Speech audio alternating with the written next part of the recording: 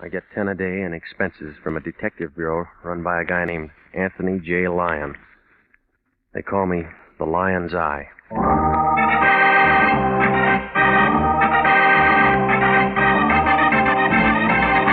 With Jack Webb as Jeff Regan, investigator, stand by for hard-boiled action and mystery and thrilling adventure in tonight's story of The Lady with No Name.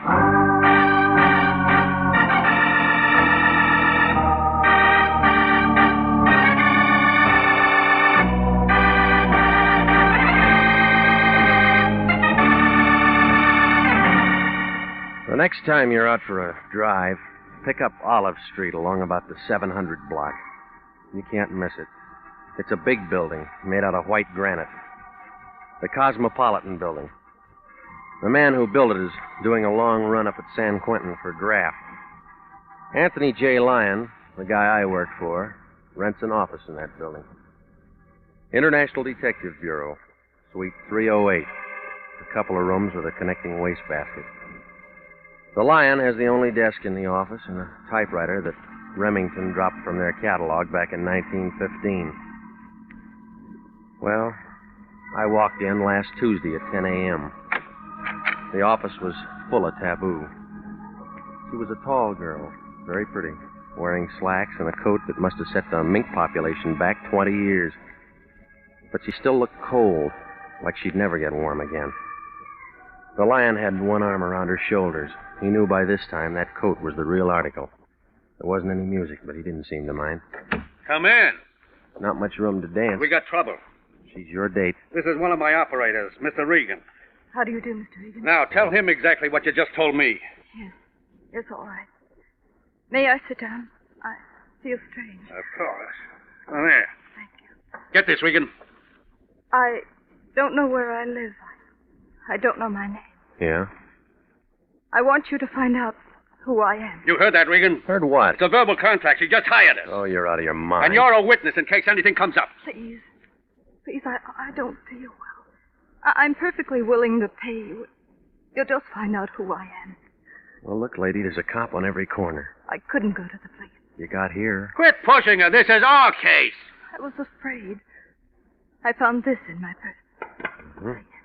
32 caliber Smith & Wesson. Been fired. There's 3 gone. What are you doing with that, miss? I don't know. It's just been used by you. I don't know. Well, where'd you get it?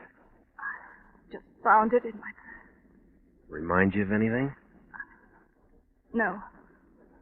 You take it. Now, look, miss, I know you don't feel well, but there are certain questions you'll have to answer. I just want you to find out who I am. It's terrible this way. It's... Ain't it? Yeah, you always had a way with women. Help me bring her around so she can sign that contract. She hasn't got a name, remember? We'll give her a name. Jane Doe's good enough. I guess so. What do you mean? She's dead.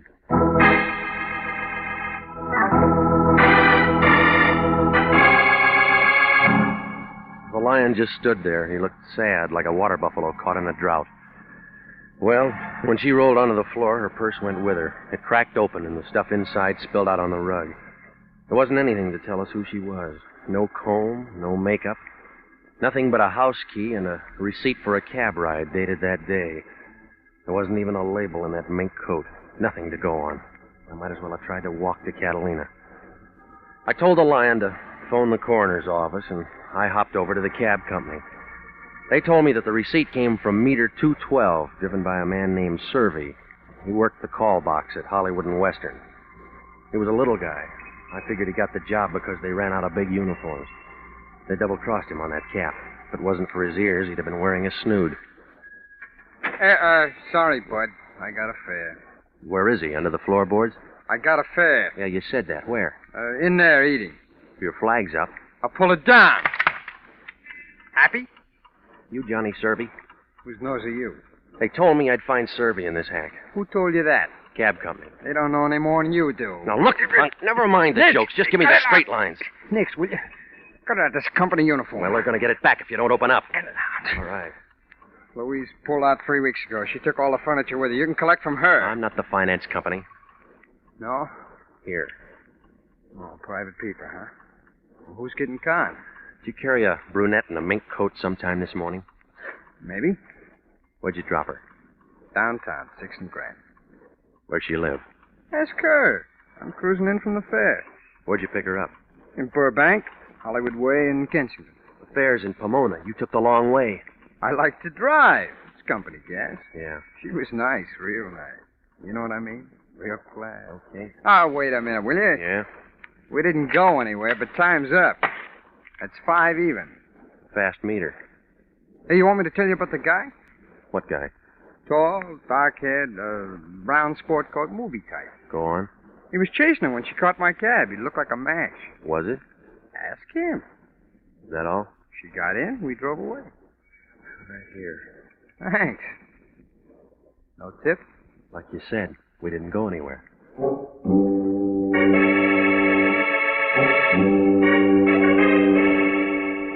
Ever have somebody drop a key in your lap and say, go find a door?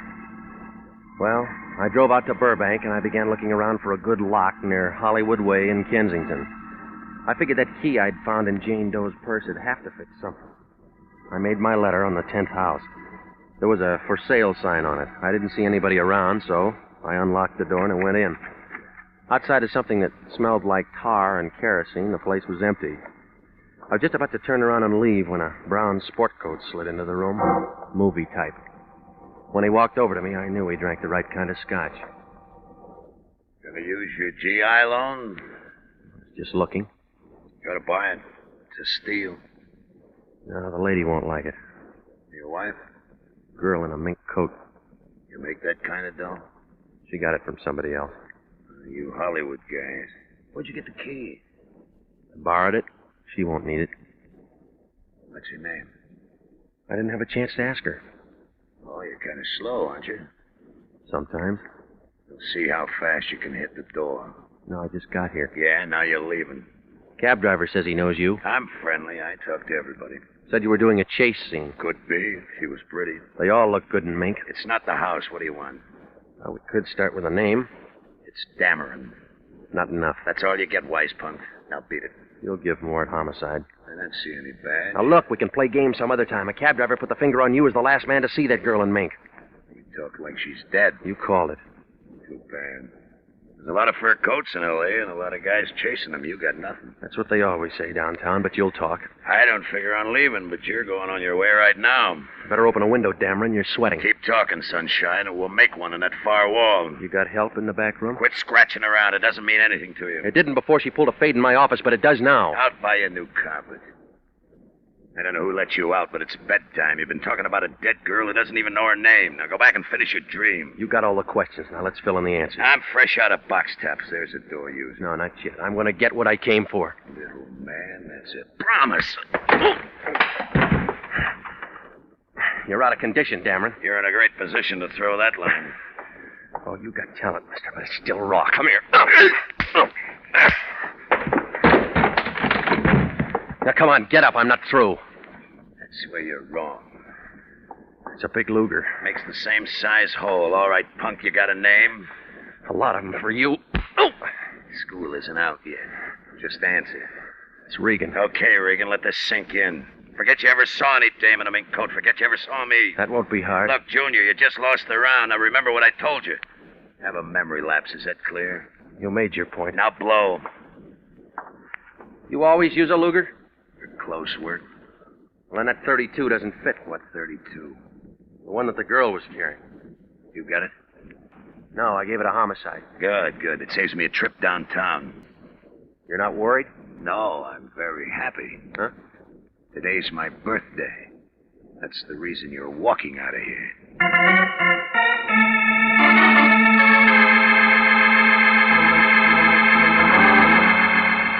The whole thing looked as phony as an undertaker in a white derby. Well, I went back to the office, and the lion was sitting there with a bottle of beer and a sandwich that looked like a couple of end tables. He stopped chewing when I came in. What's her name?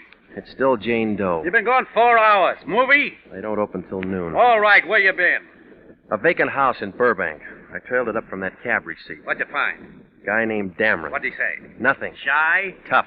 That where you got the egg on your chin? He was nervous. When you gonna learn to be nice to people? He had a gun, too. Tell me more. That's all. Yeah, I like this. It's got possibilities. All right, take off your saddle. The race is over. When the coroner's boys showed up, they told me why she dropped. That's easy. She died. It's poison. Without an autopsy? Something about her color. It isn't official, but we can work on it. Suicide? Murder. Why murder? They feed themselves iodine and sleeping pills, but they don't take Allicine. What's that? A hot drug with a petrol base. It burns.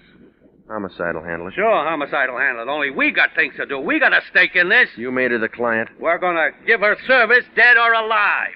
What does Wendetti say? I don't pay Wendetti. We find out who she is. All right, you try. Her picture shows up in the paper. She drops dead in our office. How's it make us look? They sent in the first string when she died. You'll clear this up before homicide does. They'll lift your license. We won't need it. What do you mean? I still got Exhibit A. What? Smith & Wesson, 32 caliber. You're withholding evidence? I forgot to give it to him. All right, now give them a call and tell them. That was 5 hours ago. You make the call. All right, I'll tell homicide. They'll give me a break. That's what Dillinger thought. Give me the gun. They've got Jane Doe's prints on the wire. They'll have the answer in 10 hours. Cut that in half, Regan, and we've won the championship. You'll have to give the cup back. You cheated. When I left the Lion, he looked happy, like a guy who just figured the mystery melody.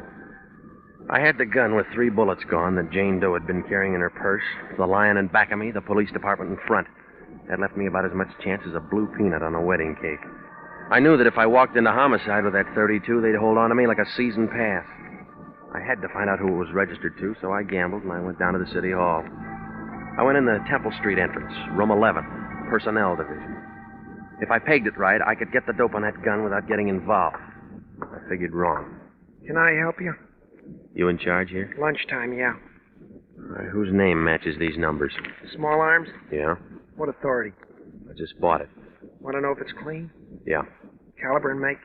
It's a .32, Smith & Wesson. Okay. Smith & Wesson. 32.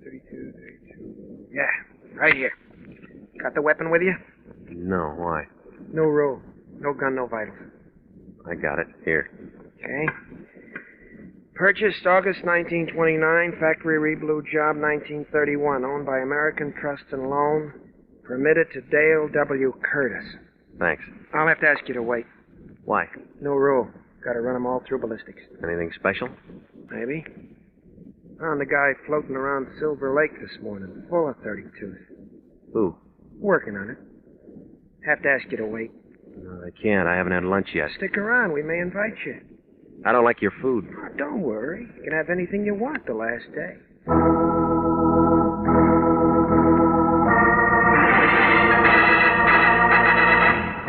You are listening to the story of the lady with no name, tonight's adventure with Jeff Regan, Investigator.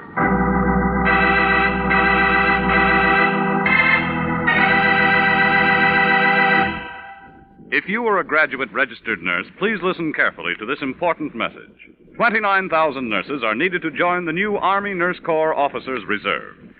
If you're a registered graduate nurse between the ages of 21 and 45, drop a card for complete information to the Adjutant General, Washington, D.C. And now, back to the story of the lady with no name and Jeff Regan, Investigator.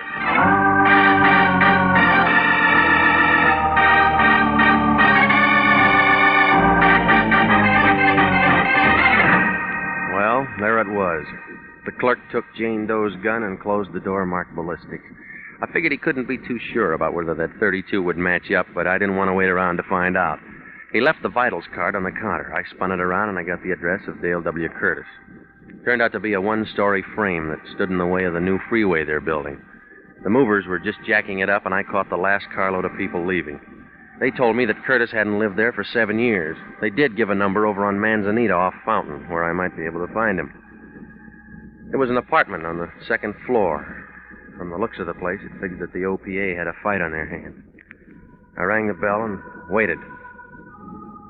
I don't know whether it was a lighting effect in that dim hallway, but when she opened that door, I expected to see those 1,000 ships slide down the ways again. She was wearing some kind of a filmy thing that made a spider's web look like burlap. She had a voice that stole over you like a pint of Irish ale. I didn't expect you until tonight. I broke my watch. Come on in. I'll see if I can fix it. I'm great for the Swiss movement. Yeah, it shows. My name's Marlowe Curtis. I want to see your husband. He's not here. Do you expect him? No. Where is he? Up north. Business trip? Yeah. He sold out.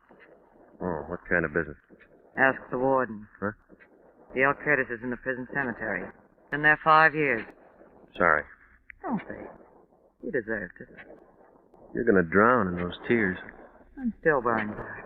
The right color, wrong occasion. Soda? What? Just drink. How do you want it? Well, you're mixing. There. Now, isn't that better? I don't know. This is my first drink. You'll get another. The weather's changed. There's nothing here. You're quick. Must have a good straight man. Yeah, you. You get top billing. What's your name? Regan? Detective. Maybe. Arrest me. Sergeant. I'm due for a promotion. You'd make a better lieutenant. Come here. If I had anything to do with you, the captain. Yeah, sure, until you snag your colonel. You're nasty, too. Did I pay for my drink? Get out. Tell me about this nail file.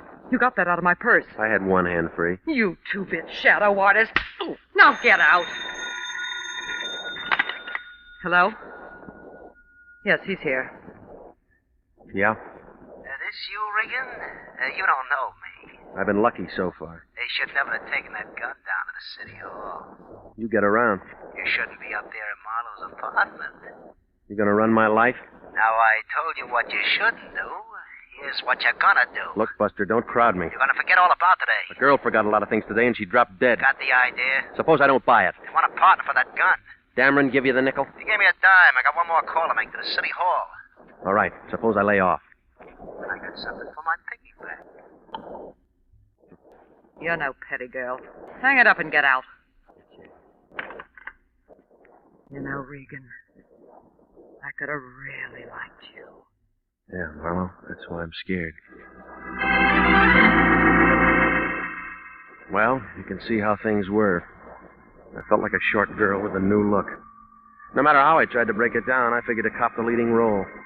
A Jane Doe walks in her office and drops dead. She has a gun that probably talked to a couple of people. A cab ride receipt takes me to Bill Dameron, a guy with a talkative gun.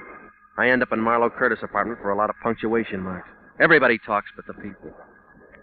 Well, I knew I'd have to begin to move before homicide tagged me, so I hopped down to the Times and I checked the morgue file. I pulled the clips on Dale W. Curtis. Marlowe didn't lie. He was dead. The old papers didn't mean anything, but the banner headline on the night final put one piece of the jigsaw in position. It told about a Treasury Department agent named Shields. I found him in Silver Lake. He'd been shot 3 times with a .32. Now I knew where Marlowe's nail file fit. I started to leave when I caught the last paragraph. It said, "Unidentified man turns in the murder weapon. Police are seeking his whereabouts."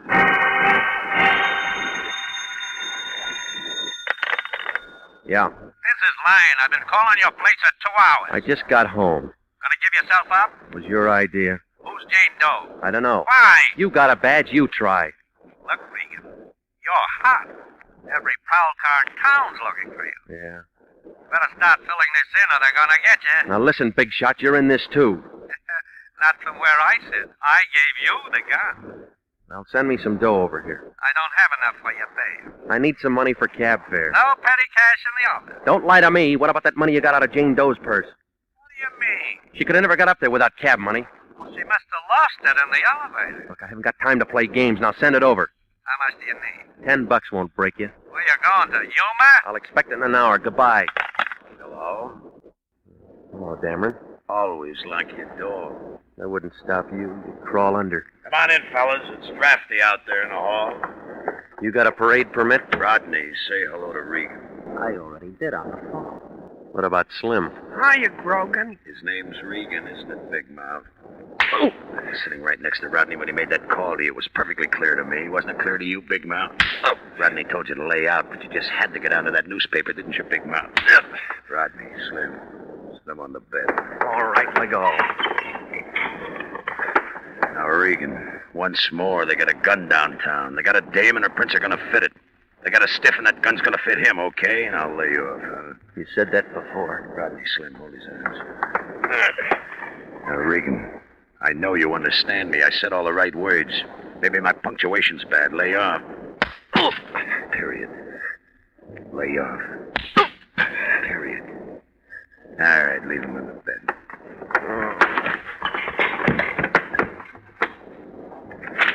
He's on the floor. That's fine. Now he won't have to change his bedding.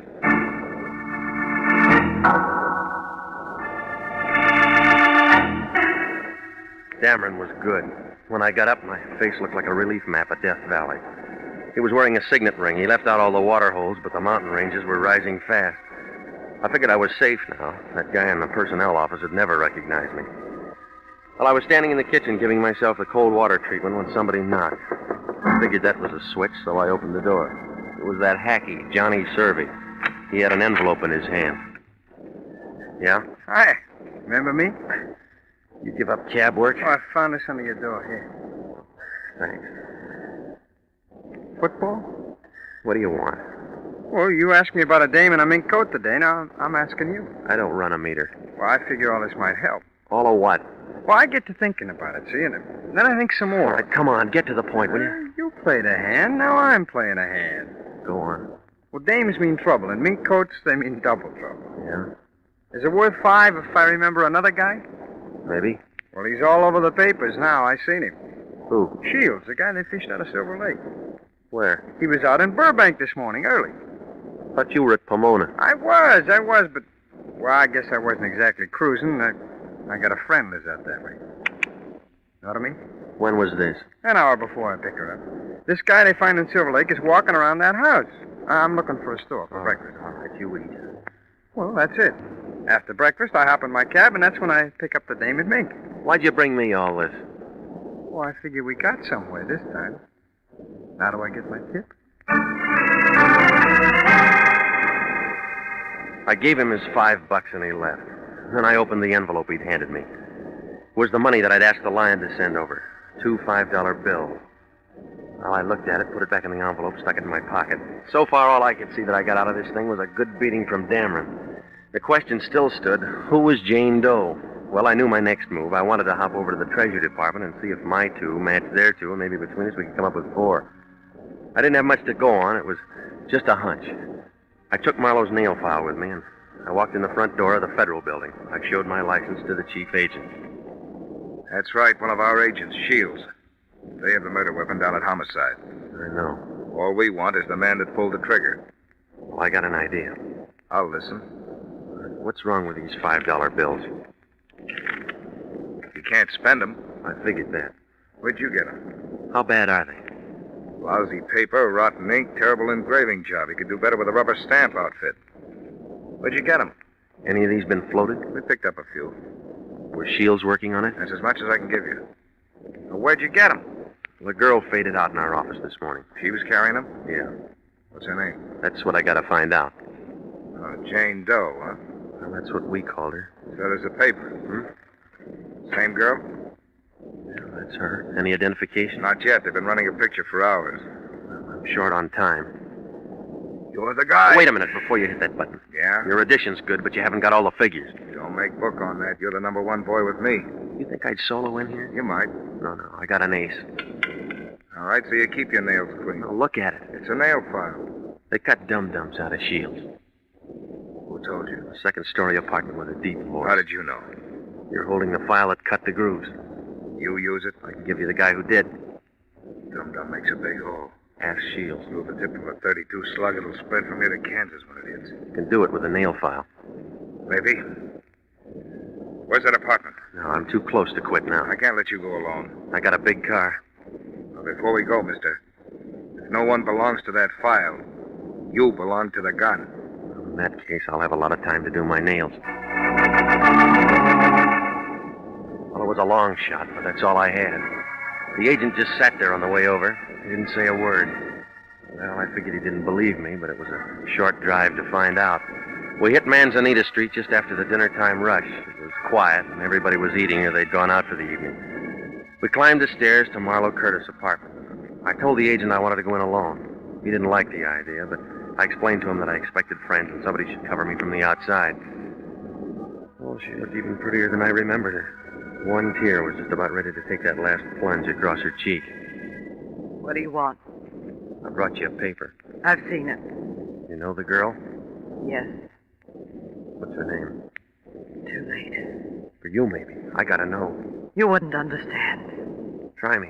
You're still looking for things. No, not this trip. You didn't think I could cry, did you? No. I learned. Weeping over a nail file? I said you wouldn't understand. It split a slug in a treasury agent. I don't know. Well, I do, sis. You filed the grooves. Shows you how many times you can be wrong in one day, Regan. Kind of cramped behind that screen, Dameron? Small apartment. Yeah.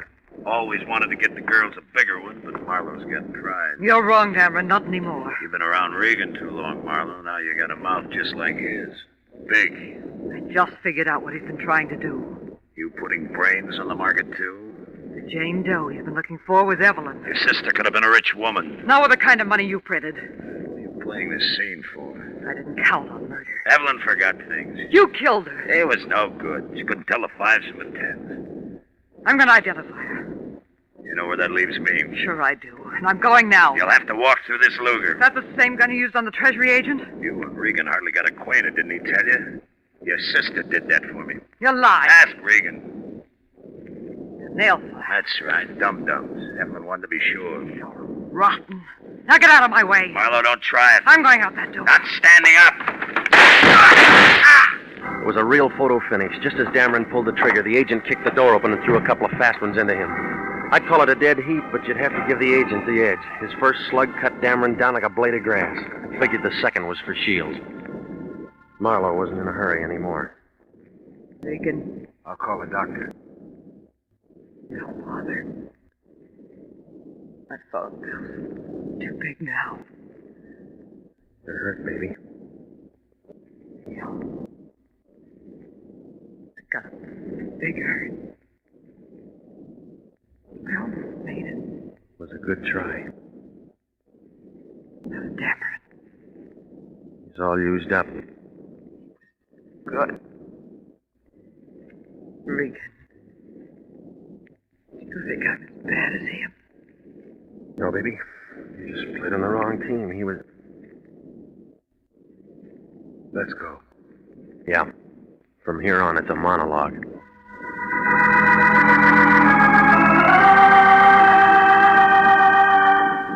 Well, it was hard to figure. It was like trying to throw a saddle on a porpoise. I gave what I had to homicide, and it unbuttoned something like this. The girl who pulled a quick exit in the office, Jane Doe, was Marlowe's sister, Evelyn. She was front man for Dameron's bad money. She helped him pass it. The Treasury agent, Shields, got a little too close, so Evelyn pumped a couple of dum-dums into him. She did it for Dameron, and then he slipped her the poison. He figured this stuff would work faster, but she lived long enough to take that taxi ride to the office. Well, it didn't begin to make sense until I got down to personnel. I didn't think to check it before, but when I handed the clerk that gun, I noticed the tip of the slugs were grooved. Then over at Marlowe's, I picked up that nail file. It was full of lead filings. From there on, it was a fast reel. Dameron filled in the rest in the fight with Marlowe. Yeah, well, it's too bad about Marlowe. We might have had something. That's what I don't like about this business. You can't build friendships.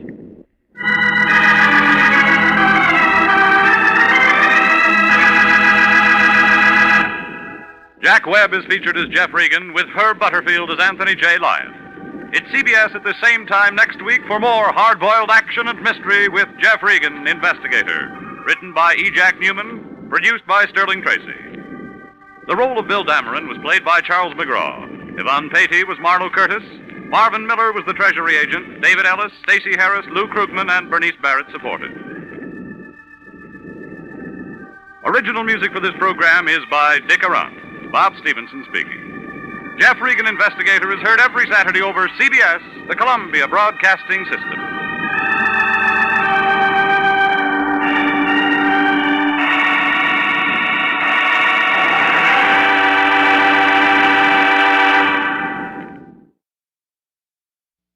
My name's Jeff Regan. I'm the Lion's Eye, his private eye. Gumshoe, peeper, Seamus, whatever you want to call it. I work for Anthony J. Lyon, International Detective Bureau. He's a guy who likes to make money. But when he makes money, I get into trouble.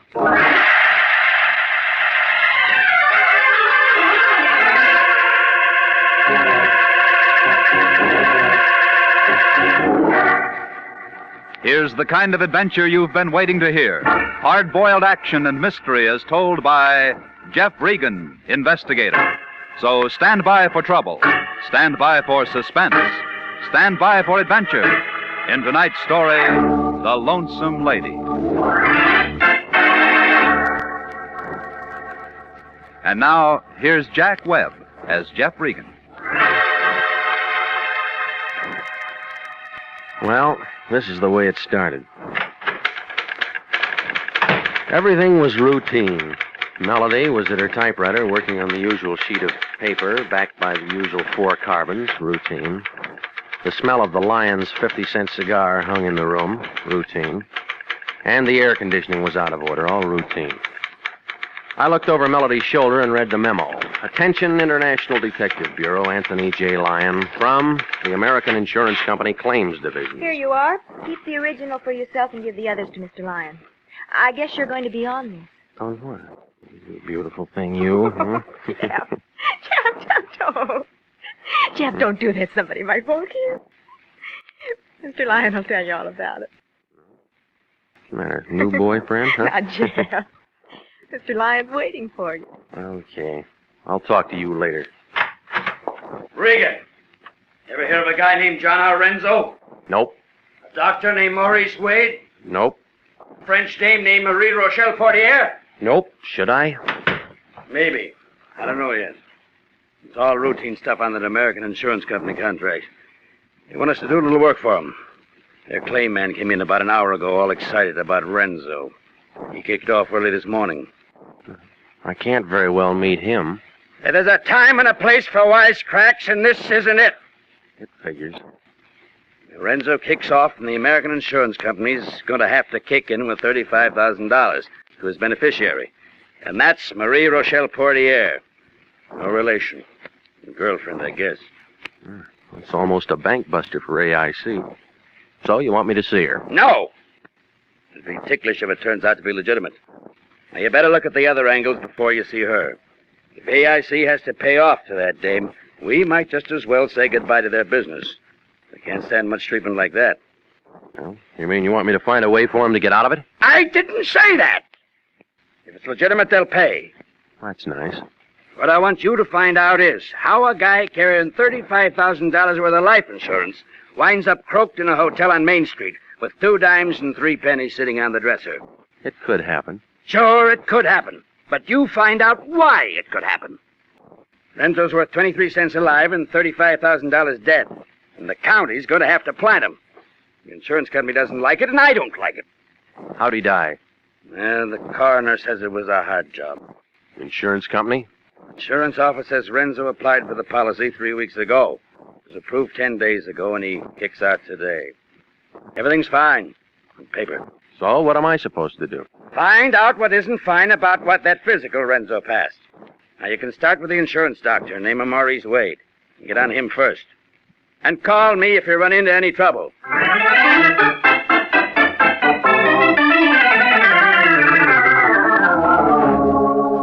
The place I was looking for turned out to be a brand new 3-story building on Wilshire Boulevard. In the hall, I could still smell wet plaster and cement. There was one name on the neon-lighted directory, Dr. Maurice Wade, internal medicine, diagnosis, and the numbers 310. The sign on the self-service elevator said, do not use, so I climbed the 3 flights of marble stairs. The first door at the top was 310. Enter. I entered. A blonde girl in a white uniform sitting at a small desk smiled up at me through sharp white teeth, showed me 1 well-shaped leg and 2 well-manicured hands, all routine stuff. How do you do? Have you an appointment? No, I don't. I was hoping I could see Dr. Wade without an appointment. Well, that's almost impossible. He's so busy these days. I'm Miss Porter, his nurse. Perhaps I can help you. Well, my name's Regan, but I'm afraid I'll have to see him. Oh? Oh, if you don't mind, I'll just stick around and wait for him. Oh, he isn't in just now, and I was just about to go to lunch, Mr. Regan. Well, that's fine. We'll go together. Dr. Wade will be in at 2 o'clock. You can come back then. I get it. 2 o'clock. It was right then that my day began to change. I stepped outside the office door and walked over to the brand new stairway of that brand new building. Now get this. I stopped a minute because I thought I heard somebody opening the doctor's door. I turned around to take a look when I felt something brush my arm. The stairway suddenly turned upside down and began to walk up me. There was a lot of noise all around, and I was trying to yell for somebody to shut it off. It got louder and louder and louder. It was then I decided this wasn't routine.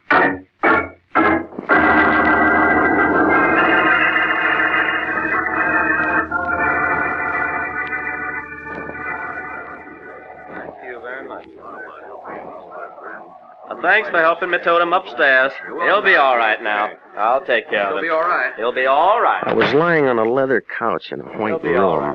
A tall, thin man with a hooked nose seemed to be running things. He was waving an arm at a vague crowd of people near the door.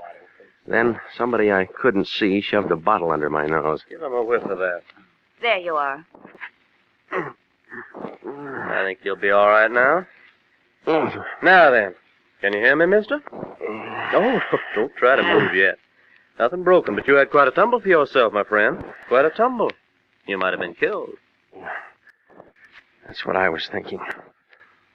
Somebody shoved me. What's that? I was shoved. That's crazy. I was on the second landing when you come falling down. Wasn't anyone around? Why'd anyone want to shove a man down a flight of stairs? I don't know. You're just plumb bruised and battered, mister. When you get to thinking about it, you just got dizzy from the heat or something. How didn't you? Maybe. I'll show you. Mary, hand me that like a good girl. Here you are. Here. Try a little of this. Thanks. That help? Yeah. Have another. You want me to call you a taxi, Mr. Regan? No, thanks. I got a car out in front. Better you rest up a minute or two longer, friend. My name's Wade, Dr. Wade. This is my office. Wade, you're the man I came to see. Well, I don't believe I know you. You one of my patients? Oh, this is Mr. Regan, Doctor. I explained that you took patients only on appointment. Mm-hmm. Well, as long as you're here, Mr. Regan, what can I do for you? Well, I'm not a patient. I've been retained by the American Insurance Company to investigate a claim concerning a former patient of yours, a man named Renzo. A private investigator. We're checking on a policy that was issued on him. You were the examining doctor. You don't represent the district attorney's office or anything like that? No, I don't. I'm with the International Detective Bureau. You don't have a warrant that says I have to show you my files? No, I don't. But I thought that as long as you were employed by the insurance company and you conducted the examination, that you Well, give me back my bottle, mister. And then you can get on out of my office. Huh? And get out fast. If I'd have known you was something like that, I wouldn't have drugged you up here in the first place. Now get on out of here before I throw you out. Well, you can see how things stood between Dr. Maurice Wade and me. I walked out of the place with as much dignity as I had left. I had other plans. There were other files to look at and other people in the city I could talk to. Detective Sergeant Salvatore Wendetti, morgue detail, was sitting in his office, chewing on a cold cigar, reading a traffic bureau memorandum on the new liability laws. Well, if it isn't Jeffy the Regan. How are you, Jeff, boy? I haven't seen you in a long time. Pull up a chair. What happened? I fell down a flight of stairs. You ought to be more careful. Lots of people get killed doing things like that, so what can I do for you? Sally, I want you to find out about a man named John R. Renzo for me. He died this morning, and your office is handling it. Renzo. John Renzo. Johnny Renzo. Yeah, sure, we got him in the icebox now. Want to see him handle it myself. No, thanks. I know he's dead. What else? Well, never really a bad actor, never really a good one either. Mind you, all the boys in the beat knew him. Why? Come on, tell me some more. Well, he made Lincoln Heights jail about 9 months out of 12 on a vag rap, one thing or another, routine. Vagrancy? Just one of our lazier citizens, so he's dead now, so what's to it? He was insured for $35,000. Oh. Yeah, that's what I'm thinking.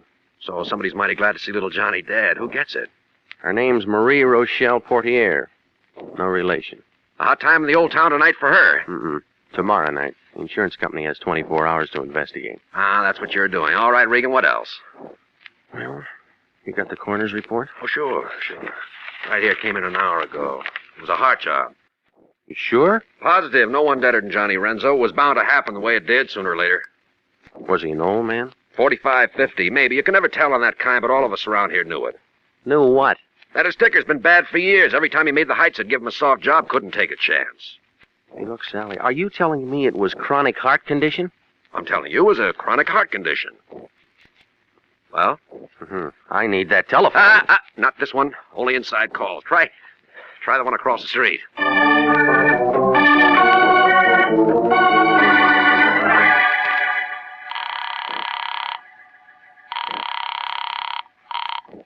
Hello.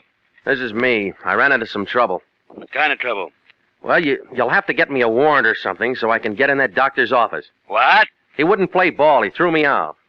Now, the coroner's report shows that Renzo has a chronic heart condition. Then he never should have passed a physical. I thought that'd get through to you. But we'll have to find out what's in that doctor's office before we can do anything about it. Now, look, get a hold of one of those double-breasted lawyers and rig up a thing, will you? Hey, Melody, get my lawyer on the phone. They may take the rest of the day to get you in there legally, and we haven't got the time. So get busy. I just told you I can't get in. If I can't get in, I can't get in.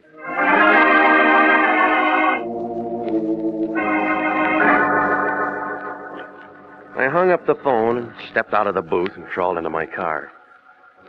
I was sitting there fumbling with the keys, wondering how I was going to get to those files when somebody else figured it out for me. He was a big man in a brown sport coat. Take it easy, Pilgrim. I just want to talk to you a minute. Well, that's tough, Pilgrim, because I don't want to talk to you. I've had a busy day and I wouldn't try anything like that, Pilgrim. I just got here. I know lots of holes. Come on, this one's just basic. I can tear your arm right off if I have to. Wise up, Seamus. I'm here on business. Yeah? What kind of business? You just been in to see Vendetti? Sure, I've been in to see him. He's a friend of mine. Why the muscle act? Just to make sure you don't start hollowing your brains out or something. Let go. Okay, so what'd he say? Ooh! What'd he say about what? You know what. Renzo. Well, the county's gonna bury him. More, Seamus. Keep talking. Only makes sense. He's dead. For good. Oh! More. He died of a heart attack this morning. Somebody gets $35,000 because of it. And you've been seeing people, a doctor, Vendetti. Dame next on your list? Maybe. Oh, is that what you want to know? Yeah. You're a good boy, Regan. Now, here's what you want to know. You forget everything you know about anything. You don't say a word to nobody. No one, understand? No one. Not even your own mother. Just forget it. Right. No. Remember, not a word to anybody. Or else. I wonder if you'd do as good without a gun. Oh! I'll see you later, Pilgrim.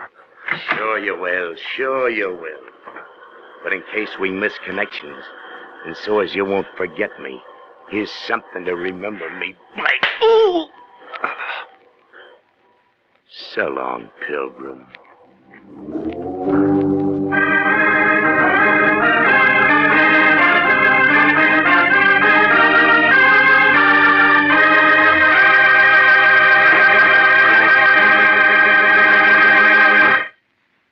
We'll return to Jeff Regan, Investigator, in just a moment.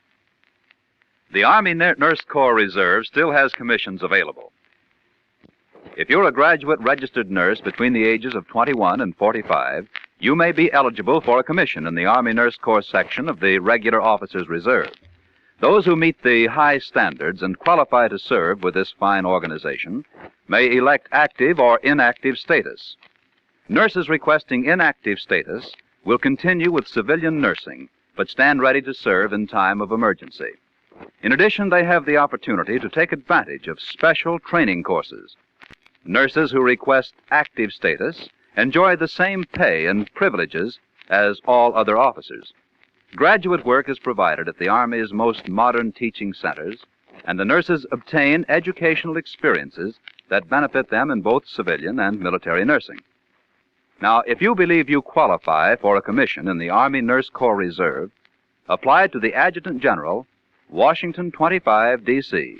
That's the Adjutant General, Washington 25, D.C.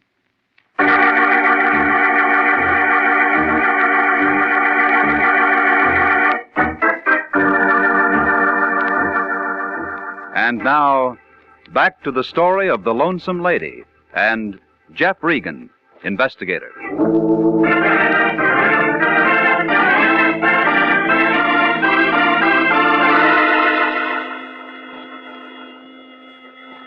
This wasn't routine either. It was brass knuckles, a big man in a brown sport coat in the front seat of my car. I guess I fell onto the horn into my steering wheel. I couldn't seem to sit up straight and get away from the noise.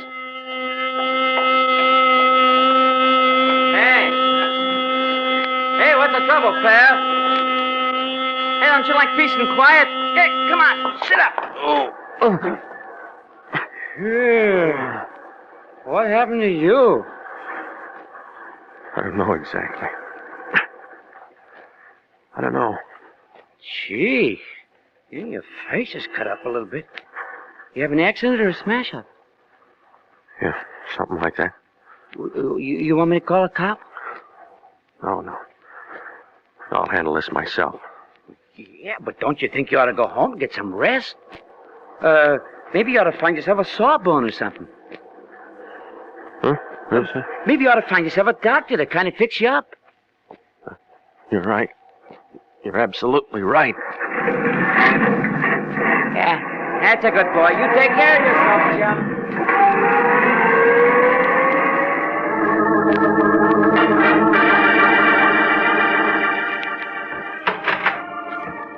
Oh, it's you again. Says doctor on the door, doesn't it? The office is still open, isn't it? Yes, but I thought Dr. Wade told you that he didn't want you here. I heard him, but this is different. If he doesn't see me now, I'll phone the state medical board and the lawyer and anybody else who's handy and make him a first-class Simon Legree for refusing me emergency treatment. Now, cut him out. Oh, you're hurt, Mr. Regan. Oh, please sit down. Sit down right here. Where's your doctor, lady? He isn't in here. He's already gone for the day. Let me see. What happened? You tell me, lady. I'm just a peaceful citizen looking for a doctor. Sit still. That's a nasty bruise on your forehead. Yeah, I got some better ones where a man tried to cave in all my ribs. Hold still. Lift up your face to the light. That's better. Oh. Tender? Mm-hmm.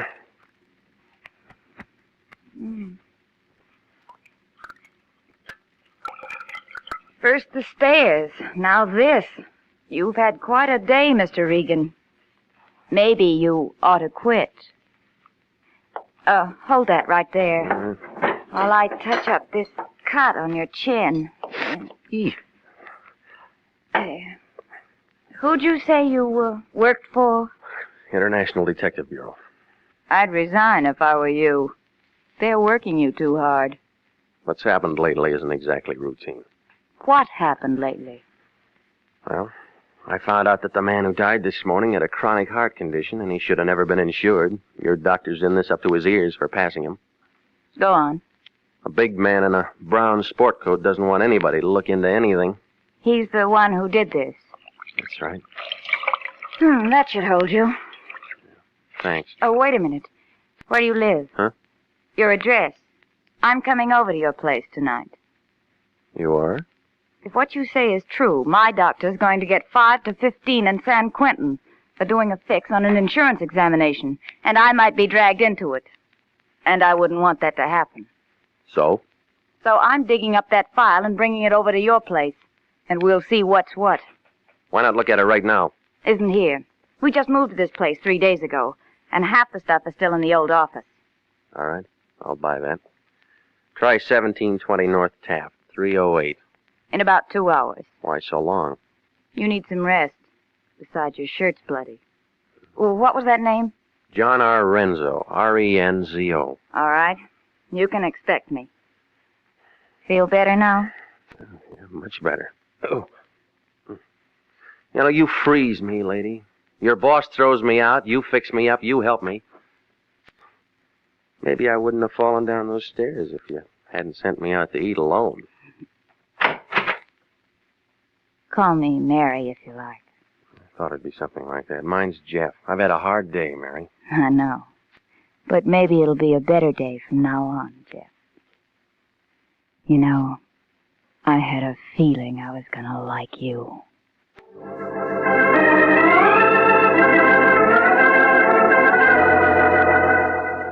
It was just about then that I remembered the beneficiary. She was my last call.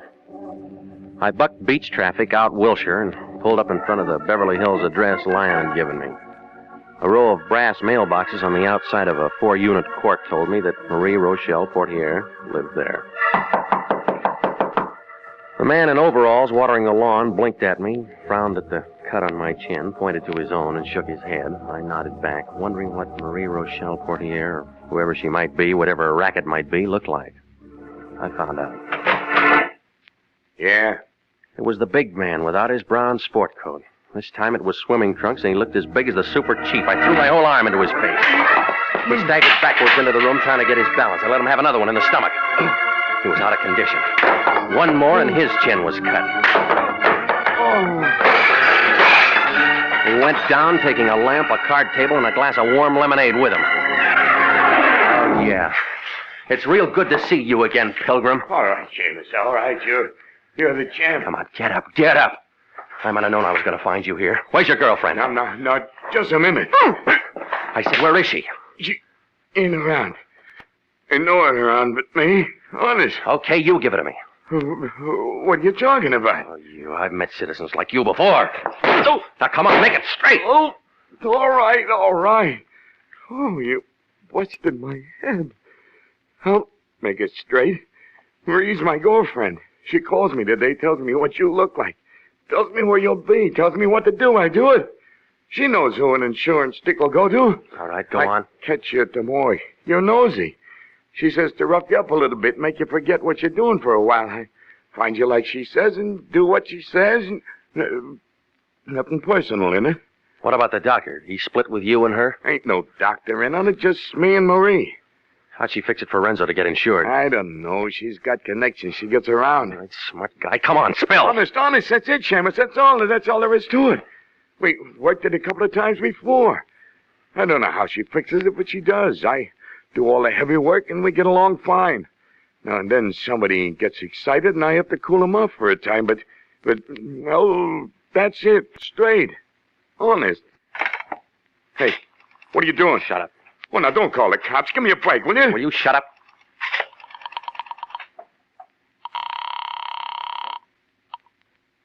Lyon. It's me. Regan, where have you been? I'm calling from the address of Marie Rochelle Portier. I told you not. Look, there's a big ape here who roughed me up today, trying to put me out of commission. I don't care about that. We have only 12 hours. Come on out and pick him up and get a statement for a warrant. Warrant for who? For Marie Rochelle Portier. This monkey can give you enough to have her picked up. She's the one we want. You sure about that? I found out that the doctor who wouldn't let you into his office is in a lot of trouble. Got a wife suing him for divorce, and he might have been it's the Portier dame we want. As soon as you get a warrant on her, it'll make that insurance policy invalid. I still don't trust that doc. It's early yet. Why don't you hop over? You bringing the cops out here? Look, Seamus, I got a little dough, and it'd come to more than the 10 a day in expenses you're getting if you now went with you. Stay here, Pilgrim. I'm tired. I'm going home.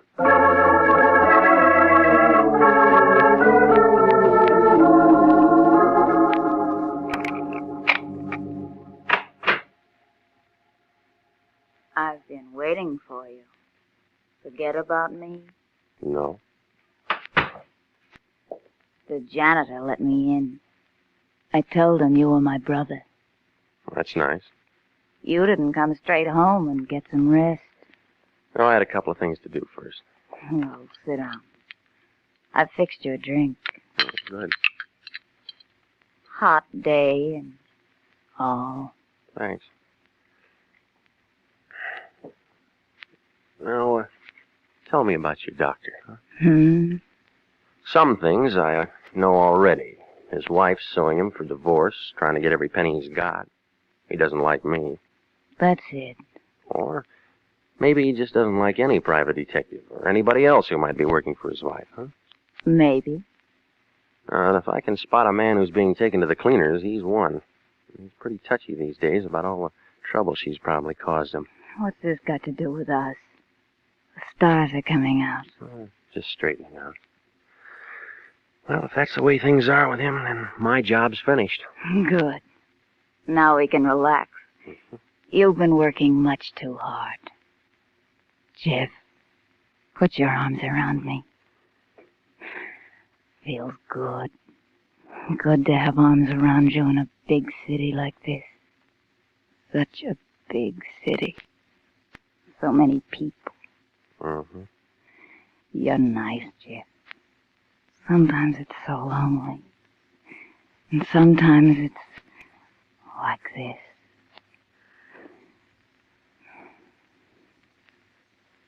Sure. Sure, Marie. Darling. Marie Port here, Mary Porter, it's all the same to me. No, don't reach for it, lady. I took it out of your purse. I know, I tricked you. I've been wanting to trick somebody ever since you shoved me down that flight of stairs this morning, ever since you shagged your big boyfriend on me. I'll kill you. I'll kill you. No, not today, you won't. I'm not insured. All right, take it easy. Oh, let me go, Jeff. Let me go, please. You were so lonely in the big city that you just sat down and passed time making out phony medical reports and counting the insurance checks that you collected on bad bets. Oh, please, Jeff. Oh, just let me go, please. So you have me thinking that a doctor's phony when the only thing that's bothering him is a wife and a divorce suit. Oh, Jeff, listen to me. And when I start getting close, you try to scare me off. And when I get really close, you figure to drop over and put on a good act. Oh, Jeff, listen to me. They'll send me to prison. They'll make me grow old and ugly there. Oh, Jeff, please let me go. I'll do anything. Jeff, you can let me go. You can. You will. Oh, please, Lion. Jeff. Me again. Let me You go. got that warrant? Yeah, he spilled. please. But where are we going to find that dame? Please. She's probably skipped. Oh, no, she's at my place. What? I'll do anything, Look, anything. get somebody over quick, will you? Oh, please. Get him over while she's still here. Please.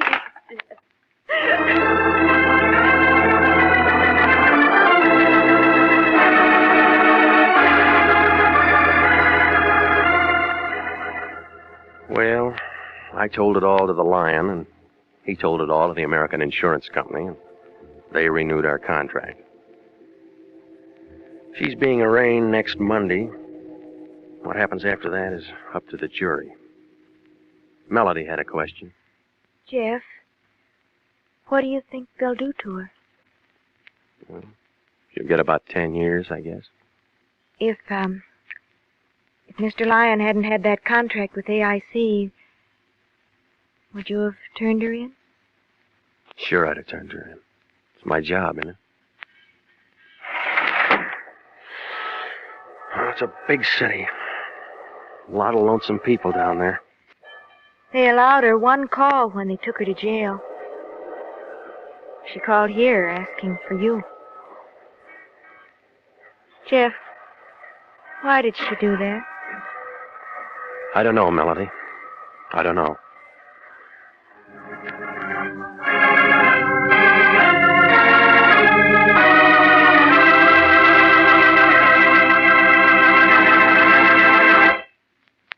The easiest way to save for the future is to buy United States savings bonds. Your nearest post office, bank, or savings and loan association can accommodate you.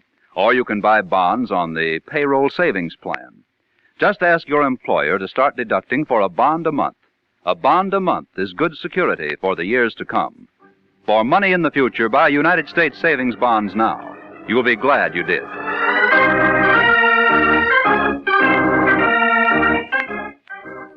Jack Webb is starred as Jeff Regan, with Wilms Herbert as Anthony J. Lyon. Eve McVeigh was heard as Mary Porter, and Ken Christie as the big man. It's CBS, same time next week, for hard-boiled action and mystery with Jeff Regan, Investigator, as he tells the story of the lady with the golden hair. Jeff Regan, Investigator is written by E. Jack Newman, produced and directed by Gordon T. Hughes, with original music by Del Castillo. This is CBS, the Columbia Broadcasting System.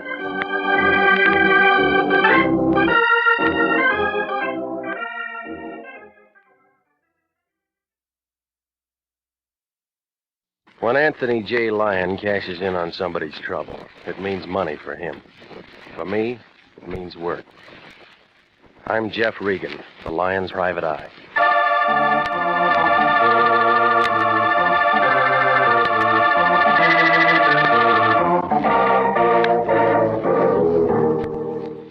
Here's the kind of program you've been waiting to hear. Hard-boiled action and mystery as told by Jeff Regan, Investigator. So stand by for trouble.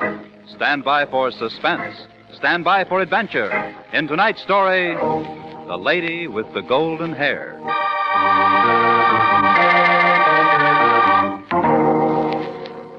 And now, here's Jack Webb as Jeff Regan.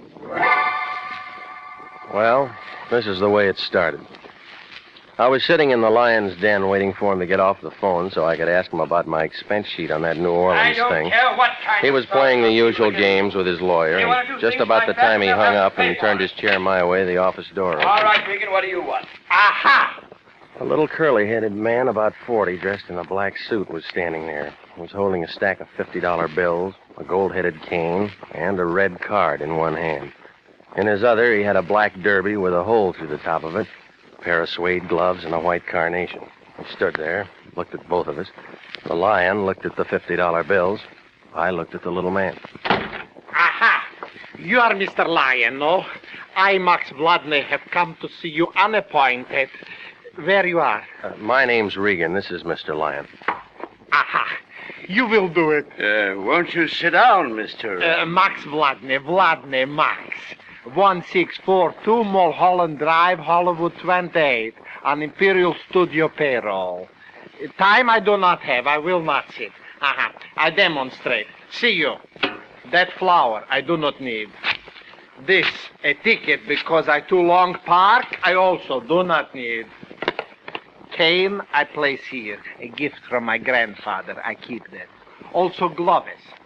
Now, what have I left, gentlemen? Quite a bundle of cash, Mr. Vladimir. Yeah, from bank I just arrived. Also this I do not need. For you. All for you. Well, Mr. Vladimir. Aha. Now, what I have. You I answer myself. Bullet hole in hat. See you. Oh. Is not finished. 1, 2, 3. Yeah, those look like 38 slugs. Where'd you get them? Out of doorway, I dig them where I'm shot last night in my home. Who's shooting at you, Mr. Vladney? This, if I know, I shoot back. I have no enemies. Everyone is madly in love with Max Vladney. I must buy new hat. Cannot buy new hat. Kindly you will guard my body from dying. Of course.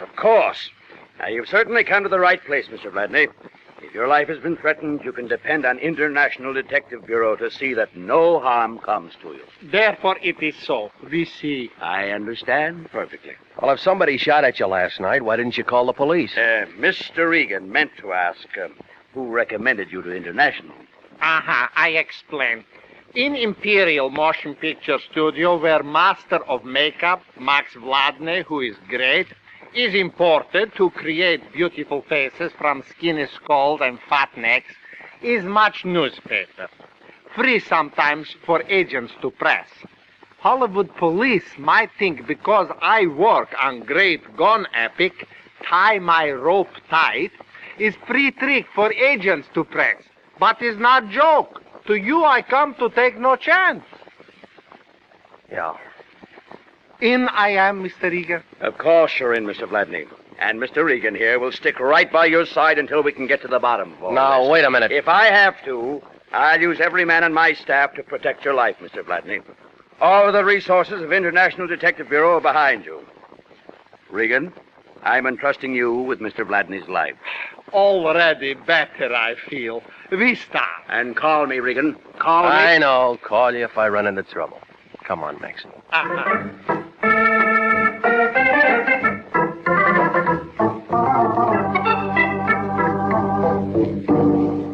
Well, you can see how it was. Max Vladney's car was parked in a red zone in front of the building, and there was another ticket on it. He tore that one up, too. On the way out to his house, I tried to get a little more information, but it didn't come to much. He couldn't figure out why somebody was shooting at him or who was doing it. It was about 6 o'clock when we pulled up in front of his house on Mulholland Drive, one of those little places with a big sun porch in front of it and an egg-shaped swimming pool in front of that. He was pulling things out of his pockets, looking for the keys to the front door when it happened. See what I tell you. All the time shooting at Maxie, someone. All right, get on. What I tell you, my heart is full again of hope. All right, shut up. You aren't hit. But he's frightening. Well, unless he's got a machine gun, he can't find anything more. Wait, where go you? You leave Max to be killed. I'm going after him. Stay right here. You'll be all right. I started for the heavy brush outside the clearing of the house where white gun smoke still hung around the trees. And then I saw him. He was a gray-haired man, stocky build, glasses, about 100 feet away, running down the hill waving the gun. I went after him, but I couldn't get a clear shot.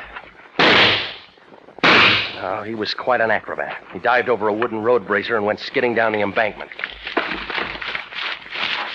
By the time I got there, he was climbing into an old Chevy convertible, and he took off in a cloud of dust. I couldn't see the license plate on the car.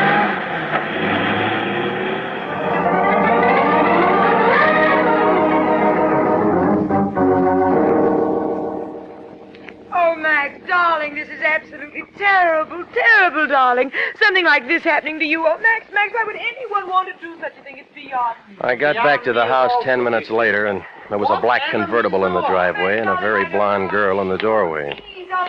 She was digging the new slugs out of the woodwork with a penknife. Max was lying on one of the beach chairs. When the blonde girl saw me, she pulled off her sunglasses and held out her hand. How do you do? You're Mr. Regan. Did you kill him? I got away. Oh, and I am again to be shot at. You say he got away, then you saw who it was. Part of him. Who are you? Oh, you beg my pardon. This is Hilda Graham. You have seen her in pictures. The hair, I have seen her differently. She's my wife, almost. Did you see anybody? Well, I heard the shots as I drove up and found poor Max by the door. He's got to stop this business, Mr. Regan. He's got to stop. Next time, maybe... Well, it certainly does have to stop, Mr. Regan. Max, why, he's the finest makeup artist in the world. It'd be a great loss to everyone in Hollywood if anything ever happened to him. You see, am I valuable? Did I not tell you? Yeah. Call me. Where's your phone? Oh, in there, in my private workshop, study, where I hope to live. Use it, please. Call Mr. Lyon and stop the shooting. Oh, Max, darling, Mr. Dawson, after all you've done to me, now I should be able to do something for you, and I feel so helpless. Lion. This is me. I'm calling from Max's. Somebody just threw 6 bullets all over the place. What? Is Max all right? Didn't even come close. Oh, good. Now, the Treasury Department tells me he paid $20,000 last year in income tax, and he can afford a little protection. Well, whoever it is got away. I think we ought to turn this over to the cops. The cops? And let them do for free what we're getting paid to do? Not on your life, Regan. What about his life? Well, we'll worry about that, too. Now, listen. I'm sending Joe Candy out there to give you a hand. Now, this Vladdy's a first-class gold mine as far as I'm concerned, and that means as far as you're concerned. I don't care what you... Until then, do anything you want. So long as you stick by Maxie and don't call the cops.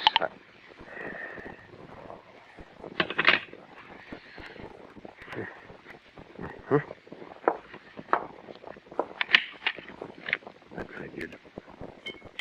It's a fair label.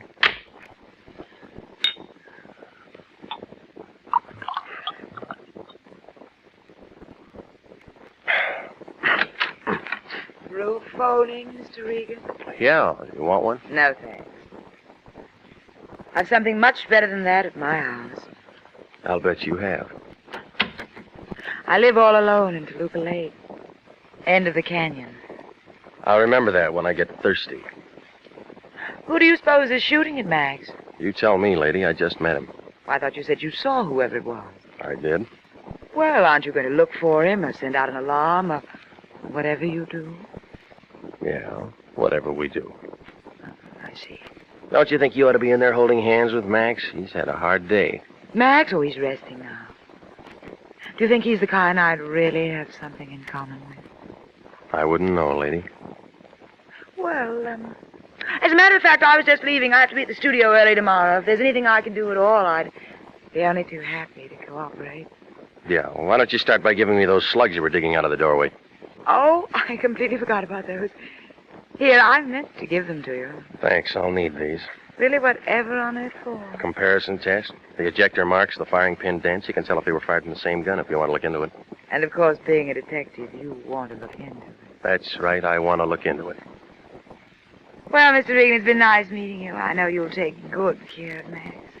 If there's anything I can do... Yeah, I'll give you a ring. Bye, Mr. Regan. Until we meet again. I followed her out the door and watched her pat Max on the head, kiss him on the cheek. And then she slid under the wheel of that convertible like she'd been built right along with it. That famous golden hair was blowing behind her by the time she got onto the main road. Be careful, careful. How lovely she is, Mr. Regan, huh? Yeah, Maxie, she's just fine. For her, too, you must keep me alive. She needs me. Yeah. What now? We wait for another guy. Aha, reinforcers. I like you, Mr. Regan. Already better, I feel.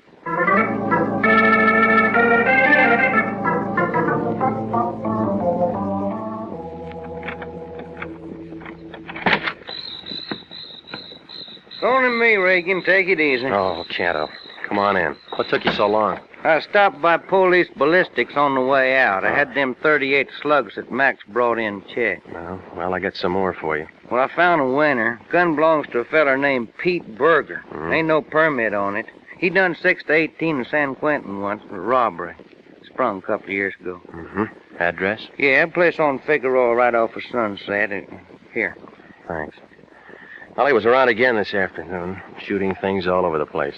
I wonder what the connection is. I'm going to find out before Maxie does. You take over, Joe. Okay, where's our clay pigeon at? Roosting in there. Keep your eyes open, Canto. I'll get back as soon as I can. Oh, take your time, son. Joey the Canto is on the job. Yeah, I feel better already. Hey,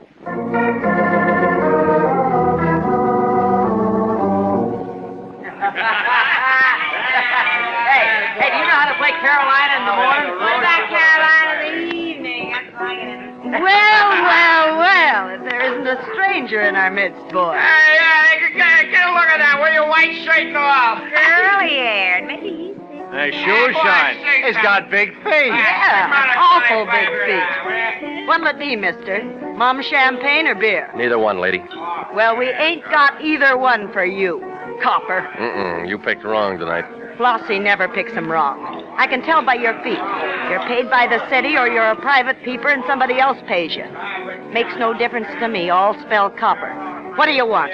No fuss with you, Flossie. I'm looking for Pete Berger. Who? Pete Berger. This is his last address. Ain't never heard of no Pete Berger, and neither's anybody else. And he ain't never lived here, and you got a wrong steer. That door lead to rooms upstairs? Yeah, that door leads to rooms upstairs.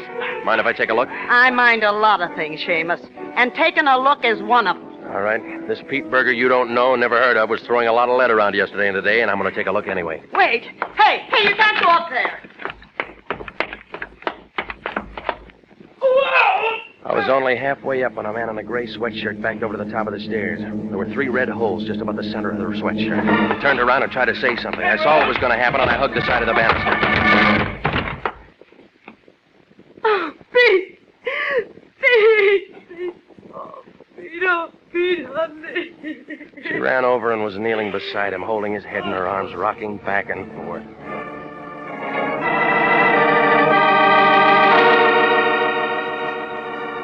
Yeah, you guessed it. It was the same man I'd chased all afternoon, and he didn't live 5 seconds.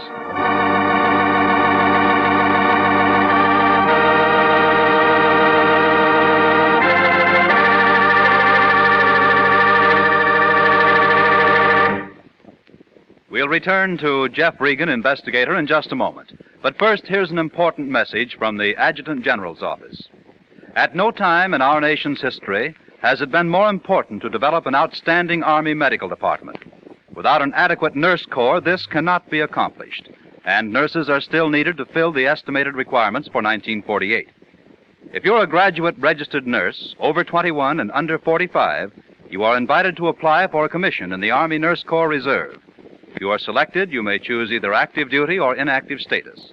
Apply to the Adjutant General, Washington 25, D.C.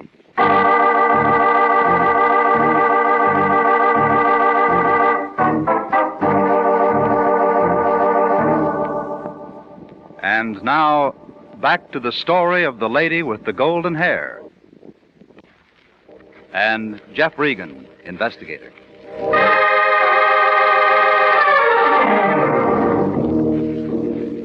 Well, after he came falling down the stairs at me and Flossie had a good cry over him, there wasn't anything to do but to call Central Homicide. They got there a few minutes later and went over the whole place, taking pictures and prints. Finally, a wagon pulled up, took what was left of Pete Berger down to the morgue. Detective Lieutenant Salvatore Wendetti, up to Homicide, asked everybody a lot of questions, and shipped a couple of people downtown for a couple of different things, and finally got around to me. Regan, I think you ought to get yourself a new job. Every time the lion growls, you wind up with a corpse someplace and somebody has to ask you a question. That wasn't my idea, Sally.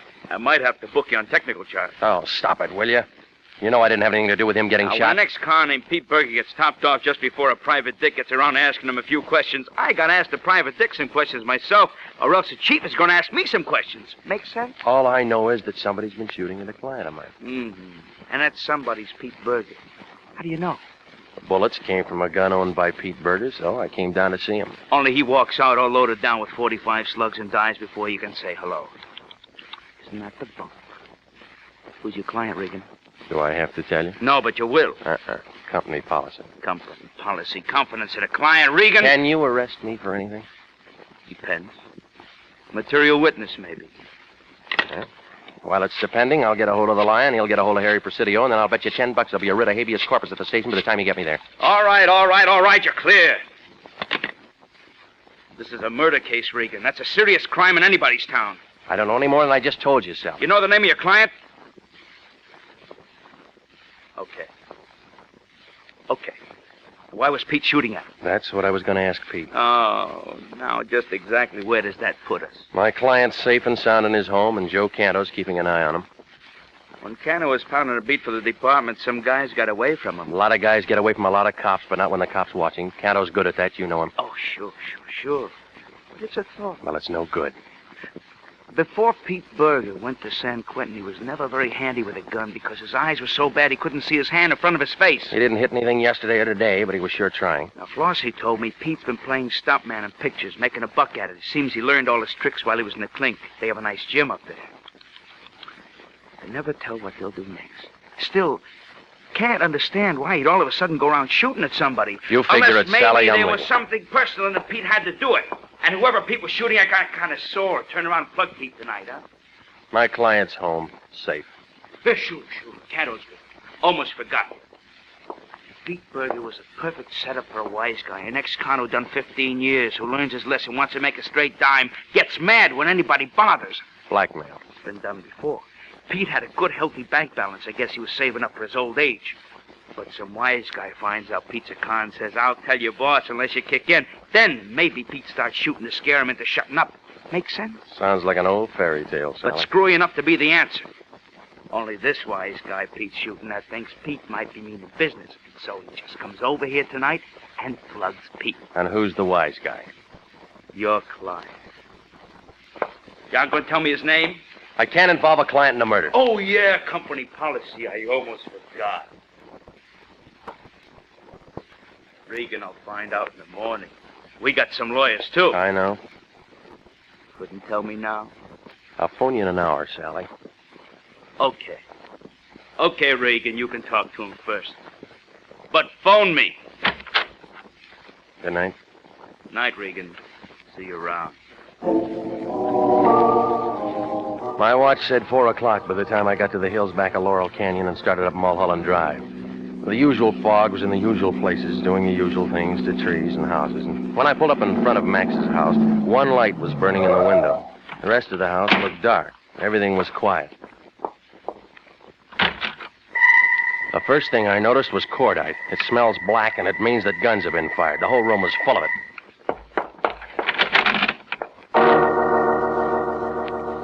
Max Vladney was lying half on the floor and half on the table he'd used for a workshop.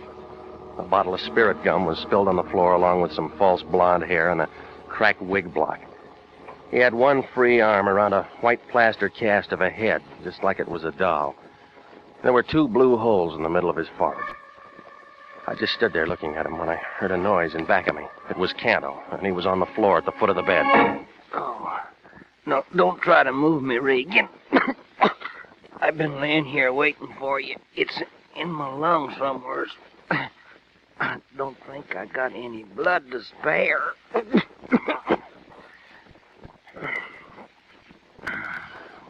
Joey boy let you down, huh? It happened an hour after you left. I don't know who done it. There's a lot of noise in Max's room, and I come in, and the next thing I know, I'm taking a slug myself. Hey, call me a doc, will you, Regan? I got a date tomorrow night. She's been trying to get rid of me. Does it give her a good excuse? Guess Lionel'll be mad, huh? Call me a doc, Regan, right quick.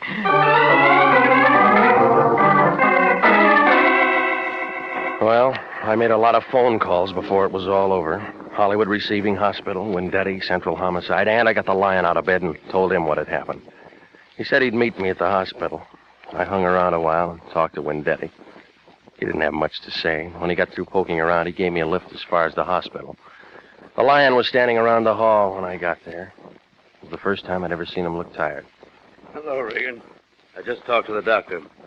This is going to cost plenty. How bad is it? $25 a day for a room, plus surgery. No, I mean Canto. Oh, well, bullet penetrated upper lobe of his right lung. Here, they pulled this out. 45 slug. Who shoots 45s that good? Lots of people. Same kind of people who go around killing Pete Berger and Max Vladney. Yeah. Canto getting himself shot's going to eat up every penny we might have made on this thing. Is money all you ever think of? What else is there to think about? If you got it, you're fine. If you haven't got it, you're nothing but a bum. One of your own men is lying in there wondering if he's ever going to live or die, and he took that slug because you sent him on the job. Everybody dies. I'll give him a citation. Oh, you big pile of blubber. I ought to push you out a window. Now, talk like that isn't going to help anything. No, but I know what is. Now, wait a minute, Regan. This is a police job. Oh, now it's a police job. Yeah, like I told you. And you can't go running around sticking your snoot into a couple of killings and giving International a lot of bad publicity. Now, get this, Fatso. I'm going out and find the guy who plugged Canto. Now, you listen to me. And I want it down in the books and the papers and any place else that an International operator brought in the guy who killed one of their clients and shot one of their men. I won't be responsible for anything that happens. Okay, if you don't like the way I do things, you can pull my license right off the wall and get yourself another boy. Hey, where you going? Come back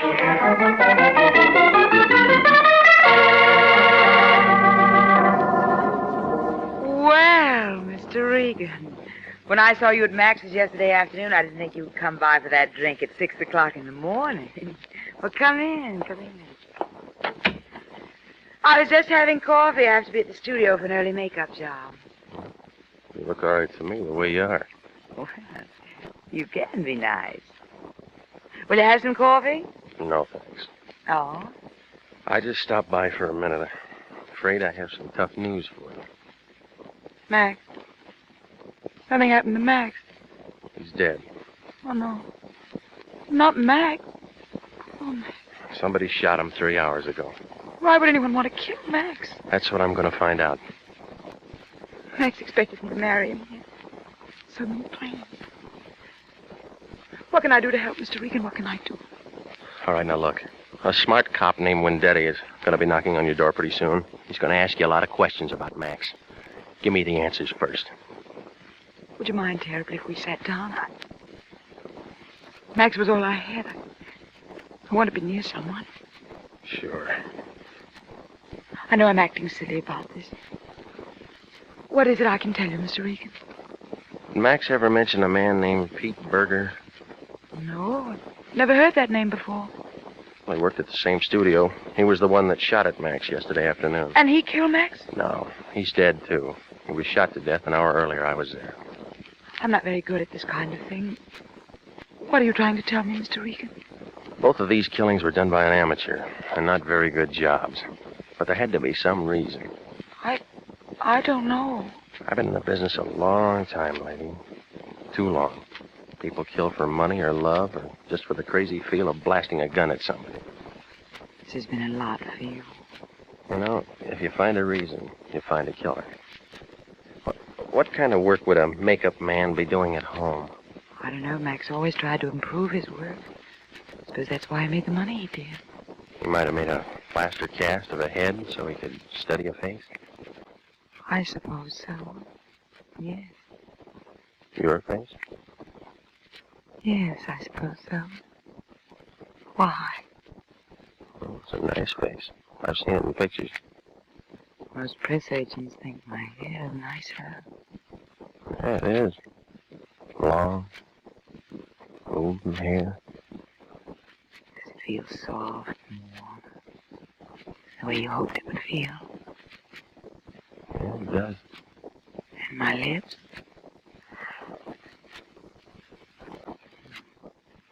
I don't feel bad doing this. I never did love Max.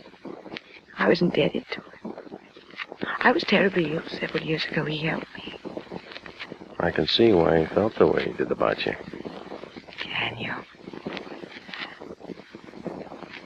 I like the way you did that. I know what Max had been working on. It was something for you. Really? He was holding a plaster cast of your head in his arms when I found him. Of course, there was no hair on it, and it looked kind of funny. Don't say that. Don't ever say a thing like that. Yep, now I got it. What are you talking about? Murder, lady, lots of it. You killed a poor ex-con because he bungled a job you blackmailed him into doing. You shot him last night because I was going to talk You're to him. crazy. Why would I do a thing like that? Then you went over and you killed Max. And while you were at it, you pumped a slug or two into Joe You think Canto. yourself there's got to be a reason. Every newspaper in the country's going to carry this story, lady. Oh, yeah. Hilda Graham, the one with all the long golden hair, is really as bald as a fresh egg. Shut up!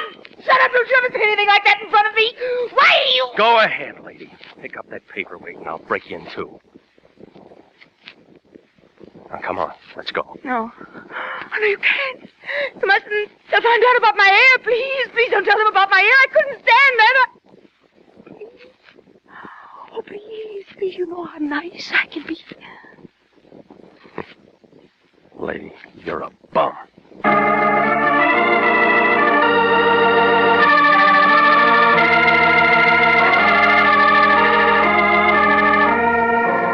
Well, Max had been trying to get her to marry him, and she didn't want to marry anybody, so she killed him.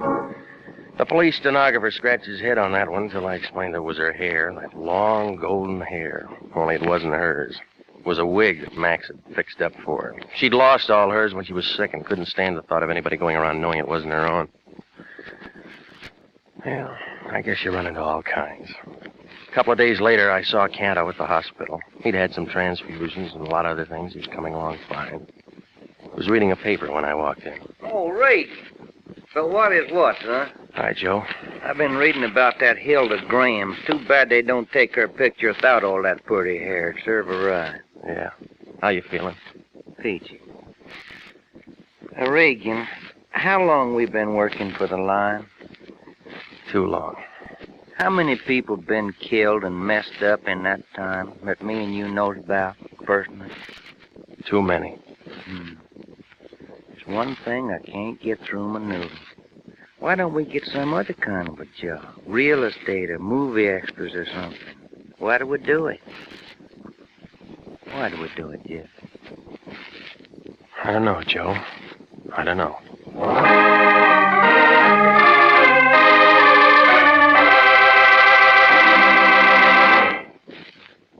Jack Webb is featured as Jeff Regan, with Wilms Herbert as Anthony J. Lyon. It's CBS same time next week for trouble, suspense, and thrilling adventure with Jeff Regan, Investigator. The role of Max Vladney was played by Hans Conried, with Barton Yarborough as Joe Canto. Betty Lou Gerson was Hilda Graham. Jack Crucian was Wendetti. Marlo Dwyer was Flossie. Jeff Regan, Investigator is written by E. Jack Newman, produced and directed by Gordon T. Hughes, with special music by Del Castillo.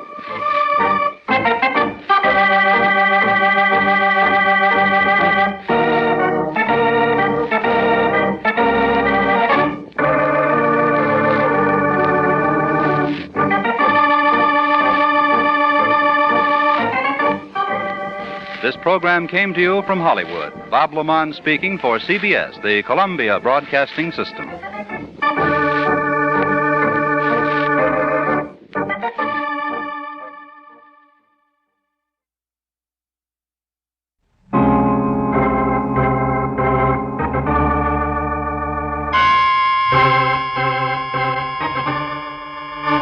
My name's Regan. I work for Anthony J. Lyon, Detective Bureau. They call me the Lion's Eye.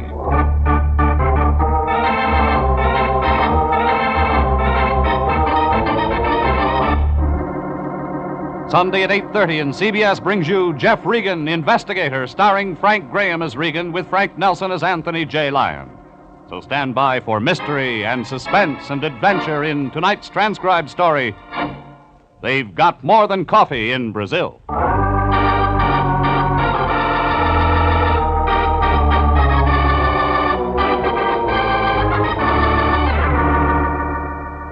Her name was Irene Centino. The lady from Brazil, the Lion called her. He figured it for an easy trace job, something for missing persons. Only when we do them, the Lion gets paid. Well, the program said it was simple, except before we wound it up, there were a couple of added attractions. A doctor who didn't do any doctoring, a nurse with a built-in temperature, and a couple of blackouts that were meant to be permanent. And guess what? In that last part, I was supposed to be the star. Anyhow, it all began late last Monday. I was home. My boss, Anthony J. Lyon, knocked on my door. I opened it. And that's when I made my first mistake. Jeffrey, I'm glad I found you in. I'm just on my way home from the office. You could have kept on going. I'm out of bourbon. Oh, now, Jeffrey, I didn't come by just for that. You got anything else? Nope. All right. As a matter of fact, I want your advice, Regan. Cut out starches and get some exercises. Yeah. What else? Yeah, what would you do if you traveled 10,000 miles just to see your sister and then couldn't find her? I'd give up the search. You would? Why? I haven't got a sister. That's not what I'm talking about. You'd go to missing persons, wouldn't you? Sure you would. But if you knew your family in a foreign country would become greatly alarmed at this sort of notoriety, you'd look for your sister in another way. You'd hire a good private detective. Now, isn't that right? Come on, Fatso, get to the point. We have a new client. Her name's Irene Santino. She's from Brazil. Real fine family, Regan. Coffee. She's engaged the Lion Detective Bureau to locate her younger sister, Carmen. I'm no St. Bernard. You'll do till I can feed one. Oh, I know you've been working hard lately, but, Jeffrey, this is one of those occasions when I'm proud to be a part of our profession. We have an opportunity to help a young lady in desperate straits and, at the same time, secure goodwill from South America. Ever hear of the State Department? Of course I have, but they can't do it all alone. It's up to individual citizens to take responsibility, too. And that's the only reason you want me to find her sister? Absolutely. Now, Miss Santino is taking an apartment at this address. Here, go see her, comfort her, let her know the Lion Detective Bureau and the United States of America will do everything possible to locate her lost sister. Is that all? That's enough. What'd she pay you? $200. Yeah. That's a lot of green to get in advance. She insisted. She's very anxious to find that girl. Well, watch out her check doesn't bounce. It won't. She paid cash. The $200 was already making a lump in the lion's coat, and I knew the next spot for it was his mattress. Well, maybe that's the reason he's a bachelor. I left him in my place and drove over to the address he'd given me. It was one of those Beverly Hills apartments with a long, glassy look. Irene Santino's apartment was on the second floor. She was a tall, brown-haired girl without a smile. She wore glasses. And when she talked, she sounded sad, like a banjo player with a paper pig. Thank you so much for coming over, Mr. Regan. I've been very upset all day. I just had to do something about Carmen. Your sister? Yes, my younger sister. She's the one I came here to see. Yeah, I heard. It's an awful vacant feeling. I thought she'd meet me at the airport, and then she wasn't there. And when I went to her address, we were very close. She's from Rio, too? Yes, of course. How's her English? Well, the same as mine. We were both educated in the United States. Where? Back east, Vassar. You older than Carmen? Yes, 2 years. She's 25 now. Carmen left home a year ago, you see. She's always been very independent, and well, I'm afraid something might have happened to her. Like what? Well, I don't know. Young girl, pretty, I don't know. And as I say, she's so independent. I received this letter from her a few days ago. It was the first word since she left home. It came this way? Yes. No envelope? Oh, well, I threw that away. She wrote her address there at the end, and I didn't see any need for keeping the envelope. And, she wasn't at this address? That's what frightens me. There isn't any such address. Yeah. What does your sister Carmen look like? Why, I gave her a snapshot to Mr. Lyon. Didn't he give it to you? He forgets things. Oh, no matter. I have another. Of course, it's old and not very good. I think it's right here in this suitcase. You'll pardon things strewn all over, but I haven't had time to do any... Oh, here it is. Right here. Ah, she's blonde, huh? Well, a little lighter than mine. We're the same height, too. We used to wear each other's clothes. Oh, Mr. Regan, you will be able to find her, won't you? I don't think you want me to. Mr. Regan, are you trying to be funny? You hand me a snapshot so old it could be anybody and a letter that says nothing, and you want me to turn up a blonde. I thought those would be leads. She mentions the name of a doctor. I thought you Is could... he the man? The man? She left home a year ago. She wasn't following the crops. I don't know what you're talking about. There was a man in it. If I'm going to do any good, I've got to have it all, lady. All right, there was a man. Yeah. His name was Frank Martin. I met him once in Mexico City. She thought she was in love with him. But he has nothing to do with it, Mr. Regan. I'm sure he has nothing to do with it. How do you know? Because I looked him up. He lives out on Laurel Avenue. You talked to him? No, but I asked questions around. I'm completely satisfied he knows nothing about it. Look, if you'd see this doctor my sister mentioned... You want me to find your sister? Yes. But you don't want me to see this Frank Martin. I didn't say that. You didn't have to, lady. Okay. You'll get a report when I got something. Oh, there's one more thing. What's that? How long did you stop off on the way to shop in New York? What makes you think I'd do that? Labels. When you leave your clothes strewn around, labels show. There's no Saks Fifth Avenue in Rio.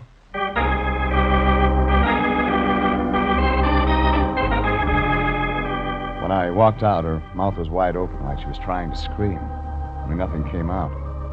I hung around the door outside for a minute to see if she'd use the phone. But when nothing happened, I looked up Frank Martin in the city directory and drove over to Laurel. A 2-story apartment building the color of a bride's blush. It was wrapped around a swimming pool, too small for people, too big for birds. Martin's name wasn't on the mailbox, so I tried the manager's door. Her voice sounded like a beer truck in low gear. Well, come on in, Pilgrim. You don't know me, do you? I just got here. I played the Palace in 26. Oh, them was the days. Write it up. Sell at the movies. Oh, them slobs. Central Casting ain't called me in 4 years. You got a card? AFRA, SAG, and the Musicians Union. I play the French horn. None of them call me. Now, I figure it's television. No union yet, but... by the way, what are you doing here, buddy? Looking for a man named Frank Martin. Now, look, I like Frank. You got trouble, stay away from him. He bruises easy. And you're just a mother to him. He's a nice laddie. Remember what I tell you, huh? Sure. Come on, I'll show you. Thanks. That's him. Yeah, he stays in one key. All the time. A low one. Sounds like. Second door on the right. Thanks. See ya, Pilgrim.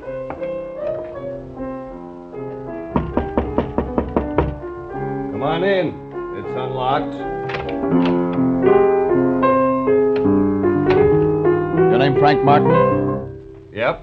Who wants to know? My name's Regan. I'm a private investigator with Lion Detective Bureau. Wrong steer, Gumshoe. I don't need one. I'm not looking for work. I'm looking for you. What'd you say it was, Regan? Yeah. R-E-G-A-N? Regan? Regan. Just wrote that one. Cute, huh? I'm, looking for a friend of yours. Second ago, you were looking for me. Now you're looking for a friend of mine. Frank Martin never had a friend. Who are we talking about? Carmen Santino. Oh. How is Carmen these days? I don't know. Thought you said you were a detective. I did. You sound like an amateur. You sound like a guy with a chip on his shoulder. I sound like a lot of things. You trying to get tough, baby? The figure's why your name isn't on the mailbox. Yeah? Nobody'd ever write you. I'll, skip that, Regan. Who hired you to do what? Her sister's in town. She's looking for Carmen. Didn't know Carmen had a sister. What else? You're the boyfriend. Where is she? Yeah, the boyfriend. That's real good. Let me tell you what Carmen's like, Regan. Eyes just right. Hair just right. Everything just right. Everything just right. Wait till you see her in a bathing suit. That's something, brother. She, isn't wearing one in this picture. Bad picture, Regan. You got no idea how bad. Hardly looks like her, like she is. Ever met him like that? Sometimes. About a year ago, I'm sitting right here and the phone rings. It's Carmen. You know, we talked about football. Marriage. We were going to be married, Regan, only she decided all of a sudden she didn't want it. Just like that. It was her idea. I haven't seen her since. You try? Once. She moved. No forwarding address, that's all. Makes good story. But you don't believe it. Now, let me tell you the reason we broke up. It's a dilly. My hearing's good. Well, you heard about the happy couple, but the guy keeps getting loaded, can't lay off. This is different. Big switch. Carmen. Yeah. Yeah, Carmen. That's why she was seeing a doctor? Carmen seeing a doctor? Look, why don't you get out of here? Why? Because we don't like each other. The sister thinks something might have happened to Carmen. She's scared. Some of us are scared part of the time, and then somebody makes a lot of noise looking for somebody, then everybody gets scared. You scared, Regan? Yeah. Oh? About what? Carmen Santino. I might be looking too late.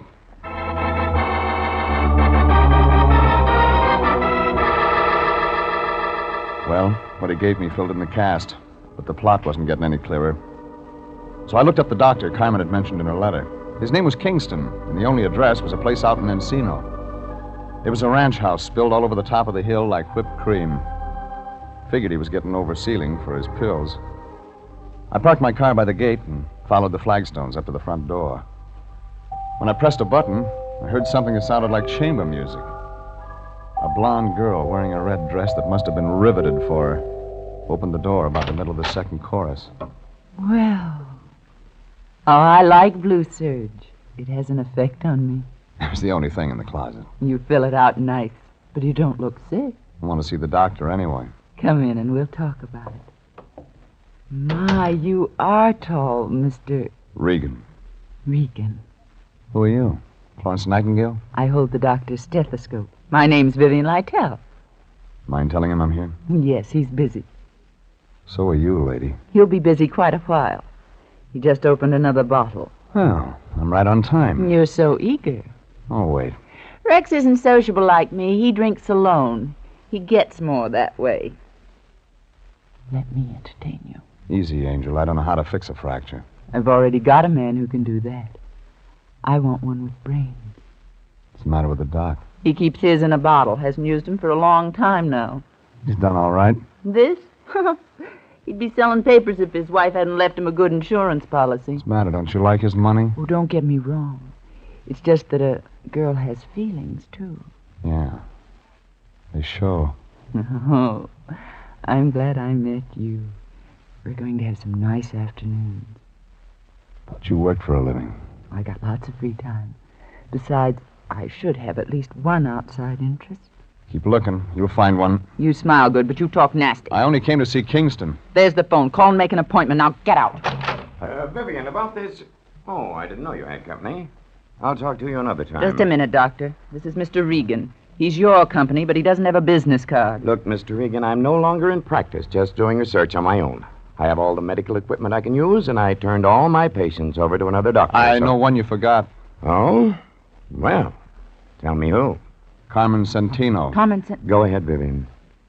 I'll speak to Mr. Regan. Watch yourself, Rex. He doesn't know how to be nice. It'll only take a minute. I'll crack some ice. You'll need a drink. Very fine, nurse. Yeah.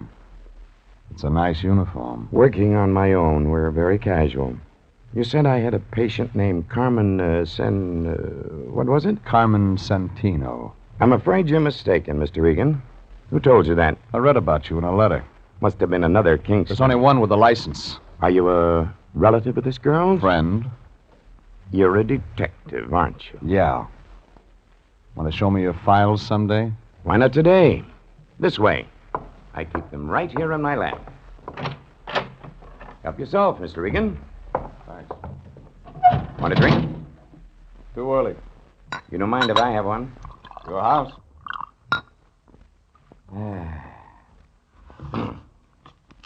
Find anything? Not under Centino.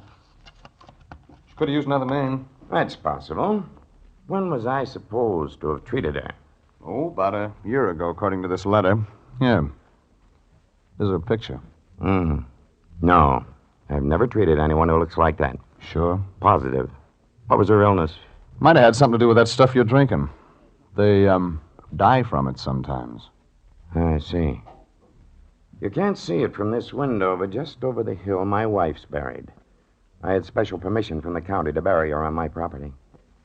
She was a great comfort to me when she was alive. I haven't been the same since she passed away, and...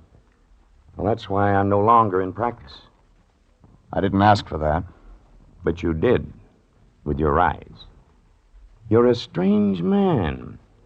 Do you enjoy making a living this way, prying into other people's lives, searching for what's best left alone? Is he still here, Rex? Yes, Vivian, but he's just leaving. You can find your way.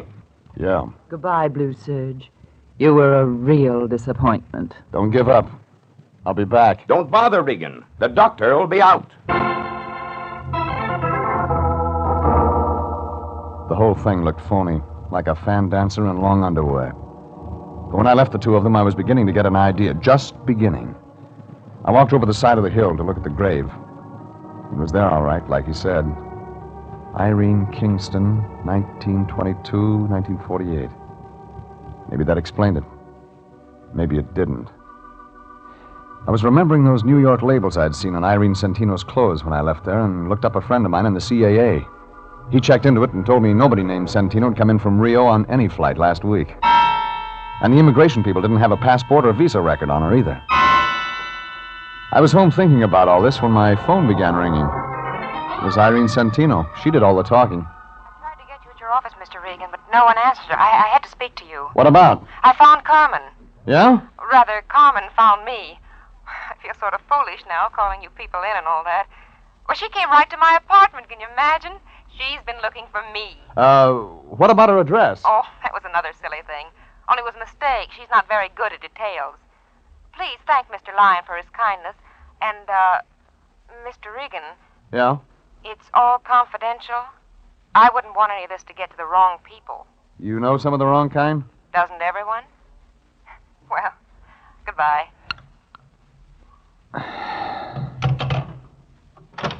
Oh, Jeffrey, you run any expenses on the Santino thing? No. Good. It's all over. Well, how do you know? She just... It just came from missing persons. There's a cop there named Perini. Got an eye like an eagle. Talk sense. I had that other picture of the Santino dame with me. He took one look at it and opened up a file. What kind of file? Dead and unclaimed. What do you mean? The county buried her. Carmen Santino's been dead a year.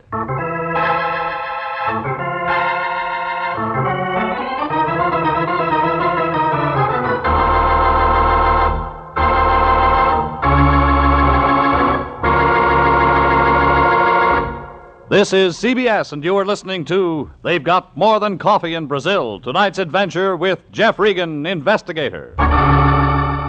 Well, there were enough angles to write a new geometry book. Irene Santino gave me a picture and a letter and started me digging for her sister, Carmen. I meet a guy with a piano and a doctor with a bottle. Everybody talks, but nobody says anything. And then Irene calls me off, says she found her sister, only the Lion walks in with a different version. Missing persons say Carmen Santino's holding down a spot in the county cemetery. Well, I figured somebody was having nightmares. I didn't say anything to the Lion and went down to the Hall of Records. There was a little guy sitting at the desk in vital statistics. His fingernails were dirty and he was reading a dictionary. He must have been at a good part because he looked mad when I interrupted him. We're not on a bus. Quit shoving. I want some information. I'm a public servant. That's what I'm here for. What kind of information? Get to the death files, will you? You're a morbid guy. We got a lot of stuff on births and marriages. Ask me something about them. A girl named Carmen Santino died about a year ago. Tell me what from. Okay. How do you spell it? Just like it sounds. Santino, huh? Sabatini, Sanaki, Sanford. That's what happened to old Sandy. No wonder I ain't seen him around. Come on, get with it, will you? Here it is. Santino. Date of death, 15 October 1948. Cause of death? Alcoholic poisoning. Yeah. How'd you get it? Never mind. Who signed the certificate? Rex J. Kingston, M.D. Okay. Here's one more for you. Look up Irene Kingston. The doc's wife? Look it up. Okay. Kingsley. Here. Kingston, Irene. 13 October 1948. Cause of death? You guessed it again. The same. Alcoholic poisoning. Hey, this guy couldn't keep a patient. Well,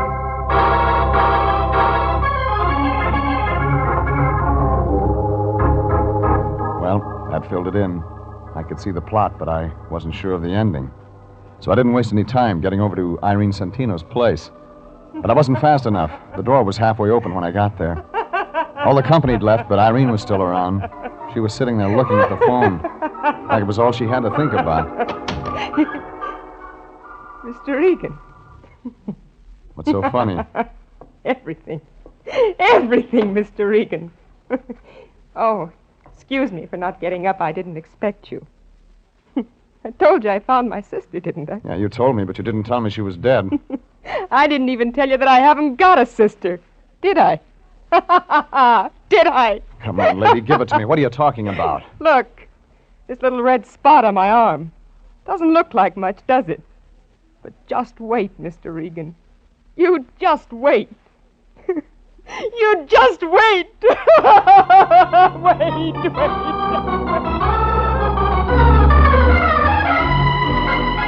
I found a doctor on the floor below. He grabbed his black bag and went to work on her. She quieted down to a slow inside giggle, then went out altogether. The doctor got hold of an ambulance and carted her off to a hospital. They just wheeled her out the door when the Lion showed up. Jeffrey, did I see an ambulance out front? That's right. Your client was in it. What? Yeah, somebody stuffed her full of something that made her giggle. I don't understand all this at all. I stopped by home to change to my dark suit so I could come by and bring Miss Santino the news of her sister's death, and what do I walk in? You can save your tears, Fatso. She didn't come from Brazil, and she wasn't rich. That woman gave me $200 cash. There was nothing unreliable about her. We had a contract. You can use it for confetti. Now see here, Jeffrey. Look, Lion, look at this picture.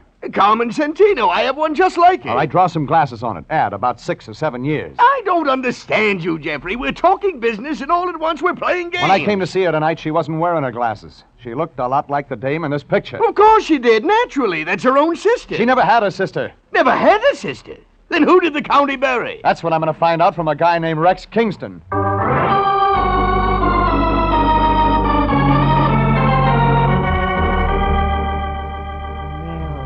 I had a feeling you'd be back. I built a fire. I forgot the marshmallows. Come on in. I'm not mad anymore. I'm still looking for your doctor. Let me take care of you. I have a way with men. Didn't we do all this once before? Oh, it's night now. You can ask me some questions. I know some swell answers. I'll bet. How do you like your drink? Your way? That's better. Now, let's have a nice, quiet evening. Just you and me. I want to see him. There's been a famine of men like you. You don't look underfed. I said I want to see him. Oh, all right. We could have had such a nice evening. Rex? What is it? Mr. Regan's here again. Yes. Hello, Regan. Didn't I tell you I'd be out? Yeah, you told me that, but you didn't tell me what I wanted to know. I had to go to Vital Statistics to get that. What? You don't have anything in your files about Carmen Santino, but you signed her death certificate. Now, you get this, Regan. You saw my files once, and I don't have to open them again to anyone who comes here without a warrant, and you haven't got one. But I know where I can get one. When I go to the city attorney's office and tell them what I've got, they'll have somebody out here to exhume that grave on the hill. What do you mean, Regan? Irene Kingston died 2 days before Carmen Santino of the same thing. Dr. Kingston signed both certificates. He collects on his wife's insurance, only I don't think his wife really died. I think that extra grave up on the hill is window dressing. And if my wife didn't die, Regan, where is she now? I don't know. She could be at a downtown hospital, posing under the name of Irene Santino. It was a shot in the dark, but it brought results. Kingston swung a lamp base around that connected on the side of my head.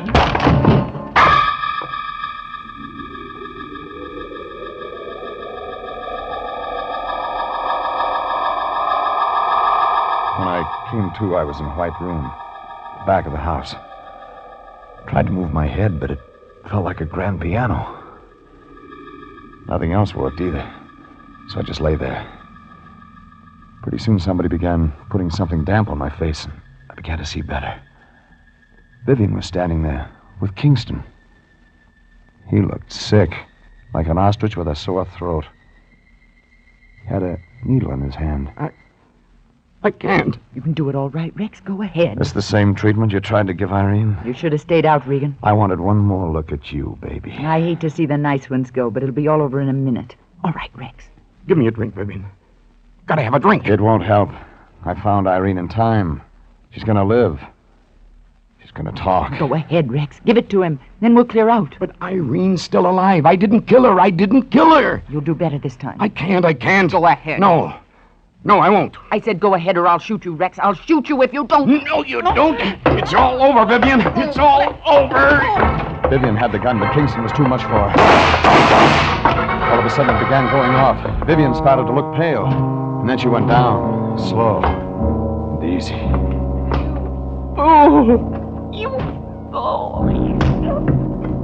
She deserved it. That what you're going to tell the state? Regan, is Irene really going to live? That's what the doctor says. Good, Regan. No, don't try to move. I gave you a shot of preparatory solution. You won't be able to move for another hour. I suppose I ought to run. You won't get far. I know. But listen to me. Irene, she's my wife. She's innocent of all this. when you tell the police the real story... I haven't got it all. You had enough? It started with Carmen Santino. She stumbled in one night. She was very ill. She dropped dead before I could do anything for her. Alcohol? Yes. But before she died, she kept talking about a man named Martin. Lives over on Laurel. Yes, I was going to get in touch with him. But I had a better idea. She looked a great deal like my wife, Irene. It was quite remarkable. The insurance. Yes. Irene didn't want to do it, but she loved me, so she finally disappeared. I used one body for 2 death certificates and buried an empty box up on the hill. I was supposed to join Irene later. I see. Vivian. Yes. Vivian came along. I was drinking one night, and she found out the truth. I was trapped. It would have stayed that way if Irene hadn't hired you. And I was supposed to scare you with that story about a sister in Brazil. It worked, too. That guy Martin said. Somebody gets scared. And then you... Regan, can you hear me? Huh? Oh, I'm sorry. Stuff's making me sleepy. It'll wear off. I'm going now, Regan. See that Irene gets a fair shake? I'll try. He picked up a bottle and started out the door. He didn't even look down at Vivian's body on the floor. I tried to move. Like he said, nothing worked. It was 2 more hours before I could get to the phone and call homicide. It was 2 more days before I talked to the Lion. Sure. I'm sending it right over. Yes, of course. Jeffrey, my boy, how are you feeling? Better? Well, the fog's gone out of my head, if that's what you mean. Otherwise, I feel lousy. Oh, don't take it so hard, my boy. All in a day's work. Besides, there's the brighter side. Yes, indeed. Like what? Well, for one thing, they got that Dr. Kingston. He only got as far as Las Vegas. Crime doesn't pay, Jeffrey. Crime just does not pay. Doesn't, huh? What's this? Now, wait a minute. Give me that. Application. Consolidated insurance. It's nothing, I tell you. You mean to tell me we're going to try to collect a reward? We exposed an insurance fraud. Every insurance company pays a little something for that. We had expenses. You don't know how hard I've worked on this, Jeffrey. Here, take it back. Well, what's the matter? You look like it's something illegal. Crime does not pay. Huh.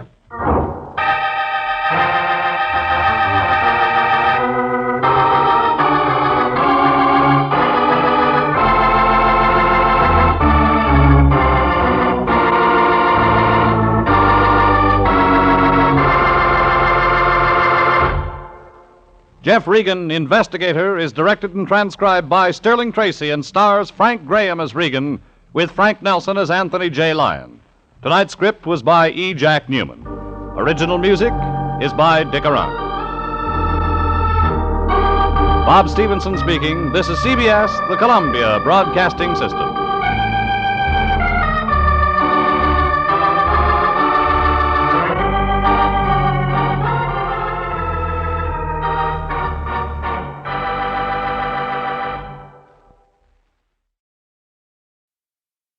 My name's Jeff Regan.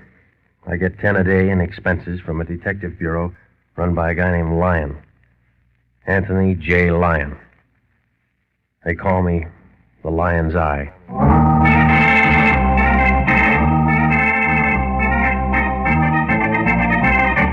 With Jack Webb as Jeff Regan, Investigator, stand by for hard-boiled action and mystery and thrilling adventure in tonight's story of Cain and Abel and the Santa Maria.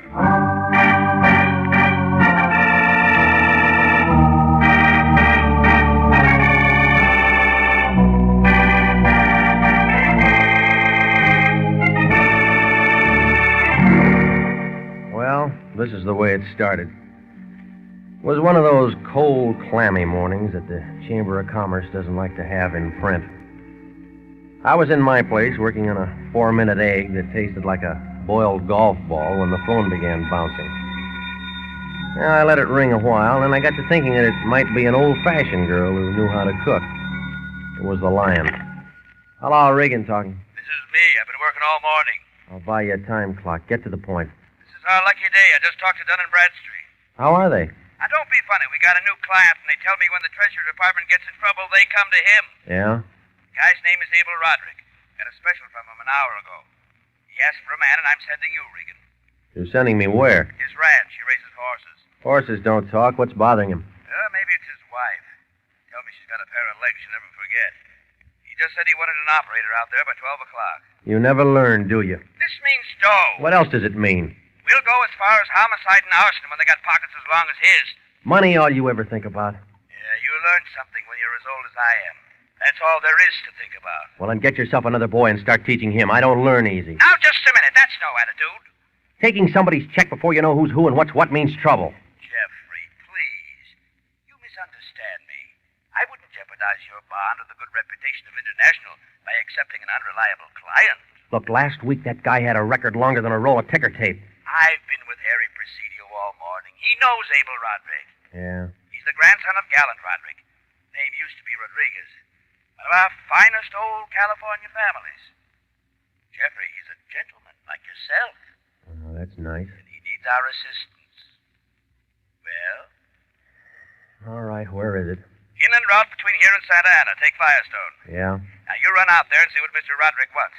And, Jeffrey. I know. Call me, Jeffrey. Call me if you run into any trouble.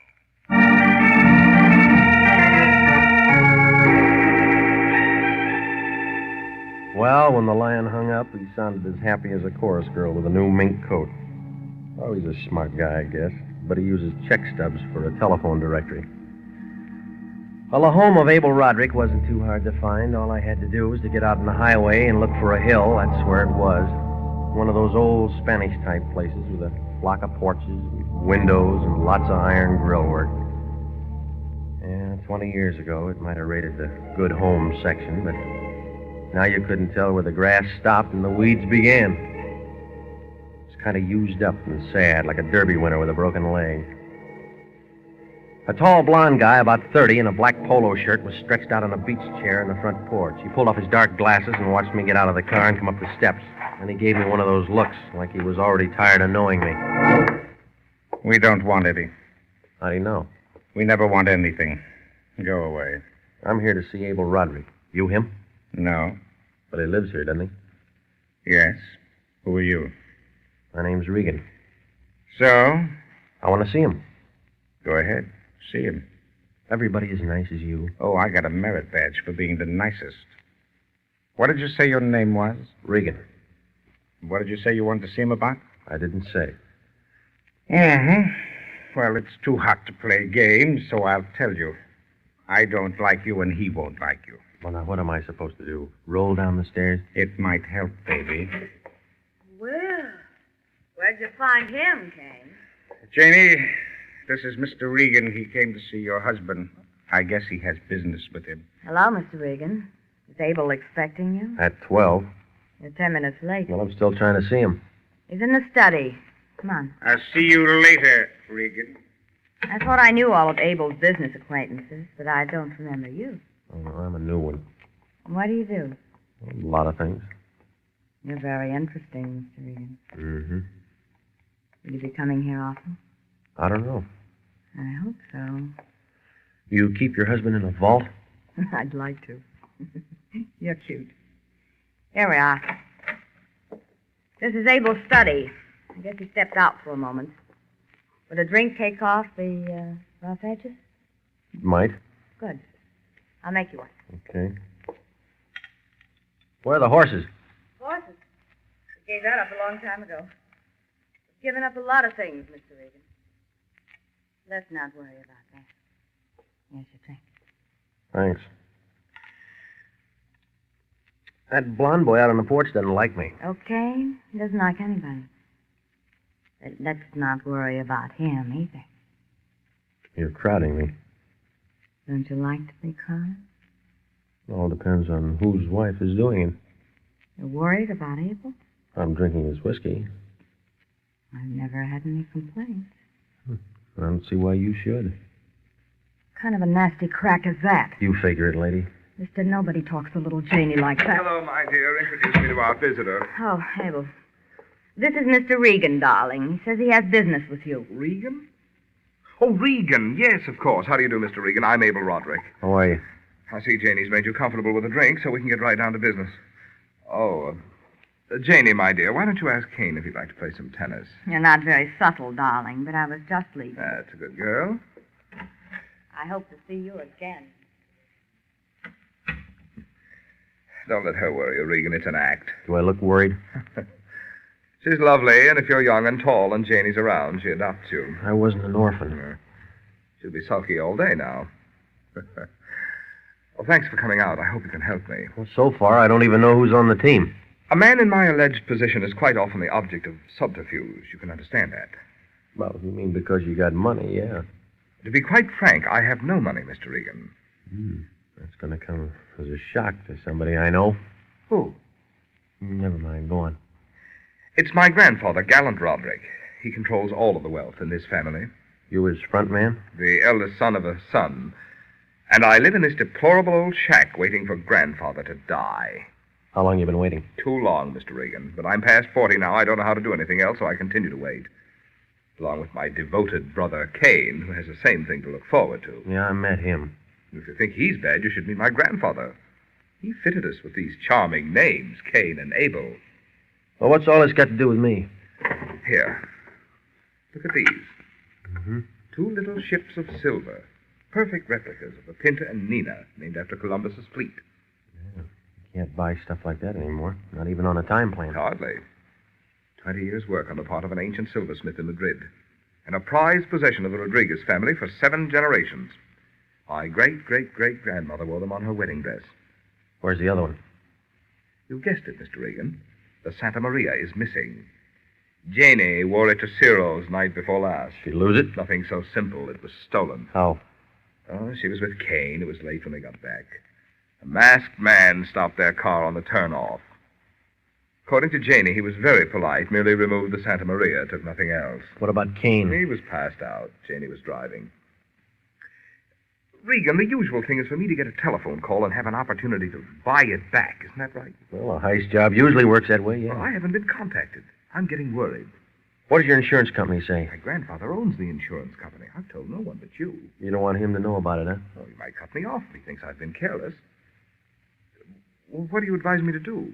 Wait for that phone call and buy it back. I'm willing to buy it back, but the truth of the matter is grandfather will be in from the east this week.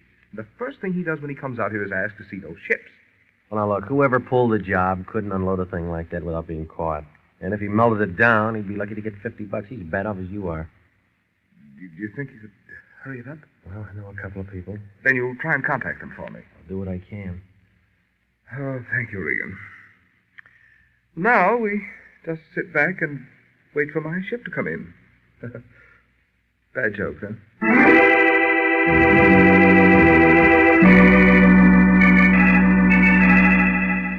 I left him sitting there in that big room. He looked about as happy as a St. Bernard with a stomachache. Well, he'd have probably felt worse if he'd have been outside on the porch. Janie was there with his brother, only they didn't hear me. Well, maybe they were just checking each other for broken ribs. I didn't bother to ask. Out on the highway, about a mile from the place, a 49 Nash picked me up. I turned off a couple of times on those little roads to make sure, but he stuck with me. Once he got real close, but he was wearing dark glasses and a straw hat, and could have been Whistler's mother for all I knew. When I pulled into the lot by our building about 3 o'clock, he drifted along with the Broadway traffic. I took his license number, and then I backed out and drove over to 3500 Hope Street. So I said, wait till I go see my friend Moriarty. Okay, buddy, well, let's see. I want to trace a license number. Accident? No. Okay, man. Highway to 11. Thanks. Next. I want to know who's registered for these plates right here. 4E7542. This year? Yeah. I'm a private detective. I think it might be connected with a case. Yeah. Makes you think that. Well, the car followed me this afternoon. Yeah. Just tell me who owns it, will you? Then what? Well, then I'm going to write you a letter. I don't collect stamps. You worked here too long, lady. You telling me. 6 years I collected fines A through G. Now I'm doing this.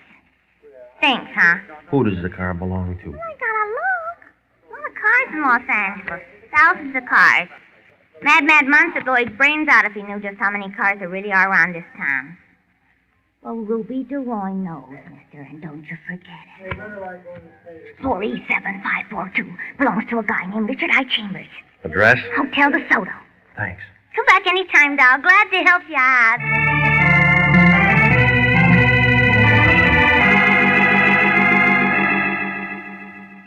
The name Richard I. Chambers meant about as much to me as a shipload of stale bread, but it didn't take 20/20 vision to see that there was a connection. And the whole thing was phony. It was like cutting your leg off to cure your bunions. Well, I went back to the office and checked with the Lion. Okay, Regan, give it to me. It's a heist, one of the family heirlooms. Into our meat. When was it lifted? 2 nights ago. Any contacts yet? No, none. That's why it's screwy. What do you mean, screwy? Well, it was a little silver ship called the Santa Maria. Now, they'd have to sell it back to Roderick or go on relief. Where does that leave us? With another bum case. Now, don't say a thing like that. Well, your dope on Roderick was secondhand. Tell me. His grandfather keeps the keys. How do you know? Roderick said so. You shouldn't let out family secrets. Now, you let me worry about that. Just find his little ship. Yeah. Guy called a half hour ago, left the number for you. Chambers? Yeah, who told you? Who did? I want you to phone him. Never mind, skip that. I know where to get him. Things began to move. That meant that all the cards were out and somebody was asking for bets. Over at the DeSoto Hotel, the clerk told me that 305 belonged to Chambers. He was a little guy, about a head shorter than Margaret O'Brien. He shoved 3 inches of nose out at me through a crack in the door. When I left word for you to phone. You, Chambers? I was having a beauty nap. Come back in an hour, will you need it. Look out! Hey, what is this? Oh, tough guy, yeah? All right, you're tough. I think you're a bum. All right, simmer down, Junior. You'll never make Eagle Scout. Oh, you're so good, I gotta take that from you, huh? We're gonna talk. What makes you think so? Everybody's grown up now. Dickie Chambers talks when he feels like talking. All right, Squirt, have it your way. Hey, that kind of stuff ain't going to get you nothing, Regan. Your weight's up, Dickie. You got a different job now. I said you're a bum. You tell me today. Ask your mother. What you want me to phone about? Wrong track, Gumshoe. The 2 buck window's downstairs. You're in this somewhere, and I want to know where. Through being tough, Regan? No. I'll let the boys in the personnel division handle you. What do you mean? That shiv on your dresser's about an inch too long to be legal. Call him. See where it gets you. I'll send you a nickel later. Okay, I'll open. Just that I don't like to get shoved around, that's all. Why didn't you figure that before you got tangled up? I'm your contact. All right, come on. Let's put the show on the road. How much does it cost? $5 grand and 10s and 20s. Go on. Tonight, 10 o'clock. You come with him. Where? Mile side of Santa Ana Airport. Little road turns left off 101. Drive 2 miles and park. And then what? Well, if you got the $5 grand, you don't try anything funny. He gets his little silver ship back. That it? That's it, Peeper. Happy? See you later, Dickie. Oh, I'm checking out tomorrow. Hey, look, Buster, you aren't any heist man. They come smoother. What's your angle? Maybe I love jewelry. Do you care if maybe I love jewelry? I don't. A guy like you's got to love something.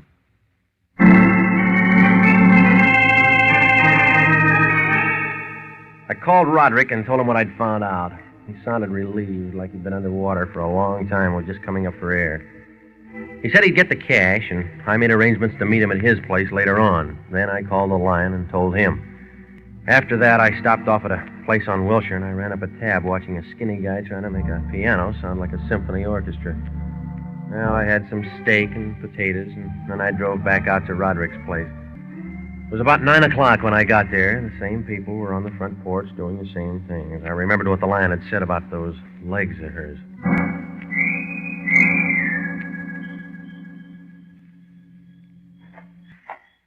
Oh, Joe. Having fun? Oh, Regan, huh? I thought I told you we didn't want any. That was 8 hours ago. We still don't want any. I'm still here to see your brother. More business? Something like that. I don't like you any more now than I did this morning, and I hated you then. Yeah, well, I'm going to cry about that when I get home. You're pretty smart, aren't you, Regan? Kane, please be careful. He's awful smart. Kane. Let me go. Yeah, let him go, lady. I'll give him back. Now, I'll show you trying to spy on people, huh? I'm going to give you something, people. He's been drinking. Look out. Look out, nothing. Go on. Oh! Well, I guess he deserved that. It's nasty when he works at it. How was the other times? There aren't any other times. Too bad. Maybe he'll be different when he wakes up. What do you mean about the liquor? Skip it. He's getting the wrong idea about everything. What do you care? I was a hat check girl in a cheap nightclub. What's going on out here, Janie? Oh, Regan, you're here. What was he acting up about tonight? Mr. Regan. Well, it doesn't make any difference. Take care of him, will you, Janie? Of course, Abel. That's a good girl, Janie. Well, you all ready, Regan? You got it? All set. I'll be home early, Janie. Come on, Regan, let's go.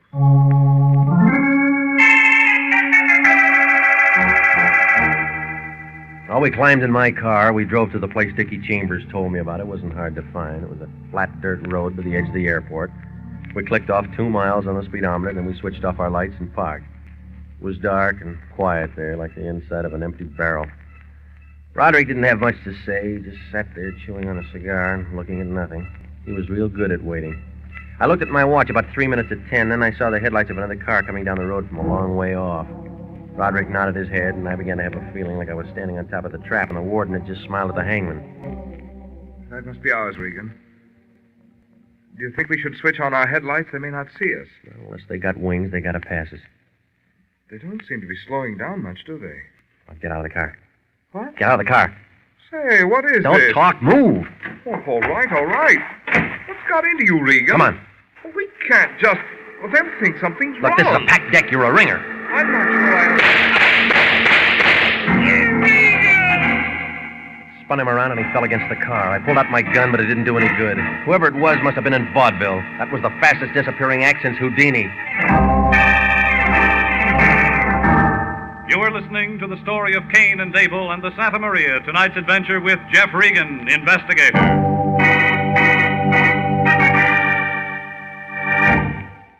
If you are a graduate nurse between the ages of 21 and 45, you may be eligible for a commission in the regular Officers Reserve Army Nurse Corps. If you are eligible and meet the high standards to qualify to serve with this fine organization, you may elect active or inactive status. In addition to this privilege, they also have the opportunity to take advantage of special training courses. So if you believe that you qualify for a commission in the Army Nurse Corps Reserve, apply now to the Adjutant General's Office, Washington, D.C. That's the Adjutant General, Washington, D.C. And now, back to the story of Cain and Abel and the Santa Maria and Jeff Regan, Investigator.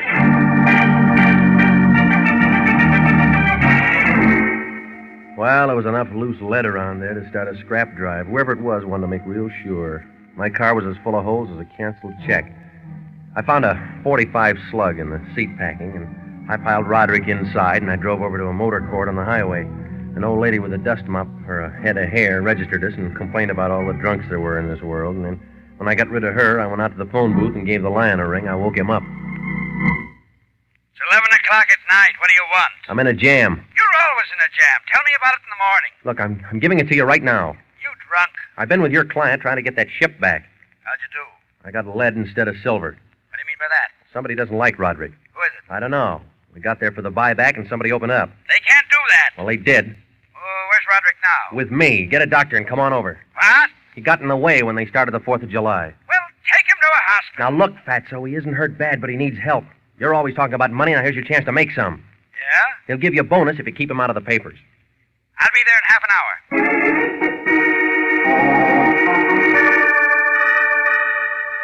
Well, the lion showed up 20 minutes later. He had a long-faced guy with him who said he was a doctor. He looked more like an undertaker, but I didn't argue. I told the lion to keep Roderick there till I phoned back.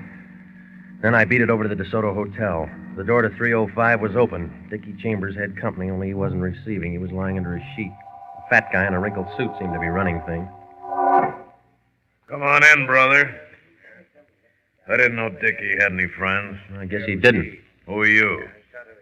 I'm a guy who met him once. Who are you? Ed Granger, constable. This is my territory. What's your name? Regan, private investigator. International? Mm-hmm. The Lion's Eye, huh? Know anything about this? I talked to him this afternoon. He gave up riding horses for other things. What kind of things? He was contact man on a heist job. Yeah? Where do you come in? I was hired. That's why I met Dickie. Mind telling me by who? It's a client, Granger. This is a murder. Okay, well, better go for now. When'd you find him? A little while ago, clerk called, said he heard shooting. I came down with the boys and found Dickie doing the long sleep. Happened less than an hour ago. He's a tough little guy. Well, them 45s don't know nothing about that. 45? Big holes, chest and neck, close range. Corner's gonna lose 2 bits. He thinks it's a 38. Well, look, if it turns out big, try this one for a match here. Oh, you've been playing games tonight? Somebody gave it to me. Connected? Ballistics will tell you. Anything else? No. What'd you come back for? Talk to Dickie. No good, huh? No good. I should have asked him earlier. We can get you through International. Yeah. Well, if you got anything, remember the name. Ed Granger. He was peeking under that sheet looking at Chambers when I left. There was kind of a sad smile on his face, like somebody put gasoline in his thermos bottle. I drifted across the street for a package of cigarettes, and then I came back and climbed in my car thinking about the whole thing. I don't know how long I sat there in the car, but when I looked up, there was a shadow against the wall of the building. It was a good-looking shadow. Doing your homework? Yeah, I do for a diploma. Congratulations. What would you like for a gift? How about a little silver ship, huh? Sorry, too expensive. Try again. All right, give me a 45. What would you do with that? Give it to a cop named Granger. Then what? All right, go home and go to bed. You haven't asked me what I'm doing here. I know. Kane? Him, too? He isn't so bad when you get to know him. From where you're sitting, he must have wings. Well, if it isn't the gum heel. You ready for laughs? What do we got, a comedy? Take a look, Janie. Okay, bright boy, where is he? You sober enough to shoot straight? I took the pledge. Before or after you came by us out on that road? After, baby. You don't smell like it. Where is he? Try my car trunk. I'm using him for ballast. What did you do with him, Regan? Kane, there's some people coming. Has he told you what he did with Abel? Not yet. I'm going to have to talk to him somewhere else. Right, Angel. Okay, Regan, come on, get out. Hurry up. Now turn around. Let me guess what's coming. It's a trip to the moon. Sit tight, baby. Here you go. Oh! I settled down to having a headache. Then the headache went someplace, and I had nothing. Oh, it was a nice play. Everybody was a quarterback, and everybody had the ball. I looked as good as a fat girl in a French bathing suit. It was some time later, maybe 10 years. I had a mouthful of brandy, and my throat was burning like an oil stacker. We were in Roderick's place. She was standing over me, holding a bottle in one hand and a 45 in the other. Coming around now. Got to work fast. Don't worry, he'll talk. Feeling better, baby? Well, you're gonna feel worse. Now sit up, baby. Come on, it's time to talk. Now, wait a minute, Kane. Wait. Let me ask you. We're all alone here. No one's going to disturb us. And we'll find out anyhow. Why don't you tell us what you did with him? I get a short memory. I forget things. It's a shame to let Kane do this to you. I think you're pretty. Might not be able to stop him once he gets started. Well, it's your idea, lady. I'm along for the view. Iron men went out with short skirts, but I guess you don't know it yet. You look tough, brother, but you bruise easy. You're already wearing striped pants. You mangled it when you tagged me tonight. Think so? Tell me how. All right. No one knew I was a detective but your brother. That meant you hired Dickie Chambers to find out. So you know it.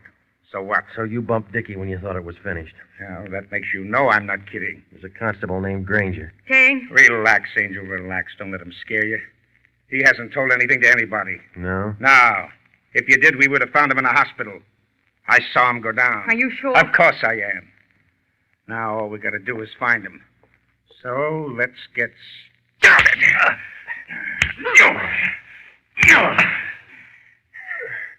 Well, you talk now, huh? No? It's going to get worse, baby. You might have to write it later. You got hold of a bad label. Stop it. Now, stop it. This isn't getting us anything. Yeah, but I'm having fun. No, kill him. Let go of my arm. Listen to me. Now, we need him. You've got to find him in the car with Abel. It's ruined if you kill him. I said let go. Now, where were we, baby? I said to stop. Huh? Stand away from him. Are you crazy or something? It would have worked fine if you could think. But you can't think. You're no good to me anymore. Janie.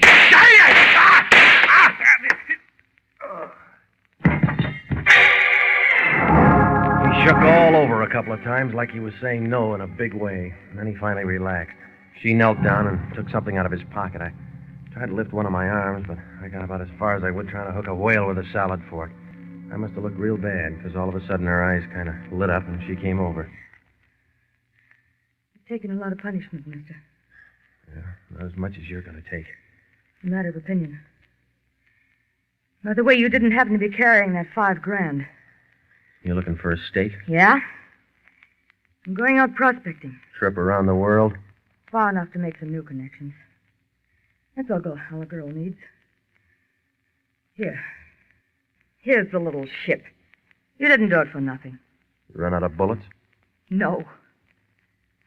If they ever get me, I'll say justifiable homicide. He was trying to kill you.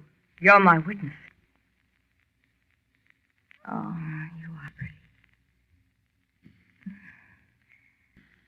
Take care of yourself. Goodbye.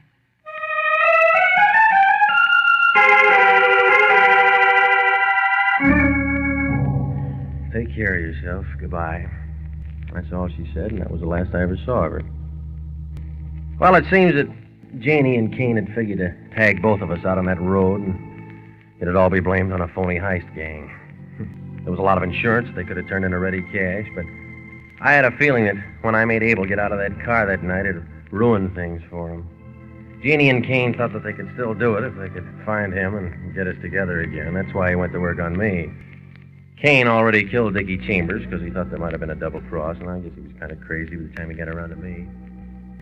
Well, anyway, about 3 months later, a detective sergeant down in Miami Beach spotted Janie one night working the hat stand in a nightclub. Everybody wondered how he could recognize her. She dyed her hair, and she really changed her appearance. But it figured. You see, the police folder had a picture of her in a bathing suit, and she couldn't change those legs.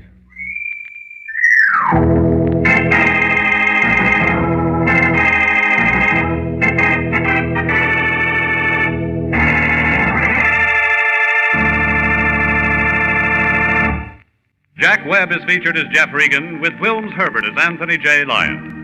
It's CBS at 9:30 next week for more hard-boiled action and mystery with Jeff Regan, Investigator, written by E. Jack Newman, produced by Sterling Tracy. The role of Janie Broderick was played by Lorene Tuttle. Marvin Miller was Abel, and Wally Mayer was Kate. Dickie Chambers was Sidney Miller, and Paul Frees played Ed Granger.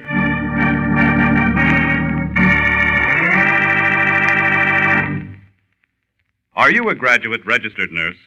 Do you know someone who is? Then please listen carefully to this important message from the Adjutant General's Office, Washington, D.C. 29,000 nurses are needed to join the new Army Nurse Corps Reserve. For the first time in history, qualified nurses are given the opportunity of receiving a commission in the regular Army Reserve. All nurses who receive reserve commissions will benefit from the opportunity for specialized training offered to them by the Army. Don't wait. If you're a registered graduate nurse between the ages of 21 and 45, drop a card for complete information to the Adjutant General, Washington, D.C.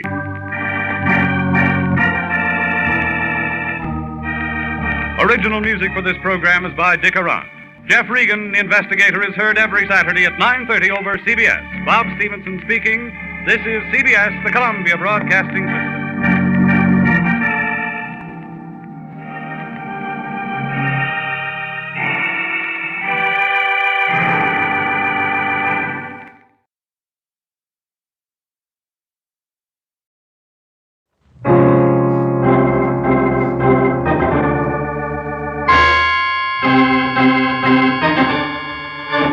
My name's Regan. I work for Anthony J. Lyon Detective Bureau.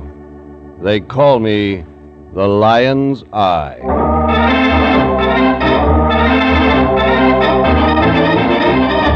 Wednesday at 9, and CBS brings you Jeff Regan, Investigator, starring Paul Dubov as Regan with Frank Nelson as Anthony J. Lyon. So stand by for mystery and suspense and adventure in tonight's story titled, It All Comes Back to Me Now.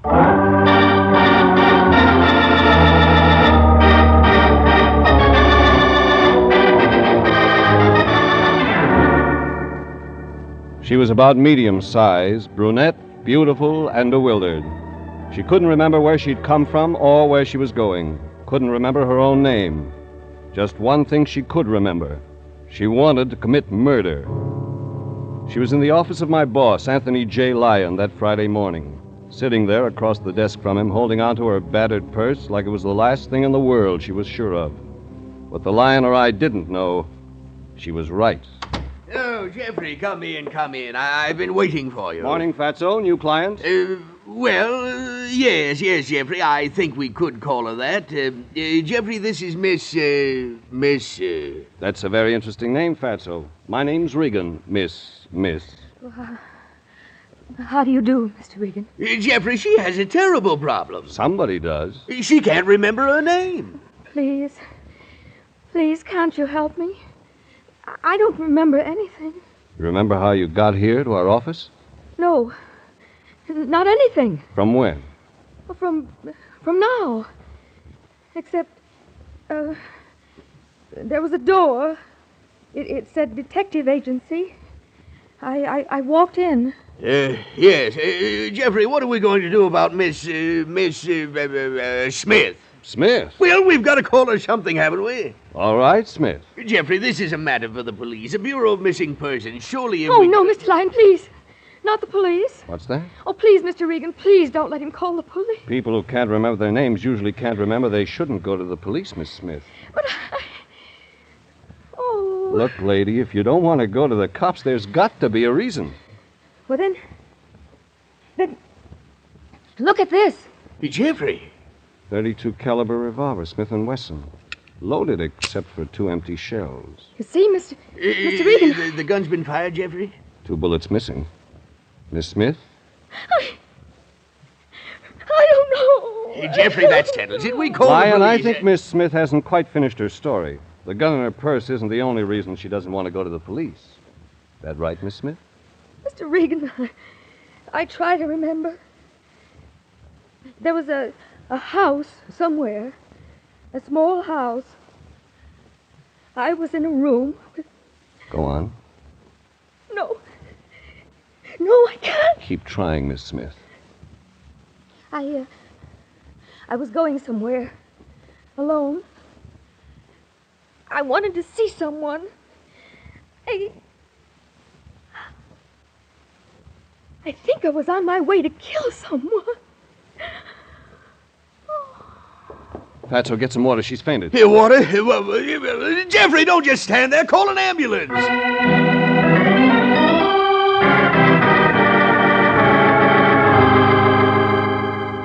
The Lion was right. Miss Smith wasn't just a quick faint. Her breath came in short, hushed spurts, and her pulse was a whisper. Beside her, the battered little purse had fallen open. Inside, $2.17 and a receipt for cab fare. No wallet, no identification. I picked up the receipt. It was dated that morning, Friday, and totaled $3.70. It was a lead.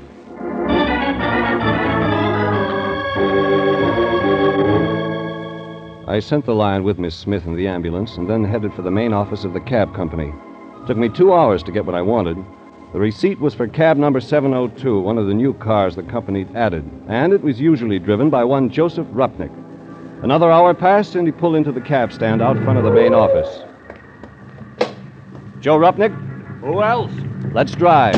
My flag is down.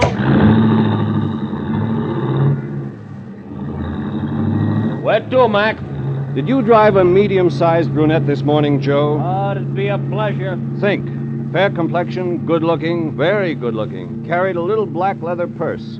The fare was $3.70. $3.70, huh? You know, it's a nice fare. What'll it buy, $3.70? Well, let's see. $3.70 should ought to take you out to Westwood. You got a record of your stops today. What about Westwood? Yeah, I guess I have. Hey, Mac, what do you know? She was lovely, she was engaged, and she used my cab. Oh, what a dish. Bewitched, bothered, and brunette. I seen her, and I'm glad. Never mind the tone poems. Where did you pick her up? In Westwood. Where else? Okay, let's go there.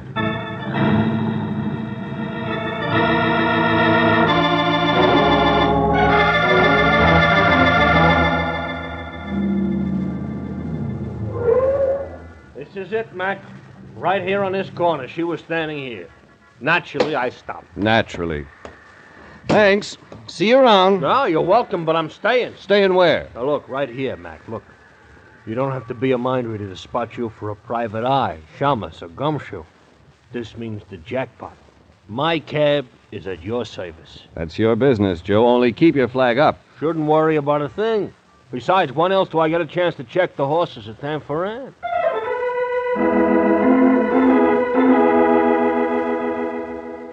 Joe Rupnick pulled a racing form out of his pocket, and I looked at the place he'd pointed out. According to Joe, Miss Smith had been standing in front of a white one-story building with a two-story sign that said Parker Service. It was an auto repair shop, a big one, the kind that specializes in foreign cars, custom sedans, and rich customers.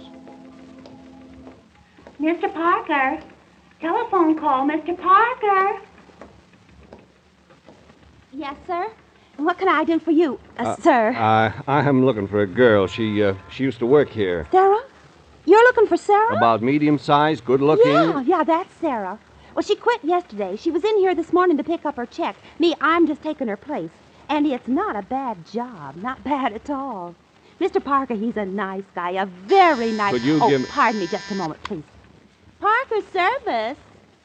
Yeah, just a moment, please. Could you give me Sarah's address? Huh? Could you give me Sarah's address? Well, I could check for you. You see, I'm new here and Sure. By the way, what's Sarah's last name? I've forgotten. Sarah Hanson. So you didn't know her very well, did you? Blind date. Oh, yeah. I understand. And she forgot to give you her address. Sure, I'll find out for you, mister. Glad to. The girl behind the counter winked at me and went back into the office, and before I could turn around, there was somebody at my elbow. And I had that feeling you get when you know someone's staring down your neck. I turned, and I was right.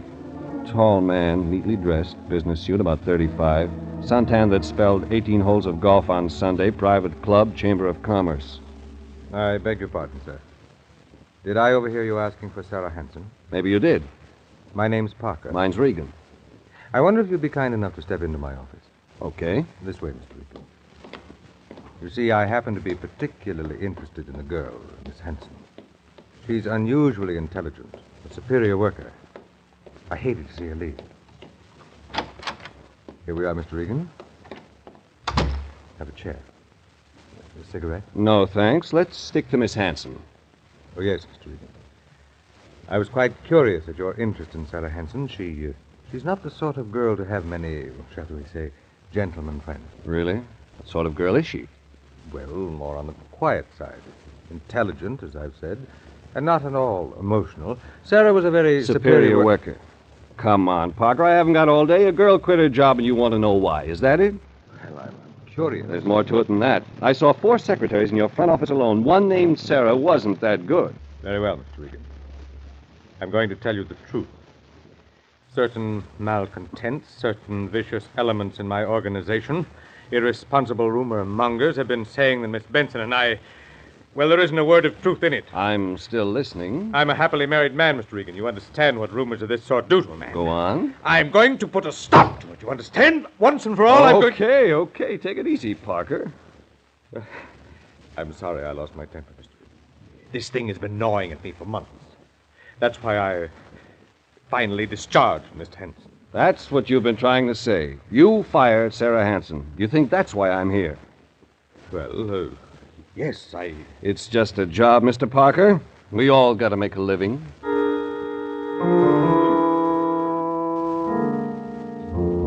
Somewhere in it, a story was beginning to take shape. Parker apologized again, and I left his private office.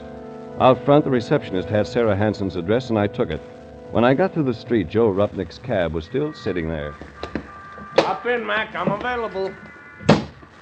You find the girl? No, but I've got an address. Great. I got them all lined up for tomorrow at time for Aunt. Let's go.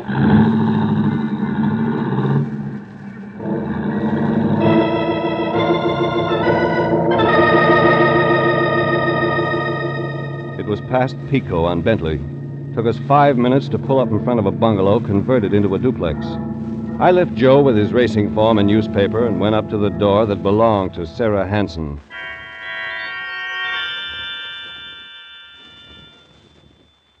I rang the doorbell. No answer. I knocked. Same results. The sun was sinking somewhere in the distance, and the early mist, the prelude to fog, was settling in fast. I tried the doorknob. No results. And then something told me to get inside that apartment, to get in with or without a permit, with or without a key.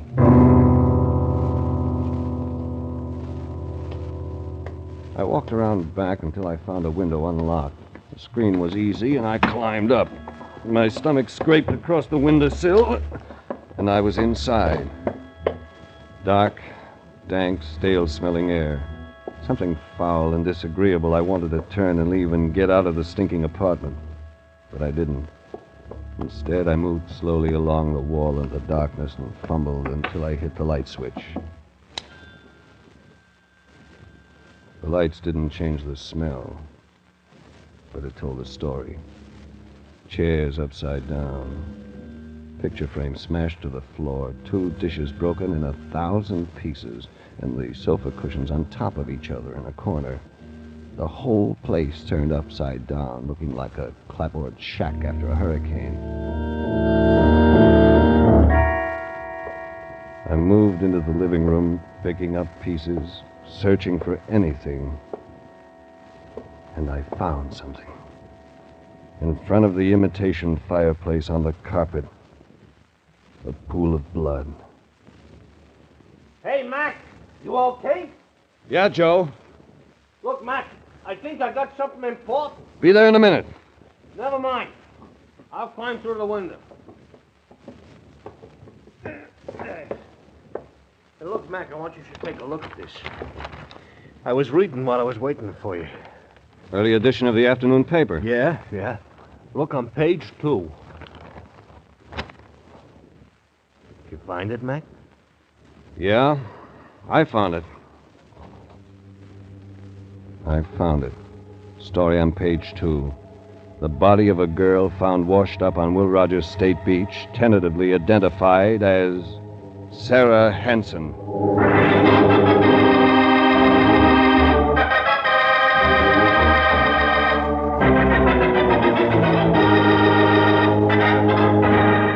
This is CBS, and you are listening to tonight's adventure with Jeff Regan, Investigator, entitled It All Comes Back to Me Now.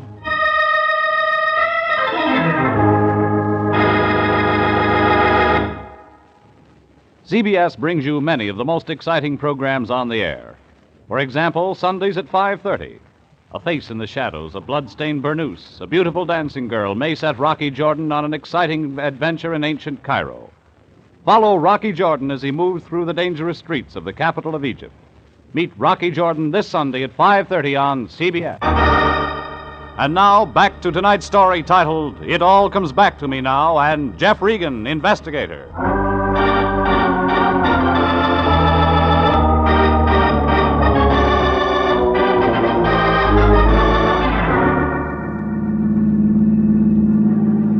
Joe, the cab driver, stepped on the gas, and we headed for the police. I sat in the back seat, the folded newspaper in my lap, and tried to make sense out of a story so twisted even the principal characters no longer made sense. A girl with amnesia hires the Lion and me to help her find herself. She says she remembered wanting to kill someone. She collapses, and I follow a lead to a cab driver, to a repair shop in Westwood, to the home of one Sarah Benson. That was when I read the early afternoon paper which said a girl had been found washed up on Will Rogers State Beach. Her name, Sarah Hansen. It was getting late. Streetlights turned on, traffic jamming and honking its way up Sunset. But that didn't stop Joe Rupnick from hitting 40 between the cars. We made the police station at 6:45. Okay, thanks, Joe. That does it. What do you think, I'm leaving? Me, a sucker for a mystery? I gotta know how this comes out. It took me 15 minutes to get to Lieutenant Candid. Hi, Regan. Candid, I got a couple of questions.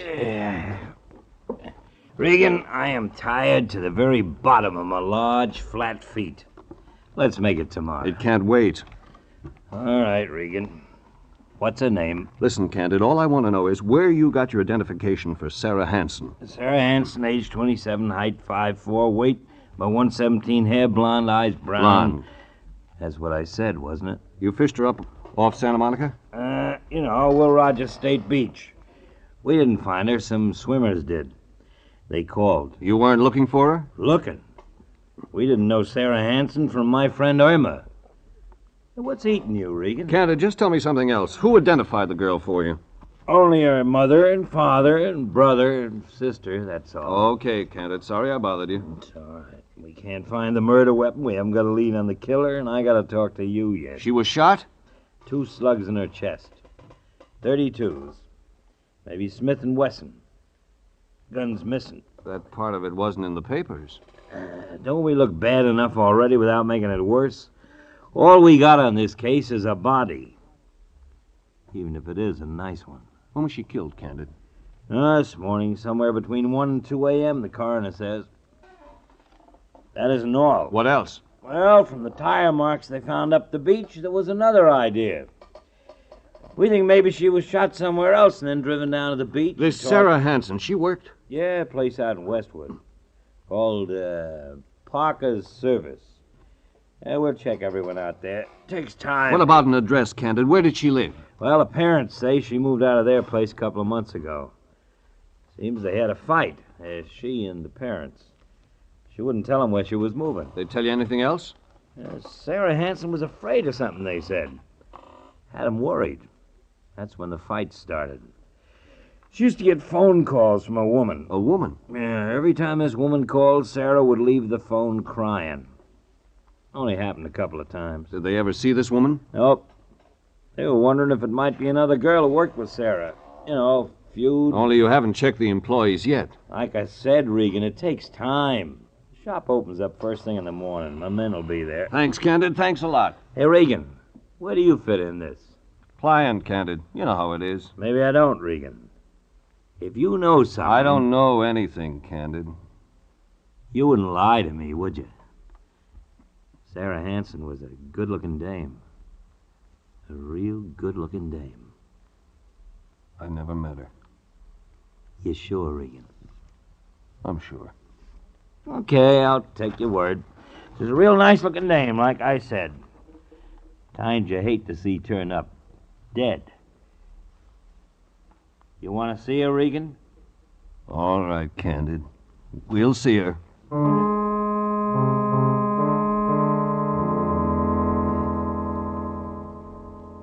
Candid and I went to the morgue. We saw her. Sarah Hanson. Medium-sized, good-looking blonde. She looked nothing like the girl who'd come to the Lyons office without a memory. Yet somewhere Sarah Hanson and Miss Smith fit together.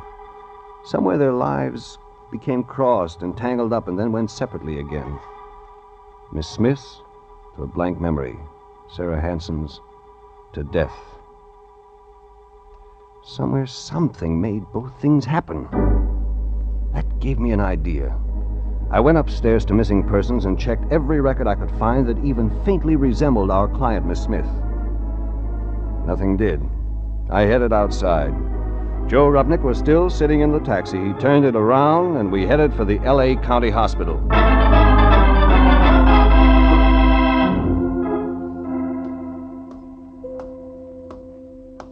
Jeffrey, there you are. Trouble, Fatso? Trouble? I've been sitting here all day, wasting time and money. How's she doing, Fatso? Is she? Oh, Miss Smith, fine. She's doing fine. Doctor says she was merely weak from too much tension brought on by the amnesia. Good, Lion. I think we may have something. We may have something. You're darn right we have something. Hospital bills, doctors, nurses' bills. Every time the door opens to that girl's room, I add another $5. Jeffrey, this is ridiculous. We're not Fort Knox. How do you think the Lion Detective Agency can pay for these bills? Take it easy, Fatso. Remember, it was your idea to bring Miss Smith here. So what if it was my idea? That's right, Lion. You call the ambulance. Well, that's no reason why we have to pay. Mr. Lyon, I'll have to ask you not to raise your voice. Yes, Miss Wilson, yes. Thank you, Mr. Lyon. Yeah. Sitting here all day, wasting your time. Oh, now, Jeffrey, after all, a man has to do something. Sure, Fatso. You keep an eye on those nurses' bills. I'm going in to see our client.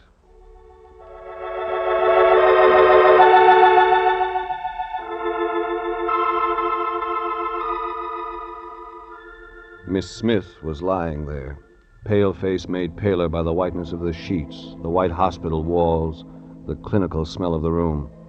You don't have to be sick to look sick in a hospital bed. Oh. Hello, Mr. Regan. You remember me? You helped me, Mr. Regan. I won't forget that. What does the doctor say? Oh, I'll be all right. Really, I will. It's just my mind.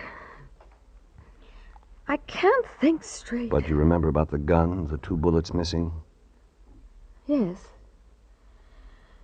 Yes, I remember about them. Do you remember anything more? I don't think so. About wanting to kill someone?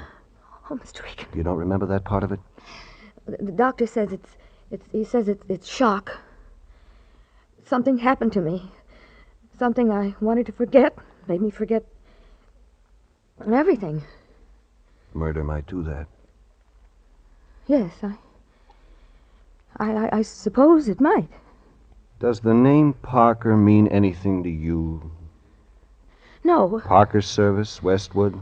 No, Mr. Regan. How about Sarah Hanson? No, Mr. Regan, I don't know that name. Sarah Hanson, a blonde, pretty blonde. No, I don't remember. She worked for Parker Service in Westwood. You were in Westwood today. Maybe at a small apartment on Regan, Bentley just past about Pico. That mean anything to you, Miss Smith? Leave me alone. Leave me alone. Leave me alone. Okay, thanks. Thanks anyway. Please leave me alone. Mr. Regan, leave me alone.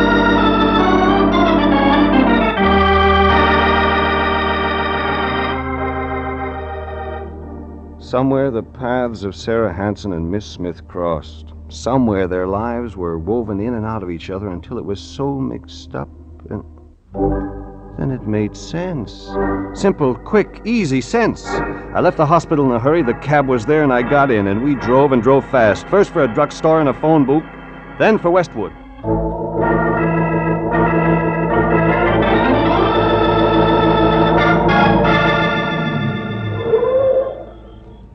Look, Mac, now that we're here, what are we doing here? Visiting Joe. Yeah, don't sound friendly somehow. You sit tight, I'm going in. Look, that house is dark. Nobody's home, Mac. Maybe, maybe not.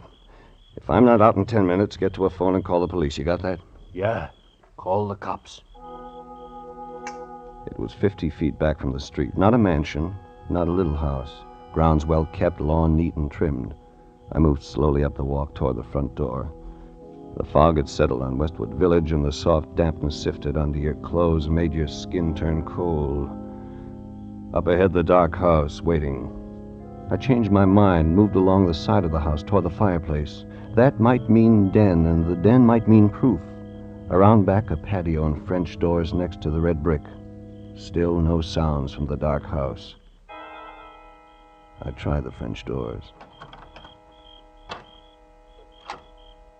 It was the den. Books, heavy leather chair and desk. On the desk a photograph, too dark to see. I picked up the metal frame and lit a match. It fit. The final nail in a murderous coffin. You like the photograph? Get your hands off your gun, Mr. Regan. That's better. Only one of us needs a gun just now. Just you, Parker. The photograph is almost a perfect likeness, isn't it? Beautiful woman. But not beautiful enough for you, was that it? Beautiful but possessive. She didn't understand me. And Sarah Hanson did. Jane killed her. So that's her name, Jane Parker. Too bad you've never met her, Mr. Regan. I've met her, Parker. In fact, I just left her less than 30 minutes ago. It's a lie. You never met my... Your wife, Jane Parker. She asked for help. Regan, you're lying. You tell me a better story. Where is your wife? I don't know. But you'd like to, wouldn't you? You'd like to know so you could see her once more, so you could see her and shut her up. She told you. That you killed Sarah Hanson? She was lying. She killed Sarah. There was a fight. Jane killed her in a jealous rage. Then you're going to try to tell me Jane carried Sarah Hanson to her car, then took her to the beach, and then threw her body in the... I left. I don't know what happened. It was Jane. Jane carried a woman her size down to the ocean. Who do you think you can make believe that? You're lying. I'll tell you what really happened. Jane found out you were running around with another woman, Sarah Hanson. She phoned Sarah, tried to reason with her. Your wife was dumb enough to want to keep you. When Sarah wouldn't listen to reason, your wife went to see her. You don't know what you're talking about. She found you at Sarah Hanson's apartment on Bentley. There was a fight. You lost your temper, Parker. Only a man your size could have wrecked the place the way it is now. No. You shot and killed Sarah, and the shock was too much for your wife. No. Her mind went blank, went completely blank, rather than remember the nightmare she'd seen. How do you know? How? Because I know where your wife, Jane Parker, is right now. She didn't tell you that. She wouldn't dare tell you. Your wife disappeared after the shooting early this morning, didn't she, Parker? You didn't know where she'd gone. That's what you really wanted to find out from me when I was at your shop this afternoon. You're making that up. You were afraid then, and you're afraid now. Yet you didn't report to the police that your wife was missing. I checked that. You didn't want them to find her either. She could tell the real story. Where is Jane, Mr. Regan? You're wasting time. Unless you tell me where my wife is, Mr. Regan, I'll put every bullet in this gun through your body. And that still wouldn't stop your wife from talking, would it, Parker? That still wouldn't give you the answer to where she is now. Tell me, Regan. Go ahead. Shoot, Parker. Shoot and read the morning papers tomorrow. The headlines will tell how every cop on the West Coast is waiting to shoot you on sight. Regan! So you won't need that gun. Let go! You pulled the trigger on yourself, Parker. Too bad your aim wasn't better.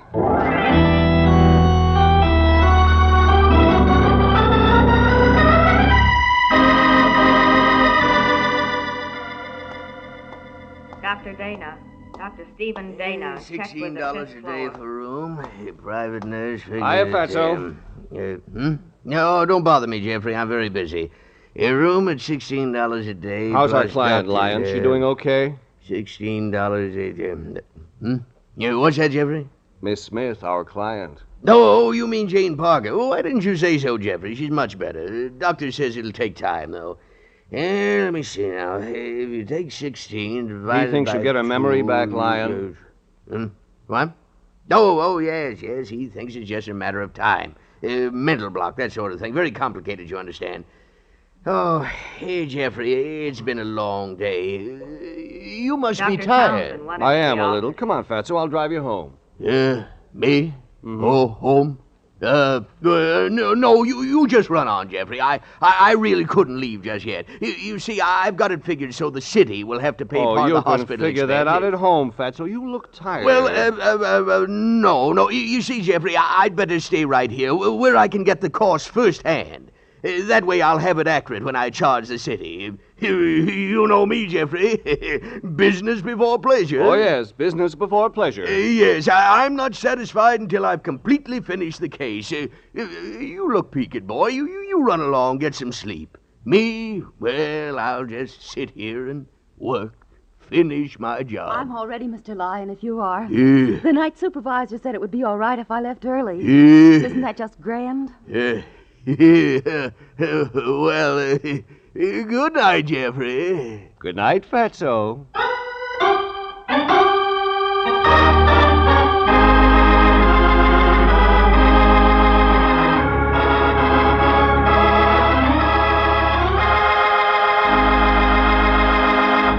Jeff Regan, Investigator, was written tonight by William Frug, produced and directed by Sterling Tracy, and stars Paul DeBove as Regan with Frank Nelson as Anthony J. Lyon. Original music is by Dick Arant. Jeff Regan, Investigator, is heard each week at the same time over CBS, the Columbia Broadcasting System.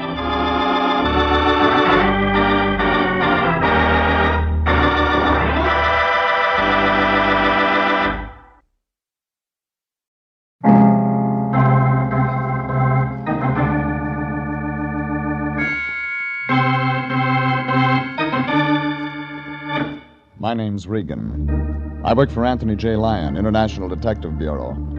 They call me the Lion's Eye.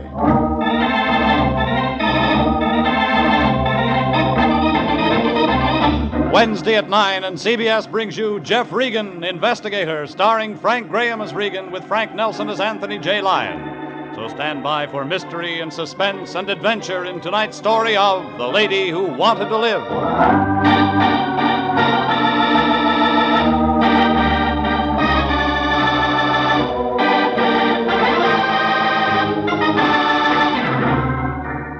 Trouble comes cheap in this town.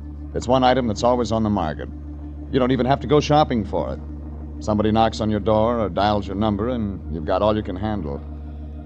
I found that out when I met Amy Goodrich, a long, low blonde with lots of speed. One look at her, and you knew you'd been friends too long. We met last Friday afternoon. I'd been out of town 2 days looking for a guy who turned up in jail in Reno.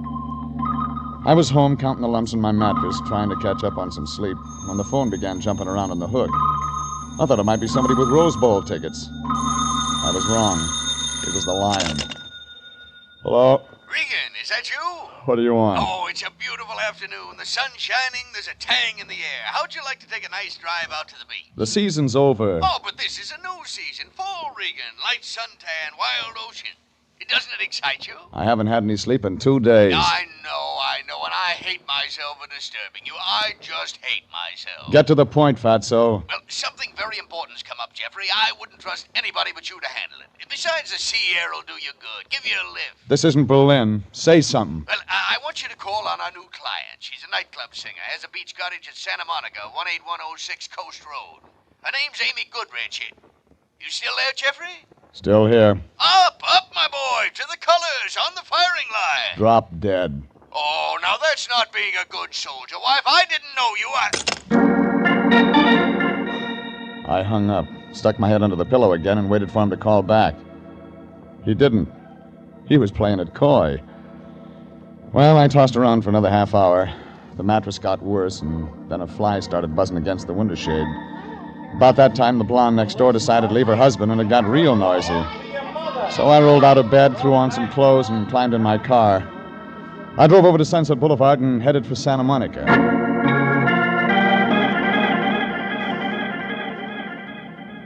18106 Coast Road turned out to be a bundle of flagstone and glass brick piled up against the ocean. Had a lot of angles, like a shyster lawyer. Figure whoever built it never heard of the FHA. Front door was open. Inside, a skinny little guy with a complexion like dried codfish was catching up on his music appreciation. His eyes swung around when I walked in. It looked like they'd been hurting him all his life. He turned the record player down, but those elevator shoes brought him up to my chin. I'm listening to music. Whatever you're selling, we don't want any. How do you know? We never want anything. So long. Amy around? Who are you? My name's Regan. What do you want? You her? She's around. All right, she's out back on the patio, taking a sunbath. You didn't tell me what you want with her. I don't. She wants me. Okay? Okay, sure, okay. Why should you be any different? Traffic problem, huh? We need stoplights. Go right on through the dining room. Just in case I want to write this up, who are you? Felix. Felix Beethoven. Well? I didn't say anything.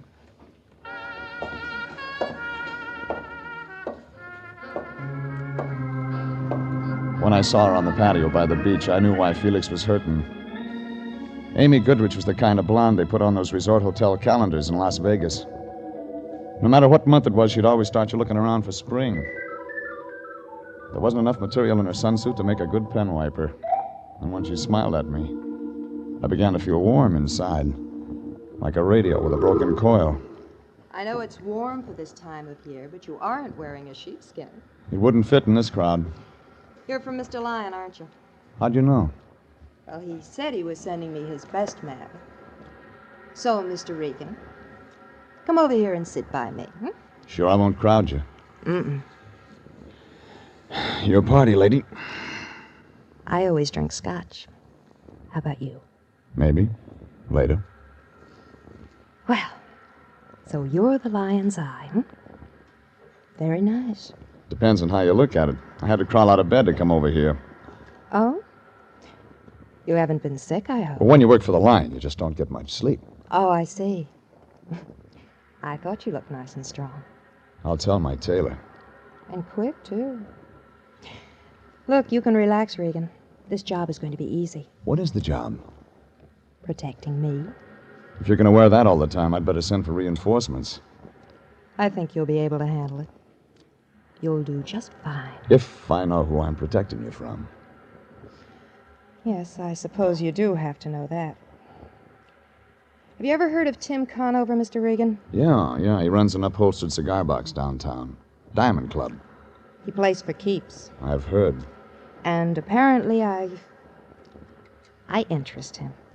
It figures. I worked for him 2 years ago singing. He became very interested in me, but I turned him down. Conover wouldn't like that.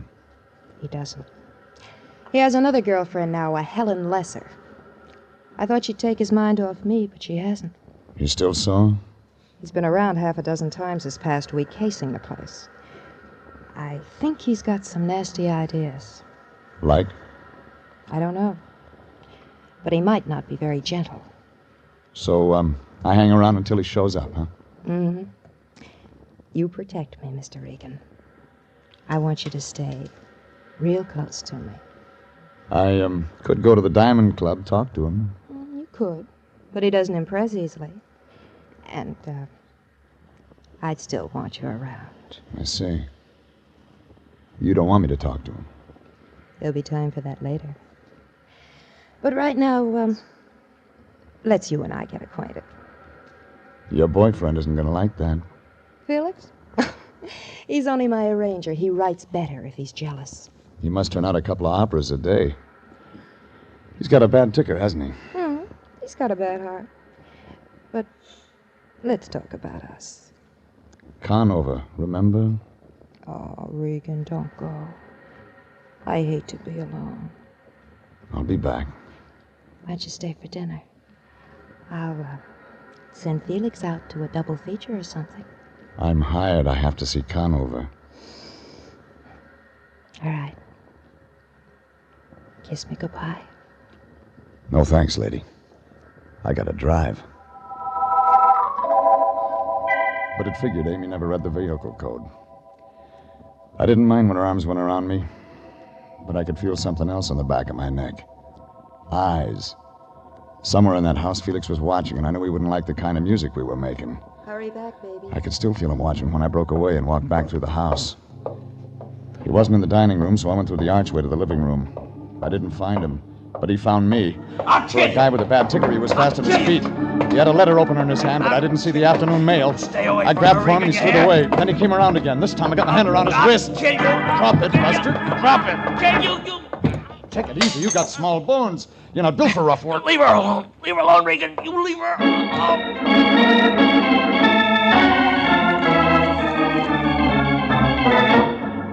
Felix got his idea across all right, but he had a one-track mind. I tried some questions, but got no answers. I figured Conover might do better, so I got in my car and drove back into town. It was just getting dark when I parked in Figueroa near Olympic, in front of the Diamond Club. Things were slow when I walked in, too early for the Jingle You Spin crowd. When I asked for Conover, the bartender blinked a couple of wet stones at me. In back, bud. Jerked his head toward the rear. I got as far as the shuffleboard table when a brunette eased out of the shadows. She wasn't wearing a coat, and it figured she was there to stay. May I help you? I'm looking for Tim Conover. I'm expecting him. Come on in. Sit down, Mr. Regan. Oh, so you're Jeff Regan. Ring a bell? I've heard the name before. It fits you. You're a private investigator. Yes, of course.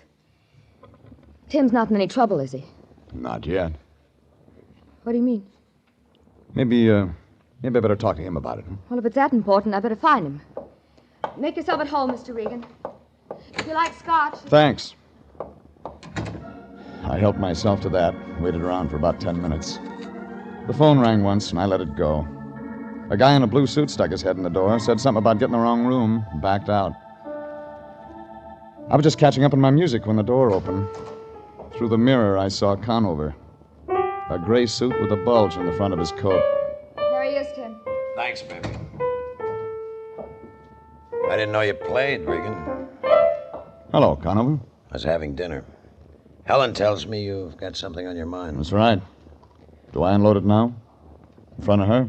Why not? She's my baby. This is about another baby of yours. Do I go on? It's your show, Regan.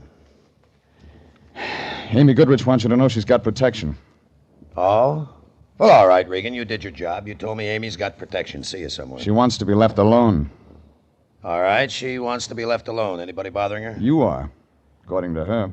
This guy's working in a weed field, Angel. I got over her a long time ago. I haven't seen her in 2 years. I believe you, Tim. All right, Regan. She believes me. This is where you get off. Amy says she's seen you hanging around her place lately. Makes her nervous. Wrong guy, Regan. You made a big mistake. Sure. So the guy who picked Michigan. Look, I don't know what your pitch is, or Amy's, but I'm not buying any. You may change your mind. You know, you've been in business too long, taking too many rabbit punches.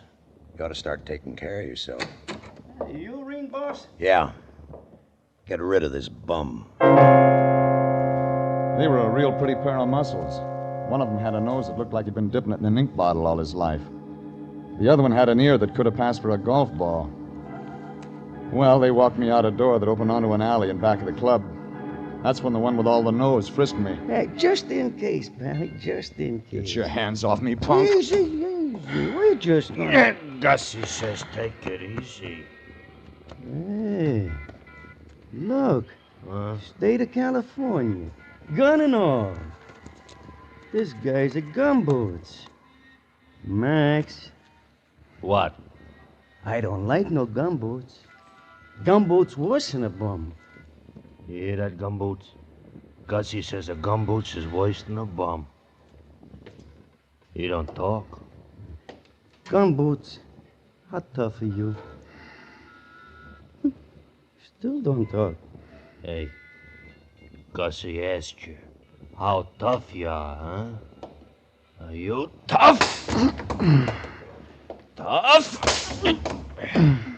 Not so tough. Hey, my turn. Hold it. All right. Now, Gumboots, here's what we get on answer.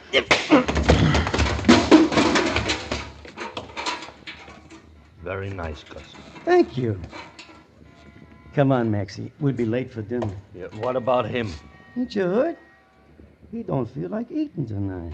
I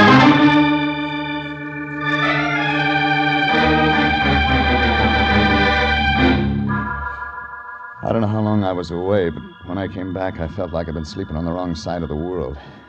I was still in that alley, and it was still dark. My head was rattling like it was full of broken glass. The yellow cat with an inferiority complex was sitting there looking at me. All of at once, he started running. Regan. I didn't try to catch him. Regan! Regan! Oh. Can you hear me? Wake up! Yeah.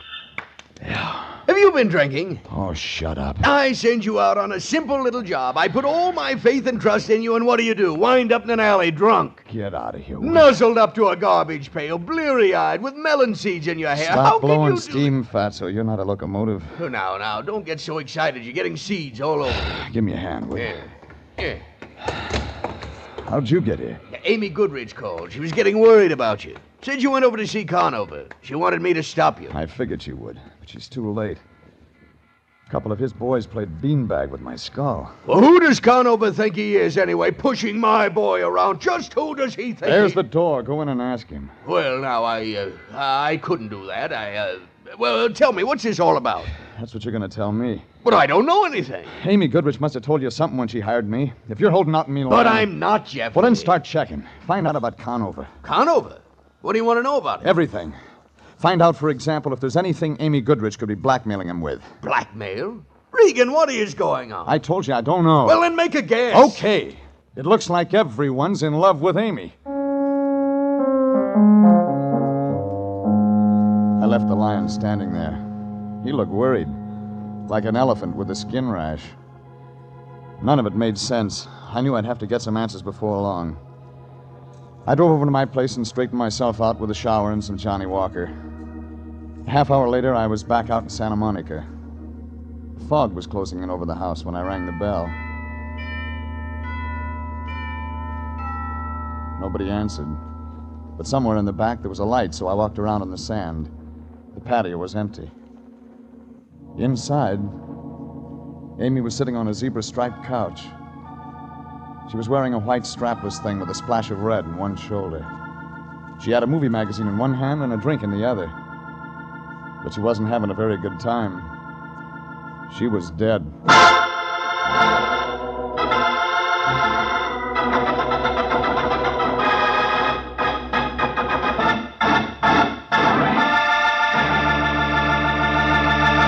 This is CBS, and you are listening to The Story of the Lady Who Wanted to Live. Tonight's adventure with Jeff Regan, Investigator.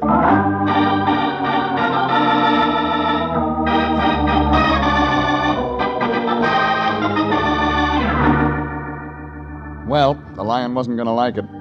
His client, Amy Goodrich, was dead, and she wasn't in the market for protection anymore. I looked around for a gun, but didn't find it. Then I picked up the phone and put in a call to homicide. But I never talked to them. Out of the corner of my eye, I saw Felix standing out on the patio, and he saw me. I hit the floor and pulled the ramp with me. Even after the gun was empty, he stood there pulling the trigger. Then he threw it down and began running toward the ocean. I went after him.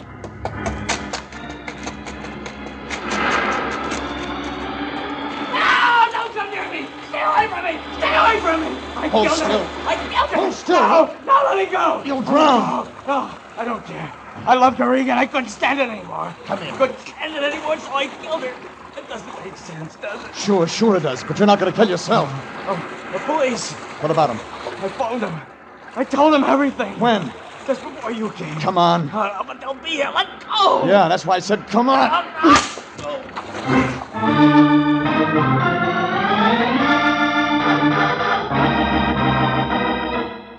I dragged him out of the surf and got him into my car. He kept mumbling all the way into town. It was 2 minutes after 10 when we got to my apartment. 3 phone calls turned up the Lion in a Turkish bath. He kicked, but when I told him what happened, he said he'd come right away. 20 minutes later, he walked in. He still had a towel wrapped around his head. He looked like Sitting Bull in an Easter bonnet. Where is he, Regan? Where is he? In there, asleep. Asleep? Just like that, he can drop off to sleep after what he's done? I gave him some pills. What about homicide? He already called him. But they'll be looking for him down at the beach. We've got to stay clean, Regan. I'm going to phone homicide. Pick up that phone and I'll ram it so far down your throat you'll get a busy signal out of your hip pocket. This is murder. What's gotten into you? You're not going to toss Felix to the wolves. Regan, you find the girl dead. Felix has the gun. He admits killing her. What are you saving him for? What are you going to do with him? Stuff him and put him on your mantle? He's a fall guy, a patsy. He didn't do it. He didn't kill her? He was carrying this gun. He took 6 shots at me tonight. That's all it holds. There's 1 bullet in her, and he didn't have any extra slugs. Now, what did you find out about Tim Conover? Oh, he's clean, Regan. Absolutely clean. Unless you want to count a court-martial. He celebrated V.E. Day by poking a major in the chops. What else? He kicked him, too. All right. Hey, where are you going? Out. Look, you stay here and keep Felix company. Oh, of course, Regan. I'll do that. Run along. You needn't worry. I'll watch over Felix like a father. You'd better. But the cops will be here. It won't take them more than an hour or 2 to find him. Yeah, and I've got just that long to find out who really killed Amy Goodrich. All right. I suppose I'll have to go along. After all, we're working hand in hand in this thing. In that case, I'll hide my ring. I didn't like the idea of leaving the Lion there with Felix, but there was nothing else I could do. Besides, I still had to do business with a guy named Conover. I was just getting into my car when I felt a gun in my back. And right away, I knew Conover had business with me. All right, Regan. We got things to talk over, now just keep walking straight ahead, the black sedan. Now, Regan, you sit in front with Helen. I'll take the back seat.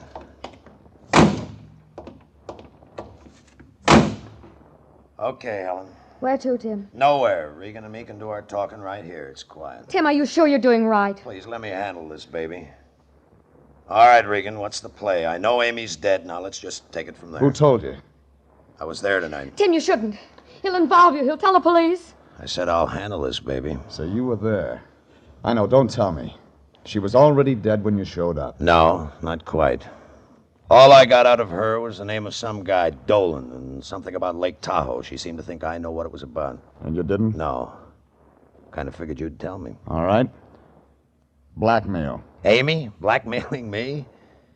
You didn't know her very well, did you, Regan? She said she needed protection. I think she wanted a strong-arm boy. No, it doesn't fit. She was no good, but not blackmail. It doesn't fit at all. Maybe I can make it fit. Don't try. I'm not going to be tagged for this thing, Regan. You know some answers. Maybe you better start talking right now. I said start talking.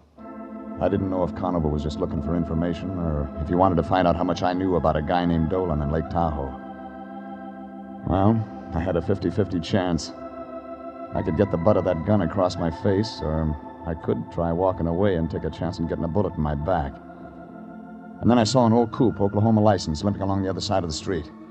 I opened the door, stepped out onto the sidewalk. I kept on going into the middle of the street. Conover yelled, but he didn't fire.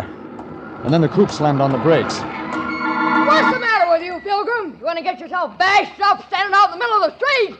Want to get yourself all bashed up, We ran out of gas. Well, join an auto club. Pay your dues. There's no phone. Could you give me a lift? I wasn't going anyhow. Well, climb in. And do it at the bowling alley. Hey, what are them two going to do? Just sit there, Nick? I didn't answer that. But when we pulled away, Conover was just sitting there staring. But there was nothing to stare at. Helen was different. She registered one look. Fear.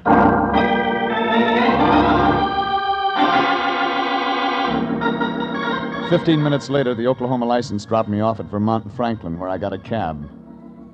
All the way downtown, I kept wondering about Conover's play. He could have stopped me, but he didn't. That could mean he hadn't shot Amy. It could also mean he had shot her, but he knew about Felix confessing over the phone to the police. At the Examiner morgue, I found Ned Fuller looking at a girly magazine. I told him what I wanted, and 10 minutes later, he spread out a file dated May 9th, 1945. Is this it? Wealthy playboy shot to death.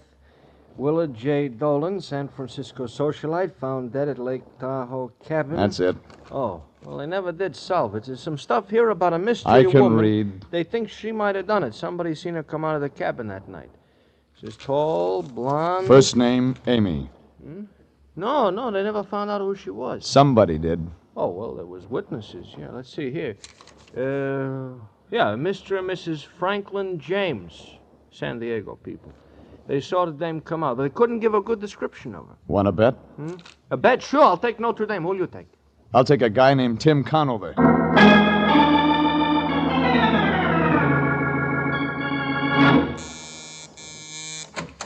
Regan. Hello, Conover. You're staying up late tonight.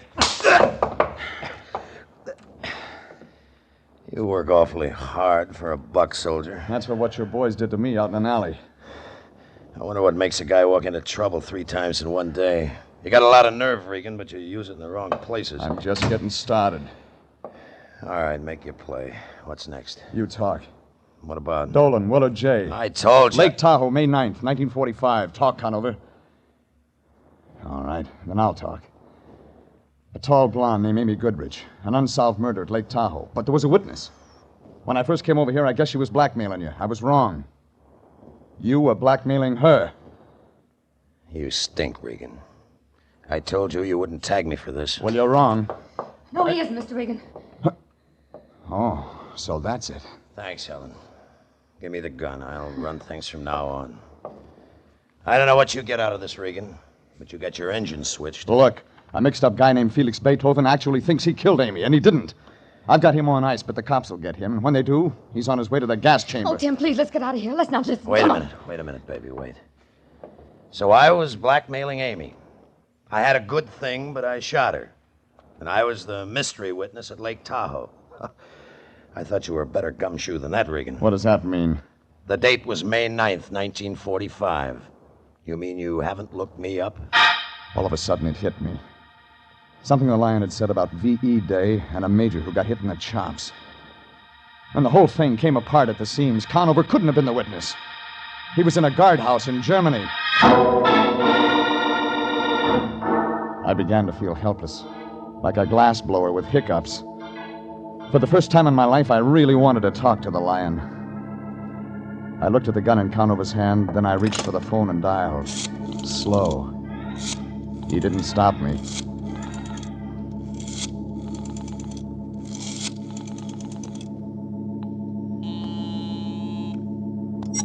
Anthony J. Lyons. Lion, the cops. Oh, Regan. They're not here yet. Felix? Still asleep. Well, get him out of there. Regan, I can't do that. Get him out of there. We broke our pick. What? I've been working the wrong angle. We gotta have more time. But I can't get him out of here now. We'll be seen. You must have something. I have. A guy named Willard Dolan was killed at Lake Tahoe. A Mr. and Mrs. Franklin James were the witnesses. But Conover isn't... Regan. Hold it. Yeah? That name. Tim. Mr. and Mrs. Franklin James? Hang up. Regan, what's going on? Hang up. Jeffrey, are you... Helen's got something to tell you. Oh, Tim, please. Go ahead. Go ahead, baby. Tell him. Tim. Wait a minute. Mrs. Franklin James. Yeah, Mrs. Franklin James. All right. I was Mrs. Franklin James. I was a witness. I did blackmail Amy. And you figured me to be the fall guy. You've hung around just so you could use me if the heat ever came on. No, I swear, Tim. I love you. I never meant to get you involved. But I used a piece of your stationery once. Amy had it traced. So she figured it was Conover all the time. Yes. Oh, I went crazy trying to cover it up. Because I love you, Tim. I love you. I couldn't let anything happen to you. No. No, but you set me up for a murder rap. No, I wasn't. I was trying to protect you. Don't you see Amy was going to kill you, Tim? She was going to kill me. Yes. Oh, she wanted Regan Forrest to set up that story about your threatening her. And then she could claim self-defense. But it didn't work that way. No. You came around. I couldn't let Tim find out. I couldn't let anybody find out. You killed her, didn't you? Yes, I killed her. For you, Tim. I killed her for you. But we can get away, darling. Regan's the only one who knows. Sure, and the kid with a bum ticket takes the rap. Except that somebody might ask questions about what happened to me. We'll have to take that chance, Tim. Regan's the only one who can make trouble for us. Us, baby? What? I don't have any troubles. You have. Oh, Tim. You're joking. Listen to me. You're wasting your time. Tim, you won't help me? No. You won't help me? No. But if you let them arrest me, I'll die. They'll convict me. Oh, please, please, you have the gun, Tim. You can save me. I don't want to die. I love you. I want to live. I want to live. I don't want to go. All right, Regan. You better get her out of here. Tim! Regan, I said get her out of here.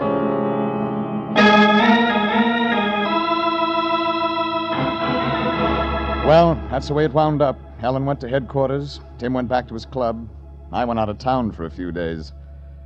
When I got back, I drifted into the office. The Lion gave me the wind-up. A report on Felix. Yes, Regan. Those doctors worked on Felix Beethoven 3 days. Psychiatric medicine's a profound study. Profound. They finally convinced him he didn't kill Amy. Yeah. That's sad. He loved that woman as cruel as she was to him. He loved her a great deal. I suppose life will be lonely for him now that she's gone. You're wrong. What do you mean? I saw him in Hollywood today. He's got a new friend, one with red hair. You mean to tell me he's willing to do it again? To accept abuse from another woman? Why, that man's a natural for any woman's dominance. He hasn't got a thing to worry about. But you said she was a redhead, and I know redheads. Yeah, but Felix is bigger than this one. Besides, the new one's a Cocker Spaniel. Jeff Regan, Investigator, was written by E. Jack Newman and Adrian Jandot, directed by Sterling Tracy. Frank Graham is starred as Regan, with Frank Nelson as Anthony J. Lyon. Original music is by Dick Arant. This is CBS, the Columbia Broadcasting System.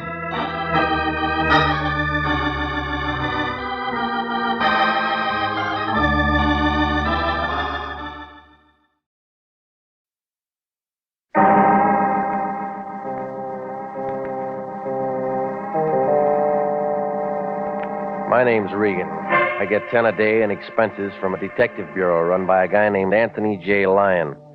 They call me the Lion's Eye. With Jack Webb as Jeff Regan, the Lion's Eye, stand by for hard-boiled action and mystery and thrilling adventure in tonight's story of the guy from Gower Gulch.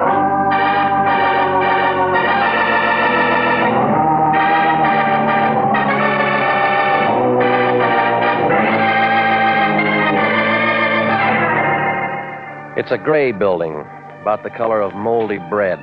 It's an apartment house in the middle of Hollywood, and it figures that the guy who built it quit voting when they named the street it sits on, Taft Avenue. My place is furnished with war surplus from the Spanish-American War. Well, it's got a hat rack, and that's where I live, number 308. In back, where you get a view and some fresh air from the alley. One's about as bad as the other. But I got it fixed up kind of nice. Hot plate, coffee pot, an autographed picture of Sally Rand that somebody left there. Only mistake I made was putting in a telephone. It spoils a lot of things. Regan, it's the Lion. Wake up. We got a job. Why don't you sleep at night? Lucky for you, I got insomnia. We'd go broke. Try Ovaltine. What kind of a job? How should I know? Get your clothes on. What are you doing, reading the want ads? I got a note from a client.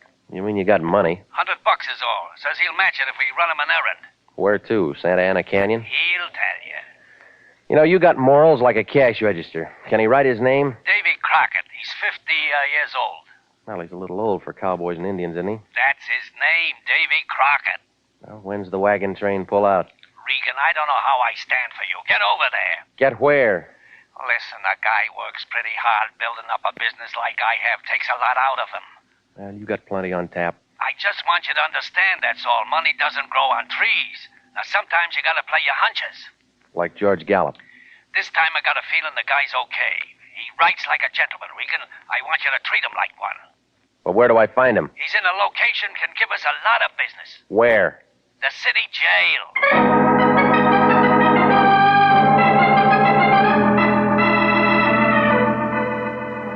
Yeah, that's the Lion. Born under the sign of the dollar. Well, it happened on Monday night, and I found the Lincoln Heights jail looking real tired after a rough weekend. They were putting fresh creosote on the walls in front of the drunk tank, and the guy at the desk looked like he'd burst his radiator if anybody phoned for another reservation. It was about 1 a.m., but after a couple of jokes I know about alligators, Sergeant Gonzalez hauled out a drawer with some cards in it. Under C, he found it. Full name, David Crockett, cell 273, solitary. Gonzalez walked me through a couple of corridors, and then he opened his cell and let me inside. Davy Crockett was there, awake and standing up. He was about 4 feet high, skinny, with a head like a sunburned turnip. He had blue veins roaming all over his nose and a handlebar mustache to hold him up. He looked at me like I was holding the fifth ace. Howdy, stranger. My name's Regan, International Detective Bureau. How do I know? Start anything and I'll set up a racket. Now, I work for the Lion. You called him. Maybe yes, maybe no. You got credentials? Where do you want him? Easy, son. Not talking to an amateur. Flyweight champion, Buenos Aires, 29. Grab yourself a squat, partner. All right. What are you so nervous about? Nothing.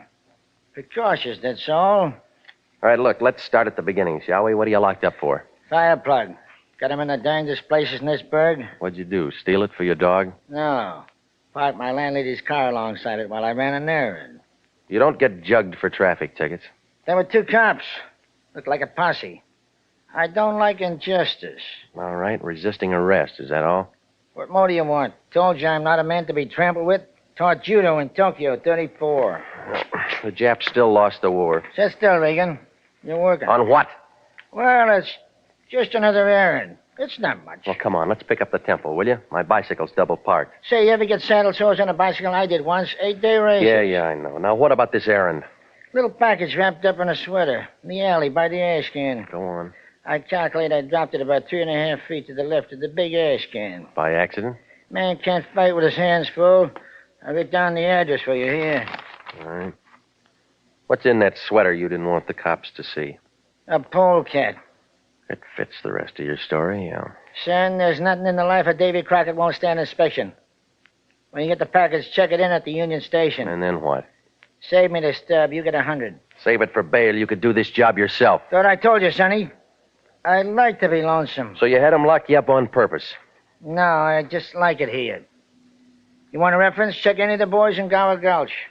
Movie cowboy, huh? Laddie, you're looking at the greatest jockey since Paul Revere. Eddie Sand to Eddie Arcaro. I beat them all. Kentucky Downs, 39. Yeah, sure. Well, a job's a job, Davy, but I got a hot tip where I fit in. Where's that? Trailing the field.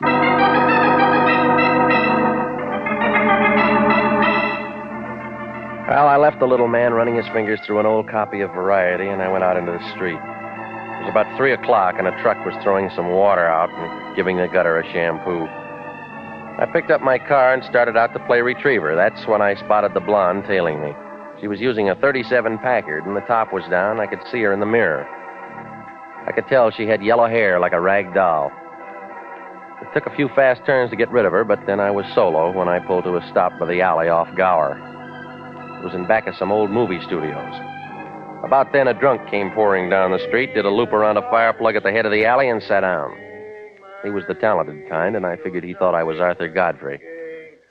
Well, I scrambled over some broken beer bottles looking for the sweater. It finally showed, lying beside a pack of newspaper and some dame's torn petticoat. That's when the drunk lost his tilt and began looking at me. I picked up an old shoe, I wrapped it in a newspaper, and I started out of the alley. The drunk went back to his audition, moving toward me. Marie, the dawn is breaking. Marie, you'll soon be waking. Hiya, friend. Have a drink. That's not my brand. Don't be a mug. A little drink between friends is real nice. We haven't been introduced. My name's Maxwell. What's yours? Slipped my mind. That's the trouble with the whole world. No fellowship. Except for my girl, Marie. You know Marie? No, I don't. Sort of short and plump with a little sinus trouble. It's too bad. Thought you might have met her. Lots of fellowship in that girl. Every time you look, another fella. All right, move it, buddy. Now, you don't want to get by me, friends. You want to stand right there and have a little drink. You got the subject we're going to talk about? Yeah, sure. Here, what's in the package? Dirty laundry. Ain't that funny, though? I just got me a new Bendix. Why don't you go into business? That's what I'm going to do. You're my first customer. No, I lux my dainties. Don't go away, friend. I ain't through with my sales talk. Well, hire a skywriter. Hold up, I said. Get your hands off of me. All right, Regan, the round's over. Yeah, what makes you the referee? This does. Friend here wants to play rough, Red. Reconsider, Regan. It'll make you happy. All right, what do you want? The package. You heard what he said, smart guy. Why don't you work for it? Heavy, Max. Don't leave, Regan. We're not finished. I got the package, Red. Give him a tip for picking it up. Sure. Oh. Guess I overpaid him.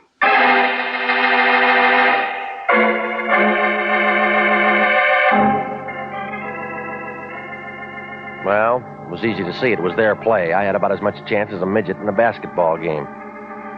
The muscles ambled off with the package that they took from me, and I crawled back for that sweater. It was still there, wrapped around something hard and round. And when I ripped it off, a shine caught my eyes.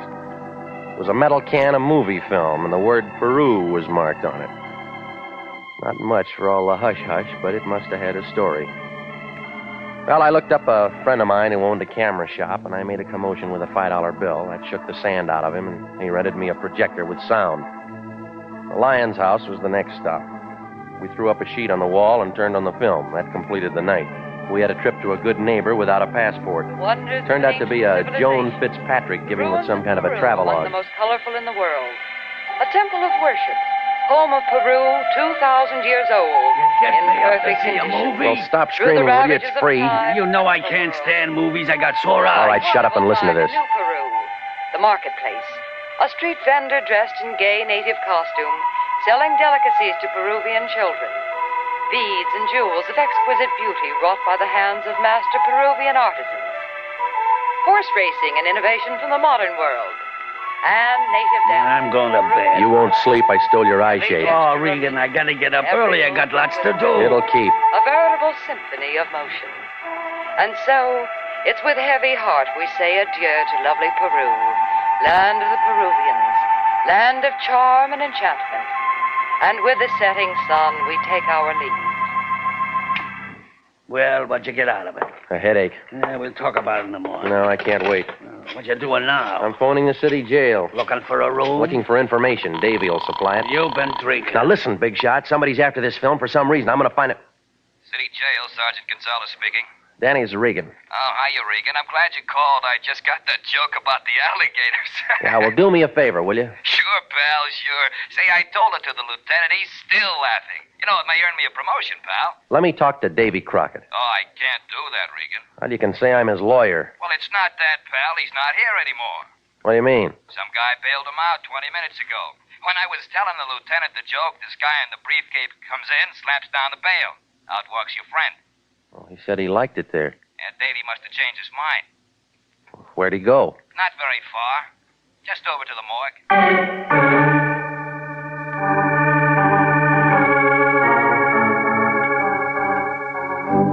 Well, the cowboy from Gower Gulch had spun his last yarn. Gonzalez told me that somebody had shot Crockett as soon as he hit the street. Oh, none of this made sense. The phony job, the blonde who tailed me, the fight in the alley, the corny movie. Well, the lion shoved the film in a desk, and I went out the door. I cut across his yard, but I stopped on the opposite sidewalk. My car wasn't alone. There was a 40-foot Nash sniffing at its rear fender. Hey, Regan. Well, Maxwell, That's me. you look different. Did you take the cure? Shut up. Somebody wants to see you. If it's Marie, tell her my book's full. Thought you might like a lift. No, I got a friend who runs a streetcar. Now, go on, beat it. Regan, don't be that way. Offer him a panatella, Maxwell. Who's this, your father-in-law? You smoke, Regan? No, it might explode. Yes.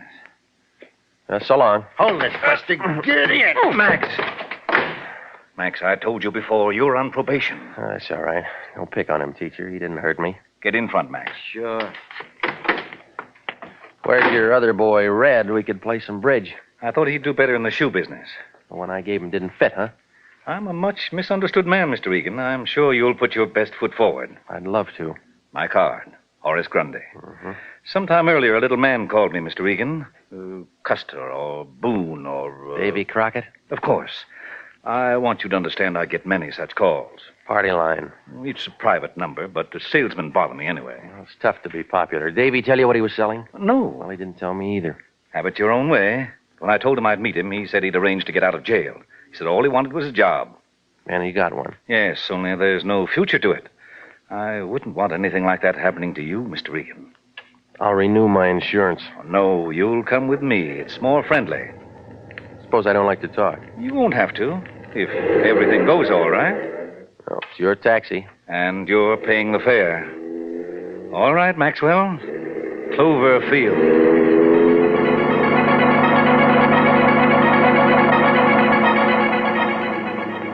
I never knew a guy could say the name of an airport and make it sound like Forest Lawn. Grundy sat in the corner checking the manicure on his fingernails, and Maxwell drove out of Olympic.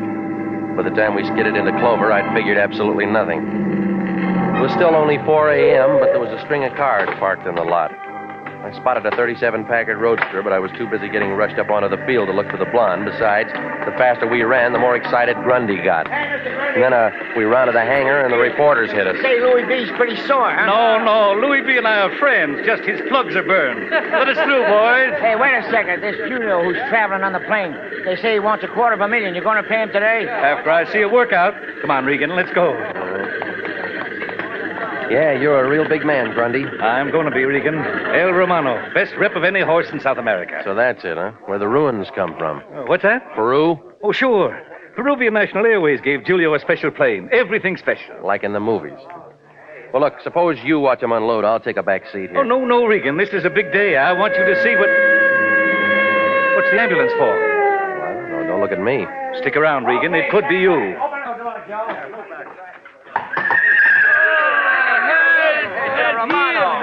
Hey, get that stretcher over there. Oh, he kicked me, hit me, kicked me. It's Julio. That the guy who owns him? Must be. I tried to hold him. The halter break. Oh, my rib. Take it easy, boy. We got you. What happened? Bounce. The landing, she is rough. That is all. Where is the doctor? You're going to the hospital. Lie down. I'm broken in 6 places. Lift up the stretcher. Come on, boys. Hurry it up. Oh, he kicked me. Move fast, boys. Yes, hospital. Hey, Mr. Grundy, the horse! Well, the guy by the plane started to yell just about the time they took Julio toward the rear of the ambulance. Grundy took a dive for the cargo door, and so did everybody else. Then I had to stand there while 6 feet of Big Shot cigar turned into a crybaby. Look, Regan. Look at the horse's leg. He's kicked himself. Okay, so he's clumsy. But he might not run again. He was going to be mine, Regan. That's too bad. Call a vet. I have already paid $50,000 retainer on the horse, Regan. I'll send you a lawyer. I got an idea you're connected with this. Oh, dry up, Buster. It's an accident. Yeah? I got an idea there's going to be another accident. Yeah, Grundy. Maybe you're right. Go! Hey, stop him! I didn't wait to see if he went down. Maxwell swung, but I took off through the crowd. It figured that Cloverfield wasn't for me, and I wasn't going to stick around for the daisy. And then I spotted a ride, the rear end of Julio's ambulance. I made it just as the buggy started to move. I pulled the door shut and tried not to step on that stretcher inside. I shouldn't even have bothered that. The stretcher was empty. The only patient was me.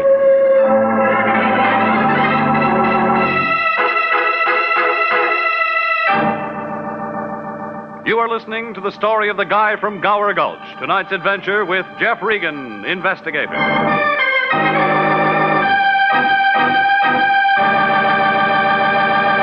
Commissions are still available in the Army Nurse Corps Reserve. Graduate registered nurses between the ages of 21 and 45 may qualify for service with this fine organization. If you are interested in joining the Army Nurse Corps and believe that you qualify for a commission, apply to the Adjutant General, Washington, D.C. And now, back to Jeff Regan, Investigator, and the story of the guy from Gower Gulch.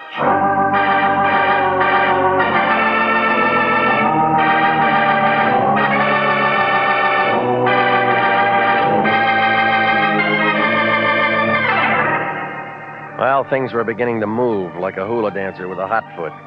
Davy Crockett sent me out to pick up a roll of movie film.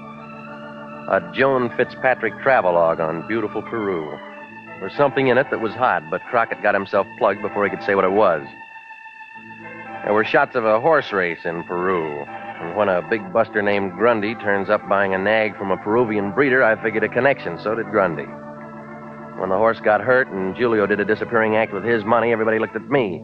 That's when I took the shortest way to Hollywood in an ambulance, got my car, and made it for home. Only parked up the street from my apartment was that same 37 Packard Roadster I'd been dodging all evening. The blonde wasn't in it. She was sitting in my place looking real hopeful. Good evening.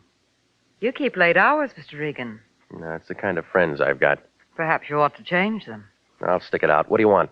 A little chance to talk to you. It'll keep till morning. Oh, but Mr. Regan, I've been waiting so long, you've got to talk to me now. Why? I'm Davy Crockett's wife. You've got something that belongs to me. I don't see any wedding ring. I don't wear one. Scare off the other boys?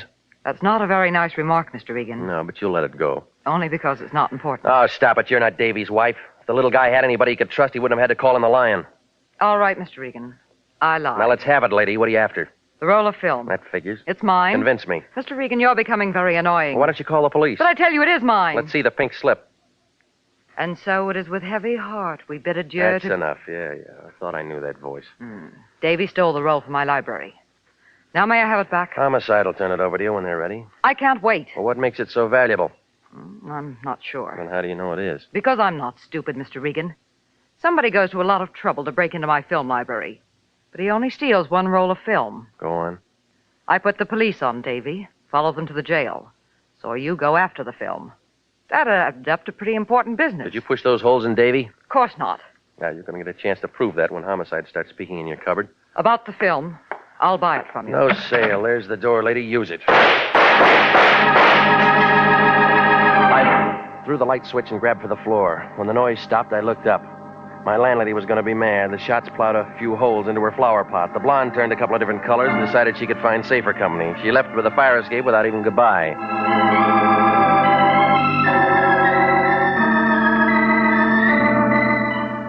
Well, I headed for the Lions. The idea being to make sure that he'd turn that film over to the police and advertise that I didn't have it anymore. That figured to cool me off and I could catch some sleep again. When I got there, the Lion looked kind of excited. He was wrapped up in a silk robe with red and gray stripes, and he carried a drink to match. He was holding a piece of that movie film up to the light. Hey, Regan, I've been calling all over for you. Where you been? I'm looking for a bed. I don't pay you to sleep. You're on a job. Now, I've been thinking since you left. We're handling this wrong. Yeah, now that's what I figure. Get on the phone. What for? To tell Homicide you got a package for him. You're turning over that film right now. Easy, Regan. You heard me, big shot. I'm tired of playing the fall guy. Now, Regan, you don't know what you're saying. I've been running over the section on that Peruvian horse race. And you know what? You picked the winner. And we're going to collect. Who's making book? The insurance company. Well, come on, clear it up. Look at this clip. Yeah, Well, what do you see? What do you see? looks like a horse. But look at him. He's way out in front. El Romano. Yeah, maybe. Now, here's the way I add it up. This film tells a story, or everybody wouldn't be grubbing around for it. Well, now that takes a big brain. So somebody's engineering a phony. Who? That's what you're going to find out. But I'll tell you one thing. That nag's insured by Banner Trust, and they pay off big if we can turn up the swindle. All right, give me that picture. Where you going? Over to Grundy's to check the horse. Now you're talking, Regan.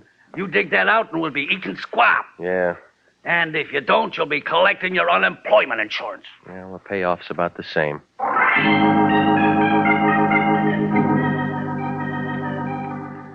I didn't like it any better than a fan dancer likes a wind tunnel.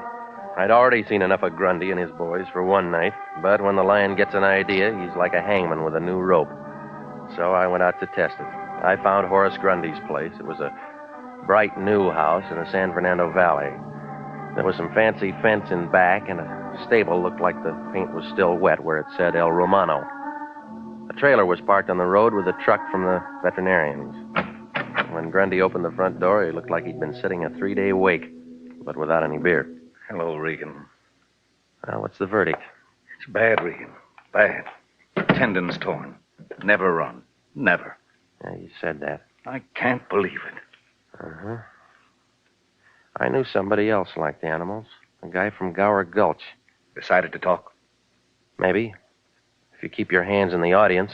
What else did Crockett say? Now you got him on the wheel. All right, you drive. That's better. Do you know the horse is insured? Not by me, it isn't. You don't own it. You just paid a deposit. Sure, 50 G's. You got it back yet? There's plenty of time. Julia was in the hospital. Oh?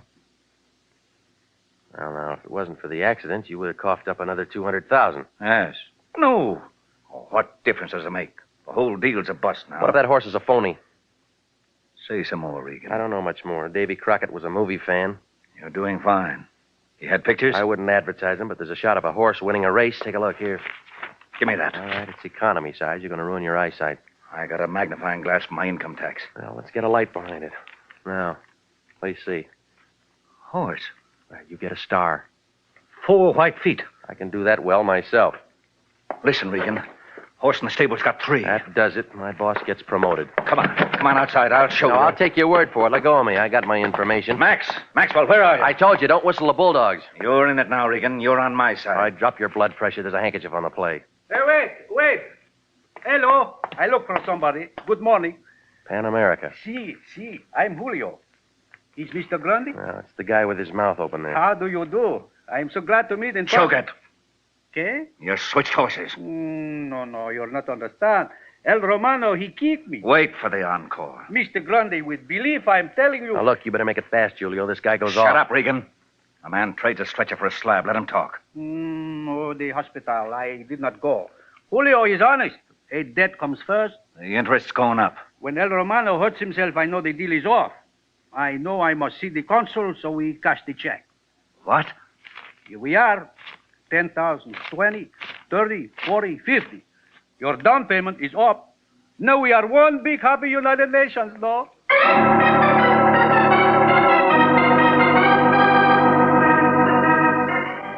Well, that's what happened. Now there were 2 guys with their mouths open. By the time we got them closed, the little gent from Peru had waddled off someplace, and Grundy folded his money and started to laugh. He was happy, and at least I had what I came for. Figured I could dump the whole plate of spaghetti on the Lion. The lead horse in the travelogue was a different nag from the one in the stable. So I got in my car and headed for home. But I picked up a newspaper on the corner, and then the whole bucket turned upside down again. The green sheet was loaded with publicity shots of El Romano from South America, and he was exactly the same oat burner that came in on the plane, feet and all. No switch there. Well, if there was something phony in this act, it was that winner in that Fitzpatrick film. Well, for a minute, I felt like a test pilot in a yo-yo factory, and then the string broke. I took a fast run to the Lions and one more look at those movies. I had it. The case was beginning to wind. 10 minutes later, I was back on Gower Gulch. Yes? Who is it? Regan, you alone? Don't be insulting. I'll open the door. What's the matter? You're slow. What do you want? Ask me in. No. Ask me in. Regan, look out! Be careful, Regan. I have a gun. Well, Julio. Yes, Julio. Uh-huh. What are you doing here? Well, I told you. I know. Back at my place, you're aiming at her, not me. She's been to Peru. She has the films. You knew that. You whistle like I know it. I go to the movies like everybody else. I keep my eyes on the winner. After Hollywood Park, I should have known better. Yeah, there are lots of races. El Romano was a dud. He came in last. 60 lengths with Davy Crockett digging in the spurs. You gave the nag a build-up, phony publicity, the sucker an insurance company. $250,000, I was over. Can it? You could have never closed a sale without Grundy watching a workout. That would have been a slow boat to China. You want to be a sailor, too? Oh, stop being tough, will you? You wore yourself out when you kicked up El Romano in that plane. It looked good. Not to me or Joan. Look out, Regan. You're asking for a daily double. Well, I'm going to take it across the board. Give me that gun. Leave me alone. Drop it. No, you're breaking my arm. That's the idea. I'll kick you in the stomach. You better go back to his stretcher. Well, Yeah. you can be useful. Well, when I'm working. What about after hours? I'm not bad, you know. I never noticed. Look again. No, I'm all through with the ponies. Want to bet? Davy Crockett told me to play my hunches. Here I am. Yeah, but you're a loser. What do you mean? You threw those holes into Davy. It was Julio. Oh, you're trying real hard, but he was on the plane. What do I do now? Well, you might bid a fond-adieu to Gower Gulch. That's not funny, Regan. I know it. But you ran out of film.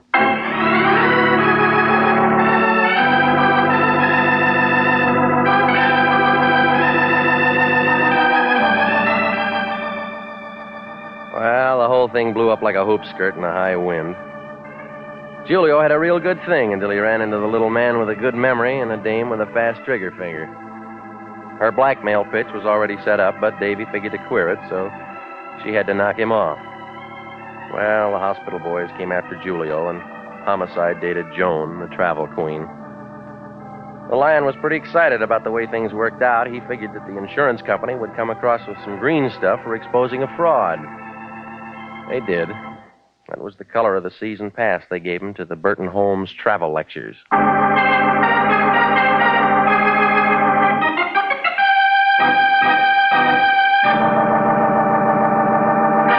Webb is featured as Jeff Regan with Herb Butterfield as Anthony J. Lyon. It's CBS at this same time next week for more hard-boiled action and mystery with Jeff Regan, Investigator. Written by Larry Roman and Jackson Gillis, produced by Sterling Tracy. Included in tonight's cast were Leo Clary, Clayton Post, Yvonne Patey, Ed Begley, and Herb Ellis.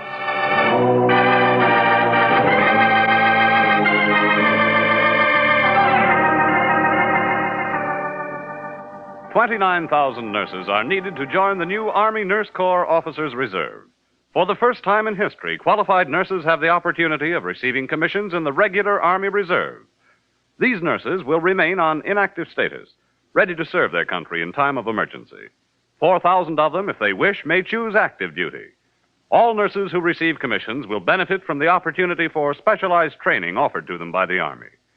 Inactive reserve status will not interfere with the nurse's civilian life, but the educational opportunities offered her by the Army Medical Department will be of a great advantage in her work. Don't wait. If you're a registered graduate nurse between the ages of 21 and 45, drop a card for complete information to the Adjutant General, Washington, D.C. Original music for this program is by Milton Charles, Bob Stevenson speaking. This is CBS, the Columbia Broadcasting System.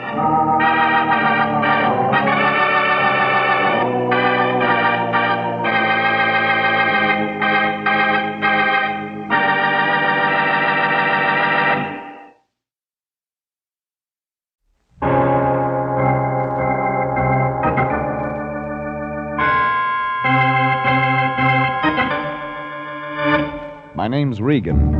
I work for Anthony J. Lyon, Detective Bureau. They call me the Lion's Eye.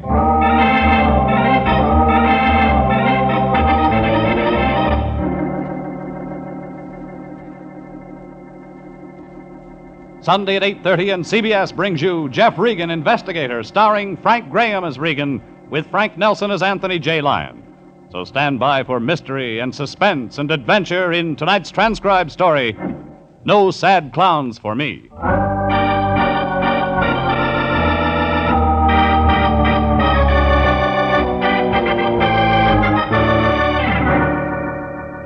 There was a tall clown and a short clown juggling this one, plus a sleek but overaged destroyer named Ruth that wore tights and trained tigers.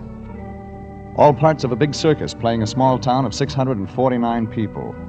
And somewhere along the midway, a joker wanted to cut me down to size. 6-foot box size. I wasn't thinking about the circus when I went to the Detective Bureau Wednesday morning, but my boss was. The Lion was up to his knuckles in... Green, my boy. I've just about decided to have our whole office done over in green. Why the sea of $1 bills? A client, my boy, with payment in advance. Those bills look like they've been papered in a rat's nest. They're all in pieces, my boy, but they're good. You'd know. Yeah, of course. Notice when I hold this one against this 300-watt light, the paper's made with silk threads. Fitting the torn bills together, they come to $67, Jeffrey. And the client is... See this canvas bag? Bottle top? It's full of nickels, dimes, and quarters, Jeffrey. With the $1 bills, it makes a very nice retainer of $75. For which we do what? Nothing. Now, wait a minute, Fatso. You mean a client walked in here, laid down $75 to hire us to do nothing? Exactly. Duck, there's a curve on this pitch. No, my boy. The whole thing's perfectly legitimate. Our client walked in about an hour ago. Description? Well, he was a tall man, eccentric. Go on. 45 or 50 years old, long, pale, stringy, yellowish hair, like an actor, and oddly dressed. This keeps getting better. Well, he had on a single-breasted pinstripe suit and tennis sneakers, a rope for a belt. Does he fly? What? No. Anyway, Jeffrey, he put the money down. He saw I was worried about the small denominations, and then he said, "It's not brass." Just like that. It's not brass. Circus expression, my boy. Then he leaned right over this desk and said slowly, showing his big teeth, Jeffrey, "When a little old man named Crackley comes in, don't take his case." And you went for that? Of course. We do nothing, no trouble at all. Lion, it could be we're in trouble. Give me our client's name and address and the retainer. I'll take it back. Well, unfortunately... Don't tell me. You didn't get the name and address. Well, you see, my boy, he was in a great You hurry. gave him a receipt for the 75? Oh, of course. Everything very businesslike. That ties us into the case, but good. Now, no matter what happens, we're mixed up in it. You're borrowing trouble. We bought it. Oh, relax, my boy. We got to get that receipt. Forget it. Just be grateful. Okay, Lion. But if Crackley shows up, be careful. I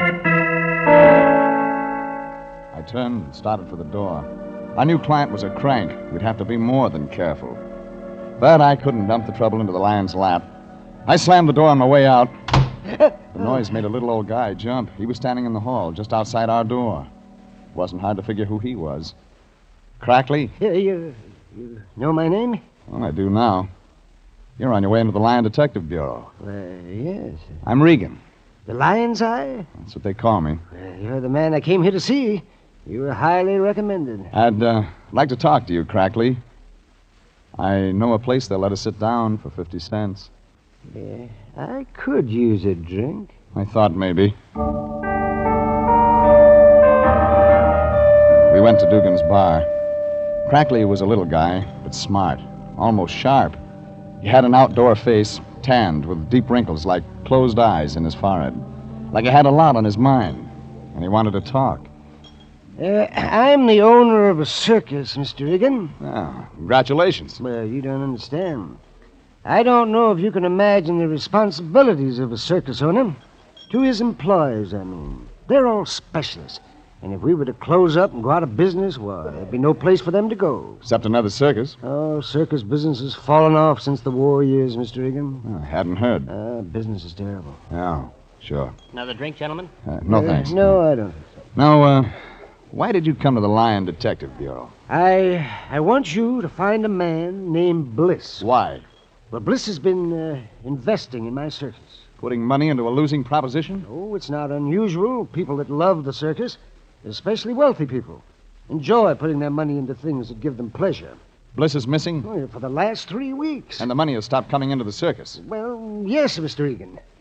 When did you last see Bliss? The fact is, I've never seen Bliss.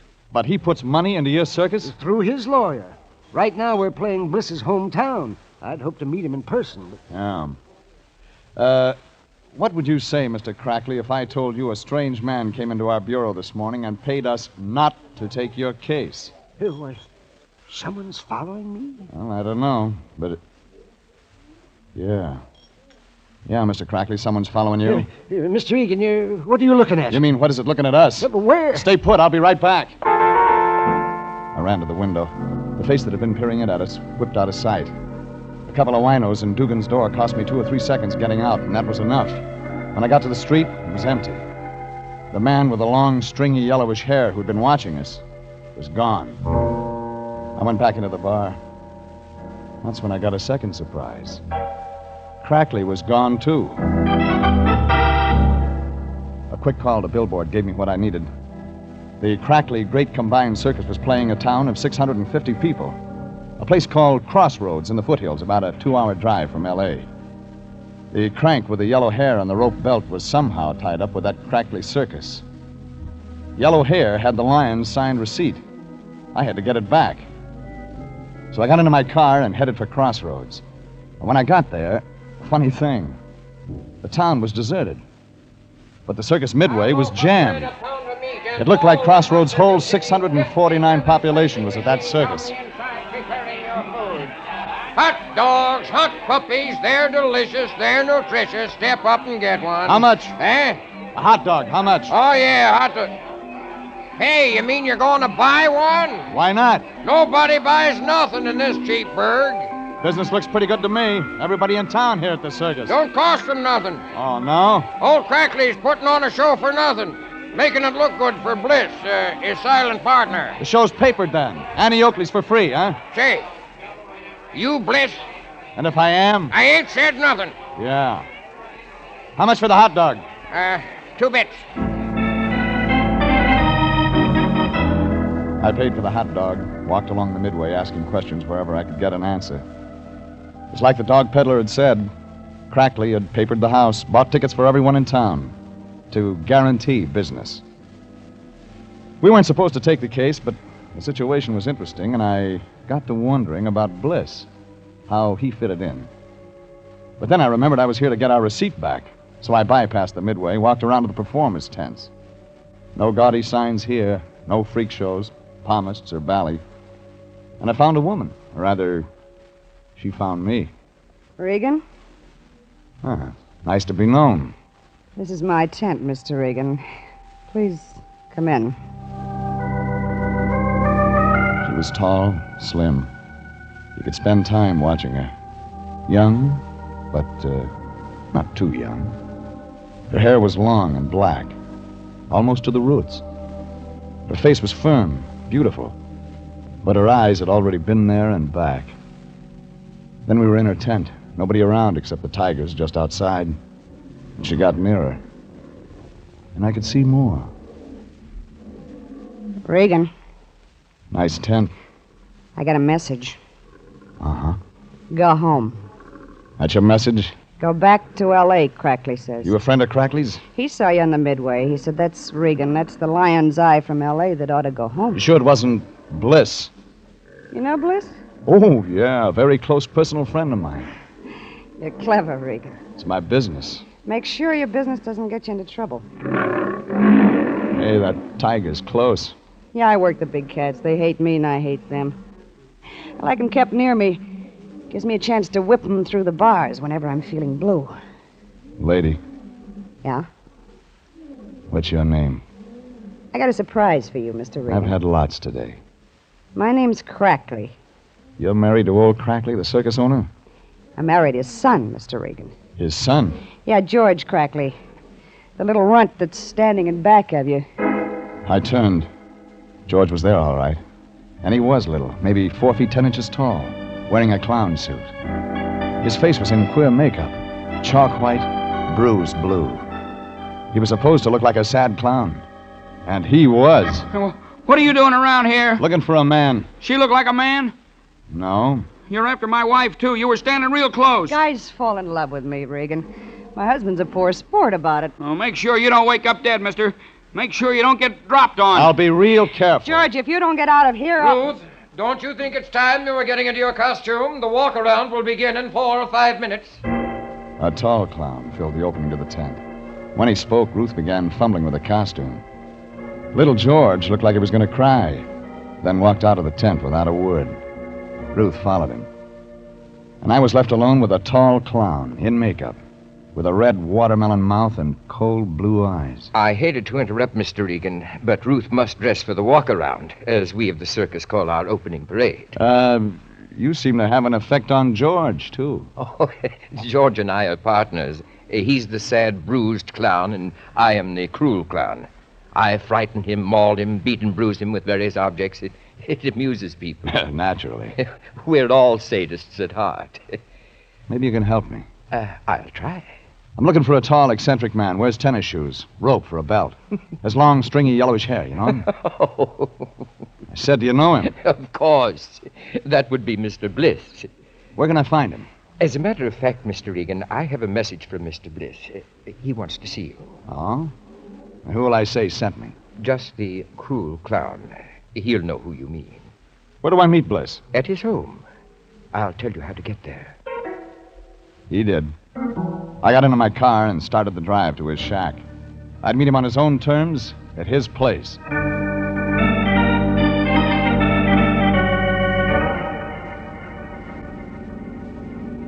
It was a 15-minute drive, most of the way up a side road. I was almost there when a car pulled into the side road behind me, coming up fast, its headlights growing in my rearview mirror. I pulled over to let the speedball pass. He began to cut in on me. The trailer he had hitched on sideswiped me. I felt myself go against the steering post. Then I didn't feel anything for a long time.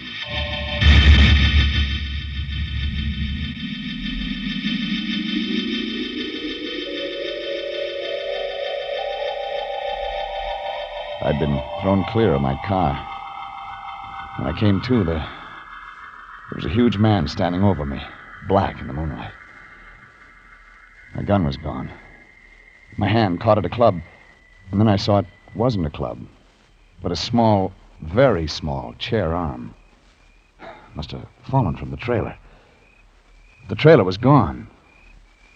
The man started moving in. Well, sweetheart. Stand back. Coming to, sweetheart? Get back. I got your gun, baby. I'm Logan, chief of police at Crossroads. Maybe I ought to take you into custody for reckless driving. Logan, I'm a private detective from Los Angeles. Well, why don't you get up from the ground and tell me about it? Here. Yeah, thanks. Somebody ran me off the road on purpose. And I think I know who.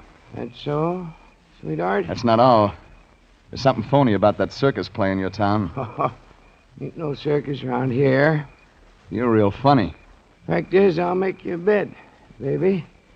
You can't show me no circus around these parts. You seem sure of that. Give you 20 to 1. Let's go take a look. All right. We drove in his car to the circus lot. When we got there, we saw the lot was full of color. All of it moonlight. Vacant. Not a candy wrapper. The crackly great combined circus was gone. As though it had never existed.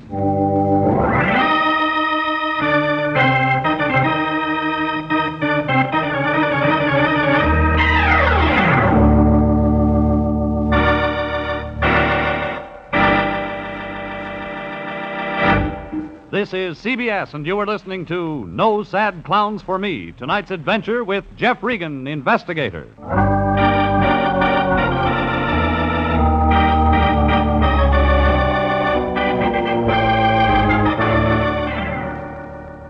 It started bad, and it got worse. The lion had us balled up in it like a cat in a fish line before I even heard of the case. Then I took over. I did fine. Trying to get our receipt for $75 back, I got myself run off the road near the town of Crossroads, got my car smashed up. Then the chief of police told me that the crackly great combined circus where I'd spent an hour wasn't there. And it wasn't. The chief of police thought this was real funny. Where'd the circus go, sweetheart? L.A., probably. You're kind of slick. Couldn't have been gone more than an hour. Look at those filled-in post holes. You're a real bright fella. And I know why it left in such a hurry. Oh, you city fellas are real sharp-like. The circus left because of a guy named Bliss. What do you know about Bliss? Bliss was putting money into a circus, not taking any out. Keep talking. Bliss gets tired of this, slaps an attachment on the circus. Crackly pulled the show out before it could be served. Yeah, you're real smart. You'd better come along with me, sweetheart. We better have a little, talkie.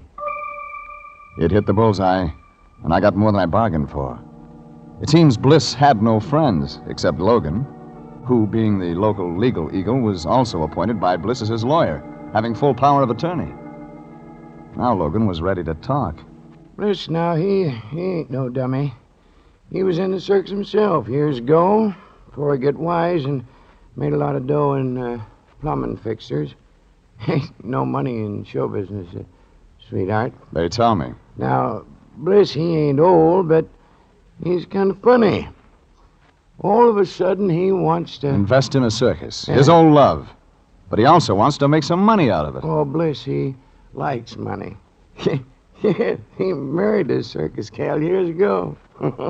Left her because she was draining away his salary. How much money did Bliss put into the Crackly circus? Well, baby, Bliss bought in deep enough to own, 49% of the show. Bliss isn't getting any money out of his investment, so he slaps an attachment on the show.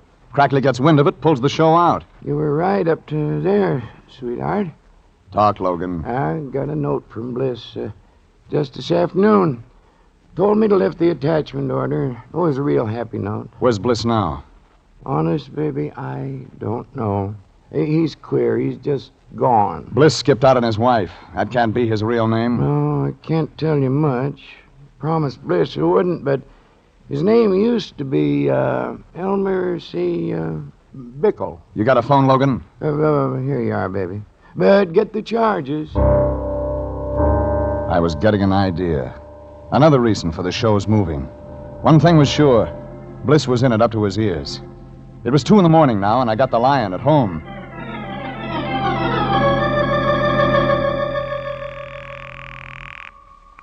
Yeah, Anthony J. Lyon, Detective Bureau, Home Office. We never sleep. And why haven't you been asleep? Jeffrey. Well, I've had some very important work to do tonight. Such as?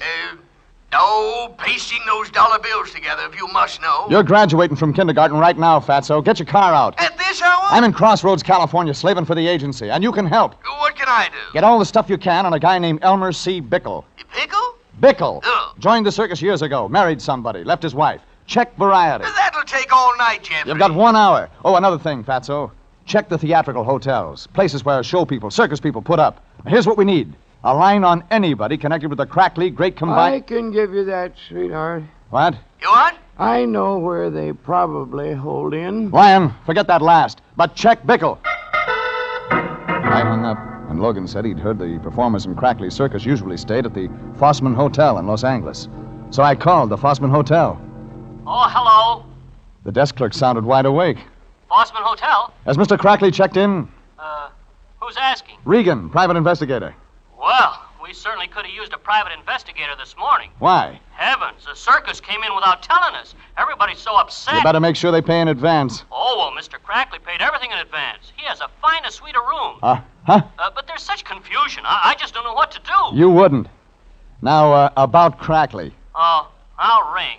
But he's probably asleep anyway.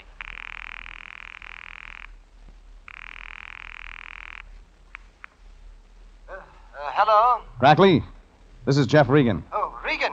Why did you run away? I don't know. Well, I mean, we had to leave because we were so low on funds that the sheriff's office was going to attach the show. We heard of the order and left town to leave their jurisdiction. Yeah, sure.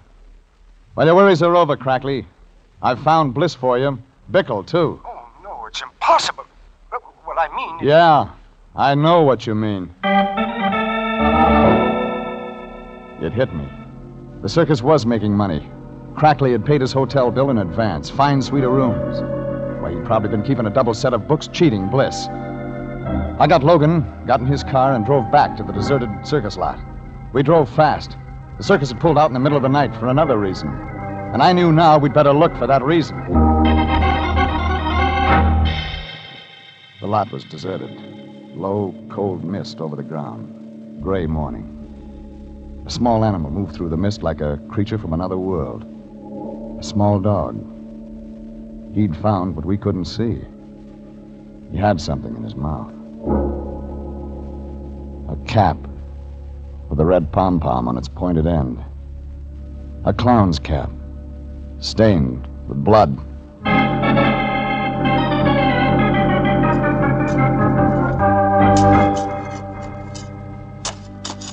Logan had men digging within minutes.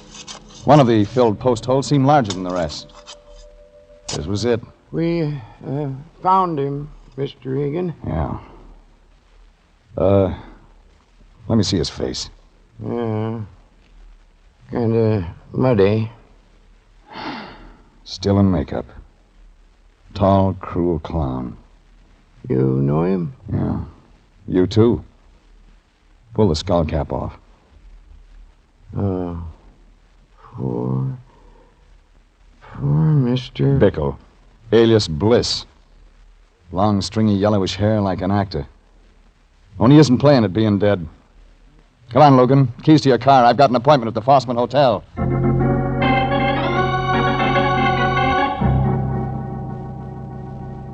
I took Logan's car, made the 2-hour trip back to L.A. I phoned the Lion as soon as I hit town. I got the complete rundown on Bickle. Then I went to the Fossman Hotel. I asked the room clerk for old Crackley's room number. It was 203. I didn't wait to be announced. You should lock your door, Crackley. You could get company you might not enjoy. Well, I've been waiting for you. I know why you pulled out of Crossroads so fast last night, Crackley. But I don't know anything. I found Bliss. I'm not interested in Bliss anymore. Then maybe you're interested in Bickle, the tall clown. Now, please, Mr. Regan. Bliss joined the circus under his real name, Bickle, to check up on his investment. The tall clown was Bliss? Yeah. He was eccentric, but not eccentric enough to throw his money away. But he got more than he bargained for. No, please, now leave me alone. He's dead, Crackley. Dead. Yes, dead. You pulled out of Crossroads last night because a man was killed and buried there on the lot. But I didn't kill him. But you know who did? No. I had the Lion check on Bickle. It seems he married a Ruth Sandusky in Chicago, April 18th, 1930. Now, Ruth Sandusky was only a kid then, featured in an animal act. My son George married her in good faith, Mr. Regan. I was against the marriage. Where's George now? But I can't tell you. I left him in Crackley's suite of rooms, checked the front desk for George's room. Was told he lived in his own small trailer. That when he was in town, he always parked it down by the circus warehouse. That's where I headed.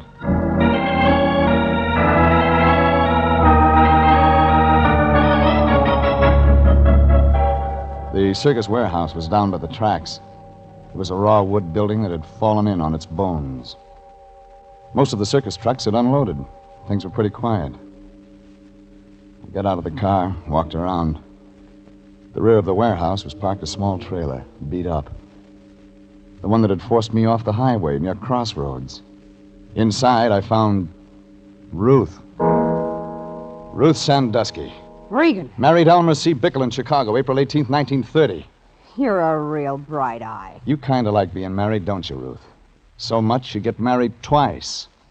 Girl needs a man. With money. Bickle ran away from me the week we played Chillicothe. The only way I knew he was alive, he used to put crazy ads in the trades every Christmas. You'll be sitting pretty when old man Crackley dies and George inherits the circus. Oh, I try not to think of such things. Bickle joined the circus 3 weeks ago. He recognized you, wanted you again, moved in on George. The thing is, you were still married to Bickle. You'd kind of overlooked getting a divorce, which meant you weren't legally married to George, meaning you had no future claim on the circus. You won't tell George. I'll make it worth your while, Mr. Regan. Trouble is, lady, George saw Bickle, the new clown, moving in on him. And easily, too. You were afraid to hold Bickle off, afraid he might yell bigamy. Real cozy for you, Ruth. Both husbands, clowns in the same act. You better stop talking, Mr. Regan. George had to move out of your tent, sleep in his trailer. He was crazy jealous. That's why he tried to finish me by driving me off the road. He thought I was moving in, too. Stop it while you still got the chance. Bickle said, come back to me or I yelled bigamy, and you killed him. Stop it! Only one thing, lady. You didn't know that Bickle and Bliss were the same man. Bliss? Yeah, the angel. The guy that was pouring all that money into the circus. Bickle was Bliss. I'm still married to him, legally. That's almost right. Yeah. Yes, it was bigamy. What do I want with George now? As the wife of Bliss or whatever he called himself now, I'll inherit all his dough. You killed Bliss. What? Crackley thinks his son did it. George will go to the gas chamber for me. I'm a bigamist, Mr. Regan, so give me 2 years. No, Ruth, no. No, you won't get rid of me that easy. George. I heard what you were Little George, the sad, bruised clown, stood in the doorway of a small trailer. It was like he didn't see me, only Ruth, his almost wife. But he'd heard I plenty. thought you killed him because he was molesting you. Shut up, George. I thought you killed him because you loved me. You stay away from me, George. Ruth ran out of the trailer, followed by George. He slammed the door to hold me back. I got the door open just in time to see little George slip into the circus warehouse. I ran after them, fast. Inside the warehouse, it was dim. There was a sharp smell of circus animals. Little George was flexing his muscles for the first time in his life. I won't let him get you. I'll take you from the gas chamber. A superhuman strength had come into him. He had Ruth by the hair and was forcing her into an animal cage. The tiger was crouched in the corner of the cage, ready to jump. I grabbed both George and Ruth by the hair and pulled them back. I kicked the cage shut.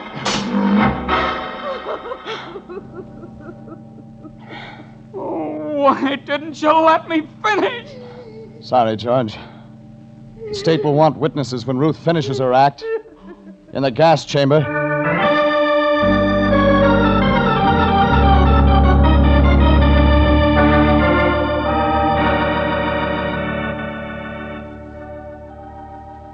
That wound it up. I called Sanducci of homicide. When they came to take Ruth away, I saw little George, the fall guy, standing near his trailer, all alone. 2 hours later, I checked in with the Lion at the office. We're in the money. We're in the money. Still at the paste pot, Lion? Oh, yes, my boy. I've just finished pasting the last bill together. The silk threads match perfectly. Nice, neat job. Oh, Jeffrey, you just don't know how hard I work for our future. Uh-huh. Bank should take these all right. Now, I slaved all night, my boy. The only thing, money doesn't belong to us. Yeah, I think I'll just press the bill so the bank will be sure to... What? Money isn't ours. But, what do you mean? I got a call from Logan. Says he found your receipt in the Bliss shack. I had to tell him we got the $75 to keep us from taking the case. Oh. So the Bliss estate demands its money back. It's all your fault, Jeffrey. Yeah, I guess maybe. If you hadn't opened well, your mouth... I guess I'll just have to keep this 100. Yeah. Well, what's that you have? $100 bill. Got 2 more, just like it. Jeffrey.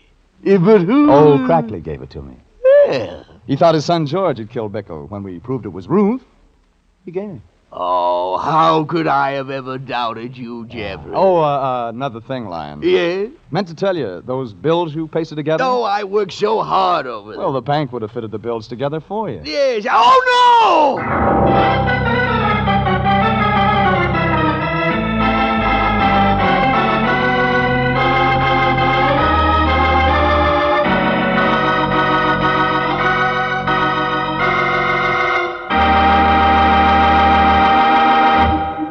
Jeff Regan, Investigator, is written by William Frug and Gilbert Thomas, directed by Sterling Tracy, and stars Frank Graham as Regan with Frank Nelson as Anthony J. Lyon. Original music is by Dick Arant.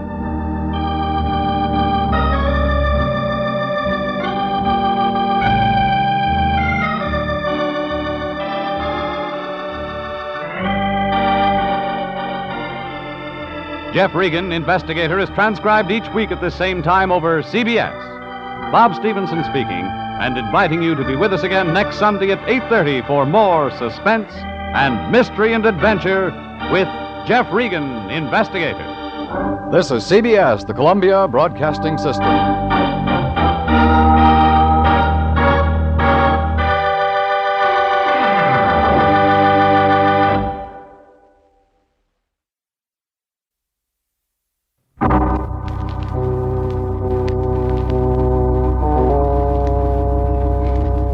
Regan. I get 10 a day and expenses from a detective bureau run by a guy named Anthony J. Lyon. They call me the Lion's Eye.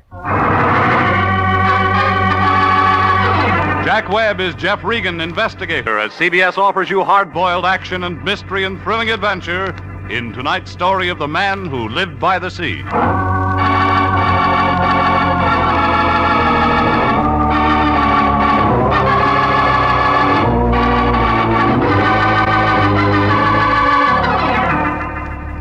The next time you're out for a drive, pick up Olive Street along about the 700 block.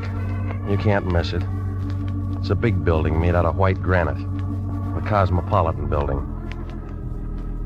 Anthony J. Lyon, the guy I work for, rents an office there. International Detective Bureau, Suite 308. A couple of rooms with a connecting wastebasket. The Lion has the only desk in the office and the typewriter that Remington dropped from their catalog back in 1915. I walked in about 11 o'clock last Tuesday morning. The room was loaded with taboo. She was a tall girl with a flock of black hair and a mink coat. The kind you see driving a Nash convertible down Sunset Boulevard on warm Sunday afternoons. No wonder the Lion's cigar was out. It was wet on both ends. He had one arm around her shoulders.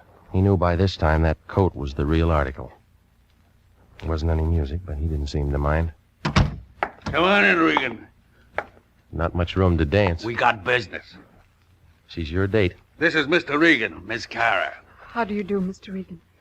Mr. Lyon tells me you're just the man I want. Well, he said the same thing to a mortician last week. Miss Kara is associated with the famous psychic consultant Prince Nemo. I help the prince look into people's minds. Well, that ought to be fun if all your customers are under 6. You don't believe in thought transference, Mr. Regan? Do you? Prince Nemo sent Miss Kara to retain an operator. Why didn't he come himself? Prince Nemo never appears in public. He misses some good ball games. He has television. Yeah. The prince prefers to spend his time in meditation and thought. I handle all of his outside contacts. Regan, I want you to drive out to Prince Nemo's home in Ocean Town with Miss Kara and speak to the prince. What kind of a retainer did he send you? We don't discuss finances in front of clients. Oh, this is another blind spot. You don't know what this guy wants. He said it's a very delicate matter, and he wants to explain it to you himself. Oh, sure. She waltzed in here with a check, and you'd sell your grandmother to a glue factory for $2. Is there any way I can reassure you, Mr. Regan? Buy me a battleship. You got a license and a contract with International. You want to tell me about it, lady? Prince Nemo was very excited this morning. He called me in and told me to make the arrangements. It's not enough script. He never tells me anything. I just work for him. Will you please? Yeah, all right. Here's a nickel. Call me and tell me what's up. Suppose I can't. Then you got something for your piggy bank.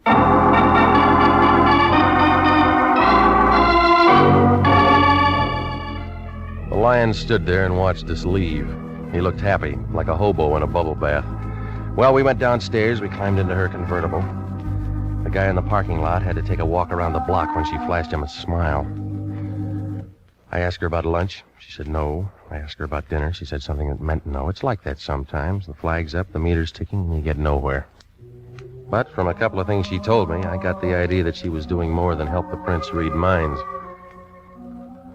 His place turned out to be a good hour from Los Angeles up 101. A couple of stories of glass and concrete leaning out over the ocean. Inside, a guy in a white turban and some pants that looked like oversized diapers put his hand on a big curved knife he had in his belt. He was wearing tennis shoes. Right this way, Mr. Regan. Butcher? That's Guinea, the prince's manservant. He's from India. I bet the Indians were glad to get rid of him. Guinea's harmless, tongueless, and he doesn't hear. I like you, Mr. Regan. And this is the prince's study. Come in.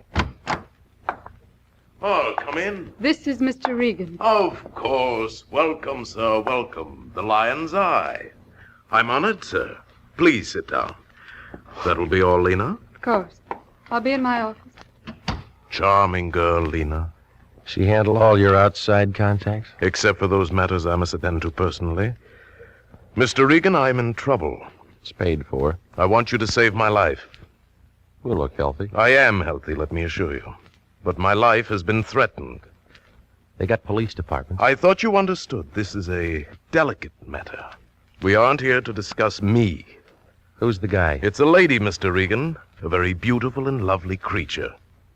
And she'd like nothing better than to see my carcass go out with the tide. How do you know? She's erratic, ill-tempered, and ruthless. Any more? Yes, she called me this morning and told me what she intended to do. You got a chance to reach for your gun. To reach for you, Mr. Regan. Now, I feel the entire matter could be settled amicably if you were to call on her and inform her you are my personal bodyguard and that you are here to protect my life.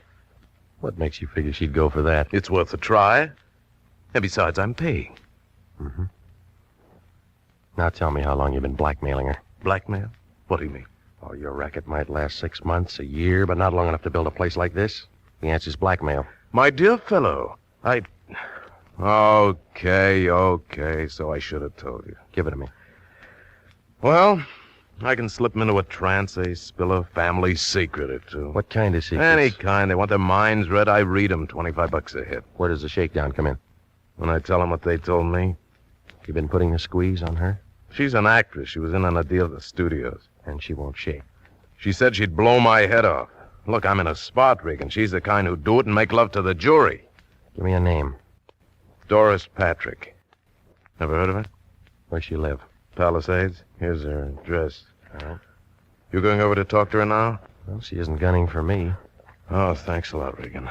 You know, I've been sweating. It's real good for a cold. Yeah, I'll try and catch one. You guys yell real loud when they answer back. I'm just thinking of my future, Regan. I won't look good dead.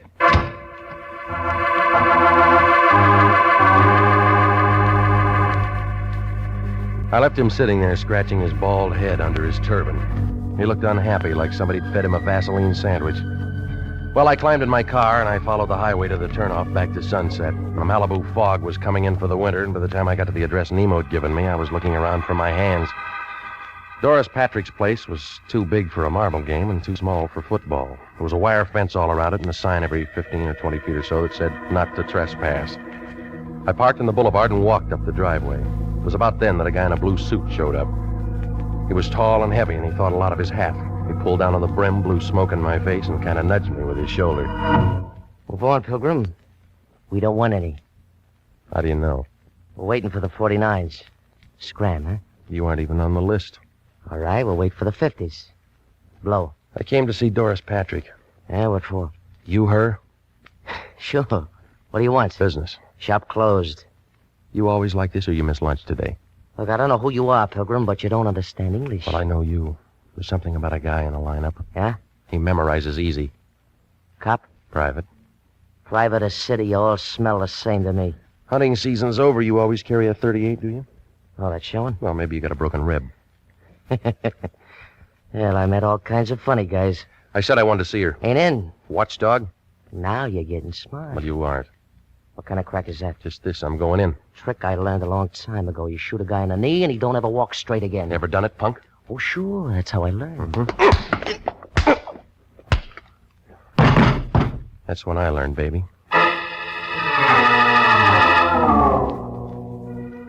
He slumped against the side of the wall, and he looked tired, like he'd been running from Compton. Well, I left him there, and I went up the driveway to the porch. Coming around a blind corner, I bumped into something that kind of relaxed and rolled into me. It was a blonde girl, about 25, in a white polo coat. Well, I was willing to try it again, but she began talking with a voice that was deep enough to go in the oil business. Oh, I thought you might be running interference, but you look like the whole team. Whose side are you on, lady? I keep score. Doris Patrick? You're on the right field. Where's the locker room? Maybe I like you. Where do you come from? Right here. Didn't know we raised your kind anymore. Or did you grow wild? Do I pass? What'd you say your name was? Regan. Welcome. Mm-hmm. Which highway? Straight ahead. To the den.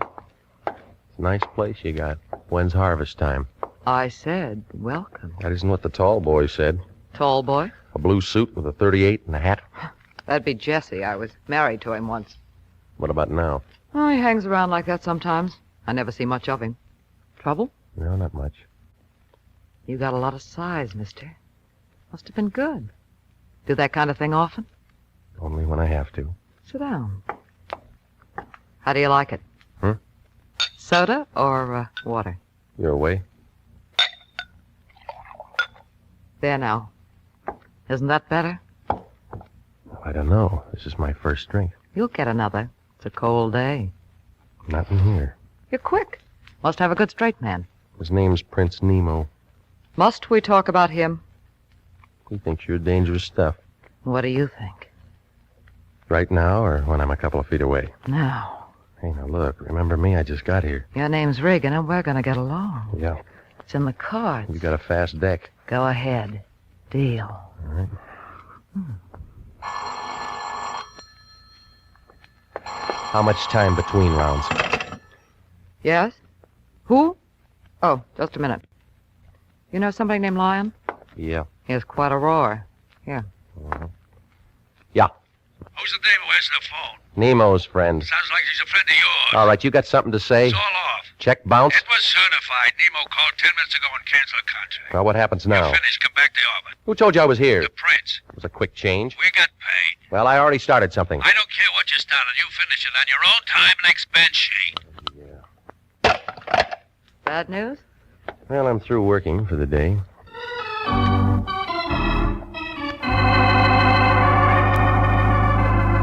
Well, I was an old friend of the family when I left.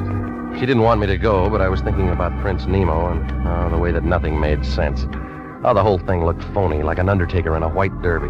It didn't take 20/20 vision to see that somebody was getting anxious to make a play. Well, by the time I got home, I figured I was out of it. But my company had other ideas. It was Jesse, and he had friends. You should lock your door, Regan. Why? You'd crawl under. All right, fellas. Friends? Yeah, I just hired him. You got a parade permit? Stan, say hello to Regan. Hello, stupid. What about Skinny? Hiya, Grogan. Name's Regan. He's a detective. Isn't that right? You're pretty good with your women, Regan. You know, you look lonesome, Jesse. You got something to say? Stay away from it. You're shaking. You want a drink? Already had one. Stan, Skinny, set him on a bed. Let go. Oh, Regan, once more. Once more. Stay away from her. You said that before. I want to make sure you understand. Stan, Skinny, hold his arms. I've said all the right words. Maybe my punctuation's bad, huh? Lay off. Period. Lay off. Period. Lay off. Period. Okay. Okay, leave him on the bed. Hey, he rolled off. Oh, that's fine. Fine. Now he won't have to change his sheets. Oh, Jesse was good. When I got up, my face looked like a relief map of Pasadena. He was wearing a signet ring. He left out some of the boulevards, but the Rose Bowl was right out in front. I found a drink in the cabinet, and I started for the mirror to see what was left. It was about then I heard a knock on the door. He was a little guy in a cab driver's suit. It figured that he got the job because they ran out of big uniforms. They double-crossed him on that cab. If it wasn't for his ears, he'd have been wearing his snood. Hiya. Yeah? Football? What do you want? Your name Regan. That's what it says in the mailbox. I met a friend of yours today. Get to the point, will you? A dame named Lena Cara. Yeah, Lena Cara. Some dish. All right, you're in the register. Wait, that ain't all. She wants to see you. What about? Didn't say. Just said to see if you was home. You home? Yeah. I got her down in my cab. We'll send her up. I don't think she can make it. What do you mean? She looks kind of funny. Maybe you better come down?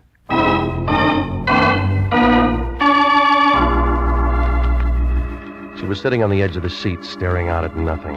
Her back was as stiff as a filing cabinet, and there was a little ring of white around her lips. I paid off the cabbie, and I took her back up to my place without a word. When we closed the door, she was sitting on my sofa the same way. Only this time she had a .25 automatic in her hand. Well? Well? Where'd you get the gun, lady? Gun? Oh, this? I bought it for $30. Can I see it? Oh, yes, Mr. Regan. I brought it so I could show it to you. Mm-hmm. I paid $30 for it. Paid $30 for it. Yeah. It's brand new, isn't it? Oh, yes, of course. Did you know Prince Nemo was my husband? Since when? Long time now. Not many people know that. Did you come here to tell me that? No. No, I came to tell you that you don't have to worry anymore. About what? About what my husband hired you for? Well, I've already been called off. Oh.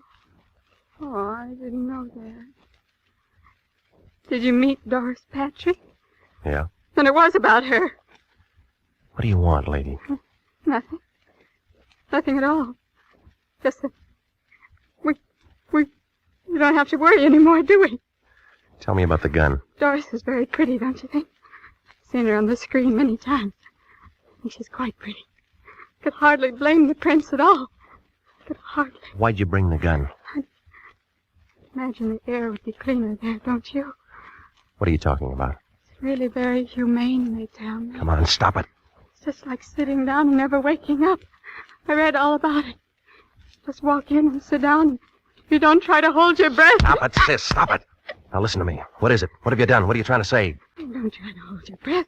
You go right to sleep, don't you? You're trying to tell me that you killed him? They don't make such a great deal of noise, do they?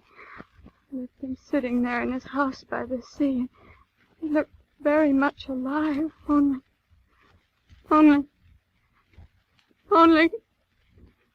He isn't alive at all! Tell me, Mr. Regan, tell me! Do I make a good murder? Do I?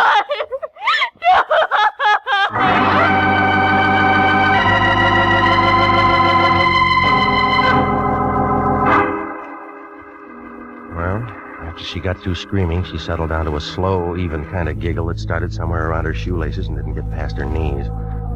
Gave me a feeling like somebody was unwrapping an atomic bomb under a Christmas tree.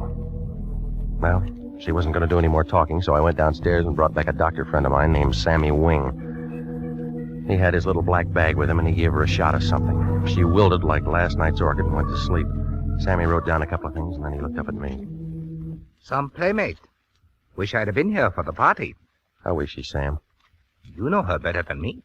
Oh, is she going to be all right? In 4 or 5 hours, she'll wake up and want some water. And then what? She might ask you what happened, or it might start all over again.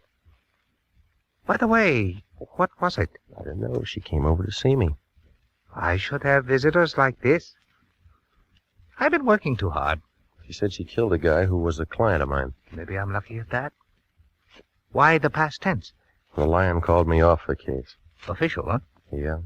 You got nobody to protect. Where's the corpse? At a house in Ocean Town. Here, call the police. And you and me can go out and do our Christmas shopping. Oh, she said she used this gun. A 25, it killed people. Now, Sammy, there's a bullet jammed in the chamber. Dames don't know how to reload. It hasn't been fired. Ballistics got better ways of telling. She's pretty and she's nice, and I'll bet she looks like $1 million in a bathing suit. But if I'd have met her within the last 3 hours, I'd have run for help. Is that professional? Acute hysteria. The kind that pops off guns and people and does a lot of things they can't remember later on. Call Sanducci. Look, it doesn't figure she'd do it with this. Maybe she had another one. While you're at it, call the coroner. Tell him to go out there with some DOA forms. No, I'm going first. Corpse hunt? Just an idea. La Brucherie had an idea. Yeah. This dame's bipped somebody, and she's told you her story. Well, I don't like it. What do they do when a private eye messes up an open and shut murder case? Sammy, stay with her, will you? There's some bourbon out in the kitchen. Maybe both of us will get our pictures in the papers. I left him sitting there. He looked sad, like a water buffalo caught in a drought. I pushed through the fog for about 40 minutes, and I pulled up in front of Nemo's place in Ocean Town about 9:30. It was dark enough to give a ghost the creeps. I used that ring of keys that I'd taken from her purse, and I went inside. It smelled dry and still, like somebody was waiting for the world to fall apart. I clicked on my flash, and I walked down the long hall to his office. Well, he was there, just like she said. And there were 3 holes in the front of his shirt, close range, but it wasn't the laundry's fault. He'd been dead maybe 2 hours. The desk drawer showed some canceled checks made out to Doris Patrick. While I was thinking that over, I spotted a .38 Smith & Wesson on the floor by his hand. Lynn had been carrying a .25. I broke it, and 3 cartridges fell out. From the looks of the holes in his chest, the .38 was the gun for the job. Well, that made her story and the .25 a fairy tale. While I was kneeling there, a light went on behind me. A fat man wearing a sheriff's star was standing by the switch. A tall leather jacket with a flashlight in his hand was in front of me. I began to feel helpless, like a trombone player with a short arm. Scavenger hunt, son? You don't talk, Charlie. Ain't much for him to say, is there, Cap? Guess not. Well, son? You're going to be calling me names. What do you like best? Killer, murderer, slayer? Papers use slayer a lot. I don't like any of them. Kind of breezy for a hot boy, ain't you? You mind giving me a name? Regan. I'm with the International Detective Bureau. It's Regan, Cap. He's with the International Detective Bureau. Got a card or something, son? Yeah, here. Oh. This guy here, a friend of yours? My client once. What'd you do for him?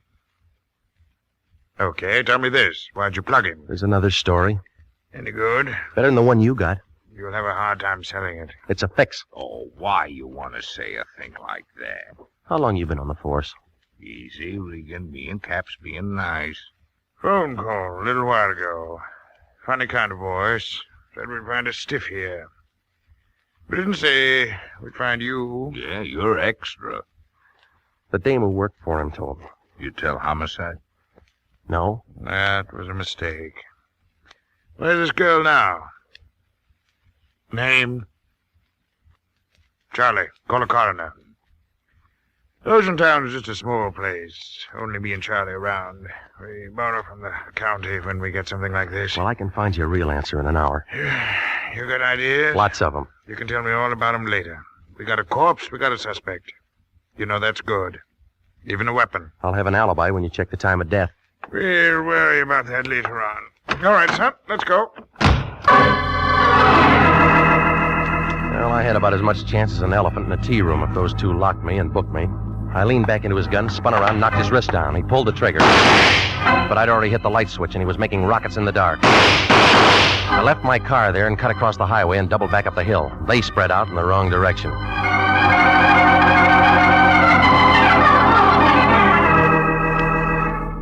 An hour later, I was standing in front of the Lion's door. He was wrapped in a bathrobe big enough to keep all the silkworms working overtime. What do you want, Regan? Information. You been drinking? I've been working. That Lena Cara see you? You sent her. She called me and said she wanted to hire you for something else. After Nemo canceled the contract. Yeah, why? You gave her my address. I thought you ought to talk to her. What she want? She told me that she killed the prince. She can't do that. We got a contract. Well, it's already been done. We're in a spot. Yeah, I figured that'd get through to you. They'll be asking me all kinds of questions. Well, why didn't you think of that before you signed? What are we going to do? You're going to find out where this 25 came from and if anybody fired it. Huh? She was carrying it when she came to me. I don't want to get involved. Well, you're in it up to your ears. I went out there and found the prince. Only a 38 might have done the job. Yeah? Well, that cleans her up. Not yet. The Oceantown sheriff and a guy named Charlie are looking for me. What for? They think I know something. Do you? Not yet. There was a tip-off. Somebody was supposed to be a patsy. Where's Kara now? My place with Sammy Wing. I'm going to get a lawyer. It'll look good. All right, give me the keys to your car. Why? I got a date. Find out who fogged Nemo when we won the championship. Yeah. You'll have to give the cup back. You cheated.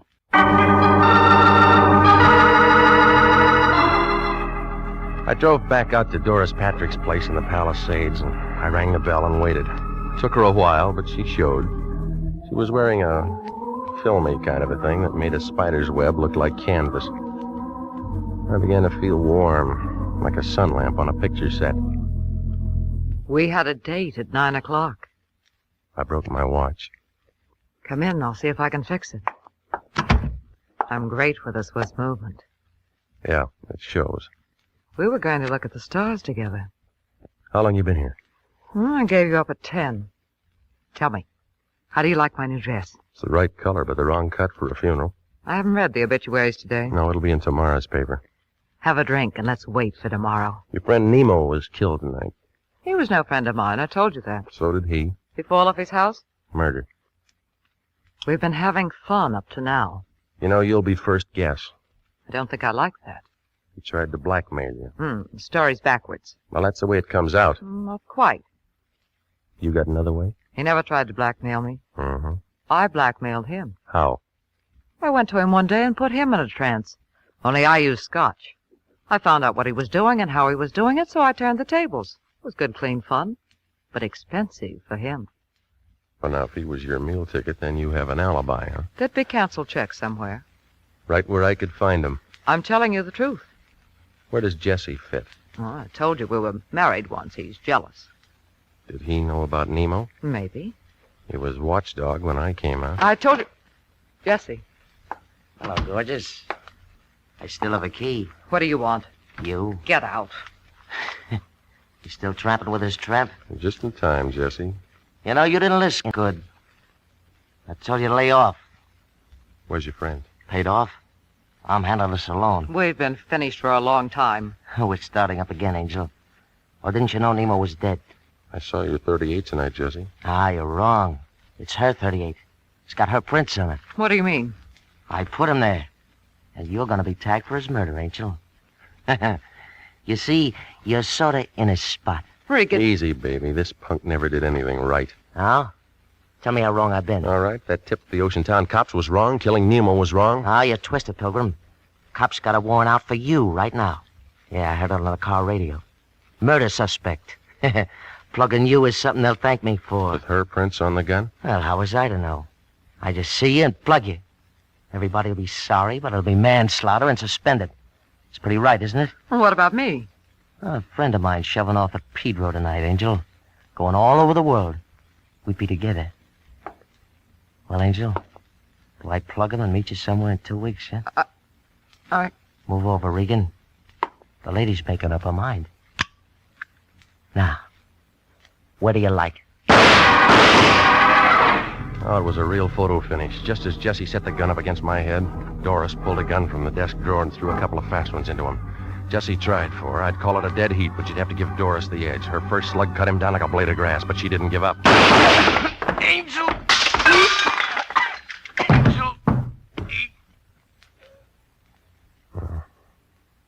He's all used up. Never shot anyone before. You look like a professional. Give me the gun. He deserved to die. Didn't he? Didn't he? I don't know, lady. You knew him better.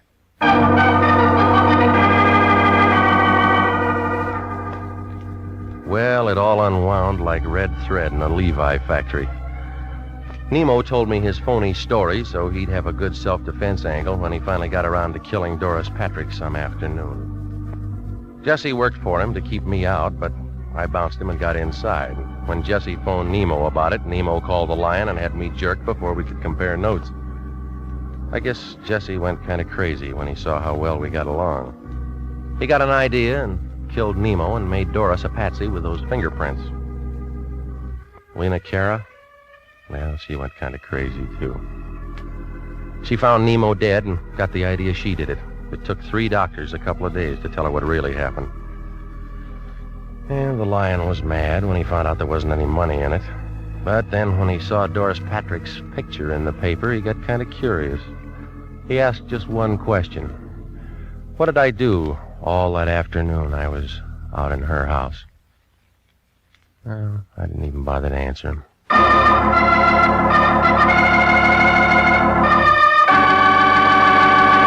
Jack Webb is featured as Jeff Regan with Herb Butterfield as Anthony J. Lyon. The story of the man who lived by the sea returned tonight by special request and was written by E. Jack Newman, produced by Sterling Tracy. In tonight's cast, the role of Doris Patrick was played by Yvonne Patey. Also heard Sidney Miller, Peggy Weber, Paul Frees, Marvin Miller, and Barry Kroger.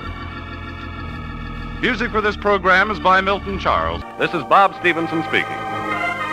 This is CBS, the Columbia Broadcasting System.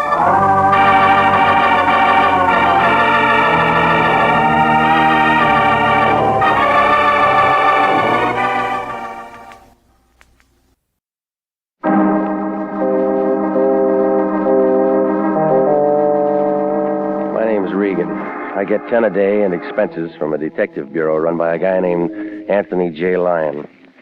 They call me the Lion's Eye. With Jack Webb as Jeff Regan, the Lion's Eye, stand by for hard-boiled action and mystery and thrilling adventure in tonight's story of the Pilgrim's Progress.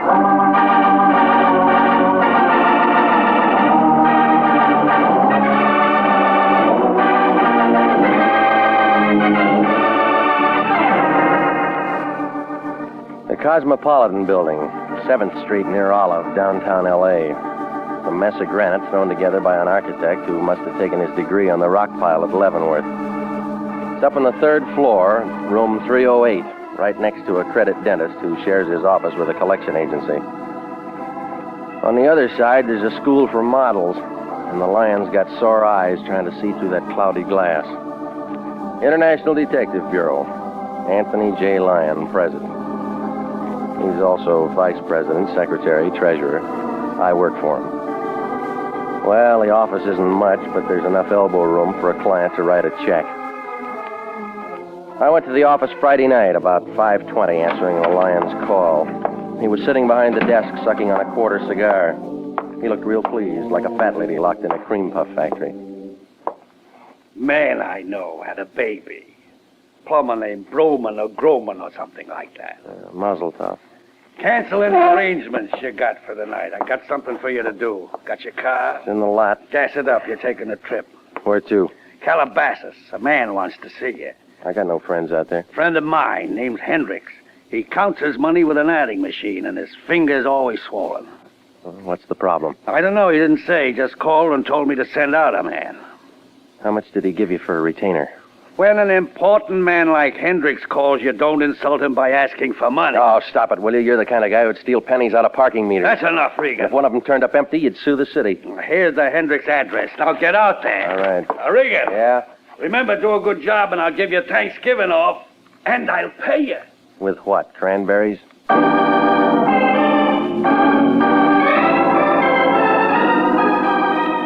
Well, I headed out Beverly and then up through Hollywood. You know, it's only November, but Santa Claus is breaking out all over the boulevard. I fought my way over Cahuenga Pass, and by the time I was dodging station wagons on Ventura, it was dark. Calabasas is a place with a couple of service stations, a hot dog stand, and a few road signs full of buckshot. The Hendricks place turned out to be about 5 miles down a road that the Indians built for hauling firewater. I guess they couldn't keep the cork in. But the house itself was strictly prohibition stuff. Big pile of slate roof and leaded windows. It looked dark and lonesome. I figured somebody had their holidays mixed. Hiya, Pilgrim! He was a big fat guy. who was holding a 6-foot gun in the shape of a straightened-out tuba. He came closer, and I could see his hat. It was a high one with a buckle on it. He was dressed in black, and he had buckles all over him. Well, I figured that I'd been eating too much Quaker Oats. What's the matter, Pilgrim? A little shooting make you nervous? That's a big gun there. Shoots musket balls. Good for Indians. Well, I'm no Indian. Oh, I wasn't aiming at you. Well, that gun wouldn't know the difference. It's a blunderbuss. Great weapon. Is it? I'll show you. So you prop it up on a crutch. You keep fooling with that thing, and we'll both need one. Now, let's be quiet. Load the barrel. Lots of powder. Look, why don't you give that thing back to the museum? She does this. More powder. Gotta use lots of this black powder. Buster, you need black coffee. Come on, give me that thing before it blows up in your face. You broke a window. Oh, it's all right. It was only the attic. You live here? Of course not, Pilgrim. I'm Miles Standish. Well, where's the rest of the party? They're all inside, talking to John Holden. Yeah, sure. Oh, you just think I'm kidding, don't you? Pilgrim, you just haven't got the Mayflower spirit. No, you drank it all. It's just cider. Nothing better on a cold New England night. Thanksgiving's not for a week. Come on, get off it. Shh. Hark. What's the matter? Injun. Put that down. I'm not going to shoot him. He's a friendly type. Brother Regan. Yeah? If thou wilt follow me, please. Oh, you too, huh? I beg your pardon? Okay. Well, so long, Pilgrim. Yeah, keep your powder dry, Standish. I'll see you on Plymouth Rock. Okay, this way, Brother Regan. Now, look, Sunshine, you work here. My name is Phelps. Why don't you lock that guy up? I'd be outnumbered, sir. There are 21 pilgrims. Bad winter. They make you wear those corduroy knickers? Knee breeches, sir. It was Priscilla's idea. You need a union. I need more shapely legs. Through here. Now, it's quite a place you got. Well, looks better without the decorations, sir. Yeah. How do you keep from stepping on these pumpkins? It's only when they use them for bowling that it's difficult. Come on, fill me in. What's this all about? Thanksgiving, sir. 1621. Okay, this room here, sir. Go right in. Okay. Shut the door. Shut it. Mr. Hendricks around? He's not here.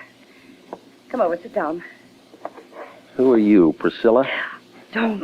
Please don't say another word of that silly rigmarole or I'll start screaming. Yeah, well, I could use a little yell myself. I'm Agnes. I'm Mrs. Hendricks.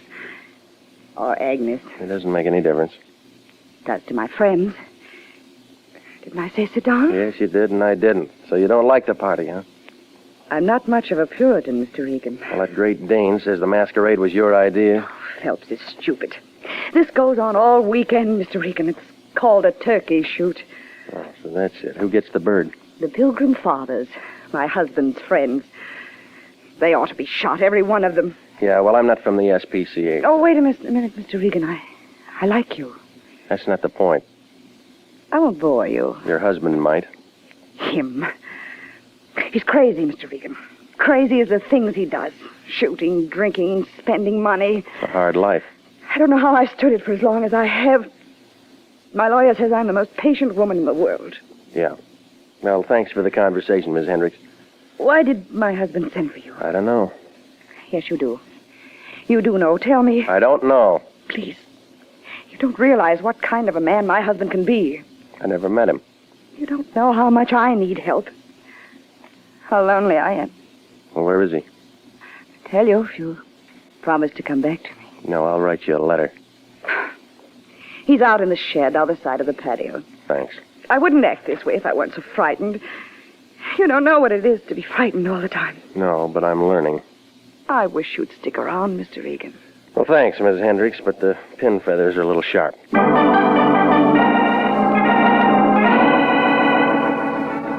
Mrs. Hendricks went back to her worrying, and I wound my way through the house looking for the back entrance. My legs got tired before it finally showed on the other side of the pantry. It poured out into a flagstone patio as big as the Palladium.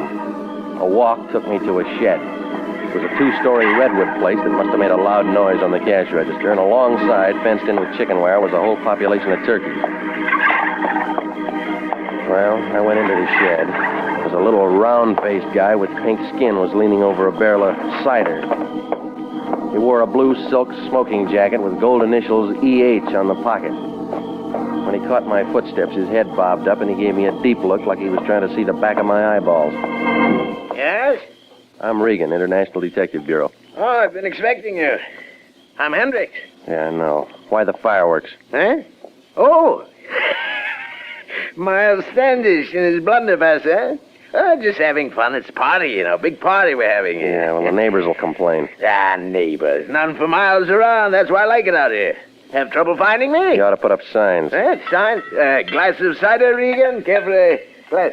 I'm not thirsty. That's not what it's for. Strong kind. Oh, go on. Thanksgiving soon. Get the spirit. No, I can hold out till Thursday. Suit yourself. Excuse me. Yeah. There's going to be quite a party here, you know. Your wife's got a different version. Oh, you spoke to her? Yeah. You were told to come out here to see me? I got sidetracked. It's not good for a man in your position. All right, Hendricks, why am I here? What'd she say to you? I forgot. Regan, you're making me angry. Now, look, mister, you didn't get me out here to make a pilgrim out of me. No, of course not. Fine woman, Mrs. Hendricks. We've been married for years, you know, happily. Fine little woman. Just she makes me a little nervous at times. Don't you like the sound of guns going off? She shouldn't get so excited. Boys just having little fun. It's only once a year. What's wrong with that? Come on, now, what's the job? Didn't the lion tell you? He said you would. Oh, well, nothing to be so mysterious about. They've just got a package I want you to take to them. Here it is. A turkey. You got me all the way out here to play escort to that bird? Well, I just want to be friendly. Here. Now, go on. It's a long way back to L.A., and you want to be there for Thanksgiving. What's the difference? I got the turkey. I can celebrate any time.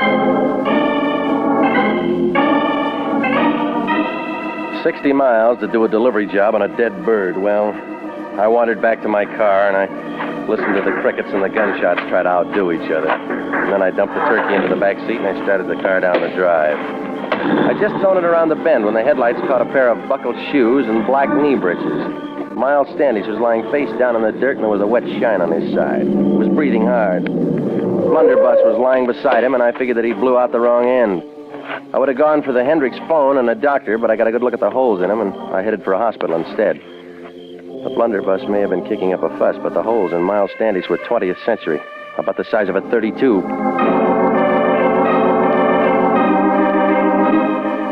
Well, I turned him over to an emergency hospital, and I put a call into the sheriff's office. I gave the story to Lieutenant Robinson, and then I headed back toward town. At the Lion's place, the lights were still on, so I figured he didn't have company. I rapped on the door, and he flung it open before the echo could die away. He had a carving knife in one hand, and he was wearing an apron. His eyes were big, and he had an eager look like a college couple on Mulholland Drive. Regan, you're back. Oh, now that takes a big brain. I've been waiting for you. You know, I had a chance to go to a classy party tonight. Russian caviar and champagne and favors to all the guests. Know why I didn't go? You lost your crash suit, huh? I said to myself, is it fair to go out and have a good time while my employee is working real hard for International Detective? The answer came out yes, but the party was called off. Well, as a matter of fact, it was. But I wouldn't have gone anyway. Where is it? Where's what? The package from Hendricks. Now, you can change your plans, big shot. You're getting a bundle of trouble instead. What do you mean? Turkeys aren't the only thing they're knocking off out on that ranch. Huh? Somebody's handy with a .32, and he's found a target. You've been drinking? Check the county emergency hospital. They'll show you the holes. I send you out on a simple little job, and you come back with a crazy story about a shooting. You're out of your mind. Now, listen, you. There's a big smell out in Calabasas. What about my turkey? The sheriff's office are going to have a lot of questions. You got the answers? I don't know anything. I was miles away. Well, then find out something. Check into the guy who shot. Find out who he is, what he does, and what he was doing out at Hendricks. Where you going? To scratch around in the Hendricks closet. They tell different stories about their wedded bliss. Hey, Regan. Yeah? Where's my turkey? It's too rich for your blood, Fatso. Stick to chicken.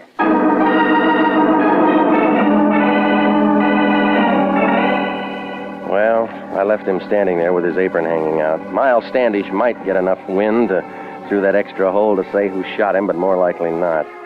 Anyway, with the bucket load he had, he would have sworn it was the last of the Mohicans. But there was an angle of that Hendricks woman, even if it didn't show. So I walked up the street to where my car was nuzzling a lamppost, and the turkey and I were just going to wake up a newspaper office, only something changed my mind. A newspaper. It was wrapped around a bundle, and the bundle was under a guy's arm, and the arm was shutting the door of my car. Good evening, Pop. Hi. Going somewhere? Sure. Just find a place to sleep, that's all. Want a cigarette? Say, I don't mind if I do. Thought you was a bull for a minute. You mind if I take two? No, help yourself. My brother smokes too. And not much in the streets these days. Yeah, it's bad all over. Yeah, something ought to be done. No, stick around, Pop. No, Sonny. You give me smokes. I don't hit you for cash. It's a rule I got. I'll make the touch.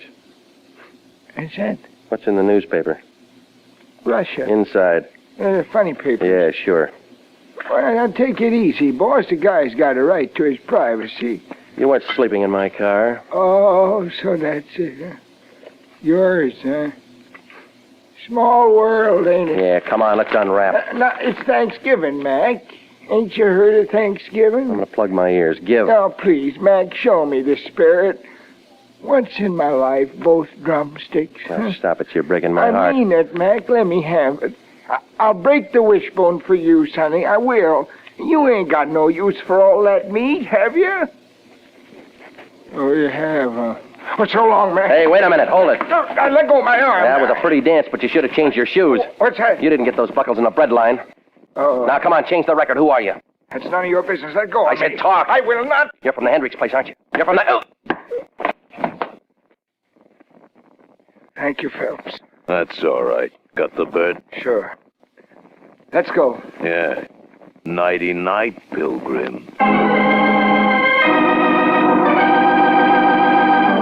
You are listening to the story of the Pilgrim's Progress, tonight's adventure with Jeff Regan, Investigator. Commissions are still available in the Army Nurse Corps. Graduate registered nurses between the ages of 21 and 45 may qualify for service with this fine organization. If you are interested in joining the Army Nurse Corps and believe you qualify for a commission, apply to the Adjutant General, Washington, D.C. And now, back to Jeff Regan, Investigator, and the story of the Pilgrim's Progress.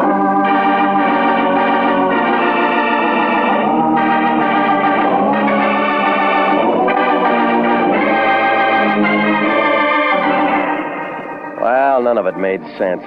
The Lion sent me out to pick up a turkey on the Hendricks Ranch in Calabasas, and the Mr. and Mrs. were having an old-fashioned turkey shoot, and all the guests carried blunderbusses and dressed like pilgrims. Only it wasn't just the turkeys who were acting as targets. One of the pilgrims ended up with some .32 caliber holes in him. And then the Hendricks lackey and a buddy shoved a gun at me and stole the Lion's bird. Well, I picked myself up and I went home. A heavy man was doing a heist job on my icebox. He was pouring himself a glass of milk to wash down a sandwich he was munching on. Hi, Regan. You're right ahead. Help yourself. Yeah, thanks. I didn't know how long I was going to have to wait, and I was getting hungry. There's a restaurant just up the block. I like it better this way, homemade. Fix you a sandwich? Pretty good deviled ham. Come on, let's close the box and open your mouth, buddy. Why not? We had a date, remember? Robinson, sheriff's office. That's what I figured. You don't mind me coming in like this, do you? What if I did? I'd leave. Sanctity of the home, you know. You can throw me out even though I got a badge. Let's cut away the fat, mister. What do you want? Answers to a couple of questions. What were you doing at the Hendricks place? Picking up a turkey? Well, that's a new one. Now, look, you ask him. I'll answer him. Never mind the feature page. How long have you known the Hendricks? Never met him before. Wrong answer. What do you mean? We found this out at the Hendricks house. A page torn out of the yellow directory with a red circle around International Detective. Now, that doesn't say a thing. Maybe yes, maybe no. I'm still scratching around. It'll ruin your manicure. You know, Regan, you don't seem to realize the seriousness of this. That pilgrim you dragged in died. Well, I figured. We don't like unsolved murders messing up our record books.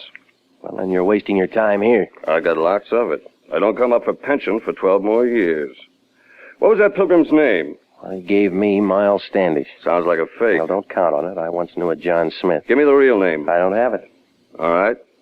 He's an out-of-town boy, but we'll track him down. Now, straighten out something for me, Regan. How long did you say you knew the Hendricks? Now, look, I gave this to you once. Nothing's changed. How come we find a $5,000 check in that joker's pocket made out to cash and signed by Hendricks? Go ahead, answer. Just don't make a date. You may not be available.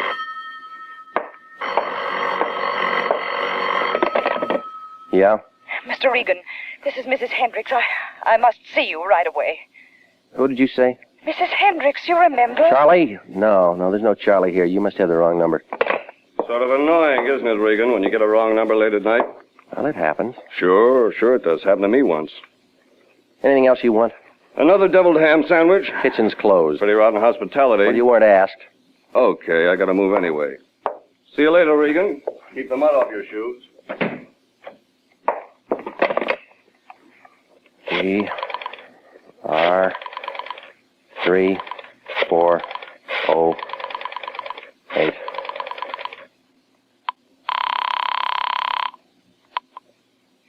Hello? Mrs. Hendricks, this is Regan. I just called you. Well, I couldn't talk. What do you want? Can you come out, Mr. Regan? Right away. You're still lonely? Things aren't going well. Well, murder's like that. I've got to talk to somebody. Won't you please come? Give me a reason. I can tell you some things now I couldn't mention before. Like why your husband wrote a $5,000 check to the dead man? Check? But there must be some mistake. What do you mean? My husband couldn't write a check that large. He doesn't have any money of his own. It's all in my name. All right. Put a lantern in the window, lady. I'll need some light. Well, I headed out there fast. But when I raised a racket with a brass knocker, nothing happened. I tried a window, and a couple of scratches later, I was in the hall. The place looked empty, like the Rose Bowl on January 2nd. I found Miss Hendricks' room, where I talked to her, and stepped inside. The decorations were different.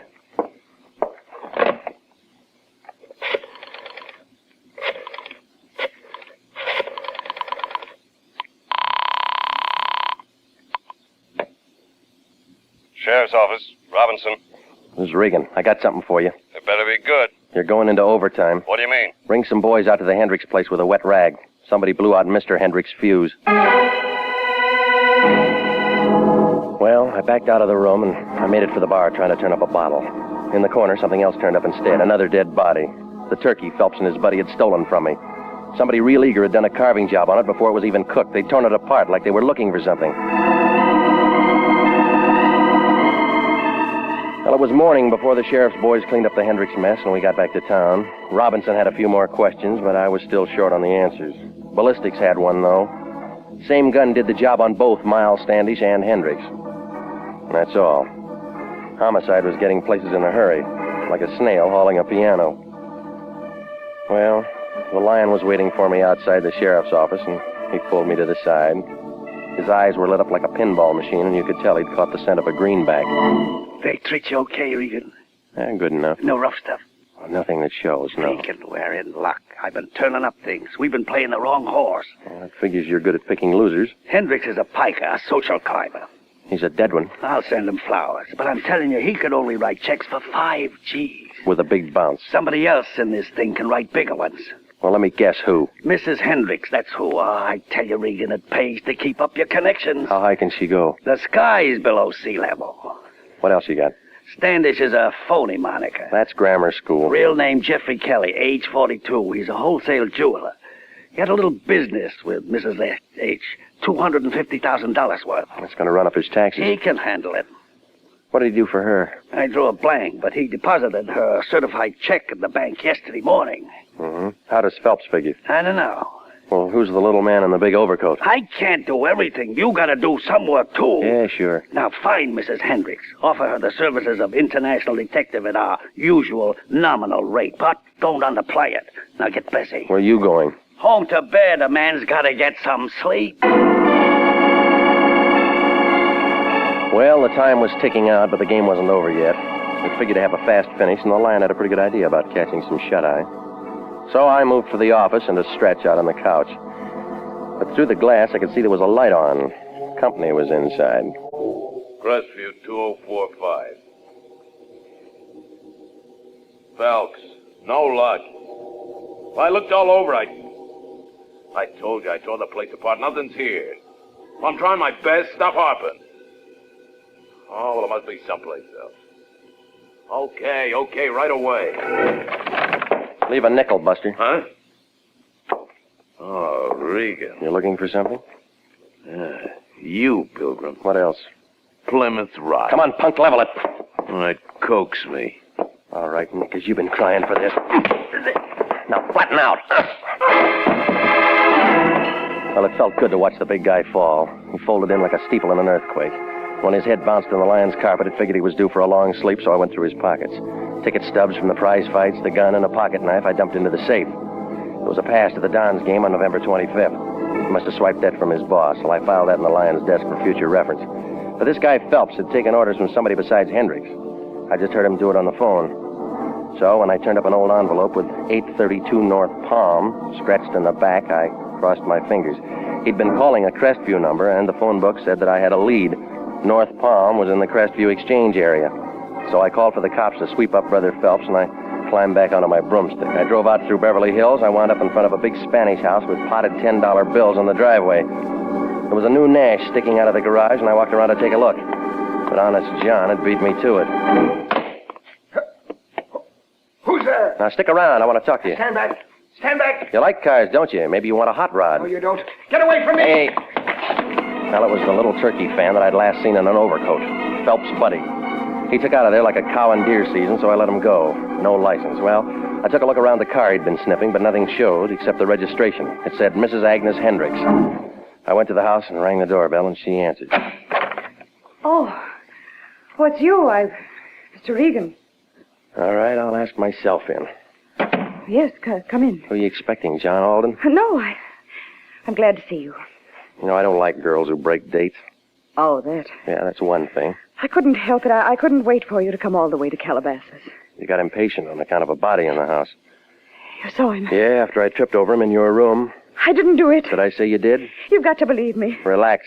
I look like a jury. You got multiple vision. Oh, Mr. Regan, I was so frightened. I didn't know which way to turn. We've been through all that woman driver routine. You don't like your husband. You wanted to get rid of him. But only in Reno. All right, now let's get back to page 1. You gave 250 G's to a jeweler named Kelly. You bought a rock. What? A rock, Plymouth Rock. It's a diamond. It's got to be. Well, why'd you do it? Who'd you buy it for? Myself. My lawyer said I should get it for myself, that's all. He likes you pretty, huh? No, it was a community property thing. He said I could keep my husband from knowing how much money I had when he asked for a divorce settlement. Only hubby got wind of the deal. I guess so. You're making sense. Only why did he write a check to Kelly? Well, it was a small one. It must have been for a paste imitation, don't you think? That's not my business. Keep dealing. I mean, maybe he planned on switching them and getting my real one. That's been done. But he actually did it. Because all through this, there's been a diamond in the place where I always keep it. All right, you got a strong boy, Phelps. Had him out looking for the real diamond. What? And the other guy, the old man, was out in the garage. No. Phelps tore up my office, phoned here to you. Mr. Regan, now, look, please. there's been 2 guys killed. Mr. Regan... Good evening, Pilgrim. Where's your overcoat? Stand still, please. Yeah, my foot's in a crack. Mr. Regan, this is John Alden. Oh, can it, will you? I've seen him act one part already. That's true. Mine is the only name that's real. This is my house, Mr. Regan. Lawyer? Yes, I came here to see him, Mr. Regan. I just got here before you did. Be quiet, Agnes. Well, I got it all now. You won't keep it. Phelps took his orders from you. It's a waste of testimony. You started this, spotted the gem switch, figured to cash in. You're losing your chips. Shut up, will you? I got aces. Hendricks outfoxed you. You never found the real diamond. 5 in the hand draws blood. Mr. Alden, don't... Now, you keep out of this, Agnes. She's not in it. You are. That's all, Regan. All right, come on, drop it. Drop it. Go with that.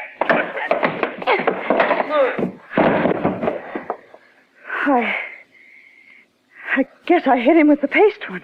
Huh? Look, the diamond, it broke. Yeah.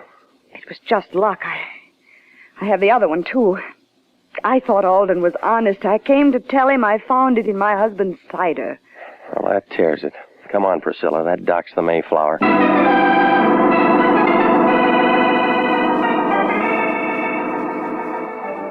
Well, the whole thing folded in like an elephant on a pogo stick. Yeah, the lawyer did it all right, both of them. When he spotted what Hendricks was up to with that diamond switch, he moved in, but not for his client. The jeweler, Miles Standish, alias Kelly, got bumped because he was the only one who could tell the real diamond from a phony. But Hendricks got wise to the muscle act, and so he got shot. Well, the Lion was real happy the way it worked out. That dame with the nerves wrote him a check. So he invited me out to Thanksgiving dinner. He offered me any part of the turkey that I wanted. I told him, but I got it anyway.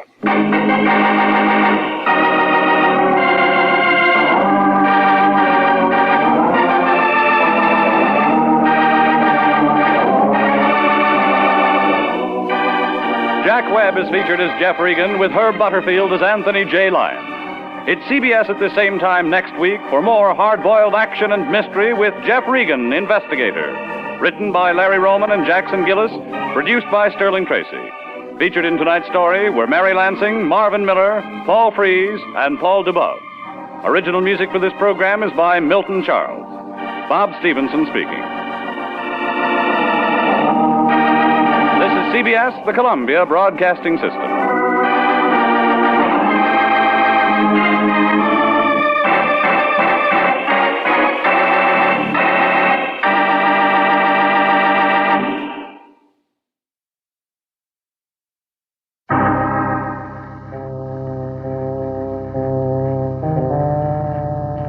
My name's Regan. I get 10 a day in expenses from a detective bureau run by a guy named Anthony J. Lyon. They call me the Lion's Eye. With Jack Webb as Jeff Regan, the Lion's Eye, stand by for hard-boiled action and mystery and thrilling adventure in tonight's story of The Gambler and His Lady.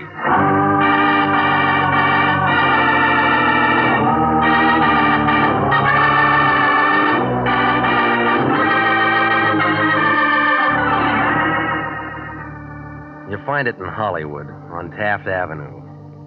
4-story apartment building, the color of a rainy afternoon. They call it the Havenwood. It sags in the middle like a tired Frankfurter. That's where I live. Apartment 3K. 2 rooms with a pull-down bed and a pair of windows that stick when it's hot. Oh, the view isn't much. 6 strands of telephone wire and the head of a shaved-off palm tree. Beyond is the city, L.A., spread out on the map like a raw egg with a broken yolk. Oh, the town's all right, I guess, if you can afford the sedatives. The Lion likes it. He set himself up as a receiving clerk for trouble, and I work for him. It was about 11:15 Tuesday night when my phone began making itself felt. Turned out to be the Lion breathing hard. It figured he was running his fingers over a greenback. Regan, want to hear the sound of a brand new $50 bill? Send me a record. What's the matter? You sound like you're flat on your back. How do you sleep? Who's sleeping? I'm working, and that's what you're going to be doing. Try me tomorrow. Throw on some clothes. You're going down to Venice Boulevard to see a lady. She's got daughter trouble. Well, marry her off. She didn't pay us $50 for that. The problem goes deeper. How much? She'll tell you. I want it from you. I don't know it all for sure. Don't you ever check into things? I do the general work. You get the details. Yeah, you drag a wet rag over the 50, and if the ink stays on, we got a client. That's insulting. How would you know? Regan, you don't want to keep a lady waiting. Now get a move on. Give me the name. This is Eleanor Bascom, Pierpont Hotel. Yeah? And phone me after you talk to her. What for? I want to be sure it's legit. Do you care? Better make that call to me tomorrow after 10. I'm sort of going to be tied up till then. Doing what? Sleeping.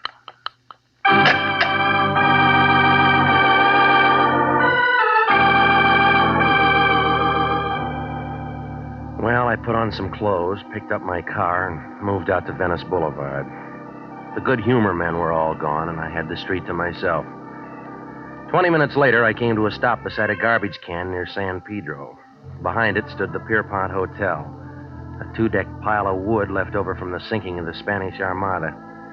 There was a black and dirty white sign outside, said rooms 50 cents, weekly and monthly rates. The names Eleanor and Georgia Bascom showed in the mailbox and gave a room 210. I climbed a flight of stairs and walked down a hall that looked like a passageway in a pyramid. It was dark, and it took my cigarette lighter to turn up the numbers. 210 finally showed, and I rapped on the door. A bush of black and gray hair pulled it open. It was wearing a red kimono and an impatient look, like a tax collector in January. She was pushing 50 and looked tired. Yes? I'm Regan, international detective. Oh, yes, the Lion's Eye. I've been waiting for you. Come in. I'm Mrs. Bascom. Eleanor or Georgia? Georgia's my daughter. Oh. I want to apologize for getting you out here this time of night, Mr. Regan, but it's urgent. The Lion said that the girl's the problem. Huh? Yes, How old is she? 22. Who's the man? How'd you know there was a man? Well, what other kind of trouble would she go after?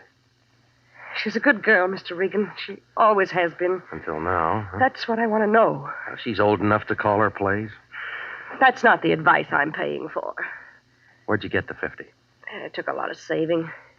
All right, give me his name. Louis Desmond. Gambler, card sharp, bookie, all-around con man. He's got a card room out toward Gardena someplace, the Five Aces Club. What does your daughter see in him? Oh, it's this place. The way we have to live. She's tired of having nothing. I've tried, but she's looking for a change. And taking a wrong turn. I'm not sure yet. Yeah, other girls have it real tough. They go to work.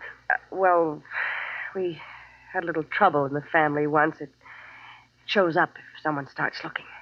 When can I talk to Georgia? Well, you'll have to work that out yourself, Mr. Regan. What does that mean? She put some clothes in a suitcase and left earlier this evening. That's why I had to call you so suddenly. Where'd she go? Louis is a real bum, Mr. Regan.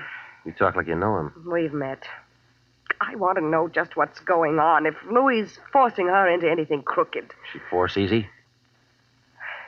A fur coat makes a young girl do a lot of things. Yeah. Oh, here's a picture of her. You may need it. Not very good, but the only one I've got. I'll make it work. That's about all, Mr. Regan. Get in touch with me as soon as you get something. Okay. Oh, Mr. Regan, Yeah. as you can tell, I'm the kind of person who sometimes gets hysterical over things, but I'm also the kind who demands results. You sound like a radio commercial.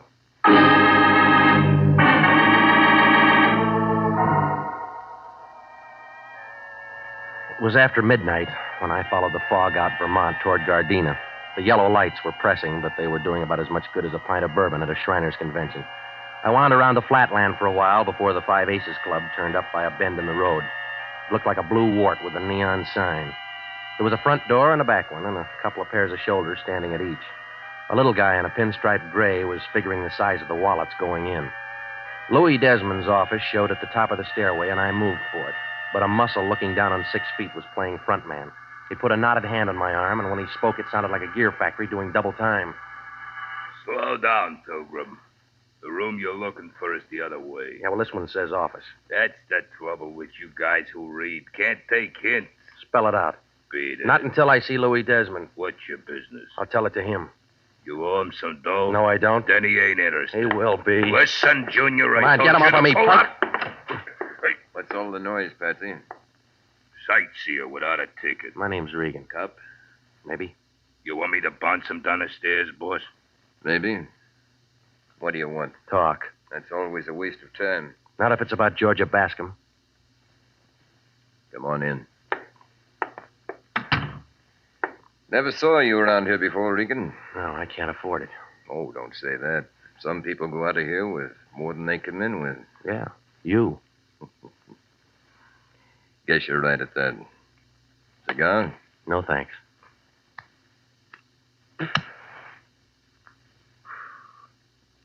Well, what about Georgia, Regan? You tell me. That doesn't add. You came to see me. She's got a worried mother. They're all like that. Now, this one figures you're doing a little forcing. Oh. You'd know more about that. Give me a clue. Blackmail, maybe? You're a kick. Arthur Godfrey'd love to get a hold of you. I come too high. Let me give you some good advice. Go home and pull a blanket over your head and say it's all a bad dream. You know, you talk a lot, mister, but you don't say much. What's the hold on Georgia? All right, wise guy. Honey. Come over here, baby. Regan, you know this girl? I've seen a picture. Georgia, this is a peeper named Regan. He come to rescue you. But what for, Mr. Regan? $50? My mother gave you that to come and take me back? Something like that. But I can't go. Why not? Well, Go ahead. Show him, baby. look, Regan. 3 carats. With a wedding band to match. On what dice table did you pick those up? Stop the noise, Regan. Congratulate the lady. Not on a bad mistake. Listen, Shamus. Oh, never mind him, Louis. He doesn't matter. When did the furs come? Louis said soon. Tell Mama we're married and not to worry. We're going away for a few days. Ensenada for some gambling and fishing. You won't enjoy it. Sure I will. You'll be in L.A.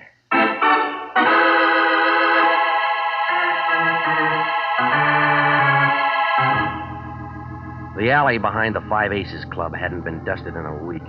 My brown flannel suit fixed that. Well, I picked myself up and made it for the car. Moving north on Vermont, I tried to add a couple of things. There was a funny smell in Louis's office when I first walked in, like rope on fire. Somebody'd been there before me who smoked cubebs. Desmond worked on cigars. Georgia held a king-size Pall Mall. Well, whoever it was still played it coy.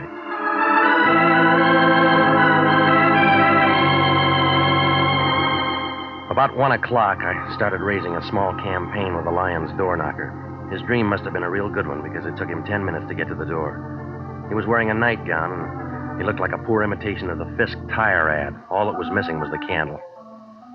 Regan, I told you not to bother me until after 10 a.m. It's no bother. Get out of here, let a man sleep. Your dreams will be bad. What do you mean? You just lost a client. What's the matter? The money phony? Georgia Bascom married Desmond. There's nothing I can do about it. Well, think of something. Say you married her first. You're out of your mind. So it's a bad idea. Get a good Yeah, I already have. What is it? You give Mrs. Bascom her case back. Well, you can't do that. Try me. Think a minute, Regan. She's come to us for help. A lonely woman with no place to turn entrusts her trouble to International. You got that 50 spent? It's not the money. It's the moral obligation. Oh, stop it, will you? You don't give blood anymore since you found out somebody'd pay for it. You're getting out of line. You're the only guy in town who can turn a shaving cut into a bankroll. That's enough. Well, let's do it this way. You go over to Mrs. Bascom and give her the lowdown. Let her decide if she wants you to carry on or not. You sure go to a lot of trouble for a 50. I need a lot of new stuff around the place. Well, it's close to Christmas, right to Santa Claus.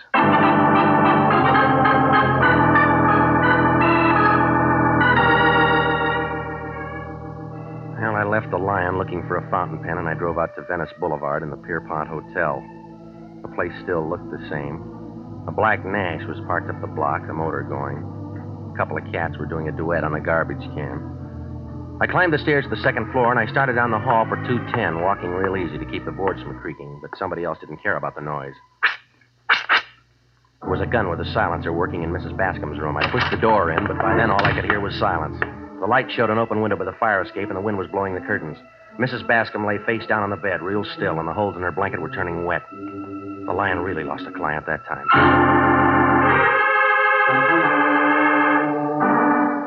Well, it didn't take Sanducci and the boys long to get there. The fingerprint men and the photographers went to work in the room. Sanducci picked me. He had a grouch on like a fat lady in an upper berth. What's the matter, Regan? You get lost? What do you mean? You're pretty far from home. Well, I get around. Who is she? Name's Eleanor Bascom. I know that. What'd she do? Where'd she come from? I don't know. What were you doing out here? She called in the Lion. Her daughter ran off with Louis Desmond. Oh, he in it? How far? Ask him.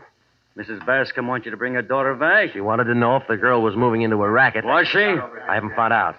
I should have known better than to ask a detective. Why didn't she call us? She was behind on her taxes.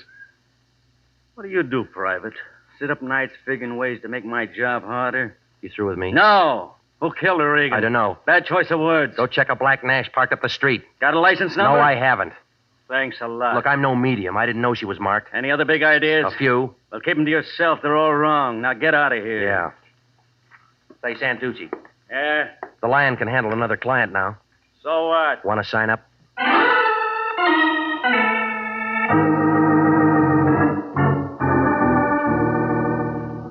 Well, I went home and slept. Coffee and warmed-over biscuits at the drugstore took care of breakfast the next morning. Then I checked the phone book. Louis Desmond's home address turned up on Rodeo Drive in Beverly Hills, and so I drove out there. It was on a corner. A two-story colonial place with white pillars and green shutters. The doorbell sounded like a second chorus at the Hollywood Bowl. The Japanese maid let me in, and I waited in the anteroom. That's when I caught that peculiar smell again. Somebody had just been there who smoked those Cubeb cigarettes.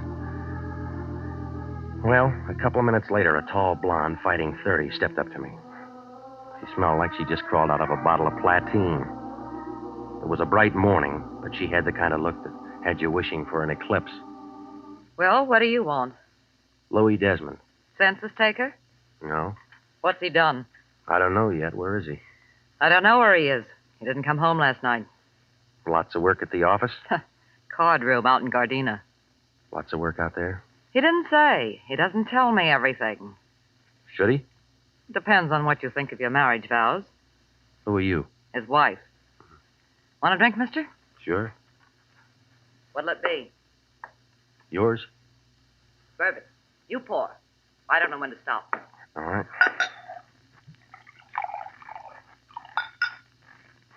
Here you go. To marriage. It's a mess. Cigarette? Never touch him. Interferes with my drinking. Who smokes the cubebs? Is that what that stuff is? Yeah. The little guy walked in here looking for Louis and smelled up the place. Hiya, Stella. Oh, hello, Patsy. Just in time for a drink. Company? Yeah. What's your name, fella? He knows. You learn hard, don't you, Regan? What's going on? He's an eye. So what? So he gets a bounce. He's my friend. Beat it, Seamus, or I'll split you. Stay right where you are. This is my house, and I'll entertain who I want. With the boss's liquor? I've got some rights. Well, figure out what they are and try 'em on the boss. I don't like you, Patsy. Beat it, Peeper. Get your paws off of me. Come on, get him off. Stop it, Patsy. Stop it, I said.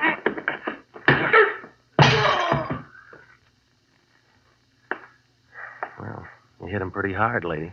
No, I didn't. His head's soft.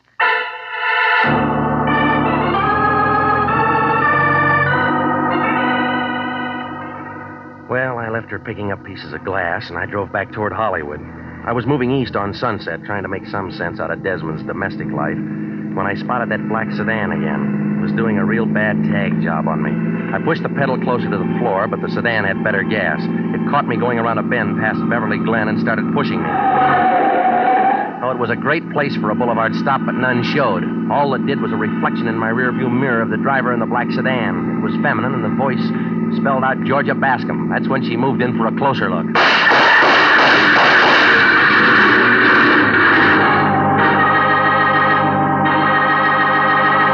You are listening to the story of the gambler and his ladies, tonight's adventure with Jeff Regan, Investigator.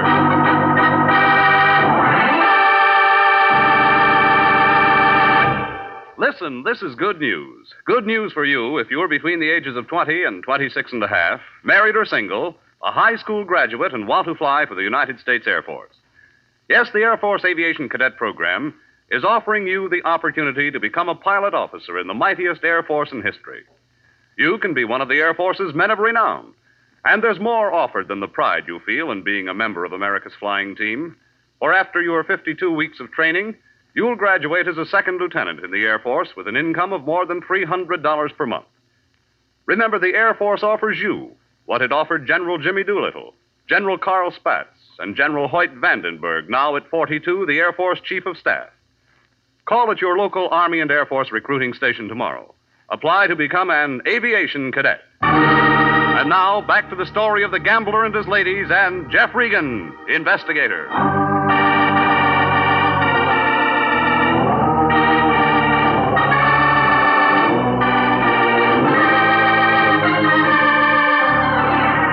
Well, things were moving as fast as the last reel in a Western movie.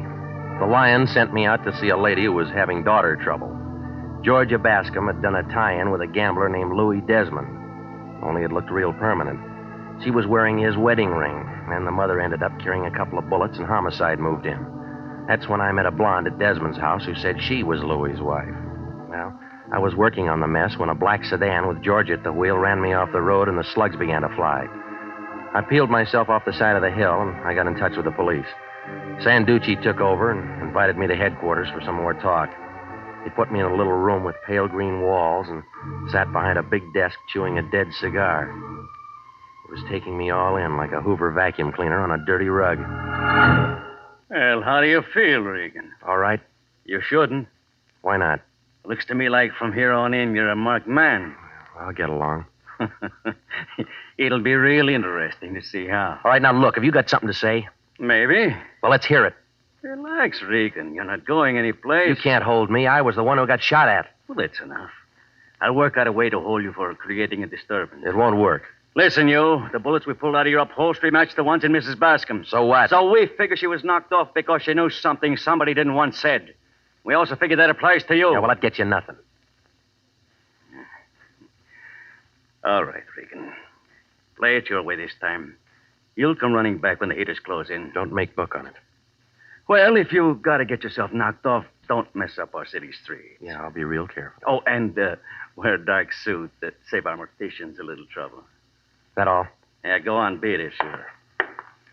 Oh, Regan. Yeah. E buffi de tuo padre. What's that mean? Your father's mustache.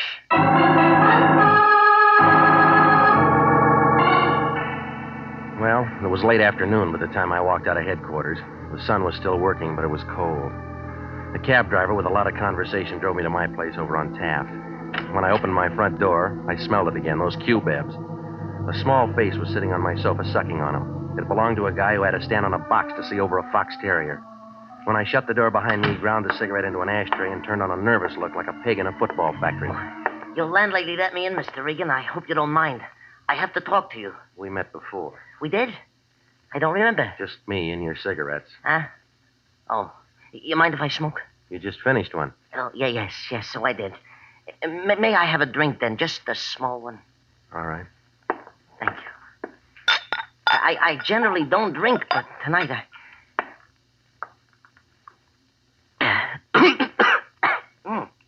Yeah, thank you. Now, I barely know where to begin. Well, you better figure it out. You haven't got much time. Yes. Well... Start with a name. Is that necessary? Yeah, it is. Loper, Max Loper. I'm a businessman. What kind? What kind? Furrier. Yeah, I'm a furrier, Mr. Regan.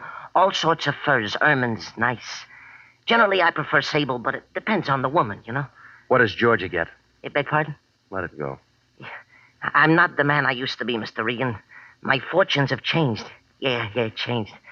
I think I better have that cigarette. Save it for later and start making sense. Well, I need help. Why come to me? Well, Mrs. Bascom thought enough of you to ask you to help her. You see, I know Mrs. Bascom.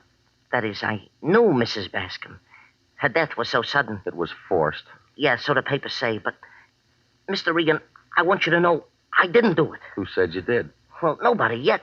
But I didn't do it. Look, why tell me? There's nobody else I can tell. Try the police. No, that's what I can't do. I want you to prove to them that I wouldn't do a thing like that. Loper, what's your tie-in with Desmond? Desmond? Why?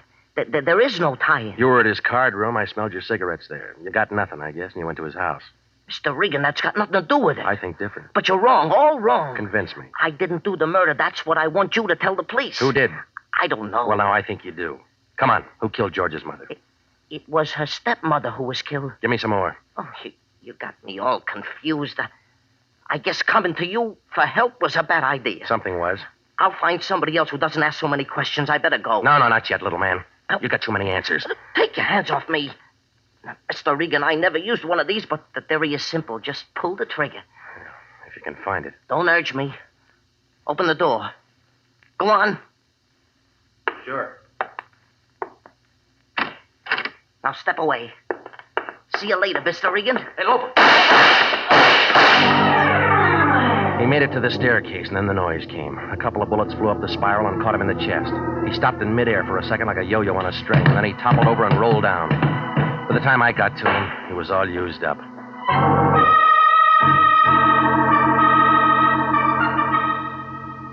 Well, a call into homicide brought some of the boys out, and they took care of him. A fat guy with a head like a plunger took him pictures for a paper, and a girl with a leaky fountain pen got the story. It took about an hour and a half to clear my place. But the minute the crowd moved out, the lion moved in. He had a sheet of paper in one hand, and his face was lit up like an old maid at a cocktail party. This concerns Louis Desmond and Georgia Bascom. You interested? Yeah? Desmond's got a wife, and her name's not Georgia. No, it's Stella, and she's a ripe candidate for a drunk tank. What else do you know about her? She's jealous. Well, there's no record any place of a divorce or of a marriage between Georgia and Desmond. That whole setup's a phony. Tell me why. Georgia's father, named Peter Bascom, was a furrier.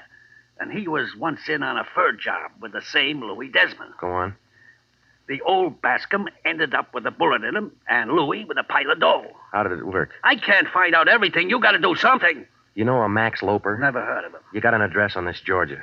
The Arena Hotel, room 406, on Catalina, off Wilshire. All right. The way I figured, an insurance company might be real interested to get hold of her. No, the gas chamber's got priority. We figured the swindle first, collect the fat bonus, then let the city handle her any way it wants. Call me when you get it all sewed up. What are you going to be doing? Resting at home. I'm all worn out. Yeah, well, that figures. You've been doing a little thinking.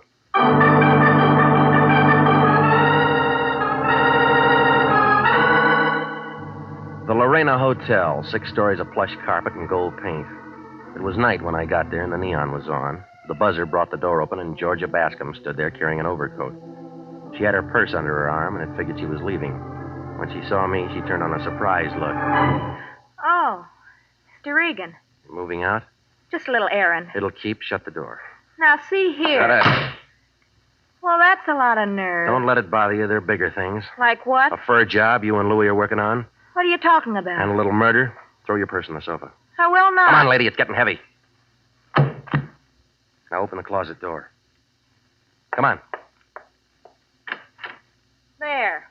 I hope you're satisfied. I'm not much on fashions. Read them to me.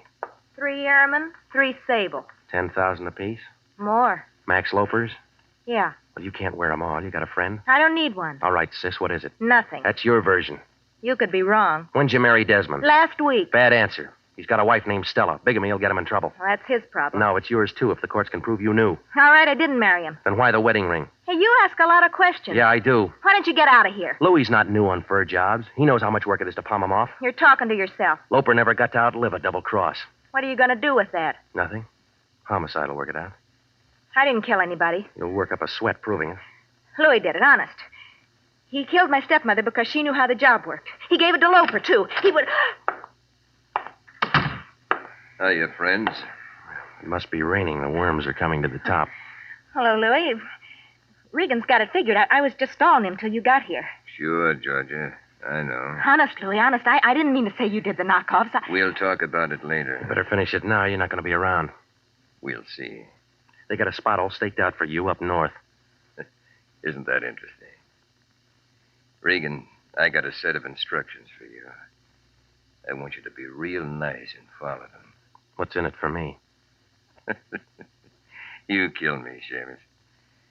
I'm holding all the cards. You want to rake in the pot. I better get going, Louis. We shouldn't be seen together right now. Slow down, baby. I got something for you, too. But Louis, Big mouth. Big mouth. Look, you didn't have to hit her more than once. She got off easy. Everybody's got 32 teeth.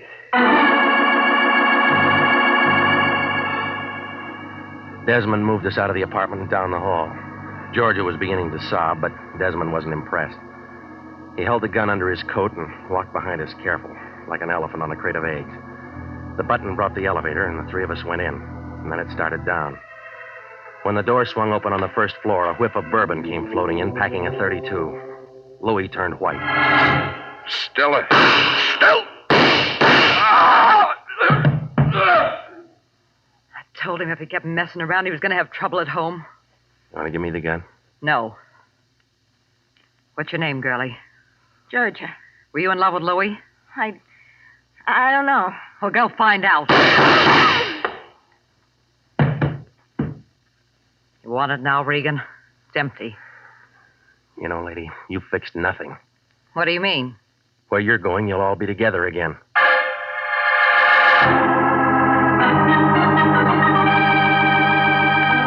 Well, it was all over fast, like a $1 dinner. The coroner's office sent out some boys for Georgia and Louis, and Sanducci picked up Stella. Desmond had himself a pretty good thing. Do a tie-in with a furrier and move the furs across the border with nobody making a fuss. Oh, it was slow work, but $10,000 a week's pretty good pay, and it was real safe. Loper wasn't going to say the furs were even stolen until they were turned into money. Of course, he never got to say it at all. Everything would have been all right if Stella didn't see green every time Louis saw blonde. Well, the insurance company thanked us for what we did to expose the fraud. The Lion was unhappy. He said they should have shown their gratitude with something more lasting. They gave it to him, a 1949 pocket calendar.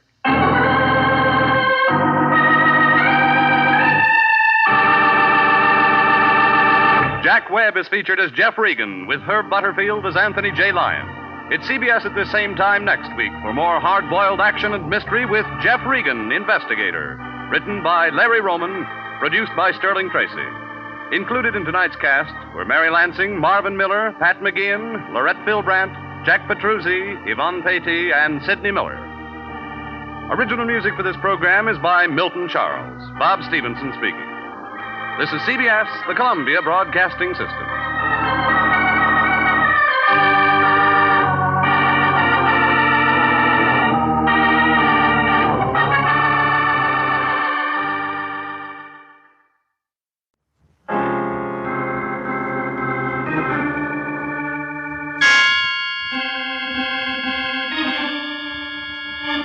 My name's Regan. I work for Anthony J. Lyon, International Detective Bureau.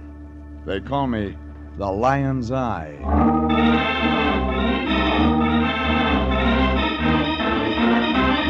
Wednesday at 9, and CBS brings you Jeff Regan, Investigator, starring Frank Graham as Regan, with Frank Nelson as Anthony J. Lyon.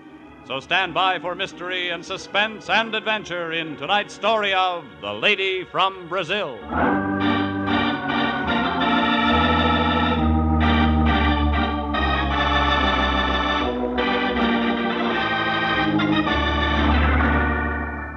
Her name was Irene Centino. The lady from Brazil, the Lion called her.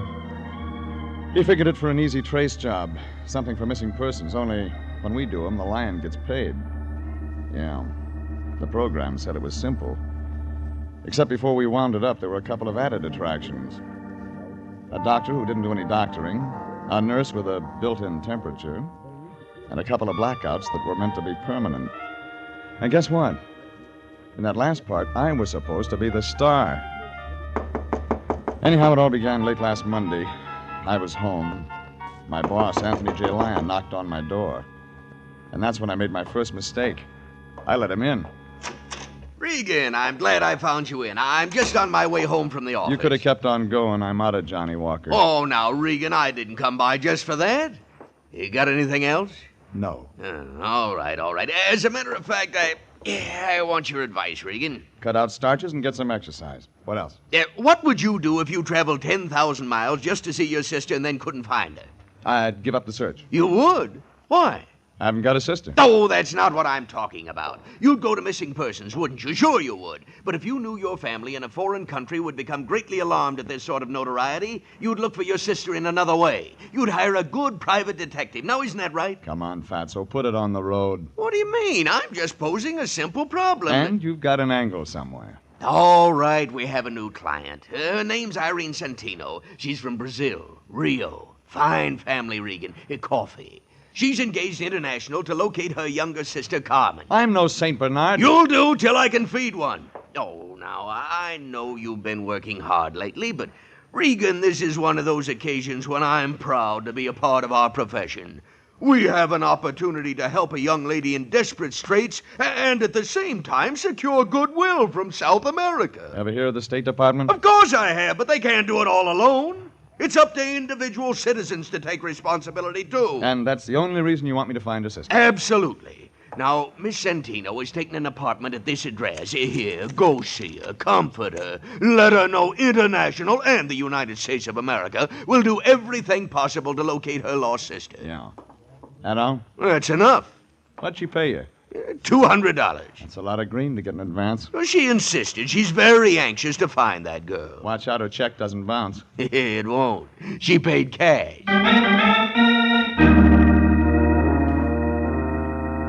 That $200 was already making a lump in the Lion's coat, and I knew the next spot for it was his mattress.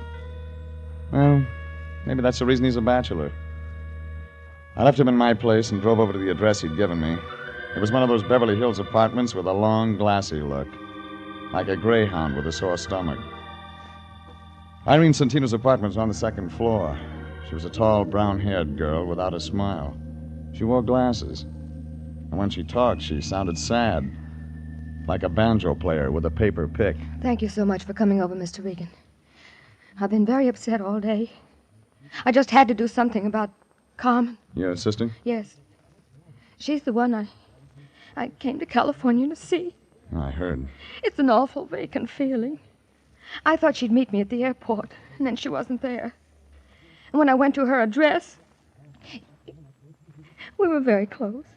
She's from Rio, too? Yes. How's yes. her English? The same as mine. We were both educated in the United States. You older than Carmen? Yes, 2 years. She's 25 now. Carmen left home a year ago. She's always been very independent. And, I received this letter from her a few days ago. It was the first word since she left home. You came this way? Yes. No envelope? Oh, I threw that away. She wrote her address there at the end, and I didn't see any need for keeping the envelope. And she wasn't at this address? There isn't any such address. What does Carmen look like? Well, I gave her a snapshot to Mr. Lyon. Didn't he give it to you? He forgets things. Well, no matter. I have another. Of course, it's old and not very good. I think it's right here in the suitcase. You'll pardon things strewn all over. I haven't had time. Oh, here. There you are. See. She's blonde? A little lighter than mine. The same height, too. We used to wear each other's clothes. Oh, Mr. Regan, you will be able to find her, won't you? I don't think you want me to. Mr. Regan, are you trying to be funny? You hand me a snapshot so old it could be anybody, and a letter that says nothing, and you want me to turn up a blonde. But I thought those would be leads. She mentions the name of her doctor. Is he the man? Man? She left home a year ago. She wasn't following the crops. There was a man in it. I've got to have it all, lady. All right. There was a man. His name was Frank Martin. Carmen met him once in Mexico City. She thought she was in love with him. He lives out on Laurel Avenue. You talked to him? No. But I asked questions around. I'm completely satisfied he knows nothing about it. Perhaps if you'd see the doctor my sister mentioned... You want me to find your sister? Yes? But you don't want me to see this Frank Martin. I didn't say that. You didn't have to, lady. Okay. You'll get a report when I've got something. Oh, just one more thing. What's that? How long did you stop off on the way to shop in New York? Why, what makes you think I'd do that? When you leave your clothes strewn around the label show. There's no Saks Fifth Avenue in Rio. When I walked out, her mouth was wide open like she was trying to scream. Only nothing came out. I hung around outside the door for a minute to see if she'd use the phone, but nothing happened. I looked up Frank Martin in the city directory and drove over to Laurel. A 2-story apartment building the color of a bride's blush. It was wrapped around a swimming pool. Too small for people and too big for birds. Martin's name wasn't on the mailbox, so I looked up the manager. You don't know me, do you, Pilgrim? Well, I just got here. I played the Palace in 26. Oh, them were the days. Write it up and sell it to the movies. Them slobs. Central Casting called me in 4 years. Got a card? Afros, SAG, and the Musicians Union. I play French horn. None of them call me. I figure it's television. No union yet. I'm looking for a man named Frank Martin. Now, look, if you got trouble, stay away from Frank. He bruises easy. And you're just a mother to He's a nice laddie. Now, remember what I tell you. Sure, huh? sure. All right. Come on. I'll show you. Thanks. That's him. Up there. He stays in one key. All the time. A low one. You said that once. Well, here we are. You know, I kind of like you. You get around. Ever run into Mervyn Leroy? Not yet. If you do, mention my name, will you? Sure. What is it? Just say that Trixie Finnegan was asking for him. He'll remember old Trixie. How could he forget? You're not a woofing, you know. Come on in, it's unlocked.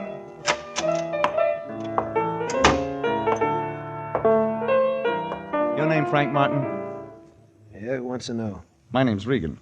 I'm a private investigator with the International Detective Bureau. Wrong steer, Gumshoe. I don't need one. I'm not looking for work. I'm looking for you. What'd you say it was? Regan? Yeah. R-E-G-A-N? Regan. Regan. Just wrote that one. Pretty cute, eh? I'm looking for a friend of yours, Carmen Centino. Oh. How is Carmen these days? I don't know. But you said you were a detective. I did. You sound like an amateur to me. You sound like a guy with a chip on his shoulder. You sound like a lot of things. You're trying to get tough, baby. It figures out when your name isn't on the mailbox. Yeah? Nobody'd ever write you. I'll just skip that, Regan. Well, who hired you to do what? Her sister's in town. She's looking for Carmen. Didn't know Carmen had a sister. What else? You're the boyfriend. Boyfriend. It's real good. Let me tell you what she's like, Regan. Eyes just right. Hair just right. Everything just right. Wait till you see her in a bathing suit. That's something, brother. She isn't wearing one in this picture. Let's see. No, it's a bad picture, Regan. Hardly looks like her, like she is. Ever met him like that? Well, we're going to be married, Regan. Only she decided all of a sudden she didn't want him. Just like that. It was her idea. Haven't seen her since. You try? Once. She moved, no forwarding address. That's all. Makes good story. Yeah, but you don't believe it. Let me tell you the reason we broke up. It's a dilly. My hearing's good. Well, you've heard about the happy couple. The guy keeps getting loaded, can't lay off.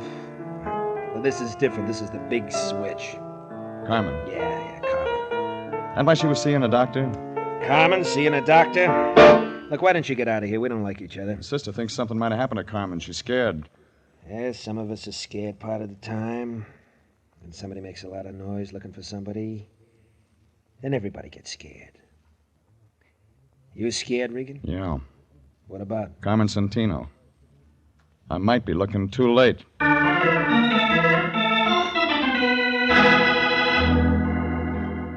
Well, what he gave me filled in the cast, but the plot wasn't getting any clearer. So I looked up the doctor Carmen had mentioned in her letter. His name was Kingston, and the only address was a place out in Encino. It was a ranch house spilled all over the top of the hill like whipped cream. Figured he was getting oversealing for his pills. I parked my car by the gate, followed the flagstones up to the front door. When I pressed a button, I heard something that sounded like chamber music. And then a blonde girl wearing a red dress that must have been riveted on opened the door about the middle of the second chorus. I like blue serge. Has an effect on me. It's the only thing in the closet. You fill it out nice. But you don't look sick. I want to see the doctor anyway. Come on in, we'll talk about it. You are tall, Mr. Regan. Regan. Who are you, Florence Nightingale? I hold the doctor's stethoscope. My name's Vivian Lytell. Mind telling him I'm here? He's busy. He just opened another bottle. Well, I'm right on time. Oh, Rex isn't sociable like me. He drinks alone. He gets more that way. Let me entertain you. Easy, Angel. I don't know how to fix a fracture. I've already got a man who can do that. I want one with brains. What's the matter with the doctor? Keeps his in a bottle. Hasn't used them for a long time now. He's done all right.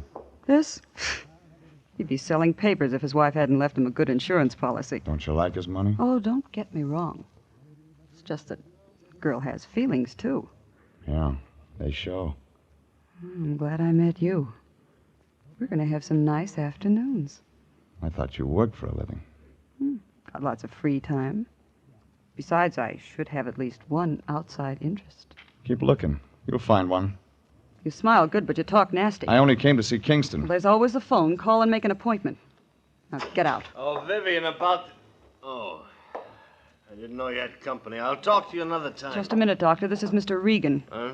He's your company, but he doesn't have a business card. Oh. Well, look, Mr. Regan. I'm no longer in practice, just doing research on my own. I have all the medical equipment I can use. I turned all my patients over to another doctor. I know one you forgot. Well, tell me who. Carmen Santino. Carmen... Go ahead, Vivian. I'll speak to Mr. Regan. Watch yourself, Rex. He doesn't know how to be nice. Will it take a minute? I'll crack some ice. You'll need a drink. She's a very fine nurse. Yeah. It's a nice uniform. Well, working on my own, very casual. You said I had a patient named Carmen... What was that? Carmen Santino. I'm afraid you're mistaken, Mr. Regan. Who told you that? Well, I read about you in a letter. That must have been another Kingston. There's only one with a license. You're a relative of the girl's? Friend. You're a detective, aren't you? Yeah. Want to show me your files someday? Why not today? This way, I keep them right here in my lab. Help yourself, Mr. Regan. Oh, you want a drink? Too early. You don't mind if I have one? Your house.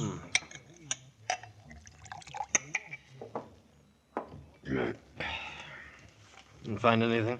Not under Santino. She could have used another name. Oh, that's possible. When was I supposed to have treated her? Well, about a year ago, according to this letter. Here, this is a picture. No. Oh. I've never treated anyone who looks like that. Sure. Positive. What was her illness? Might have had something to do with that stuff you're drinking. They die from it sometimes. I see. You can't see it from this window. But just over the hill, my wife is buried. I had special permission from the county, of course, bury her on my property. She was a great comfort to me. We were very close. I haven't been the same since she passed away. And that is why I am no longer in practice. I didn't ask for that. Oh, but you did, with your eyes. You're a strange man. Do you enjoy making a living this way, prying into other people's lives, searching for what is best left alone? Is he still here, Rex? Yes, Vivi. He's just leaving. You can find your way? Yeah. Bye, Blue Surge. You were a real disappointment. Don't give up. I'll be back. Don't bother, Regan. The doctor will be out.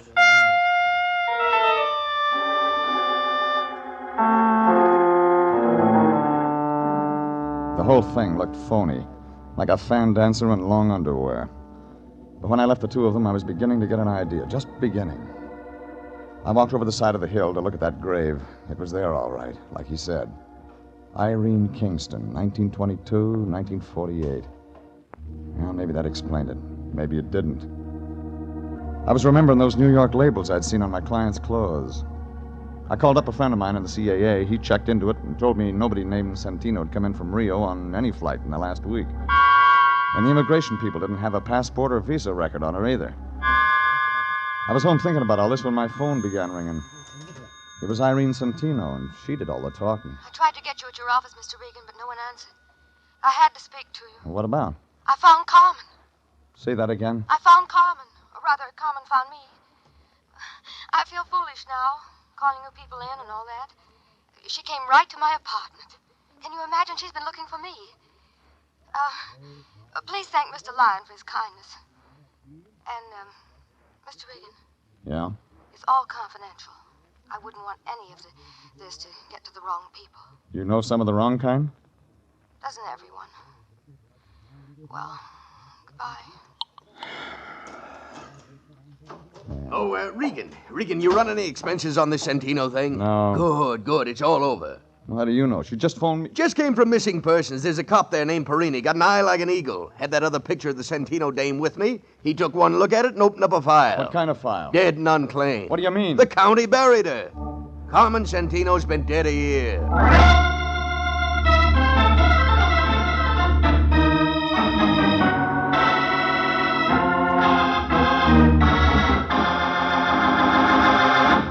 This is CBS, and you are listening to The Story of the Lady from Brazil, tonight's adventure with Jeff Regan, Investigator.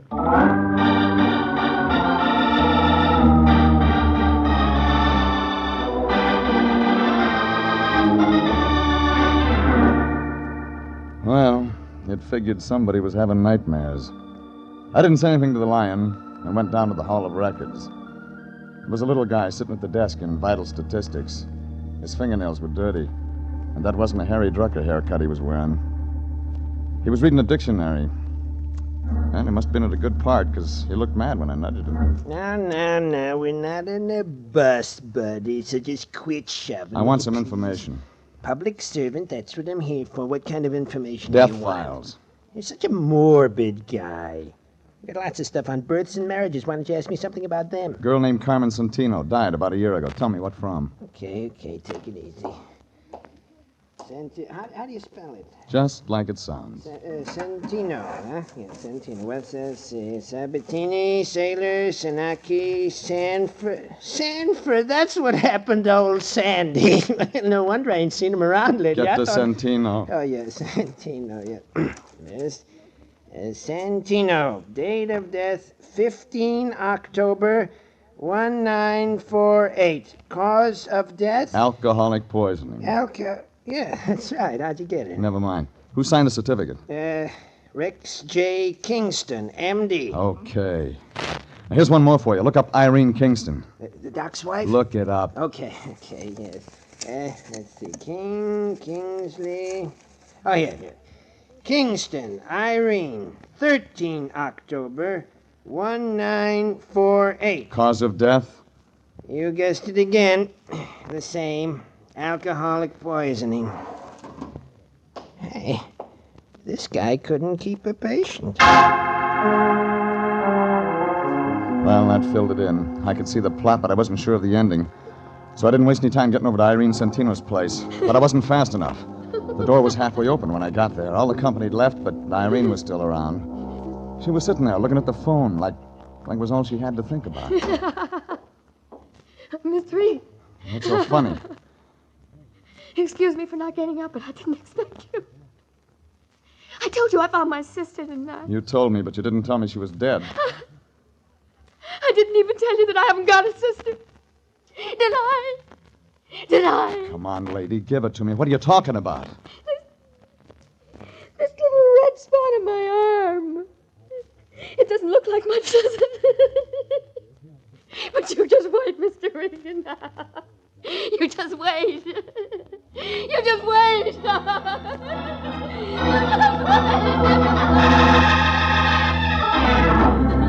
I found a doctor on the floor below. He grabbed his black bag and went to work on her. She quieted down to a slow, inside giggle, then went out all the way. The doctor got a hold of an ambulance and carted her off to a hospital. They just wheeled her out the door when the lion showed up. Regan, did I see an ambulance out in front? That's right. Your client was in it. Huh? Somebody stuffed her full of something and made her giggle. I don't understand all this at all. I stopped by home to change to my dark suit so I could come by and bring Miss Santino the news of her sister's death. And what do I walk You can into? save your tears, Fatso. She didn't come from Brazil and she wasn't rich. That woman gave me $200 cash. There was nothing unreliable about her. We had a contract. Well, New Year's coming up. You can use it for confetti. Now, see here, Regan. Look at this picture. Irene Santino. I have one just like it. All right, draw some glasses on it. Add about 6 or 7 years. I don't understand you, Regan. We're talking business, and all at once we're playing games. Look, when I came to see her tonight, she wasn't wearing her glasses. She looked a lot like the dame in this picture. Well, of course she did, naturally. That's her own sister. She never had a sister. Never had a sister? Then who did the county bury? That's what I'm going to find out from a certain Dr. Kingston.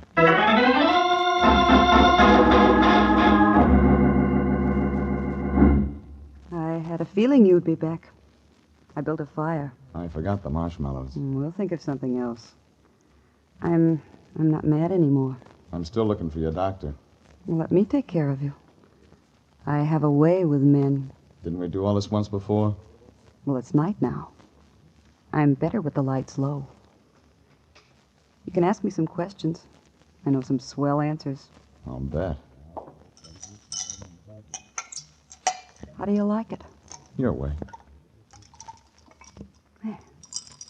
That's better. Now let's have a nice, quiet evening. Just you and me. That why you wore that? You like it? You got talent, lady. Will discover me. There's been a famine of men like you. You don't look underfed. Come on, you haven't touched your drink. I want to see him. Oh, all right. We could have had such a nice evening. Rex, What is it?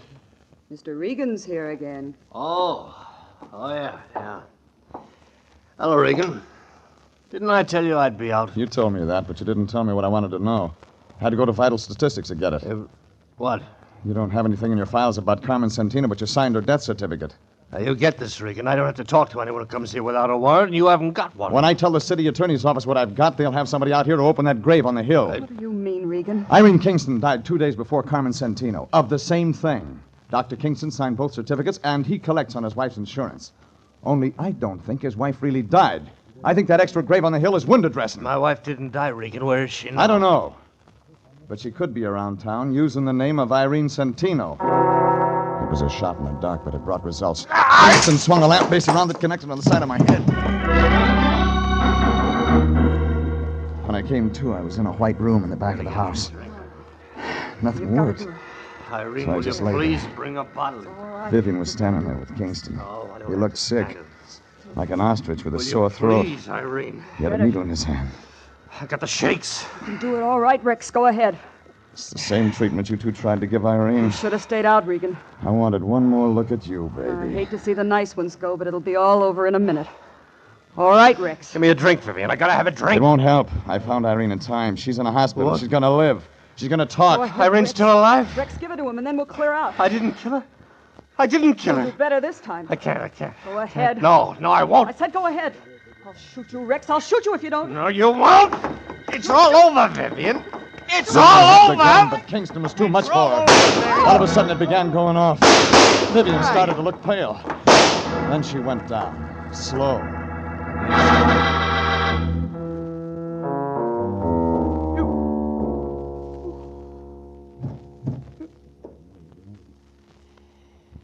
Oh, she deserved that. That what you're going to tell the state?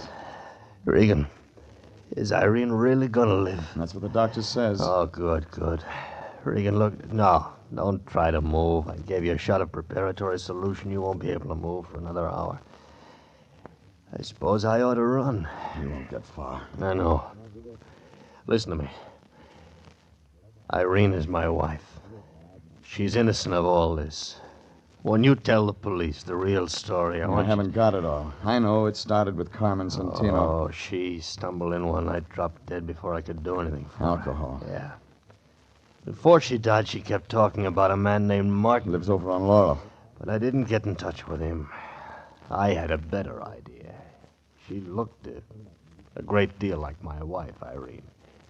It was really quite remarkable. The insurance. Yeah. Irene didn't want to do it, but she loved me, so she finally agreed to hide out in New York. I used one body for 2 death certificates, buried an empty box up on the hill. I was supposed to join Irene later. We were going to start a new life together. Vivian. Yeah. Vivian came along. I was drinking one night. She found out the truth. I was trapped. Would have stayed that way if Irene hadn't hired you. Well, it figures she made up that story about a sister from Brazil just to scare you into getting rid of Vivian. It worked, too. I'm scared stiff. Yeah, like that guy Martin said. Somebody gets scared, and then you... Everybody. Regan? Regan, can you hear me? Huh? Oh, sorry. Stuff's making me sleep. Yeah, that'll wear off. I'm going now, Regan. See that Irene gets a fair shake. I'll try. He picked up a bottle and started out the door. He didn't even look down at Vivian's body on the floor. I tried to move, but like you said, nothing worked. It was more than 2 hours before I could get to the phone and call homicide.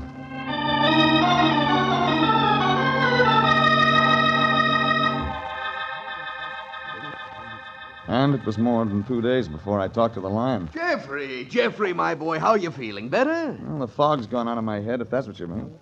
Otherwise, I feel lousy. Oh, don't take it so hard, my boy. All in a day's work. Besides, there's the brighter side. Yes, indeed. Like what? Well, for one thing, they got that Dr. Kingston. He only got as far as Las Vegas. Crime doesn't pay, Jeffrey. Crime just does not pay. Doesn't, huh?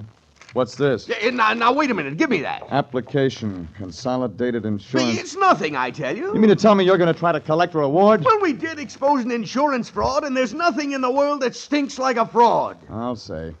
Hey, wait a minute, Regan. Where are you going? Out to buy an Airwick.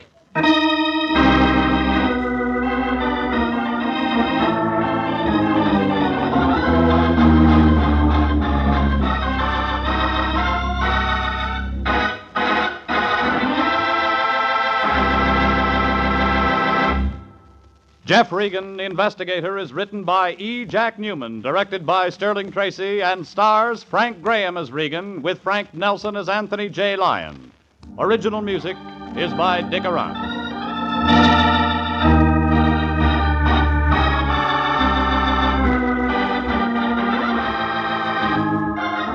Jeff Regan, Investigator, is heard each week at the same time over CBS. Bob Stevenson speaking, and inviting you to be with us again next Wednesday at 9 for more suspense and mystery and adventure with Jeff Regan, Investigator. This is CBS, the Columbia Broadcasting System.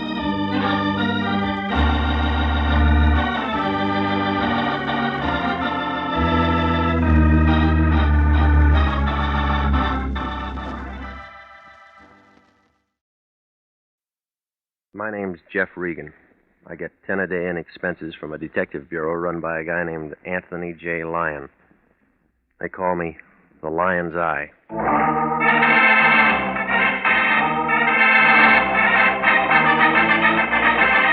With Jack Webb as Jeff Regan, Investigator, stand by for hard-boiled action and mystery and thrilling adventure in tonight's story of The Man with the Key.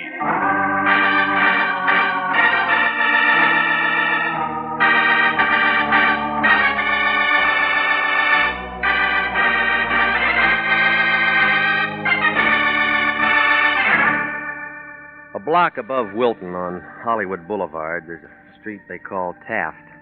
It isn't very long. About 48 palm trees and a couple of bad sewers. It figures that the guy who laid it was nearsighted. He didn't see the hill 3 blocks away. Got kind of a tired look, like an old lady who's been moving furniture. There's a dirty gray apartment house on the right-hand side of the street. That's my place. 308. A low ceiling and a leaky faucet.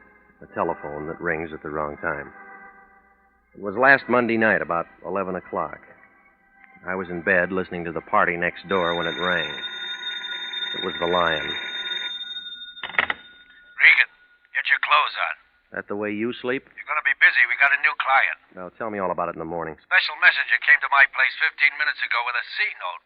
Any good? It was from somebody named Dora King. Well, who's that? That's what you're going to find out. I can see better in the daytime. She's waiting for you right now. Oh, yeah. At a place on La Brea called the Southerner. Should I take my banjo? Don't be funny. She wants to talk to you, so get over there. Well, what does she want to talk about? How would I know? Well, don't you ever check into things? That's what I pay you for. All right, where's last week's salary? You'll get it. When? As soon as I find out if your expenses were legit. Now get busy. That all? No, call me right after you've seen her. Why? I want to know what's what. You mean you want to know if she can afford more than a C note? You're getting out of line. That's what they told Gypsy Rose Lee.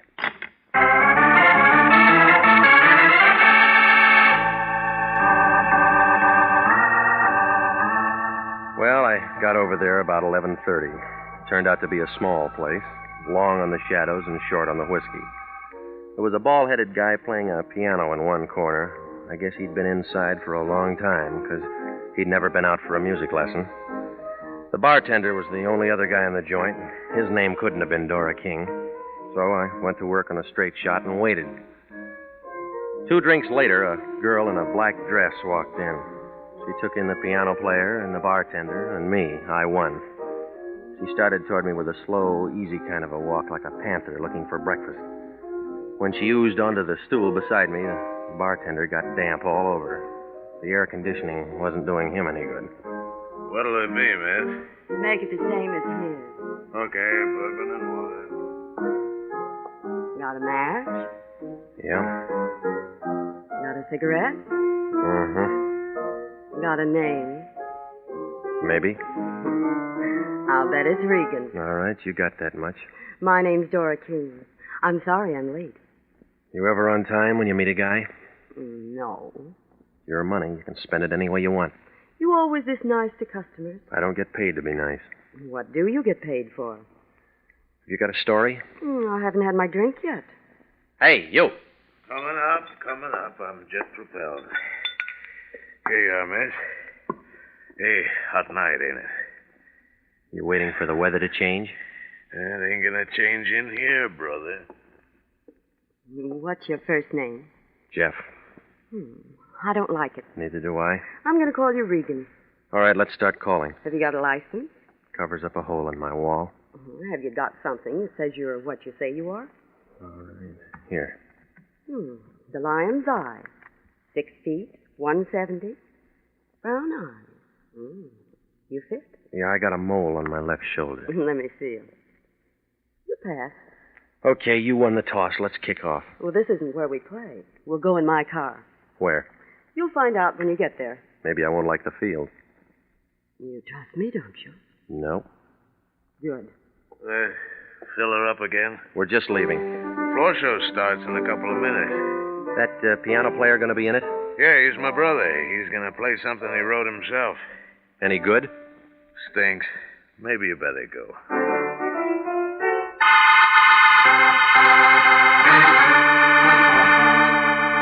Well, the bartender was pouring himself 4 fingers of rye and about a fingernail of water when we walked out of there. We climbed into a big Nash convertible, parked in front of the place, and headed for Santa Monica Boulevard. Then we turned east, past Western, down to Vermont, and south to Marathon. All at once, we were climbing a hill on a dark street. That gave us a view of the city. 20 years ago, a real estate broker might have had something, but now it was just an old neighborhood with a sad look, like a toe dancer with a short leg. Nobody said anything. And I was beginning to have a feeling that maybe she'd forgot her compass when she slowed the car down. She pointed to a 2-story house in the middle of the block, and I nodded. Then she shoved the car in second and spun around the corner and came to a stop. I got out and walked around to let her out. She didn't move. End of the line. Short fare. Time for you to go to work. What kind of work? The white place back there, 3936. You saw it? It came through. It's a boarding house. I already got a room. On the second floor, number 10. Knocked twice. Prohibition's dead, lady. There's a man there. His name's Bender. Ben Bender. That'll wake him up. He's expecting you. You're quitting? My job's finished. You're the new help. Well, what do I do? He'll tell you. That all? One thing more. Come here. Part of my fee? That's extra. I don't generally get tipped. Just for luck. You act like I'm going to need lots of it. You are. When do I see you again? You don't. Goodbye, gorgeous.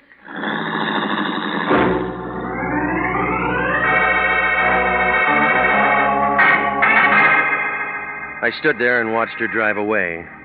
And then I noticed it. Somebody in a black coupe coasted around the corner, kicked into high gear at the bottom of the hill.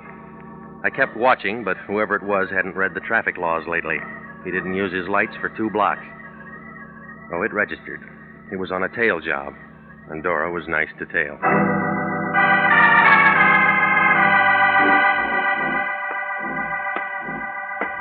.3936 Marathon. Inside, it smelled like stale beer and rotting wood. Room number 10 was at the top of the stairs. The door was already open. A thin guy with a hungry look was sitting on the edge of the bed. He was all bones. He didn't get up when I came in. He just kind of looked at me, and his eyes were full of water. All of a sudden, he pulled a bandana out of his pocket and began coughing. You're sitting in a draft. All my life. You Regan? A girl with warm lips said I'd find you here. Thanks for coming. Sit down. Hey, just got back from a trip. Up north? Yeah. Sanitarium? State said I needed a cure. Did it take? What do you think? You're still coughing.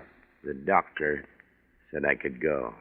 You can give me a going-away present. $10 and a suit of clothes. It's a bum rap. That's what they all say. Who I am? Ben Bender. Big Ben Bender.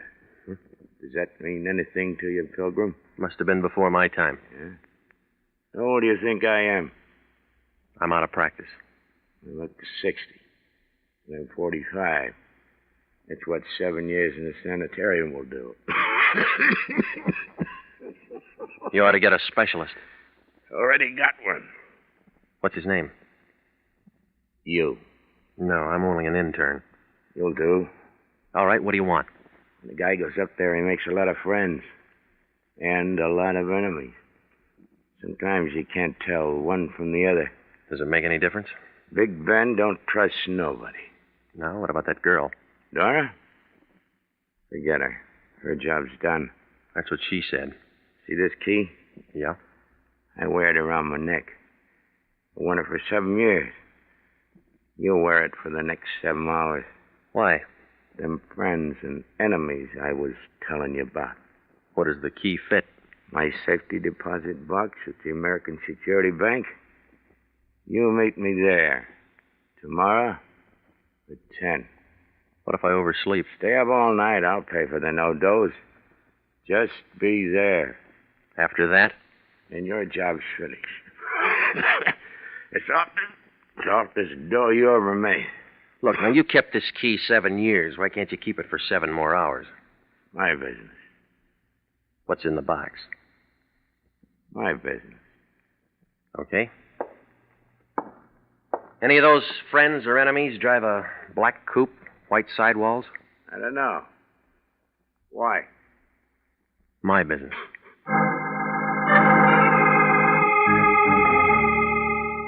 I left him sitting there. He looked as happy as a sword swallower with the hiccups. Well, I put the key in my coat pocket, but it felt hot, like a dynamite stick with a short fuse.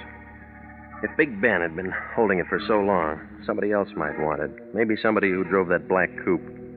Well, I went out the back entrance, walked down an alley, and doubled over 5 blocks to Vermont.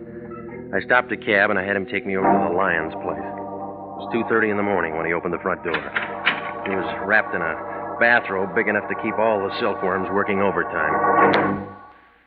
What do you want, Regan? Information. You been drinking? I've been working. What kind of work? Well, I got a key. That all? That's what they say. Who's they? A con named Bender. Ben Bender? That's right. I thought he was doing a long run up in Quentin. Well, he's out now. Where does Dora King fit? Taxi service. She took me to Bender. He gave me the key. Let me see it. All right, here. Safety deposit box. That's right. Nursemaid to a hunk of metal until tomorrow at 10. What then? Well, I meet him at the American Security Bank and turn it over to him. Well, do it. Now, look, Big Shot, this key's hot. What makes it hot? Whatever's in that box. What's that? How should I know? Find out. You got the key. You got the client. Now, just a minute. Somebody waves a greenback at you and you think it's a rainbow. That's enough. Oh, stop it, will you? It's another bum client and you know it. Let me worry about that. If Ben held that key for 7 years and won't hold it now, he's scared. What's he got to be scared of? Somebody else who wants in on the So play. what? I'm holding the key. That makes me the clay pigeon. You're getting paid for it. Just be there tomorrow at 10. Alive.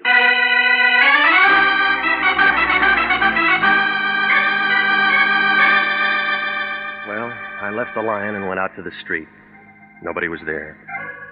I hailed a cab, and he let me off in front of my place. Nobody was there. I opened the front door of my apartment. Nobody was there. It began to feel like a good bet for the Lonely Hearts Club. It was a good feeling. I sat up all that night waiting. Nothing happened. I felt about as popular as a bald-headed chorus girl. Nobody made a play. It was 5 minutes to 10 when I pulled into the parking lot next to the American Security Bank. The car next to me was a black coupe with white sidewalls. It could have been the same one that tailed us the night before. But then I figured there's a lot of cars in L.A. like that. But I leaned in and I looked at the registration. This one belonged to a guy named Al Spandy, who lived in Van Nuys. I wrote the address down and walked into the bank. The guard in a blue uniform waved me downstairs to the safety deposit boxes. It was 10, and still nothing happened. I began to feel kind of relieved, like a flagpole sitter when the wind died down. Big Ben hadn't showed yet. The only one there was a blonde sitting in a glass cage in front of the vaults. She looked at me, and I began to wonder what she did on her days off. Good morning. May I help you? Yeah, I want to see if the rent on my box has been paid. Here's the key. 60B. Just a minute, I'll take a look. 60B.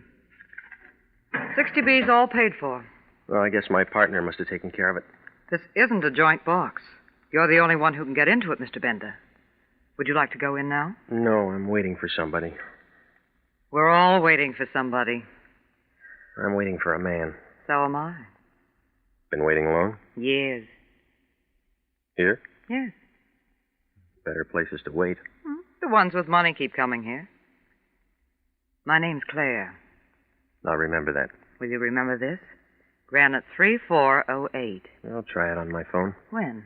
As soon as I get a spare nickel. I'll give you one. Well, you'll run out of them that way. That's why I work in a bank. Kind of hard on the depositors.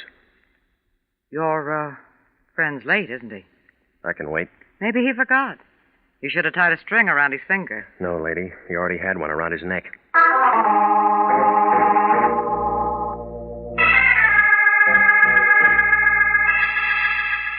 Well, she went back to copping nickels, and I sat down in one of the plush chairs and waited.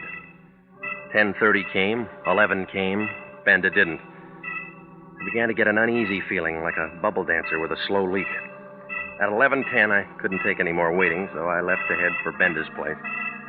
Outside the bank, a thin guy with a sharp head was hawking papers. I slipped him the nickel that the blonde had given me, and he handed me a Daily News.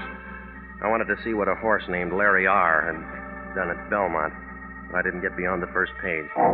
Benda's picture was there, right next to Governor Dewey's, only Ben wasn't running for office. They found him in his room full of bullet holes. I guess he finally got a cure for that cough. I took my car out of the lot and headed for home. I mixed myself a tall one, and I was just getting to the bottom of it when a couple of guys kicked my door open. Regan? Yeah. I'm Lieutenant Anderson, homicide. This is Sergeant Pinelli. Hiya. Don't you guys believe in knocking? My knuckles are sore. Nice stuff.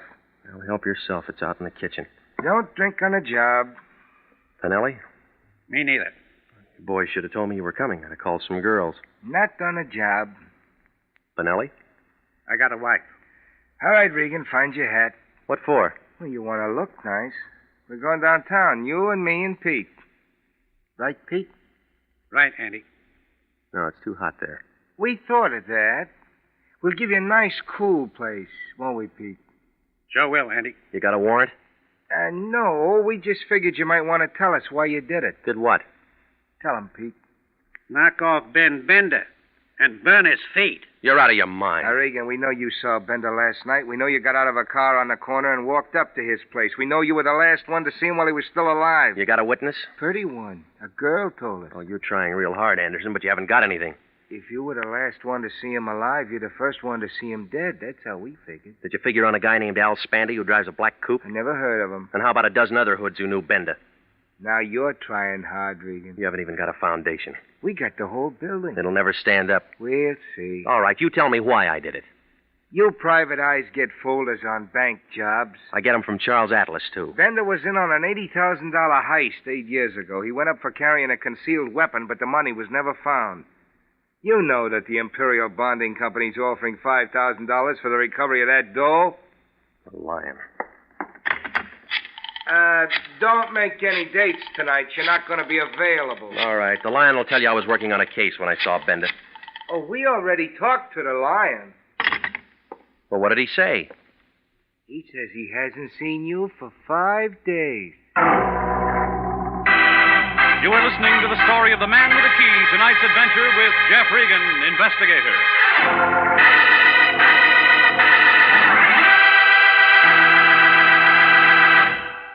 Commissions are still available in the Army Nurse Corps Reserve. If you were a graduate registered nurse between the ages of 21 and 45, you may be eligible for a commission in the Army Nurse Corps section of the Regular Officers Reserve. These commissions are still available, and those who meet the high standards and qualify may elect active or inactive status. Those who request inactive status will continue with their civilian nursing duties but stand ready to serve in time of emergency. Nurses who elect active duty become commissioned officers in the regular Army. If you believe you qualify for a commission in the Army Nurse Corps Reserve, apply to the Adjutant General, Washington, D.C. And now back to the story of the Man with the Key and Jeff Regan, Investigator.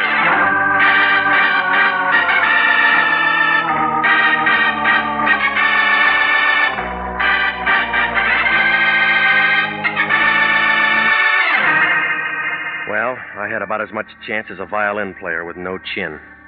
Anderson and Pinelli took me down and locked me in one of the rooms upstairs. They didn't ask any questions. I guess they figured they had enough answers.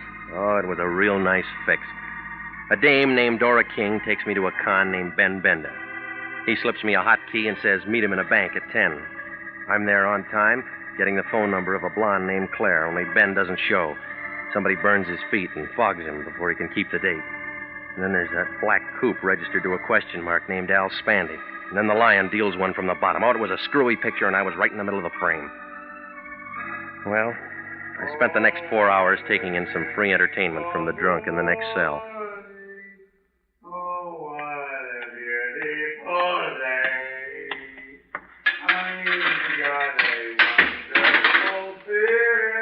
Okay, Regan, on your feet. Bastille Day? You sprung. Well, I was getting tired of the floor show anyway. Try and make it Saturday sometimes. That's our big night. Hard if I bring a date? Can I get a phone? I gotta call my wife. A lot of trouble to get you out. And you went to a lot of trouble to get me in. That was easy.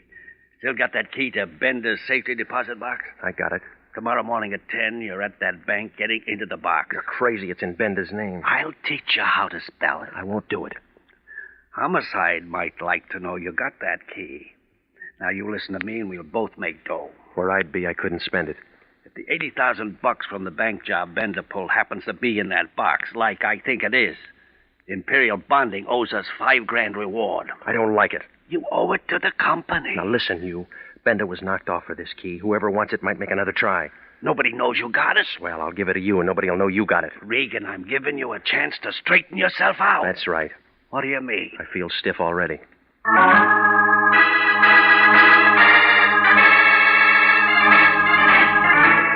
Well, it was a triple play. Homicide to the Lion to the Black Coupe. I went home to wash off some of the jailhouse Lysol. When I walked in the front door, I had company. A gray flannel suit with a yellow tie was sitting on the edge of my bed. Both hands were full. The whiskey was mine. The gun was his. When he saw me, he set down the bottle and walked over and put the gun right against my neck. It felt cold, and I got kind of nervous, like a hula dancer in a forest fire. Hiya, Regan. Been waiting for you. You like my liquor? I'm a rye drinker myself. I'll bring your own next time. That ain't being sociable. You weren't invited. How could I have been? You don't even know me. You're Al Spandy. You drive a black coupe. What'd I have for breakfast? Egg, and it's all over your tie. You look hot, Regan. You have to hold that gun there. Right there. Same one you used on Bender? The same. All right, now, gimme, Regan. I told you, I don't have any rye.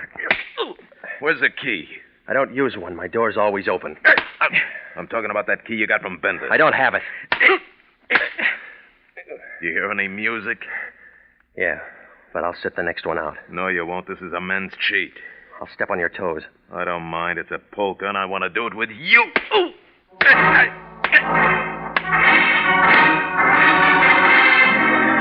Oh, it was a long dance, but Spandy didn't get tired. I knew I wasn't going to last the evening out. And then I saw Dora King standing in the doorway back to Spandy. She was taking everything in like a Hoover vacuum cleaner on a dirty rug. She had a .25 in her hand, and she knew how to use it.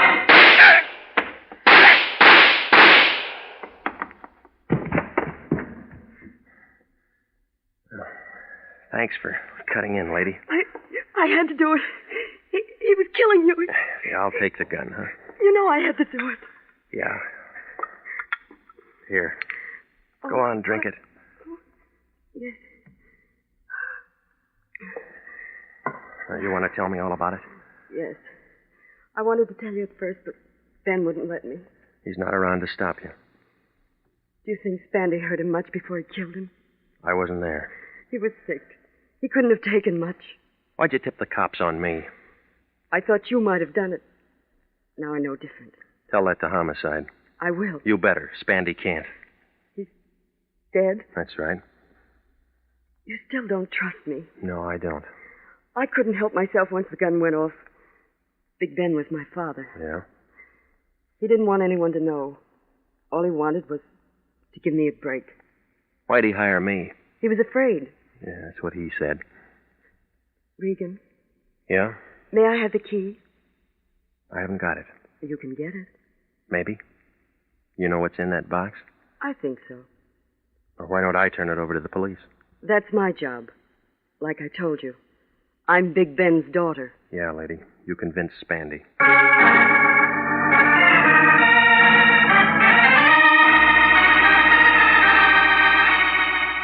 Well, I called Homicide, and Anderson and Pinelli handled it. We all wound up downtown. It didn't take them long to find out that the gun Spandy used on me was the same one that killed Big Ben. Dora gave Anderson her story. He said it would take some fixing, but he could keep her out of the papers. It was justifiable homicide. She wouldn't even be indicted, but they had to hold her overnight. Well, it was almost daylight when I pulled to a stop in front of my apartment. I was beginning to feel a little better, but it didn't last long. When I walked into my place, it looked like the L.A. Dons had been having a scrimmage. Every corner had been gone over. Oh, it didn't make sense. Bender was dead, Spanty was dead, Dora King was downtown, but somebody still wanted that key. Well, I crawled into what was left of my bed and set the alarm for 9:30. I didn't sleep much. I kept seeing keys and faces and $80,000 bills.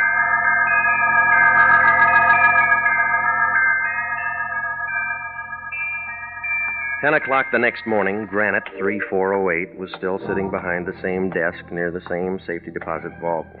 She gave me the same look. I waited for you to call last night. I spent the nickel. On a doctor? I'd like to get into my box. All right, Mr. Bender, sign here. All right. Looks like part of the new freeway. One thing about a vault, it's quiet. So's a tomb. We're alone. Yeah. Well? All right, Sunshine, open your eyes. My box number is 60B. That can wait. I can't. Easy, baby. You'll set off the alarm. You and I can make a great team, Bender. You know my name's not Bender. What is it? Regan. You and I can make a great team, Regan. Is that what you told Al Spandy? Why bring up a dead issue? What's your deal? You got Bender's key, I got the bank's key. You need both of them to open up the box. It's good so far. Go on. Oh, there's $80,000 there. Let's not let it go to waste. Big Ben waited 7 years to open that box. Look what happened to him. I waited just as long as Ben, and 7 years is harder on a girl. How'd you work it? Ben and I had a great plan. I was the cashier Ben heisted. Only I just gave him a bag full of paper. The real dough's in his box. Oh, that's the safest way. Keep your money in a bank. Yeah. Mm-hmm. When it cooled off, both of you go in and pick up the dough together. That's the way it was supposed to work, only Ben was dumb enough to get himself picked up and tucked away for 7 years. Oh, you made real good partners. Nobody trusted anybody. I trust you. That why you went through my place looking for the key last night? Girl's got to use her head. Besides, you might have been home. Ben and Spandy are dead. We don't have to worry about either of them. The money's still here. We got the keys that'll open the box. Can you add that? Yeah? What's the answer? About 20 years. What do you mean? That bonding company will see that you get the full load for grand larceny. You wouldn't turn me in. Don't make book on that. You and I'd make a great team, Regan. We can't lose. That's what USC thought.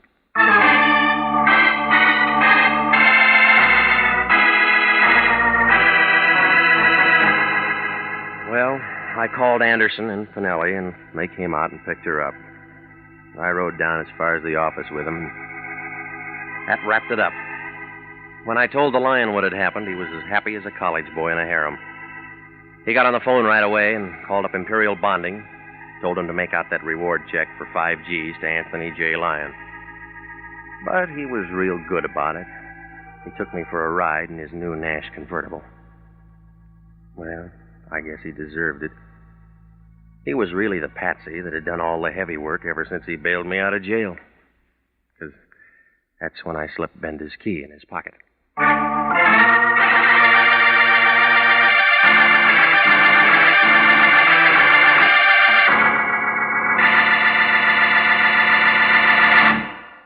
Jack Webb is featured as Jeff Regan with Herb Butterfield as Anthony J. Lyon.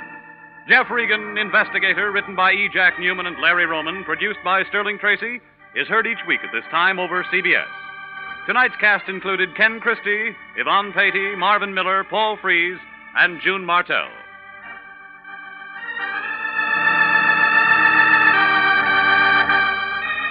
If you are a graduate registered nurse, please listen carefully to this important message. 29,000 nurses are needed to join the new Army Nurse Corps Officers Reserve. All nurses who receive reserve commissions will benefit from the opportunity for specialized training offered to them by the Army. Inactive reserve status will not interfere with a nurse's civilian life, but the educational opportunities offered her by the Army Medical Department will be of great advantage. For further information, drop a card to the Adjutant General, Washington, D.C. Original music for this program is by Dick Arant. Bob Stevenson speaking. This is CBS, the Columbia Broadcasting System.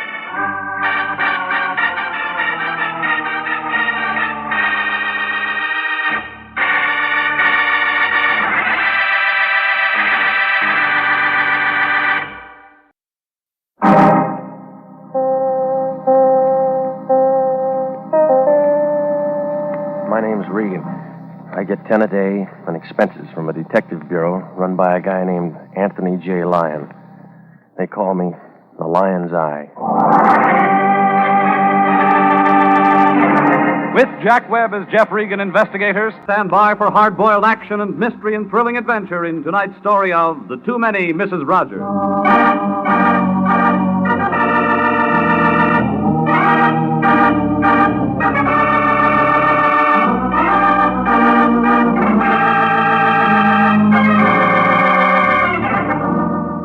7th Street, near Olive.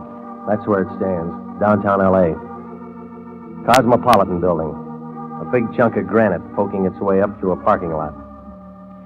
That's where you'll find International Detective Bureau, Suite 308. A good bargain counter if you're shopping around for trouble. Anthony J. Lyon, the guy I work for, pays the rent. Can't be very much because sunlight and those office walls have never said hello. The Cosmopolitan Building. An air shaft runs right up the middle of it. Suite 308 is wrapped around that ventilator like a donut around a hole. Figures that the Weather Bureau ought to run a separate survey on that office. Because we get all the blow-by from the Acme Incense Company, 3 doors down the hall. Los Angeles smog had come in second best if they knew about it. Well, it was last Tuesday, the day that Cleveland won the pennant, that I walked in. The Lion was there pecking around on that same old Remington. Somebody had broken the period key, but he didn't seem to mind. He talks in commas anyway. I don't know who he was writing to, but there were a couple of cereal box tops at his elbow and a contest blank. He was writing something about why I feed my children your breakfast food. The Lion's a bachelor. Regan, who do you know in Battle Creek, Michigan? Jack Armstrong. I may win this contest. Here's one for you to fill in. No, I don't eat breakfast. This is different. I got us a case. Here's the address. Hinkle and Hinkle. Well, they make pills. It's a funeral parlor, one of the best in town. I'm healthy. I want you to be very careful how you talk to these people. Who, the customers? Hinkle and Hinkle, father and son. They got a fine establishment, and all the best people go to them for the final right. Well, I'm fresh out of Shroud. They got problems, Hinkle and Hinkle have. What's the trouble? Hop over there and they'll tell you. I'd rather get it from you. Regan, I can't do that. Why? You've read our business card. Anything told to an international man is in the strictest confidence. I wrote that and won't double-cross a client. Well, that's a new twist for you. What do you mean? Every day you dump these phony cases in my lap and I go out on them. All I do is play tag with homicide. You won't get caught. A lot of canned tuna felt that way. You know I take care of you. That's what I don't like.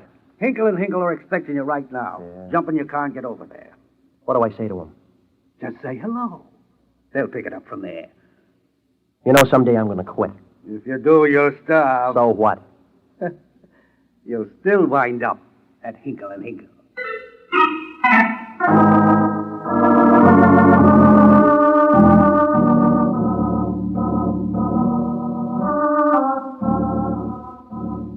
Well, the place was on Hope Street near Washington Boulevard. You couldn't miss it. A 2-story building, painted a battleship gray that sort of crouched at the curb. It had a square pimple for a door and flanked on each side by a brass angel. They were a dirty green color, and I figured that one of the Hinkles could have been a little more eager with the metal polish. The glass door was draped with white satin, and it fluttered as I walked in. The hall was quiet. There was enough marble inside to make the Bank of America jealous. Another angel, this time with the wings folded back, was pointing toward the reception room. I followed directions and moved on. It smelled like the bargain matinee at the Roxy. Over in one corner was a vase of tired-looking flowers, trying real hard not to be cheerful. A little guy in a black serge suit was floating around the room with an atomizer filled with perfume. The whole place was about as inviting as a maiden aunt's kiss. The little man didn't even look at me. He just kept squirting. He couldn't put the perfume people out of business, but I figured he had them working nights. Your name, Hinkle? As soon as I finish. Yeah, well, that might take months. That's a big bottle. Don't you just adore this scent? What's the matter? Aren't the flowers working? They're paper.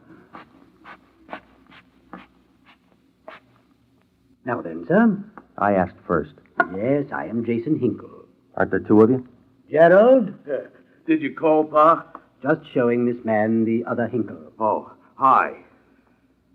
Now then, I believe that you'll find we can make all the necessary arrangements. Save the commercial. Nobody's dead. Oh, that's too bad. This week we're having a special at a greatly reduced rate. Well, I figure I got a few more years. Now, look, didn't you want to see me? Oh, you from Atlas? Who? Atlas Casket Company. We have plenty on hand. Penicillin has practically ruined our business. My name's Regan. I'm with International. Oh, of course. You're the Lion's Eye. I'm glad you got here. Well, tell me, and we'll both be happy. Hey, Pa, he don't look so tough. Well, you do, Buster. You scare me. I'll bet I could break you in the middle. Never mind, Gerald. I'll have to apologize for him. He lifts weights. He'd have to carry that head around. Just say the word, Pa. Gerald. Now, Mr. Regan, if you'll step in the back room. All right. I have to be careful about Gerald. He's just a junior partner. He ought to be the silent one. He didn't learn to talk till he was almost 9. I paid him for 6. Drink, Mr. Regan. No, thanks. I stopped drinking that stuff in 32. Oh, you mean the formaldehyde label. Yes, I have to hide it from Gerald. All right, now we've been through the family album. What's the job? Do you know a Mrs. Rogers? The phone book's full of them. Mrs. Rogers has been most unfortunate. Poor dear woman, they were married such a short time, and they were ecstatically happy. Her husband died? She lost him 3 days ago. Hinkle and Tinkle are handling the last rites. Poor Mrs. Rogers. She's so young. She want a shoulder to cry on? Mrs. Rogers wished her husband taken to the family plot in La Jolla. We're furnishing the limousine, and she's requested someone to accompany her. I'll try a Pullman Porter. They like to travel. This whole thing has most unusual aspects. Mrs. Rogers thinks she needs protection. We could send Gerald. She'd still need protection. Oh, Mr. Regan, she wants you. She paying for this? I believe Mr. Lyon has her check. Okay. That all you got to tell me? Mr. Regan, we only handle the dead. Well, they don't need protection. That's what they said about King Tut.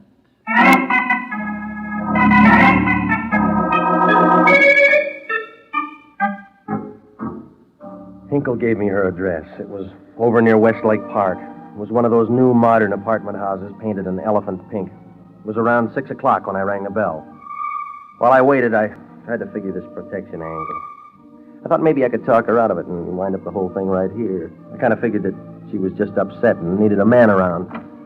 When she opened the door, I knew I was right. You could see she was in mourning. She was wearing black lipstick. She was tall and thin, with long blonde hair. She made Mr. Peabody's mermaid look like a beginner. Right then, I knew that this case was about as much on the level as the city of San Francisco. She needed protection, all right, but so did I. When she said hello, it melted all over you like honey on a hot biscuit. You're standing in a draft. Well, it's a warm night. Well, come in. You, Mrs. Rogers? That's right. My name's Regan. The man from International. You're more than I paid for. Well, prices are coming down. Come over here where we can talk. I got a big voice. Sit down. You act like you're afraid of me. Well, I didn't think it showed. Oh, yes. You're just exactly what I wanted.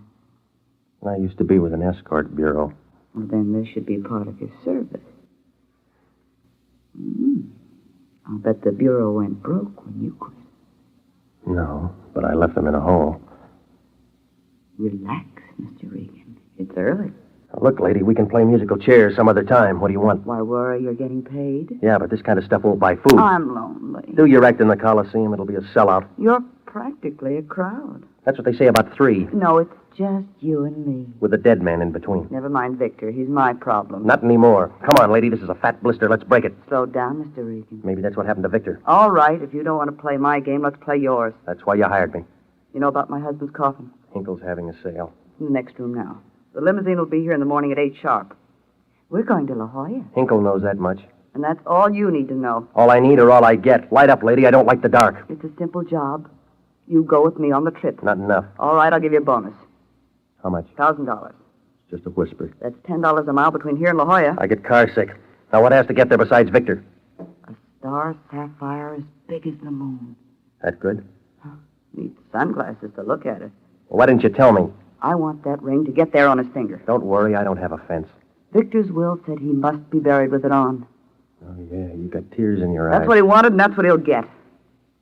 Other people know about that ring. Victor wouldn't want to lose it this late in the game. I'm the nursemaid. That's right. When I said I'd do to Victor in Yuma in 1946, I promised him. The trip to La Jolla? I'll see you tomorrow morning at 8. Until then, get out. That bonus still good? If that ring gets to La Jolla, I'll see that it does. Aren't you afraid somebody might steal it? No, Eddie. You'll ride with me.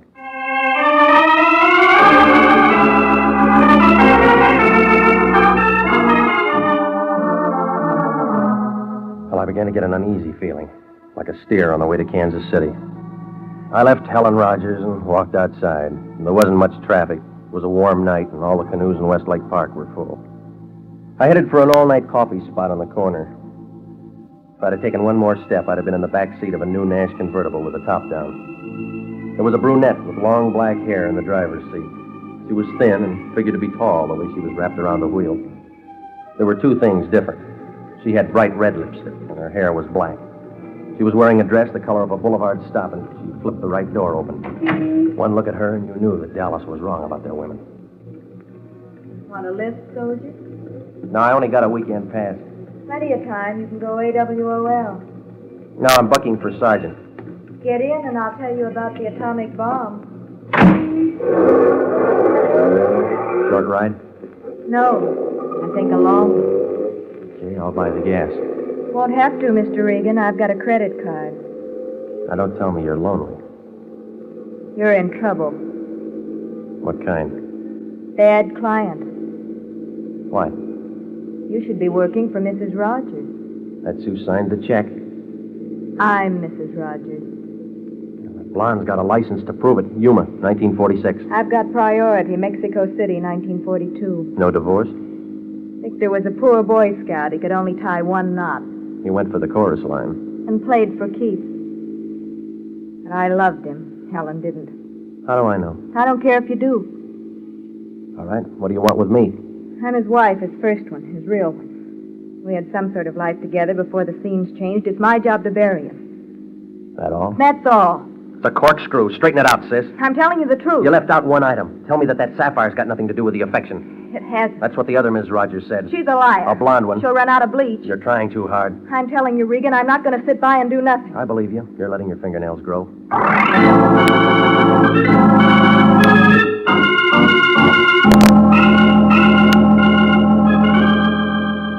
Well, the brunette's name turned out to be Catherine Rogers. She gave me her number, but I wasn't buying. I felt kind of confused, like a polar bear in Palm Springs. Catherine didn't have any more, so she let me off on a corner, and I doubled back to the first Mrs. Rogers' place.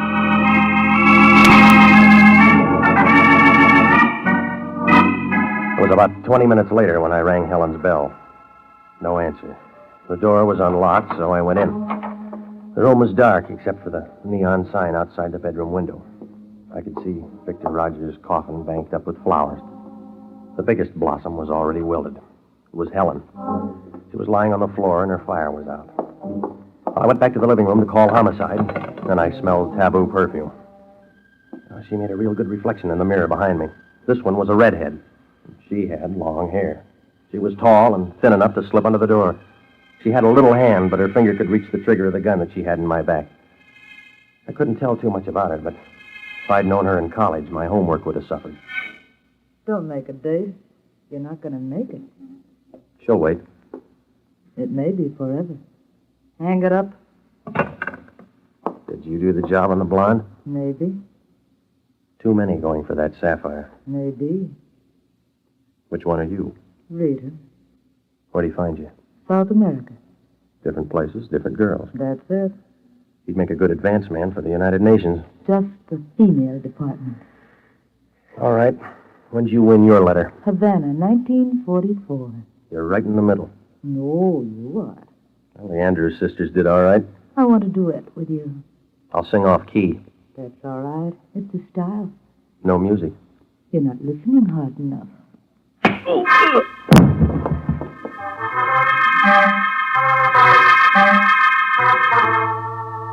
Well, South America took it away. When I came out of it, I was all head, like tapped beer in a cheap saloon. The room was full of homicide. They must have got a hotshot call, because they were all there. All I could see was the seats of their pants. I picked out the shiniest pair, and I knew it was Sergeant Sanducci. He was standing over me with a notebook. The way he was sucking on that pencil, I figured he must have been a lollipop man in his youth. Everybody was there. All the newspapers. The fingerprint men were dusting everything. I had about as much chance as a Christmas tree salesman in July. Sanducci leaned into me. Borderline anemia? Oh. Kind of tired? Yeah. Anybody would get tired lugging a heavy gun.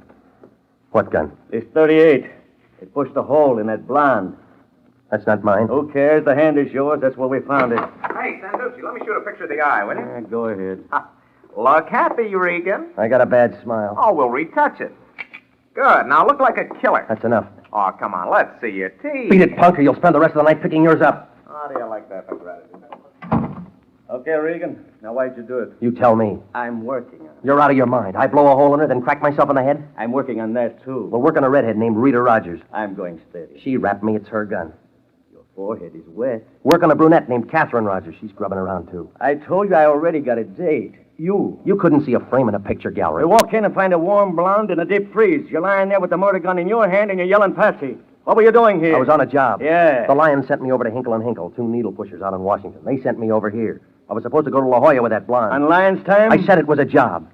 She was taking her dead husband down to the family plot. She was worried about a sapphire ring. Look in the coffin, you'll see. We already did. Well, what'd you find? Air. The coffin was empty.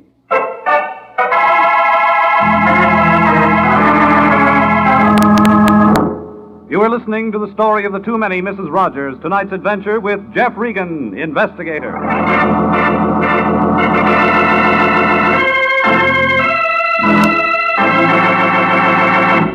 Commissions are still available in the Army Nurse Corps Reserve. If you're a graduate registered nurse between the ages of 21 and 45, you may be eligible for a commission in the Army Nurse Corps section of the Regular Officers Reserve. These commissions are still available, and those who meet the high standards and qualify with this fine organization may elect active or inactive status. If you believe you qualify for a commission in the Army Nurse Corps Reserve, apply to the Adjutant General, Washington, D.C. And now back to the story of the Too Many Mrs. Rogers and Jeff Regan, Investigator.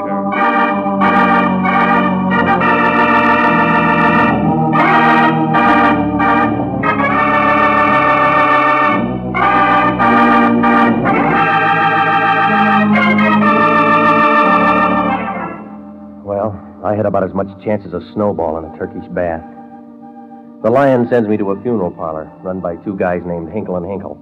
They bank me off to a blonde, Mrs. Rogers, who wants protection taking her husband's body to La Jolla. He's being lowered with a star sapphire on his finger. Everybody's scrambling for it. But Victor Rogers was a collector of long-legged ladies, and the blonde turns out to be just a single in the crowd scene. There's 2 other Mrs. Rogers, a brunette and a redhead. You can't tell one from the other without a program. The next thing I know, the blonde is dead. I'm holding the murder gun, and an alibi is full of as many holes as a piece of cheesecloth. There's no star sapphire, no body in the coffin, and Sanducci of homicide is pounding away at me. Well, the police finished in the blonde's apartment. The prints were lifted, and the gun was wrapped. It was Sanducci all the way. Come on, Regan. Say why. You're pressing. I just work hard. You got nothing. You'll be saying that in the chamber. You're bluffing. How you figure? The setup's so strong, even you can smell it. I got sinus. Well, you're not taking me in. Well, who said I was? Okay. We'll be around for you when we're ready. Retirement will set in first. I'll sign for another hitch. Look, if you got to keep beating your head against the wall, come over to my place. What for? It's brick.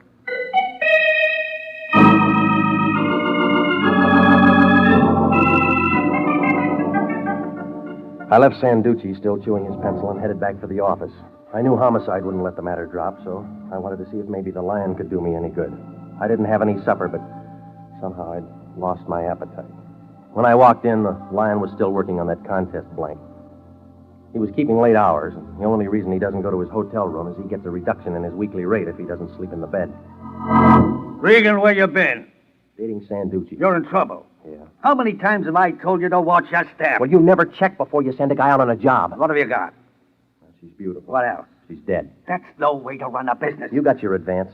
I was thinking of public relations. Oh, stop it, will you? Somebody mentions dough and you're there with a basket. That's enough. Let's drop this case. Not until the wind dies down. I got another job for you. I'm still with the old one. The case is closed. Oh, I'm opening You it. do as you're told. Now, listen, big shot. You eased me in on that hook. Now, let's see you work backwards. Regan, you're getting out of line. Get a trace on Catherine and Rita Rogers. Who are they? A brunette and a redhead. What else? Victor Rogers' wives. What about Helen?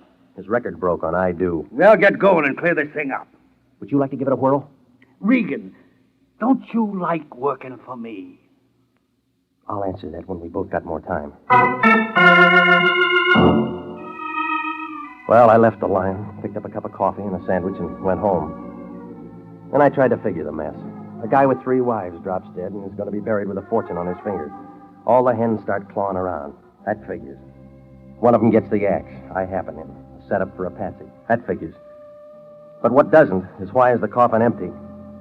Somebody pulls a knockoff to grab a sapphire and takes the stiff with it. God, I was getting nowhere, like a pickpocket in a nudist colony.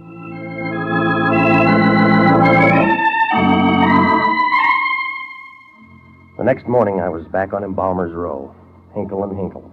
I went inside. The little guy in the black suit and his son were standing in the entrance hall. Old Hinkle came toward me kind of slow, like an ant with a super chief in tow. You're back so soon, Regan. Everything all right at Mrs. Rogers? Your business is picking up. I don't understand. Neither do I. You fill it in. Now, there's no use taking that belligerent attitude. Now, listen, you. I played Patsy long enough. Hey, Pa, shall I mash him? You heard Gerald, Regan. Now get your paws off of me, quick. Oh, we're backstage now. Your grease paint's off. I don't know why you came back here. We don't know anything about it. That's your version. Look, Regan, I'm going to try to let you down easy, so pay attention. You were called on a routine job. We played our part, now you play yours. Take that trip to La Jolla. We're going to need a bigger car now. I told you all I know. Now beat it. Homicide wants somebody. I'm going to give him you. You're on a treadmill. That's all right. It's slowing down. I'm tired of this small talk, Regan. Now get out of here before I sick Gerald on you. Is that all you got to offer? That's it. Now blow. Okay. Next time I'll bring homicide. Just won't give up, will you? Gerald. Yeah. How do you want him, Pa? Broken, too? You handle it. I'll be in the back room. Fist or gun butt, Pa? Hold still. You should be glad Pa didn't say fist. It's harder. See? I dreamed about you last night, Regan. Must have been something you ate. I dreamed I broke you in two. You're still walking in your sleep. You say funny things, Regan, but your face don't go with it. Get away from me, you big ape. I seen a clown in a circus once. He had a big red nose, like this. And he didn't have no teeth. And he had little teensy eyes way back in his head. Yeah, you make a swell clown now. I was getting nowhere, like a skyrider in a high wind. Gerald must have got tired. He stood over me grinning like a Notre Dame gargoyle. I tried to get up a couple of times, but it would have been easier to get to Ohio on a pogo stick. I kept wondering if he'd ever quit when the front door opened and Catherine, the brunette Mrs. Rogers, came in. She had a .32 in her hand and she leveled it at Gerald. Stop it! We're going to the circus. Stop it or I'll kill you! All right, you heard her. What about the circus? Come here, you. There ought to be a place for you in the sideshow. I got tired waiting for you to come to me. Yeah, thanks. Shall we go where we can talk? What do you want? You. So did Junior here. My hands are softer. Your gun isn't. You can hold it. It's not good enough. Still don't trust me? No. We'll go in your car. Well, it gets better. We'll go to your place. Okay. You won't be sorry. Why? Because I'm going to help you, Regan. You just did, lady.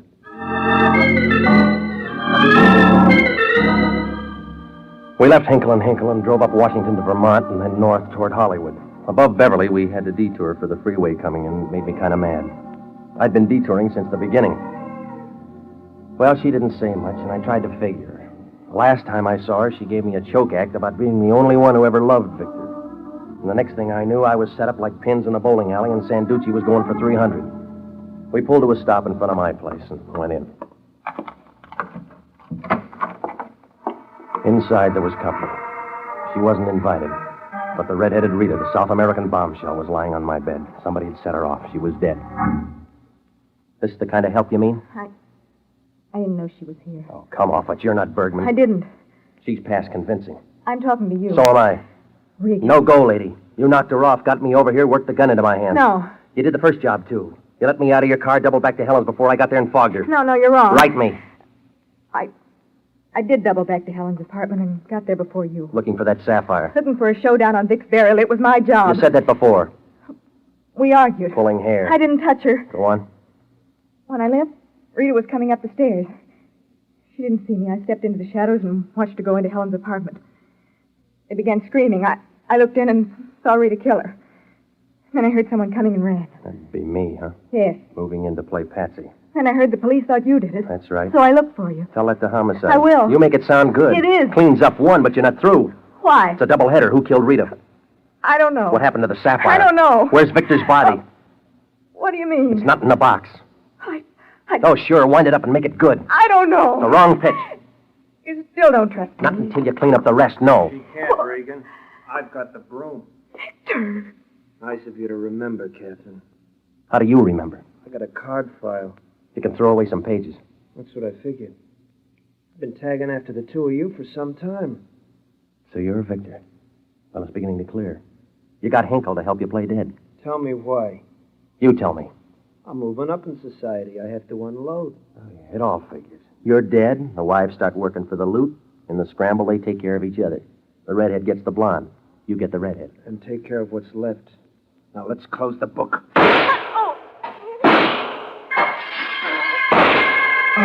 Victor's aim was good. Catherine went down. Sanducci got Victor from the bedroom window. His sapphire ring caught the light as he sprawled on the floor. And then Sanducci climbed in off the fire escape. Catherine's hair was still long, but she wasn't tall anymore. Regan. Yeah, baby. Victor. He's through. He was no good. Yeah. But I loved him. Uh-huh. We should have met sooner.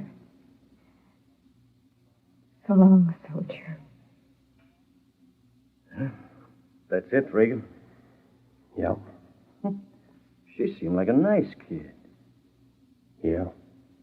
It's going to be a long trip, but she'll make it.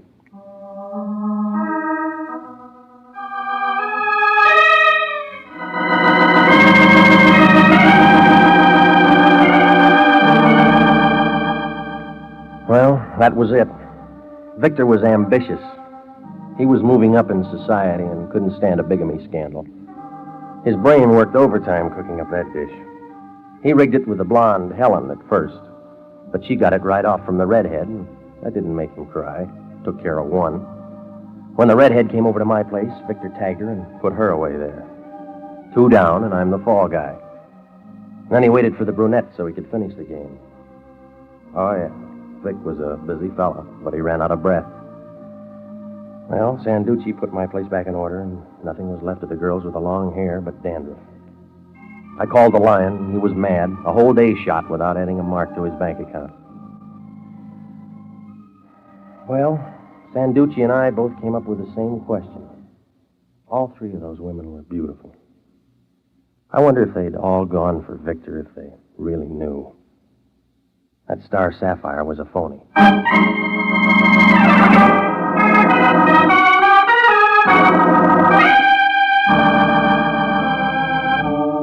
Jack Webb is featured as Jeff Regan, with Herb Butterfield as Anthony J. Lyon. Jeff Regan, Investigator, written by Larry Roman and D. Jack Newman, produced by Sterling Tracy, is heard each week at this time over CBS. Tonight's cast included Grace Lennard, Gloria Blondell, Laurette Philbrandt, John Hoyt, Jack Petrucci, Paul Frees, and David Ellis. If you're a graduate registered nurse, please listen carefully to this important message. 29,000 nurses are needed to join the new Army Nurse Corps Officers Reserve. For the first time in history, qualified nurses have the opportunity of receiving commissions in the regular Army Reserve. These nurses will remain on inactive status, ready to serve their country in time of emergency. For further information, drop a card to the Adjutant General, Washington, D.C. Original music for this program is by Milton Charles. Bob Stevenson speaking. This is CBS, the Columbia Broadcasting System.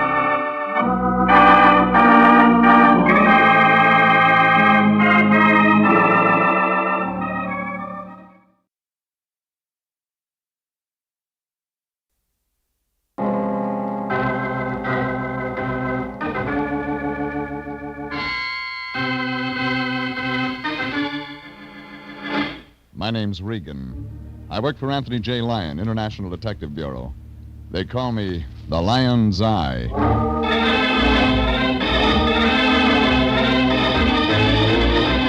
Wednesday at 9, and CBS brings you Jeff Regan, Investigator, starring Frank Graham as Regan, with Frank Nelson as Anthony J. Lyon. So stand by for mystery and suspense and adventure in tonight's story of The Little Man's Lament.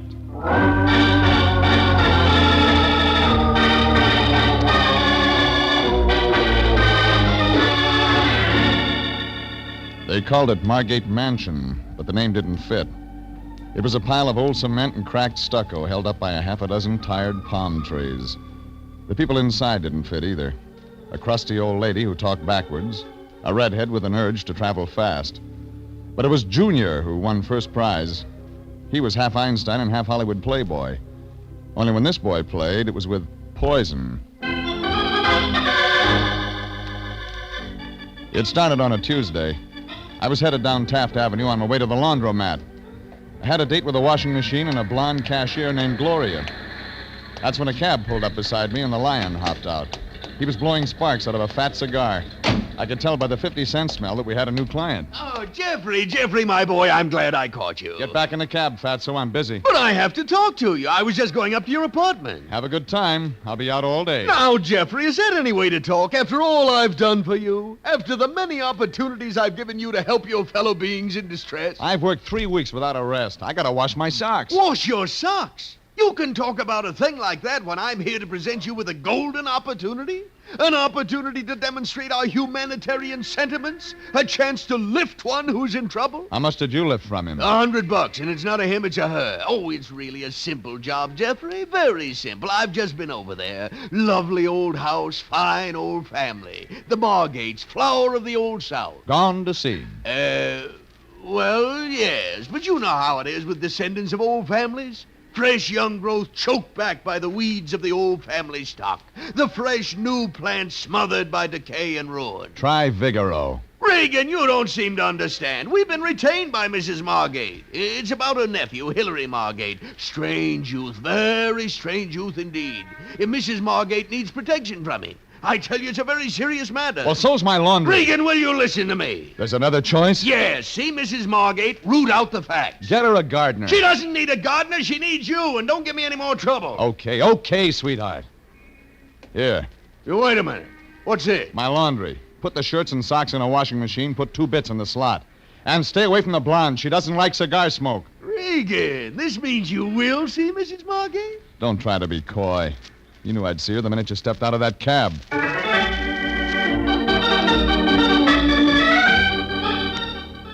I walked up Vine and turned right past Franklin.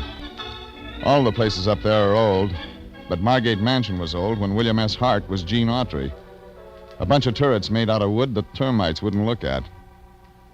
But I was looking at what was standing in the front bay window, looking at me. Red hair and wide eyes and a complexion like skim milk. She was what answered the door when I twisted the old-fashioned bell. Hello. I saw you from the window. Yeah, I saw you seeing me. Come in. Oh, come in, please. Thanks. I hope you don't mind the disorder. I'm afraid I don't... Your name? Regan. Oh. Sit here, Mr. Regan. Please don't mind the dust on the sofa. No one nice ever comes, so it doesn't matter. I like you. I want you to stay. It shows. You're not married or anything like that, Mr. Regan. Nothing like that. Oh, that's nice. I'm not married either, Mr. Regan. I heard it was Mrs. Margate. Oh, that's my aunt. I'm not married at all. Mr. Regan, you didn't just come to see my aunt. I've got a lot of time. Oh, I've been foolish again, haven't I? Oh, sometimes I get so mixed up. I'm... Oh, wait a minute. Wait. Yes, Mr. Regan. What's your name? Gwethelyn. Mrs. Margate's niece. Yes. Hilary's your brother? Yes, Mr. Regan. All those questions. Business. Business? International Detective Bureau. Your aunt's on the line for $100 worth. A detective? Well, that's polite for it. Oh, you shouldn't have told me that. You shouldn't have told me that at all. Suppose you tell me some things. I'm mixed up, Mr. Regan. I can't tell. Gwethelyn. Oh, that's my aunt. Did I hear the front door bell? Don't say anything. Don't tell her. I did hear the front door. Well, Gwethelyn, who is this man? He's... Regan. Regan? Oh, you're the man they call the Lion's Eye. I've been expecting you. I'm gardening. I should have figured. What? Oh, I have a green thumb, as they say. Follow me. Go to your room, Gwethelyn. Yes, Auntie. Gwethelyn? Yes, Auntie, I'm going. She went all right, like a rabbit at a greyhound race. Only I wasn't sure this rabbit could stay ahead of the dogs. But right then I had another problem, keeping up with Mrs. Margate. It wasn't the way she walked, it was her talk that winded me. We'll go to the garden. My niece and my nephew, problems that weigh heavily on my heart, Mr. Regan. Oh, this way. Family collapsing and falling to ruin. Just 3 Margates left. Myself and the 2 children, Gwethelyn and Hilary. Only 52 years old with such responsibilities. Hillary? No, myself, of course. 52. But Hilary's the real problem. You follow me? Right behind you. What? Oh, yes, out this door. The garden. There. Do you see that pool by the date palm? Uh-huh. Fish. Carp, Mr. Regan. He concocts things. Hilary brews things, poisons. One day he fed something he had brewed to Hilary F. Margate, Sr., the carp, and he turned bright green. Hilary? The carp. We found him next morning floating belly up, stark bright green. Hilary F. Margate, Sr., the carp. We name our fish after the dear departed members of our family. Nice custom. Yes. Hilary poisoned the carp when he was only 146 years old. The carp? Yes. Come along. Hilary was only a boy at the time. Such a problem, Mr. Regan. Oh, here, my vegetable garden. Have an onion, Mr. Regan. Delicious. Yeah. Look, Mrs. Margate. Eat the onion, Mr. Regan. George. George is my gardener. I'm over here, Mrs. Margaret. Oh, well, you can go out back and cut the weeds, George. Mr. Regan and I have some private matters to discuss. Yes, ma'am. Excellent man, George. Excellent. And be sure you get them all, George. We must be rid of the weeds. Yeah. Okay, ma'am. Now we're alone, Mr. Regan. The onion, go on, eat it. As I was saying, Hilary, that boy, such a problem. Yeah, as you were saying. Yes. Good, aren't they? Mrs. Margate, what is it you want me to do? Do? Well, I want you to look after Hilary. I was told you wanted protection. Well, it's the same thing, isn't it? No. Hillary needs a nursemaid. That's not our line. No, see here, Mr. Regan. International Detective Bureau has already agreed to handle my case. Mr. Lyon himself accepted my check. He'll accept anyone's check. But he promised to help. Well, then talk to him. I'm talking to you. I'm explaining. You're explaining nothing. You've given me a lot of double talk, and I have a feeling that's all you want to give me. Now, make sense. All right. You're going to force me to say what I hoped never to say to anyone. Not anyone. My life is in danger. I can believe that. My tea. Yesterday, I noticed the odor of almonds. I'm listening. No, I didn't drink it naturally. Naturally. Hilary brewed that tea, Mr. Regan. My nephew. Now you've said something. Where is he? Ocean Park, the shooting gallery. Shooting gallery? Yes, he's strange, very strange. He brews things, collects guns, practices shooting. You won't like him. Suppose I go talk to him. Well, you'd better. As I've said, Mr. Regan, I don't wish to be murdered.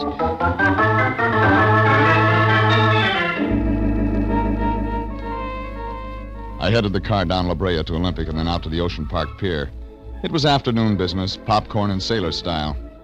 The shooting gallery had one customer, a kid in a corduroy sport coat with a face like a cantaloupe out of season.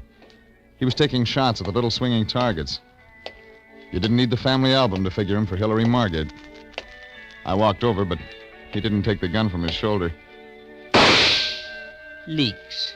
Come again? Leeks. Scallions. My name's Regan. Allium ascalonicum, Mr. Regan. Onions. You've been eating them. So? This suggests you're the private detective hired by my aunt. Bullseye? You read palms, too? I fancy myself an amateur detective, Mr. Regan. I seldom miss. I notice. As a matter of fact, Mr. Regan, I'm interested in hiring you myself. Oh, that's a switch. I think there's going to be a murder. Anybody I know? Yes, my aunt. Who plays the heavy? The heavy? Who's going to kill her? I am. Practicing? I don't need practice, Mr. Regan. Even experts get the chair. Possibly. All right, Junior, let's start making sense. Very well, Mr. Regan. My aunt is a domineering autocrat. Actually, I should hate to kill her, but I feel I must. To protect myself, you understand. From what? You know, I dabble in poisons, Mr. Regan. I am empoisonné, as the French say, poisoner. When I was 15... I heard that one, yeah. Hilary F. Margate Sr., the carp. Oh, he died a horrible death. My regrets. Now get to the point. Ours is an evil household, Mr. Regan. The last of the Margates, a decaying race. My aunt, for example, in Gwethlin. I met her. Then you understand that something must be done. This is an urgent matter, Mr. Regan. It would be wise to take my case. One Margate for a client's too many. Very well, Mr. Regan. But you want information. Perhaps I'll give it to you tomorrow. I'll phone you. As they say on the radio, you may save a life. Possibly your own.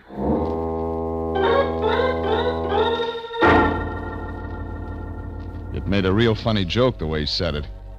Only I wasn't laughing. And neither was he. I got in my car and started for town to tell the Lion he'd been underpaid. All the way in, I kept getting a picture of a mechanical rabbit going around a track. I tried putting Gwethelin's face on it, and Mrs. Margate's, then Hilary's. The others didn't fit. Gwethelin's did.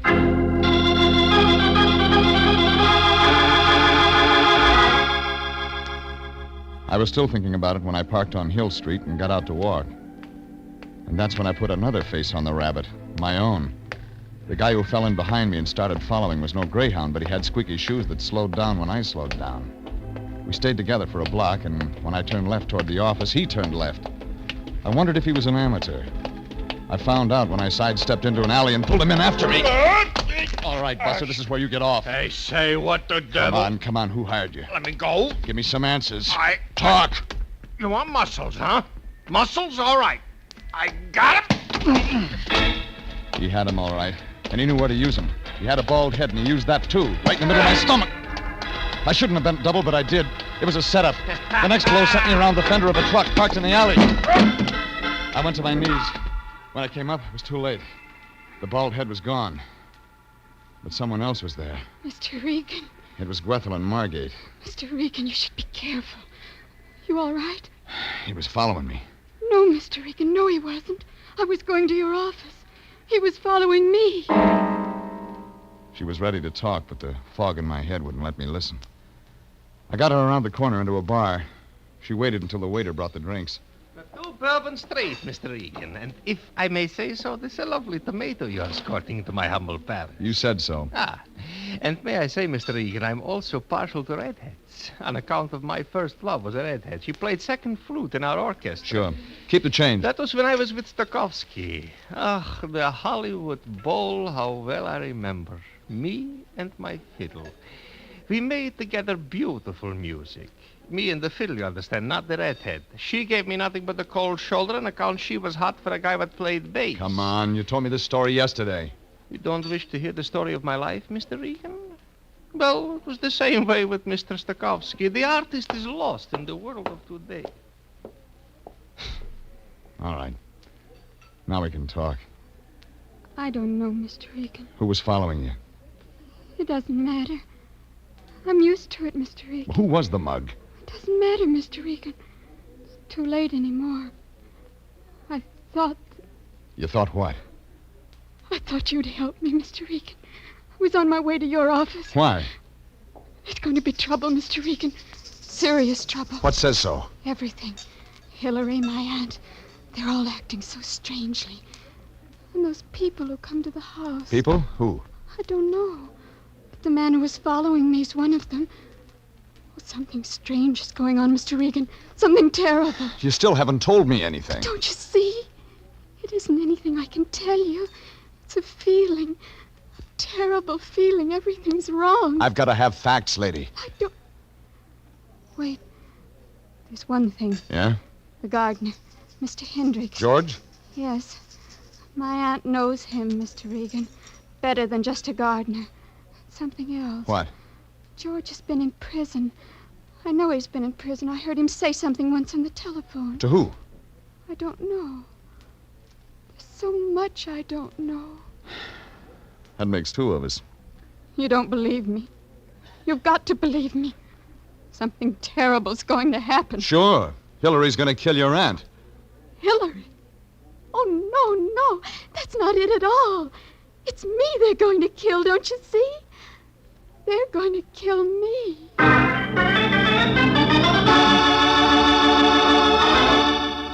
After that, I couldn't get anything out of her that made sense. I loaded her in a cab and then walked over to Pershing Square to feed the pigeons. Maybe something would come to me. Nothing did, except the pigeons. After a while, I went over to the Examiner morgue to look up George Hendricks. There was nothing, not a word. But the Lion has ways of finding those things out, so I went back to the office. The Lion had information, all right, but not the kind I expected.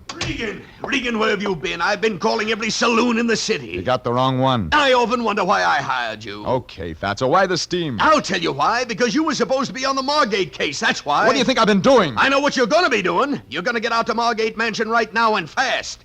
They just found Hillary Margate in his room. He's been shot through the head.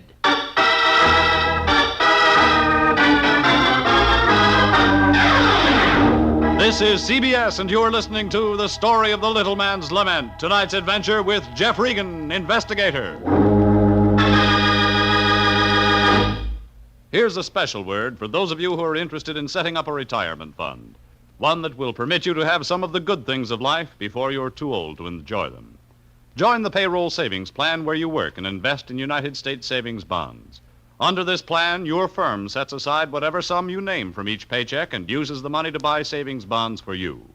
Buy United States bonds and keep them. And now, back to tonight's story of the Little Man's Lament and Jeff Regan, Investigator.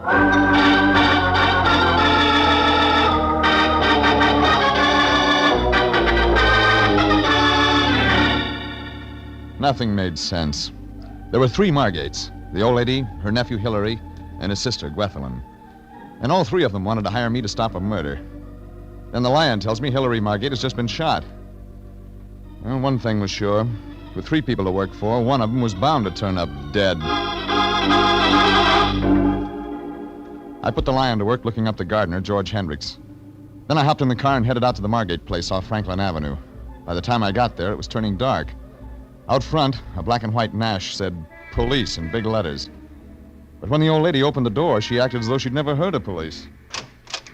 Oh, Mr. Regan, please come in. I'm sorry you didn't get to meet him. Hillary, strange boy. I met him. You did? Oh, this way, Mr. Regan. Well, it's no matter. It was inevitable. Hillary's uncle, my husband, before he died, warned me something like this would happen. He was a young fool, Hillary. How did it happen? Happen? Oh, with a gun, of course. How else could one shoot oneself except with a gun?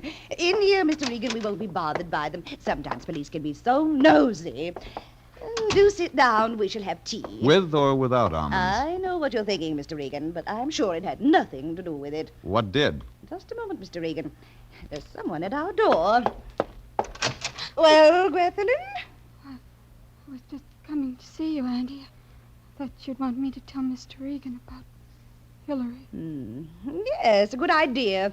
Mr. Regan, I'll let Gwethelyn tell you. She was here at the time. Oh, she was a lovely woman. Gwethelyn's mother, my late sister. Well, go ahead, child. Go ahead. I got home about 5. Better sit down, child. No, not there. Here. Yes, Auntie. Well, Mr. Regan, Hillary was in the gun room reading. I went in to talk to him, but he ordered me out of the room. He said he didn't want to be disturbed. He was concentrating. Go on. I left the room. A couple of minutes later, I heard a shot. When I went back, he was there. Hillary. On the floor, dead. Then you called the police. I told Auntie. She called them. They've been so nice, the police. They promised not to disturb me any more than necessary. Wasn't that nice? They're, in his room now? With Hillary. Dear Hillary. Yeah, he won't need me anymore. I think I'd better be going. Oh, yes, of course. Gwethelyn, see Mr. Regan to the door like a good girl. Yes, Annie. And come again sometime soon, Mr. Regan. We shall have tea together. Thanks. This way, Mr. Regan. Mr. Regan, I've got to talk to you this way quickly.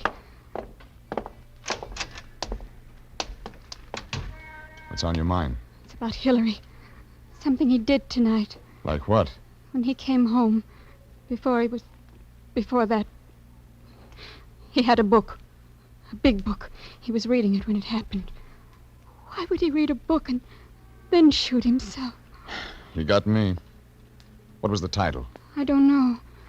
But when the police came, the book was gone. Where did he buy it? I don't know that either. But I'm sure it's important, Mr. Regan. I'm sure of it. You don't think it's important? I don't know. I reach for answers. Sometimes they come up air. I know something else, Mr. Regan. It's about George. George Hendricks, our gardener. Yeah? He disappeared this afternoon after it. Go on. Andy sent for him when the police arrived, but he wasn't in his room. The police were angry. They think he might have done it. And you think so, too? I'm not sure, Mr. Regan. I'm not sure of anything now.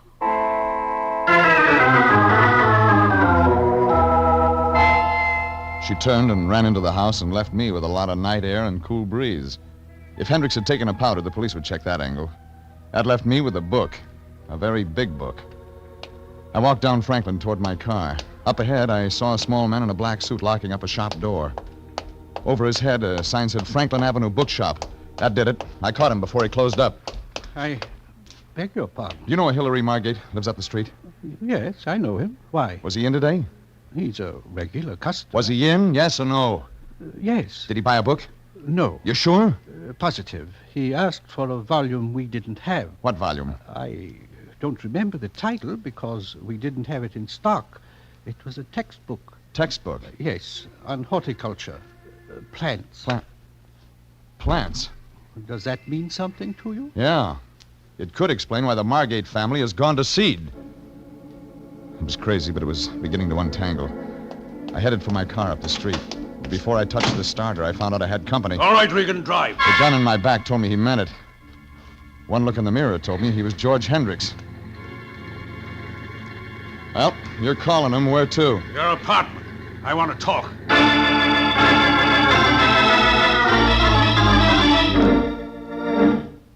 Have a chair, Regan.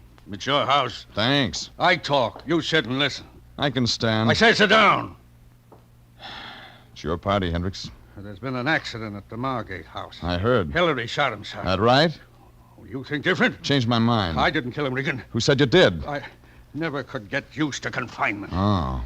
San Quentin? Sandstone, Minnesota. Tell me more. Listen, Regan, the police don't like guys with a record. What was your rap, Hendricks? Checks, something like that, forgery. So why tell me? You're moving in my direction, Regan. I don't like it. Is that why you ran?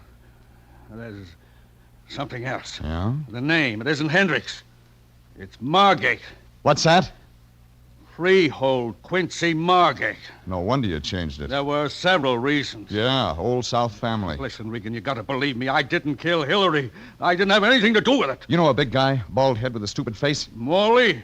He works at the Margate place, part-time. What's his job? Flunky. He works in the garden with me. When he isn't tailing the girl. Leave me out of that part of it. Well, do I answer that? Yes, but watch what you say.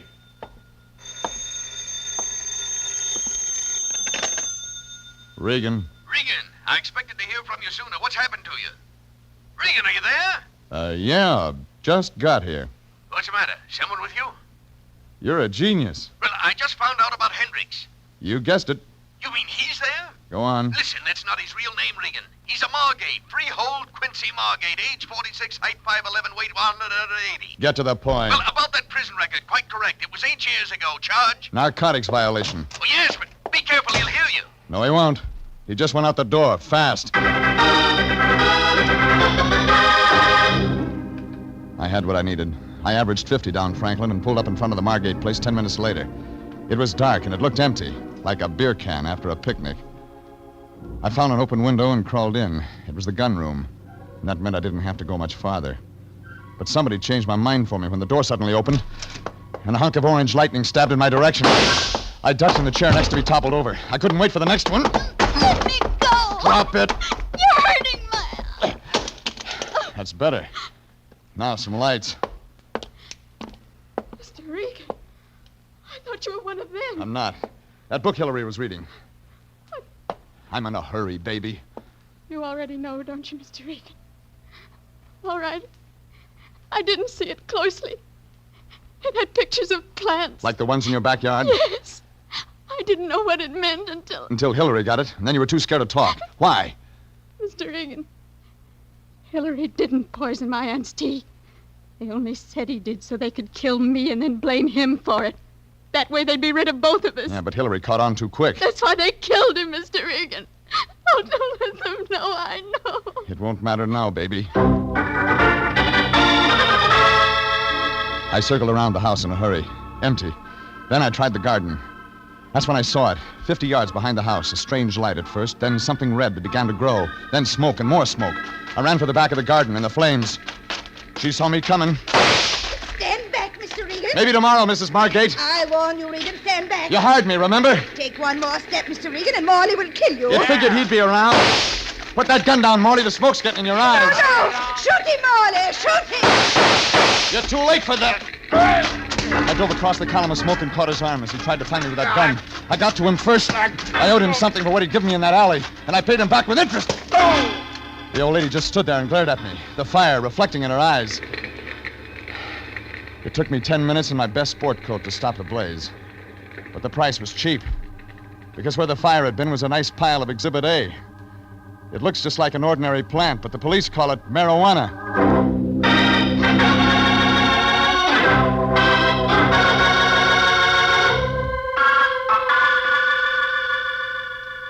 Somebody spotted the smoke and called the fire department. The police were right behind them and loaded the last of the Margates into the wagon. And it was like Gweth said. She was scheduled to turn up poison, and I was supposed to testify that Hillary had done it. Only Hillary caught on too fast, and they gave him a bullet for his trouble. And after I finished up at headquarters, I went to the office and filled the Lion in. He was disappointed. And this fella the police picked up at the depot, this Hendricks, he wasn't the culprit we were looking for? He was under the old lady's thumb like the rest of the family. She blackmailed him into growing this stuff. With his record, he couldn't afford to squawk. He couldn't afford to squawk. How do you think I feel? You got a check for $100, didn't you? Well, yes, I did.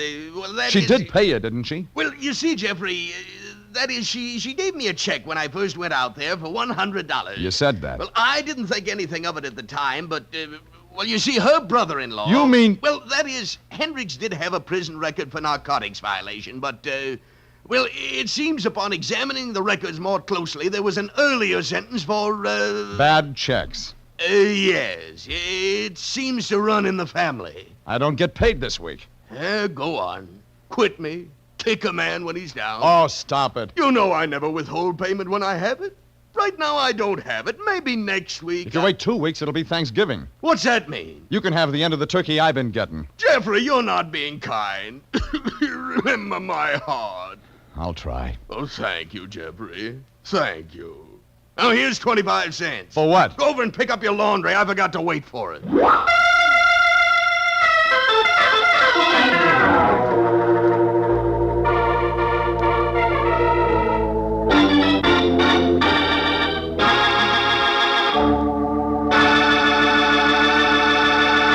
Jeff Regan, Investigator, is written by William Frug and William Fifield, directed by Sterling Tracy, and stars Frank Graham as Regan with Frank Nelson as Anthony J. Lyon. Original music is by Dick Arant.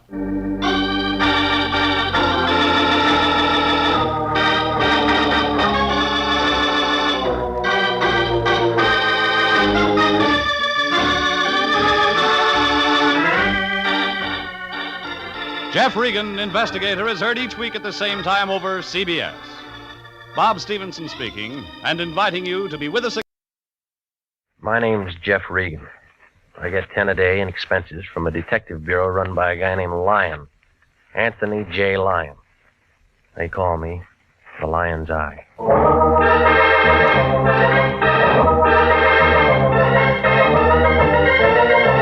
With Jack Webb as Jeff Regan, Investigator, stand by for hard-boiled action and mystery and thrilling adventure in tonight's story of The House by the Sea.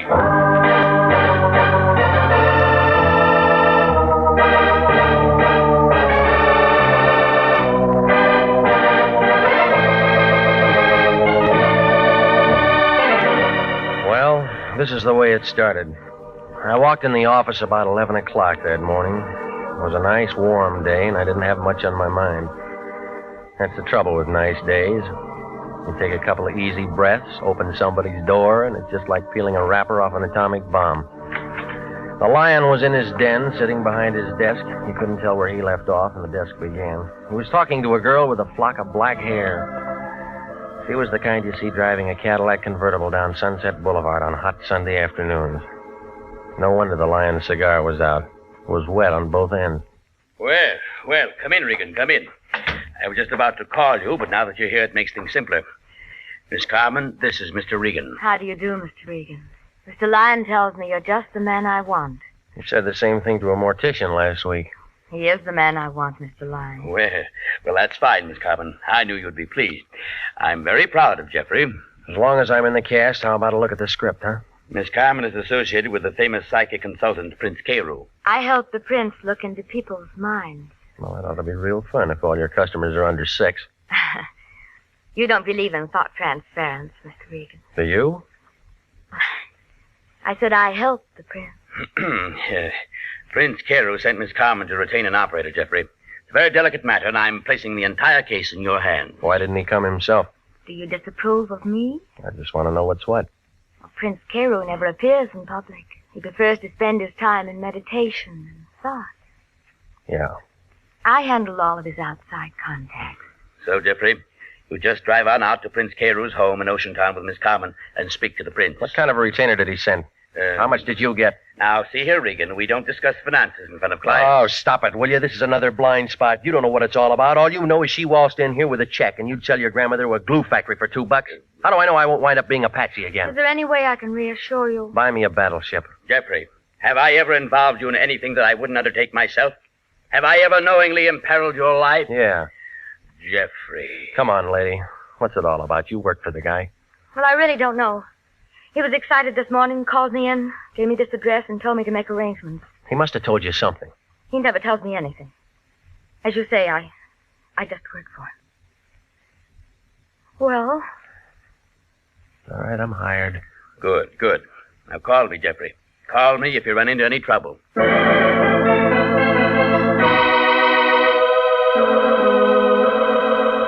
Well, I asked her how about lunch.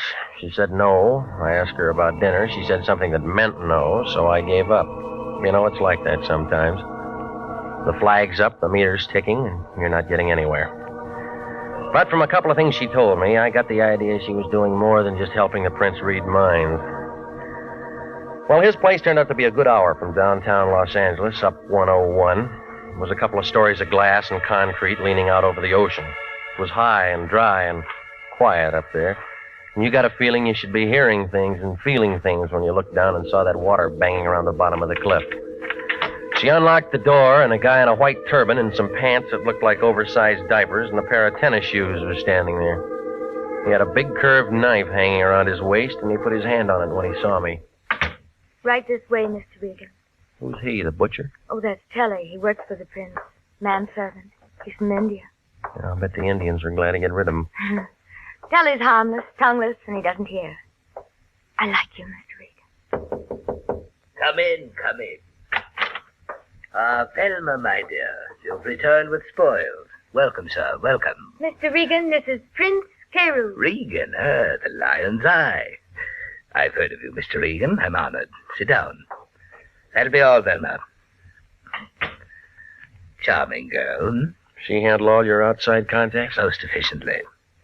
Except, of course, for matters that I must handle personally. What kind of matters?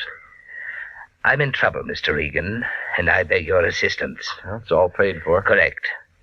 But there's a personal bonus in this for you. Why? Because, sir, I want you to save my life. You look healthy to me. I am healthy, let me assure you.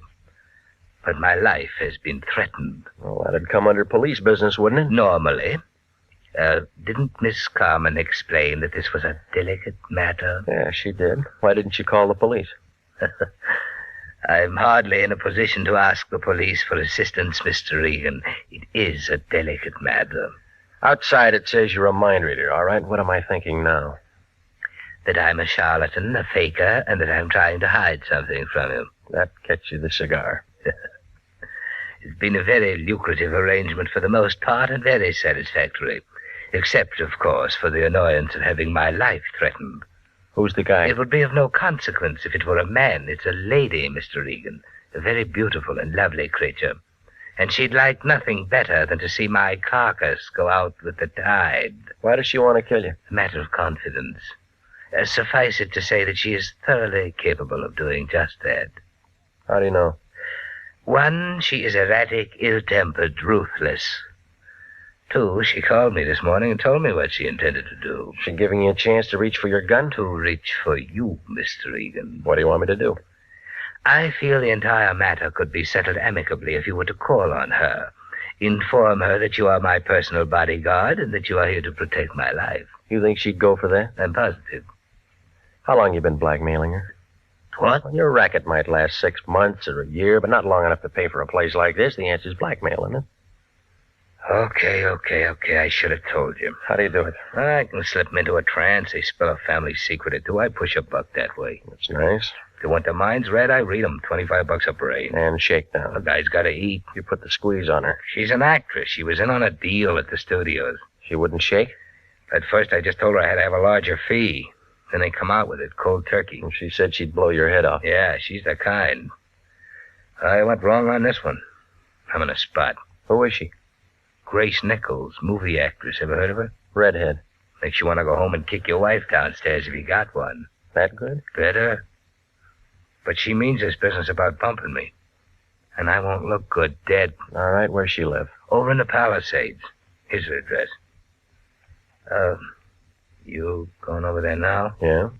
Be careful. She isn't gunning for me. That isn't what I mean.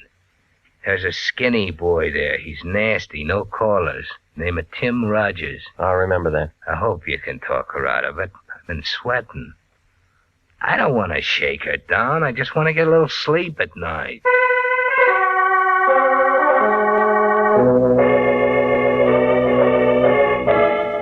I left him sitting there, scratching his bald head under his turban.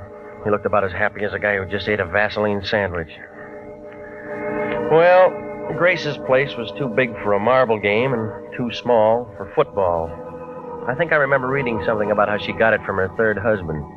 There was a big wire fence all around it and a sign every 15 or 20 feet telling you not to trespass. So I parked my car outside the driveway and walked up to the front door.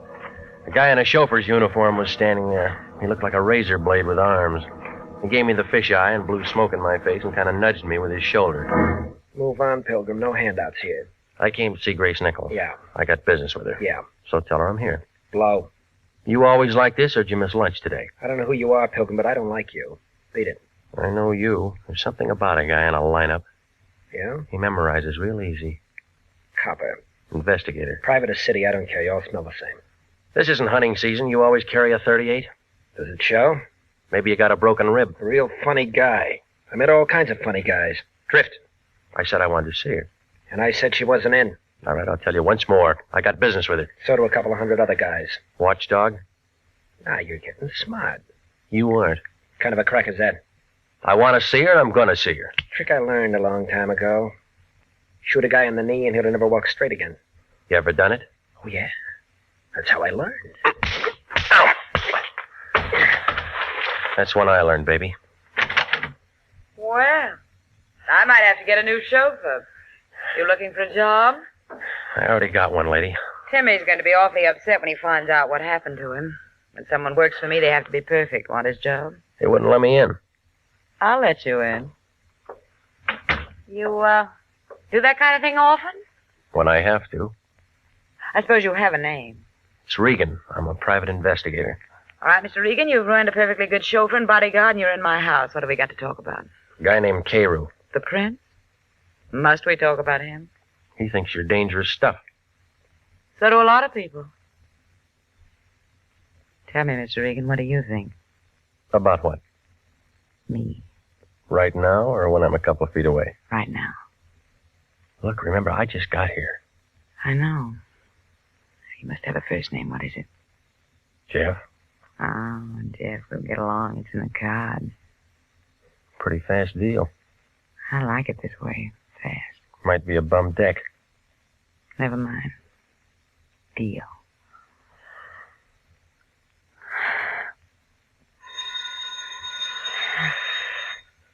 That's the bell. How much time between rounds? Well, you know me better. Hello? Yes? Yes, right here. You know a man named Lion, Jeff? Uh-huh. He seems to be roaring. Give it to me. Yeah. Regan, is that you? Well, now, how do you figure it? Now, don't be smart. Who's the dame who answered the phone? Our client's friend. Sounds like she's a friend of yours now, or maybe you have been doing some road work. Did you have something to say, or is this the day you turned scoutmaster? I'm busy. Well, you can stop being busy, lover. It's all off. Don't tell me you're passing up a fee. I'm passing up nothing. Prince Carroll called me 10 minutes ago and told me to forget the whole thing, and that's what I'm telling you. How'd you know I was here? The prince told me, so it's all over. Finished. Forget it. I've already started something. I don't care what you've started. Now, just remember, you finish it on your own time and expense sheet. You look worried, Jeff. Anything I can do? I'm called off. You mean you're out of a job? I got one. Remember, you put my bodyguard out of commission. You owe me something. Oh, Tim, boy, he'll come around. I don't want Tim anymore. I want you. I'll get you a drink. We can talk about it. Carew told me that Tim was a pretty good boy. You can fill his shoes. Come here and get your drink. Now, tell me about 9 o'clock tonight. It'll get dark. I got a new dress. I think you'll like it. I probably would. The place above Malibu, we could have dinner and listen to some music. I want to be with you, Jeff. That deal's fast again. I don't care. I don't care. I just decided something, Jeff. I'm going to like being with you. I'm going to like it a lot.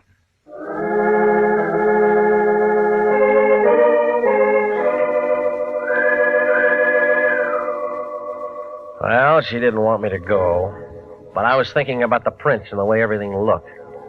I told her I'd see her that night. I was just climbing into my car when Tim Rogers, her ex-number-1 boy, stepped out from the gate. I waited for him to walk over. You're pretty good with your women, Regan. You look lonely, Timmy. Somebody stole your popsicle? Bum joke, Regan. I've been waiting to talk to you. You were so quiet in the house I didn't want to make any noise. Any better here? You came out champ this afternoon. But you won't even make the prelims next time. You got something to say? Stay away from her. You're shaking. You need a drink. Stay away from her, Regan. I've been with her too long. Known her too long to take the bounce from a two-bit gum heel. Goodbye. I'm not finished yet. That's your version. Now get your foot off that running board, punk, or I'll take it with me.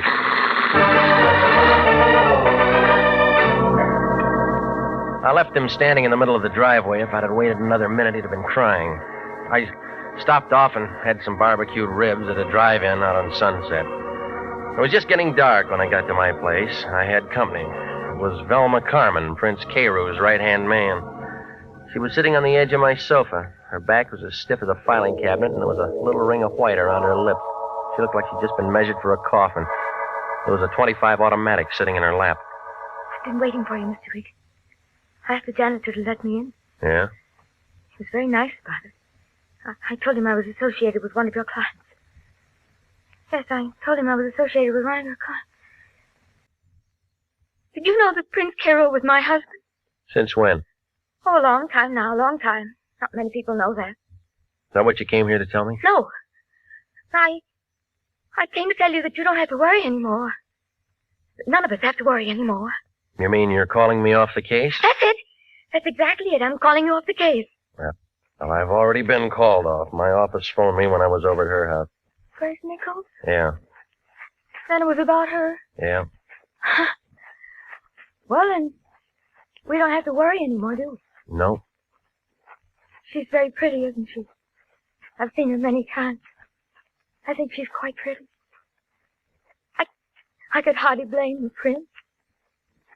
I could hardly blame him at all. What are you getting at? Because all the others were pretty, too. Where'd you get that gun? This one. I bought it for $30. Let me see it, huh? Oh, yes. I brought it here so I could show it to you. I paid $30 for it. I paid $30. I'd imagine the air would be cleaner in there, don't you? What are you talking about? I mean, it's really very humane, they tell me. It's just like sitting down and never waking up. I've read all about it. You just walk in and sit down, and if you don't try to hold your breath, you go to sleep, don't you? You've met murderers before, Mr. Regan. Do I make a good murderer? Do I make a good murderer? Stop it, will you? You trying to tell me you killed him? Oh, Mr. Regan, that's why I came here. I shot him. I walked up behind him and I put the gun close to his back and pulled the trigger. They don't make such a great deal of noise, do they? I left him sitting there in his house by the sea, and he looks very much alive. Only he isn't alive at all. Now answer me. Now answer me. Do I make a good murderer? Do I make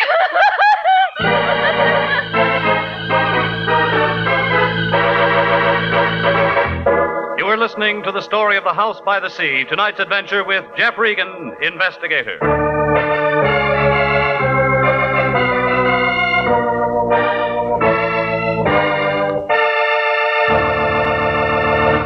They're still available for qualified nurses. Yes, the Army Nurse Corps Reserve still has commissions available.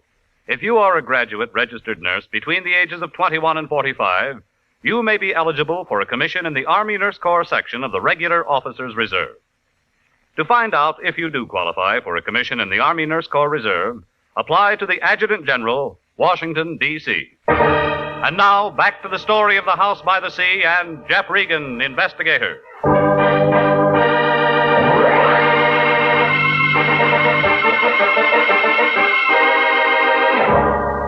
Well, after she got through, she settled down to a slow, even kind of a giggle that started somewhere around her shoelaces and didn't get past her knees. It was one of those things that gives you a feeling like somebody's standing in back of you with a red-hot iron ready to press your pants before you get them off.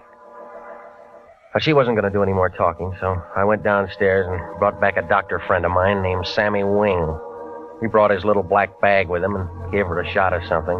She wilted like last night's orchid and went to sleep on my couch. Sammy began talking. Some playmate. Wish I'd have been here for the party. I had 4 appendectomies and 1 broken leg today, so they're alive. How is she? You know her better than me. No, is she going to be all right? But she'll wake up in 5 or 6 hours and want some water. And then what? She might ask you what happened, or it might start all over again, whatever it was. By the way, what was it? Well, I found her here when I got home. I should find something like this. She said she killed an ex-client of mine. Oh, maybe I'm lucky at that. What does all the past tense mean? I was called off the case. Oh, nice. It's all clean, no clients to protect. Is there a corpse someplace? I don't know, Sammy. Call the police, they'll find out. And then you and me can go out and get a drink. She said she used this gun. Smell it, Sammy. It hasn't been fired. Safety catch is still on. She's pretty and she's nice, and I'll bet she looks like $1 million in a bathing suit. But if I'd have met her within the last 3 hours, I'd have run for help. Call the police. Is that professional? This is acute hysteria. The kind that pops off guns and pops off people and does a lot of things they can't remember later on. Call the police. What about the gun? Other gun. Call the coroner while you're at it. Tell him to go out there with some DOA forms. He'll use them. Will you stay here with her till I get back? Corpse hunt? Just an idea. Hitler had an idea. The odds were against him. You got about as much chance as a 3-legged horse in the Kentucky Derby. She's bit somebody, and she's told you about it. I want to make sure. What do they do when a private eye walks in and messes up a nice, clean murder? Sammy, will you stay? Had any bourbon around here? Yeah. Okay, take your time. Maybe both of us will get our pictures in the paper.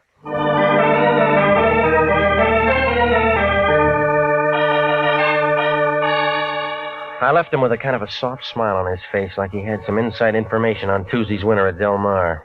Well, it was 9:30 by the time I got there, and it was dark enough to give a ghost the creeps. It was different, too. Maybe it was the fog. I used that ring of keys I'd taken from her purse. It smelled dry and funny inside, and it was real quiet, like somebody was waiting for the world to fall apart. I clicked on my flashlight, and I walked down the long hall to his office. He was there, just like she said. There were 3 holes in the front of his shirt, but it wasn't the laundry's fault. I spotted a .38 on the floor by his hand. I broke it, and 3 cartridges came out. It was the right gun for the job. It was pretty messed up. While I was standing there trying to figure Velma Carmen's story, the lights came on. A fat man wearing a sheriff's star was standing by the switch. There was a taller man in a brown overcoat next to him. They both looked like they'd just finished dinner. Scavenger hunt, son? You don't talk, Charlie. Ain't much for him to say, is there, Cap? Guess not. Well, son? Well, it looks like you're going to be calling me names. What do you like best? Killer, murderer, or slayer? The papers use slayer a lot. I don't like any of them. Kind of breezy for a hot boy, ain't you? Mind giving me a name? It's Regan. I'm a private detective. It's Regan. He's a private detective, Cap. Yeah. Got a card or something with you, son? Yeah. Yeah, he's right. With International. Lion still there? Yeah. Who's that? An old bum I used to know. Regan, why do you go around killing people? The Lion will be mad. Look, this is a fix. Now, why do you want to say a thing like that? Somebody tip you? Phone call a little while ago. Huh? Funny kind of a voice, a whisper. Said we'd find a stiff up here, but didn't say we'd find you. You're extra. Look, I just came here to see what it was all about. Same thing we did. Only we come up with a suspect and a corpse. No cop could ask for anything better. Charlie, better call a coroner. Ocean Town, just a small place, Regan. Only me and Charlie around. We borrow from the county when we get something like this. I can find you a real answer in an hour. You let me and Charlie worry about that. You look good enough for the time being. All right, son. Let's go. I had as much chance as an elephant in a tea room, and if those two locked me up and booked me. So I leaned back into his gun and spun around and knocked his wrist down. He pulled the trigger. For that time, I flicked the light switch and was out the door. I didn't run for my car. I cut across the driveway and doubled back up the hill. I could hear him yelling and shooting out in the dark.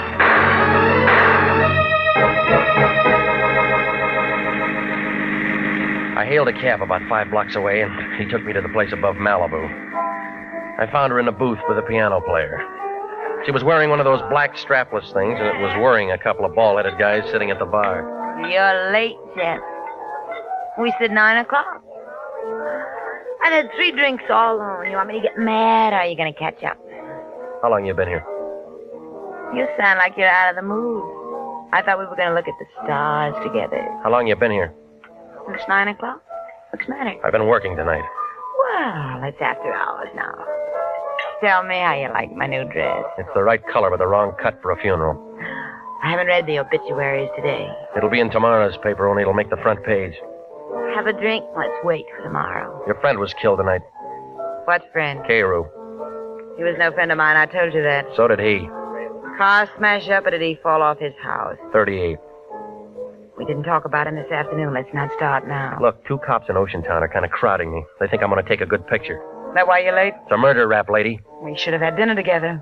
They'll be knocking down your door in the morning. Why, darling? Because you threatened to kill him, because he hired me to call you off. Oh, wait a moment, Jeff. We've been having fun up to now. Who told you that? Why do you think he sent me over today to sell magazines? I never found out you were called off. I suppose he hired you to scare me. Jeff, we're old friends now. I can tell you a family secret. I know about him blackmailing you, and that puts you ahead of me for the cops. Did you do it? I don't know. Did you? What he told you don't sound right. What does sound right? I went to him one day and put him in a trance, only I used scotch. Found out what he was doing and how I was doing it, so I turned the tables. It was good, clean fun, but expensive for him. You've been draining him? I thought that's why you came today. That's why I had Timmy around. Well, some of this is beginning to make change. If he was your meal tickets, then you got an alibi. I don't feel like stars anymore, Jeff. Let's go over to my place and talk.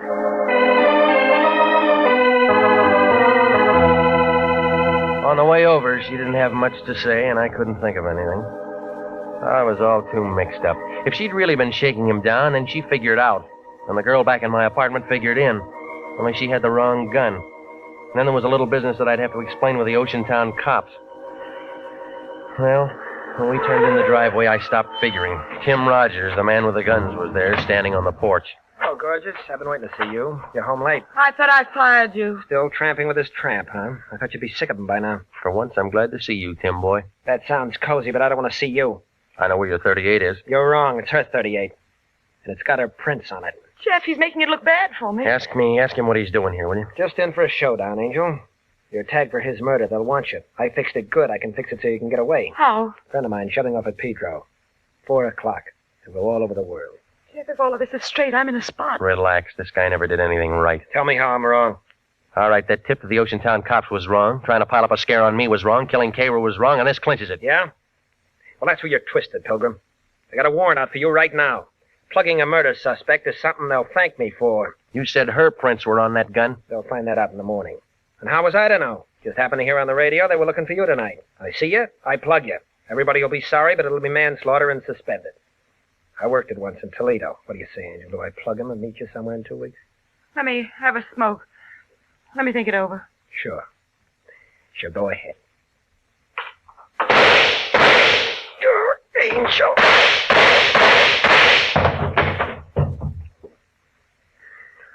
Well, the gun's empty now. I carried this for 3 years. I never used it. He deserved to die, didn't he? Didn't he, Regan, didn't he? I don't know, lady. You knew him better.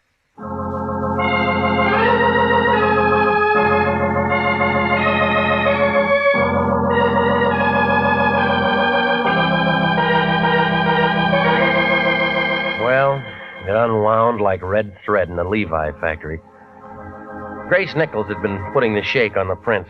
He got tired of it and called me in and told me his phony story so he'd have a good self-defense angle when he finally got around to shooting her some afternoon. He had Tim planted there to keep me from really seeing her. Oh, it was a nice idea, only I bounced Tim and got inside. And then Tim made a phone call and the Lion jerked me before I had a chance to compare notes with her. I guess Tim went kind of crazy, seeing how well we got along together, and he figured Grace would do anything if she was wanted for murder. So he killed the prince and made her the patsy with those fingerprints. She'd handled the gun before, see. But then I had my caller, Velma Carmen, the prince's wife. She went kind of crazy, too, when she walked in and found him dead. It took 3 doctors a couple of weeks to tell her what really happened. When I told it all to the Lion, he was mad at first, but then he saw Grace Nichols' picture in the paper. He asked just one question.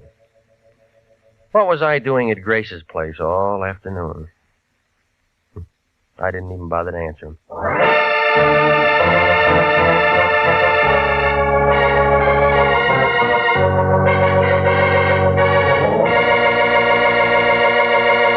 Jack Webb is featured as Jeff Regan with Wilms Herbert as Anthony J. Lyon. It's CBS same time next week for hard-boiled action and mystery with Jeff Regan, Investigator. Written by E. Jack Newman, produced by Sterling Tracy. The role of Grace Nichols was played by Betty Lou Gerson, David Ellis was Tim Rogers, Lorene Tuttle was Velma Carmen, and Marvin Miller was Prince Carew. 29,000 nurses are needed to join the new Army Nurse Corps Officers Reserve. 4,000 of them, if they wish, may choose active duty. All nurses who receive reserve commissions will benefit from the opportunity for specialized training offered to them by the Army. The educational opportunities offered the nurse by the Army Medical Department will be of great advantage to her in her work. Don't wait. If you're a registered graduate nurse between the ages of 21 and 45, drop a card now for complete information to the Adjutant General, Washington, D.C.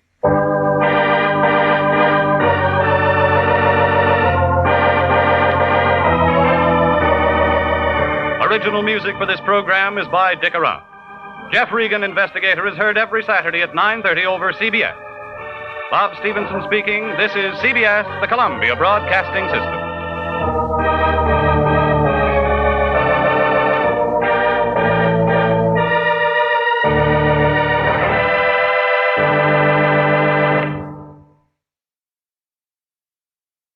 My name's Jeff Regan. I get 10 a day and expenses from a detective bureau run by a guy named Lyon. Anthony J. Lyon. They call me the Lion's Eye.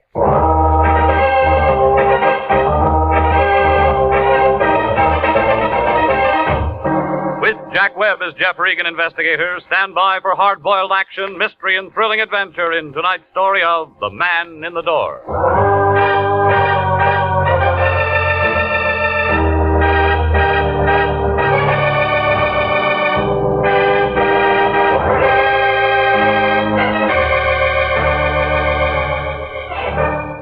Well, this is the way it started.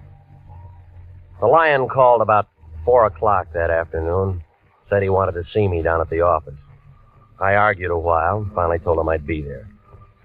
Melody was sitting in front of her typewriter when I came in, putting a new coat of paint on her nails. She handed me a blank contract with no dates filled in, jerked a thumb toward the Lion's den. I went in. Regan, I'm glad you got here. What do you know about architects? They draw things. I know that much, but what about bids and all that stuff? Well, they figure out what a building's going to cost, don't they? Go on.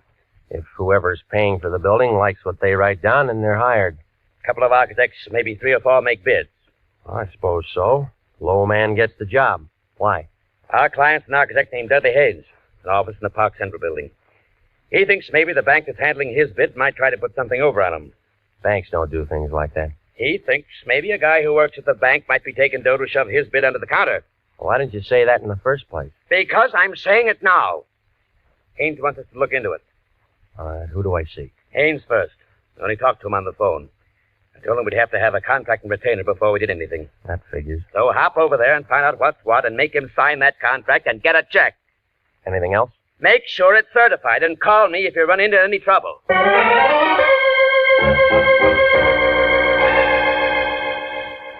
Dudley Haynes, architect, Park Central Building, had an office on the 9th floor.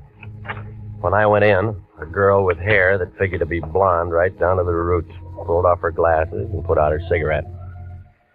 And she kind of eased out of her chair behind that desk, moved toward me, like a panther looking for a meal. My, you're tall, aren't you? Well, there's nothing I can do about that. Mr. Lyons said he was sending us one of his best men. He always says that. I think he meant it this time. He's an awful liar, lady. Dorothy. Dorothy knows. Fitz? The name or the dress? Both. What's yours? Jeff Regan. Oh. Well, now we know each other. That's nice. I came to see Haynes. He wants me to look into something for him. I know. He's expecting me. I know. Well? I hope you have to look into a lot of things. For Haynes? No. This is his office, isn't it? Mm-hmm. But he spends most of his time in 902 into the hall. Makes his blueprints up there. I'll take you. You are tall.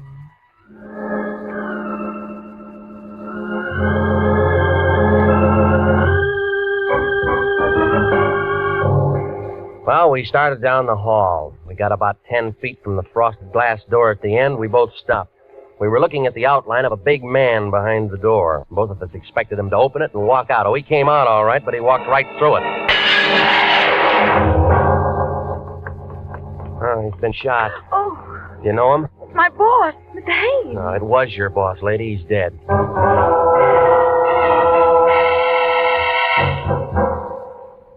Lieutenant Salvatore Vendetti, Central Homicide Detail, showed up about 8 minutes after I called.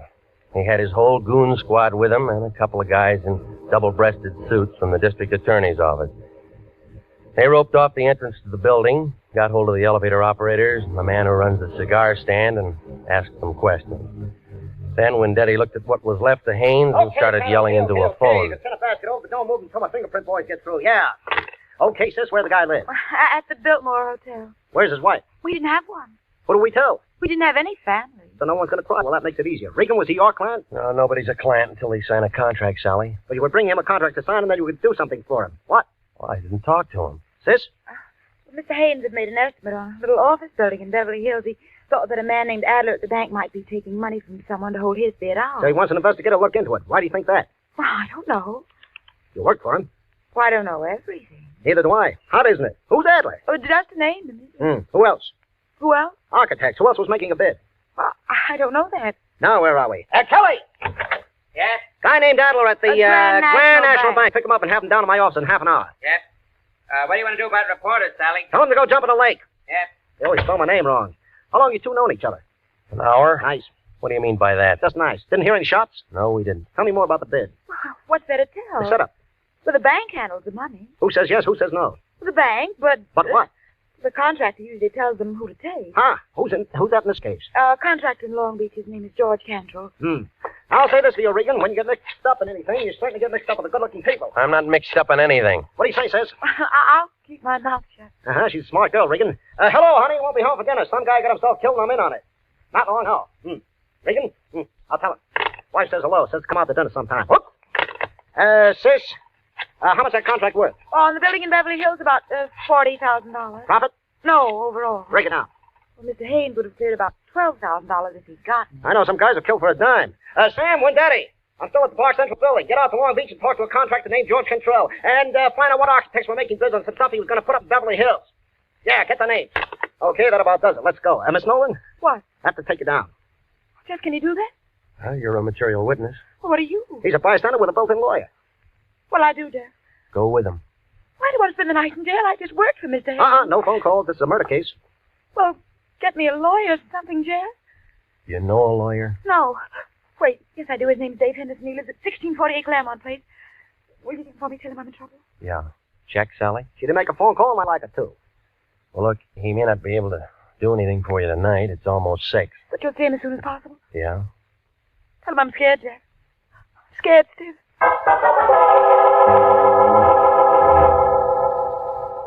Well, I stayed there and phoned the Lion, told him what had happened. Oh, he got mad and yelled something about me being a jinx on all our clients, and then he hung up. So I went through the classified telephone directory under attorneys and Henderson. There was a Ben, a George, a Joe, a William, but no Dave Henderson. So I drove out to the address that she'd given me. It was a blue apartment house 4 blocks west of Vermont over by the Coliseum.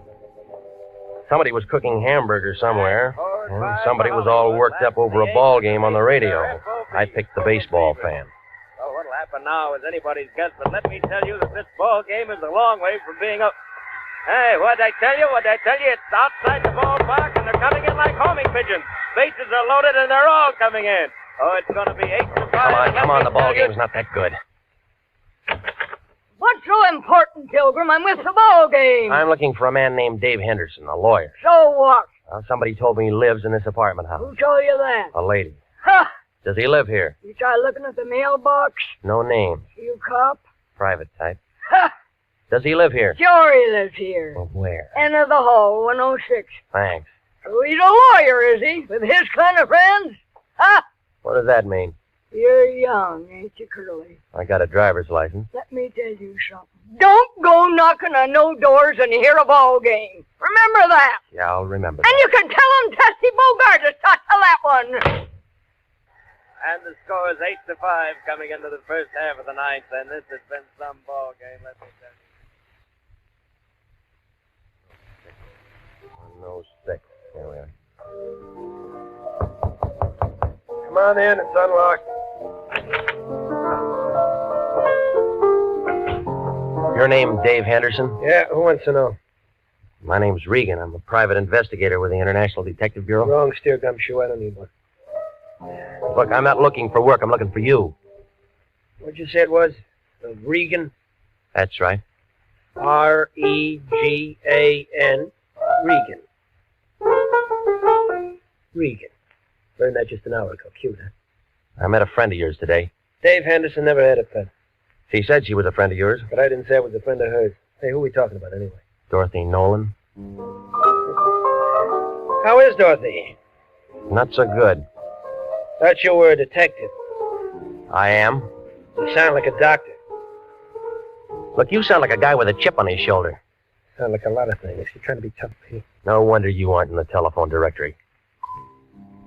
I'll just skip that. She said you were a lawyer. I say I drink too much. Haven't seen you drinking, have you? She wants you to get in touch with her. The man she was working for was murdered today. She kill him? Well, they're holding her. Material witness or suspect? Material witness right now. She doesn't want to spend the night in jail. Who does? That's why she isn't feeling so good, huh? He wants me to get her out. Something like that. Who's handling the case downtown? Detective named Wendetti. And where do you come in?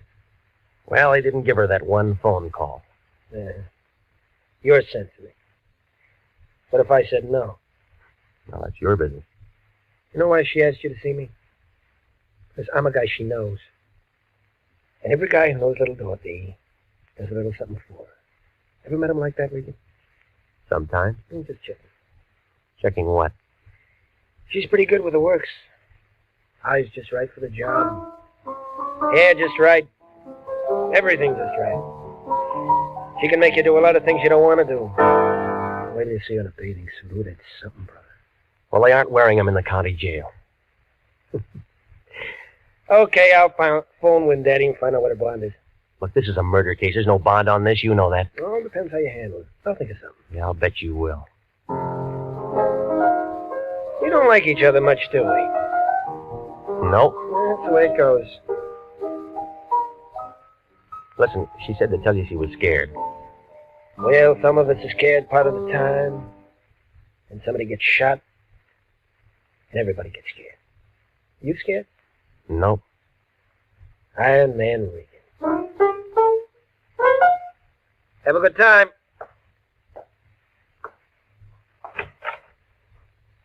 Did I say Haynes was shot? No. You didn't say a thing. See you somewhere, Peter.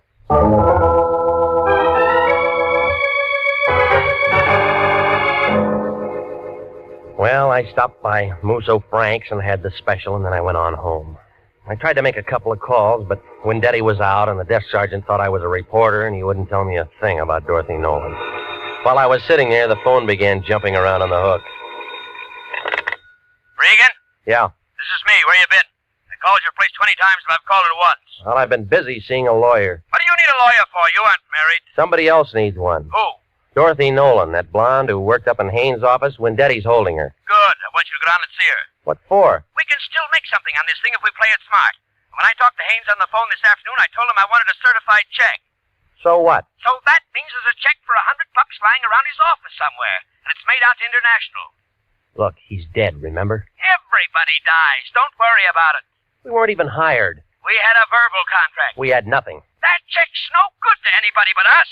We didn't do anything for him. Well, buy him some flowers. Now hop down to the pokey and see that dame and find out where that check is. We can't do that. I talked to Harry Presidio, and he'll give us a lead to get in. Hello? Hello? Regan, you're still there? I was still there, but I wasn't listening to the lion. I was looking at a skinny little man with one leg. Hey, Regan, you're still there? Now, don't ask me how he made it inside my door. He was just there, propped up on a pair of crutches, swaying back and forth, watching me with a couple of sick gray eyes that were so full of water you'd think they were going to float right out of his head. All at once, he went down like a busted sugar sack. He'd been shot twice through the neck with a small caliber gun, a 25, 32, I don't know. I found a dozen razor blades in one pocket and 2 dozen sets of shoelaces to go with them. There wasn't anything that told me his name, but there was a picture inside his shirt pocket. One of those things that you have taken in a penny arcade, you know, in front of phony pasteboard props. Well, the man with one leg was looking out from between a pair of painted angel's wings, and the guy standing next to him, who was smiling up at the halo, was the same man that I'd seen that afternoon. An architect named Haynes. A man who needed the private detective. A man who walked out a glass door and then dropped dead. And the one printed word above that picture stuck out like a wart on an egg that said, Happy Land. You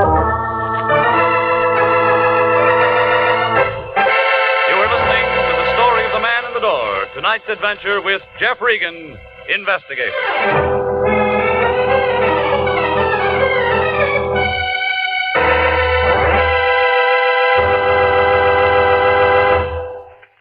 Here is a special and important message to every businessman listening. To every businessman, regardless of the size or the type of his business. Gentlemen, do you realize that the schools of this community help you every day that you're in business? That's right.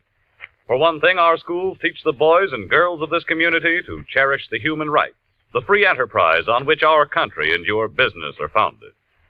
With each new generation graduated from our schools, the Army defending our way of life, and your business grows stronger. What's more, good teachers and well-equipped schools do a better job of developing our children's talents. The result? School graduates who become more skilled and more efficient employees. So remember, any time and taxes that you contribute to improving local schools are an investment in your own business future. Education is good business. Education can maintain our freedom. And freedom is everybody's job. And now, back to the story of the man in the door and Jeff Regan, Investigator.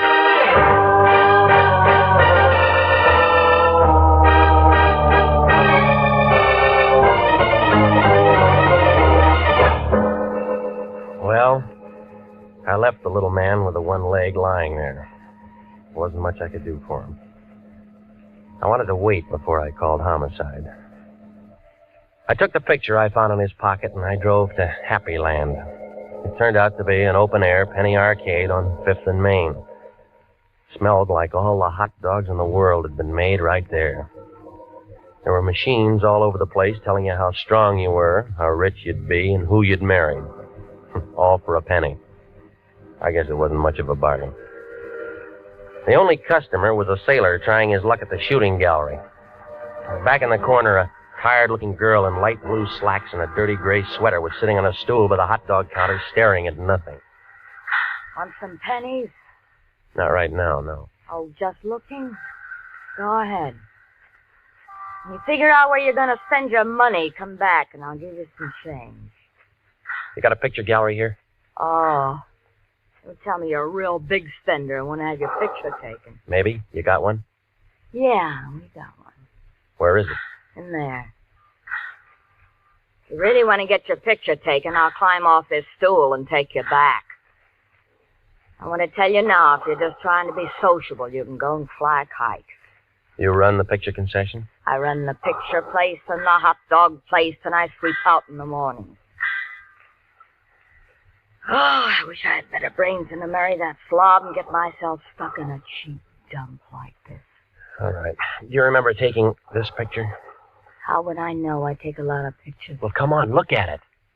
All right. Yeah, I took it. That what sold you? When? How do you think I am? Can't remember what night it is every time a pair of drunks comes in and wants their pictures taken together. Well, try to remember, will you? You're a real wise guy, mister. You don't want no picture. You just want some talk. You're a cop. Friend. I met the little guy in the picture once. Dusty? What was that? I thought you said you met him once. Well, we weren't introduced. I just met him. Who is he? Dusty Rhodes. Works the circuit. What circuit? Fifth and Main, STEM. Business section. What kind of business? Dusty handled the razor blade and shoelace traffic. He hates pencils. What did he do when he wasn't working? What does anybody do? He went out and got loaded. Go on. And you don't know him very well for a friend. How am I going to know I'm not getting Dusty in trouble talking to you like this? Nobody can get him in trouble anymore, lady. What do you mean? He was shot tonight. Oh, no. Oh, poor little guy. Do you know where he lived? Seashore Hotel. The Seashore Hotel. Oh, gee, Miss, I'm sick. Oh, I'm real sick.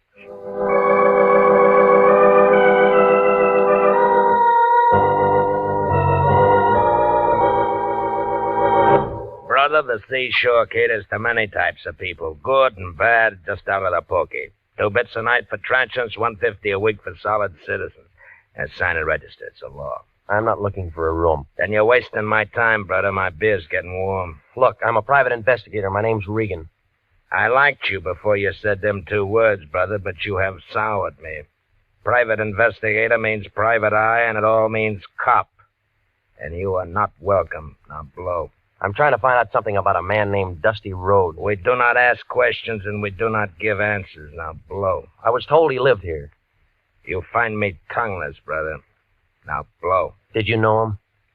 During the last 5 years, I have acquired 85 pounds and a very bad heart, or I'd have you in the alley right now. Oh, yeah, sure you would. Here. Abraham Lincoln was a very fine man, and he took a very fine picture. I seem to have found my tongue, brother. What'll it be? The key to his room for a starter, huh? Disallowable and punishable by fine and imprisonment. Into the hall, turn the bent festo to the right. Thanks. Well, I don't know what I expected to find there. Outside of more razor blades and more shoelaces was a little room full of dirty white curtains and a wire bed that sagged in the middle. I was standing there watching a neon sign advertise beer a block down the street when I thought I heard somebody behind me. Whoever it was had been drinking bad whiskey, but he was still pretty good. It landed 1/4 of an inch above my right ear, and I piled up in a lamp, a chair, and a pitcher full of water. 5 berries gets you a look, brother, but doesn't get you a room. Besides, it's already taken, and the bed's over there. Now, come on. Oh. You didn't go to sleep, brother. You was knocked to sleep. Oh. I apologize. Why the games? Who came in after me? You're the only one. You sure?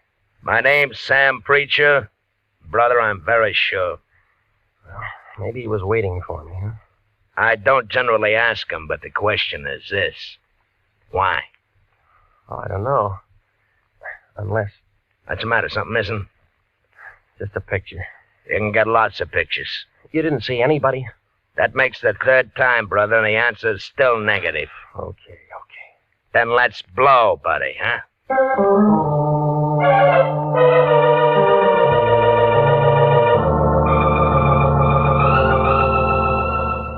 Coroner's office. Luke, this is Regan. The lion's eye. What's with you, baby? When Daddy tells me you walked into one today. Yeah, I did. You got him there? Haynes Dudley? Sure. Want to come down and take a look? He's toe-tagged and salted down real pretty. Yeah, I'll bet. Them 32 slugs was just incidental. The guy had 4 weeks at the outside. All right, give it to me. Haynes Dudley was dying from malnutrition, alcoholism, and a couple other things with long names. Give me one long name. Diabetes. He didn't take good care of himself, funny, huh? A misspent life. Somebody's gonna take the gas chamber for nothing. When Daddy know this? Sure. And he was wearing a brand new suit, too. We'll sew up the holes, we'll bury him in it. Well, you aren't finished yet, Luke. Baby! A guy with one leg dropped dead in my place a couple hours ago. It's after 11. I'm sorry, Luke. They connected? Yeah? Murder? Yeah. Well, come down and see us anytime, Regan. We're open 24 hours a day.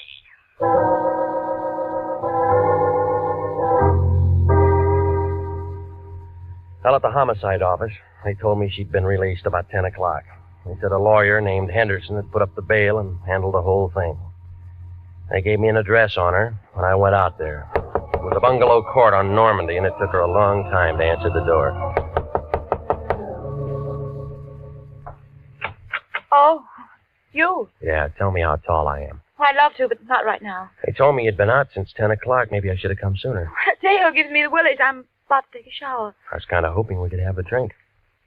I did better than I thought with you. I got a hold of a lawyer for you, didn't I? Yes? Well, doesn't that rake me an invitation to have a drink? I said later, I'm really tired. I said no. Wait a minute. Well, if you're that thirsty, all right. That's better. Isn't every day my boss gets killed and I meet a private detective? I need a drink. I was slugged tonight. Slugged? Yeah, right here, see? Oh, it looks nasty. Why didn't anyone do that to you? Wanted a picture I had? Whistler's mother? Just a picture of a couple of drunks who are dead now. Maybe whoever did it was a relative. Guess again. I don't like games. But you play 'em all the time. Don't we all? I know a psychiatrist who says we can't help ourselves. You can. I liked you when you walked into the office this afternoon, but I'm not so sure I like you now. Maybe you better go. Expecting somebody, huh? What are you doing? You let go of me. Let go Oh, of no, me. baby. You got real nice eyes. I want to look at them. Let go. He's crazy. You. Hello, Dave. We didn't hear you knock. Did you bring your piano? What's the idea? He gave me. Why don't you tell him to go away, baby? Anybody can tell we're busy. Let it go, Regan. You want to break us up? Can't you see he's just trying to make you jealous and say things? Come here, honey. No. You don't have to do that. I said let her go. Is that the same 32 you killed the one-legged man with? Over, Gumshoe. Don't be a fool. Stay where we are, baby. You're first. Listen to me, I Daddy. listened to you too long. He's only guessing. He doesn't have any proof of anything. You can cry if you want to, baby. This is going to hurt. She spun around and fell into a coffee table and then lay very quiet on the rug. Her eyes were open and she didn't say anything. She just lay there looking up at him. I couldn't tell where she'd been hit. He seemed to forget all about me because he walked over to her, knelt down beside her, put the gun right up against her head. This is awful close range, baby, but I can't afford to miss. Neither could I.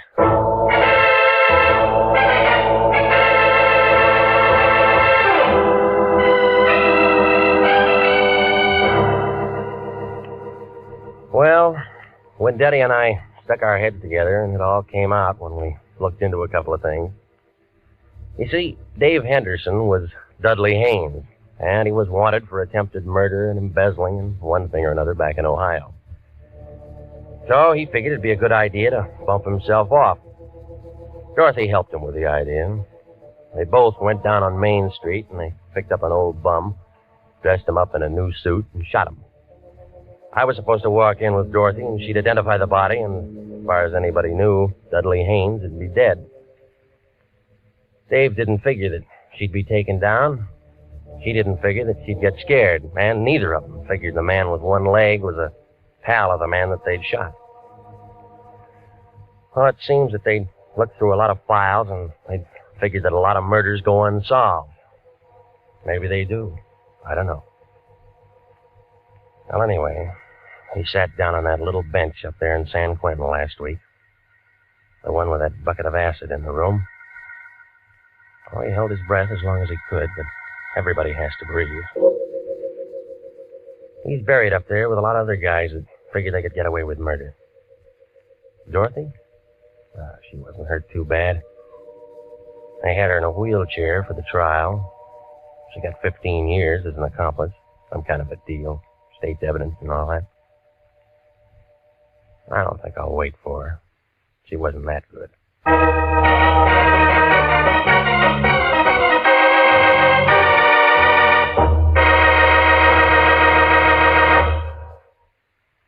Jack Webb is featured as Jeff Regan, with Wilms Herbert as Anthony J. Lyon. It's CBS at 9:30 next week for more hard-boiled action and mystery with Jeff Regan, Investigator. Written by E. Jack Newman and produced by Sterling Tracy. Dorothy Nolan was played by Betty Lou Gerson, and David Ellis was Dave Henderson.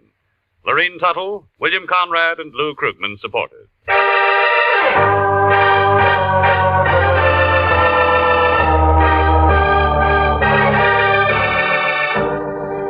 It's perfectly natural and wholesome for some men who want to leave great wealth behind. There's a druggist in a small town in Pennsylvania who'll do that. The wealth he'll leave behind will make many lives easier and happier and finer down through the years. For he was the principal donor of an outdoor meeting place for religious services in a Boy Scout camp in the Poconos. Working with his neighbors in community activities, he saw the need of this improvement, helped to install it. That's the kind of wealth that you can bequeath to generations coming on as you enjoy the freedom of working with your neighbors for the betterment of your community. Freedom that can be anybody's pleasure is everybody's job. Music for this program is arranged by Dick Arant. Next week at 9:30, Jeff Regan, Investigator, brings you another thrill-packed half hour with his story of the House by the Sea. Bob Stevenson speaking. This is CBS, the Columbia Broadcasting System.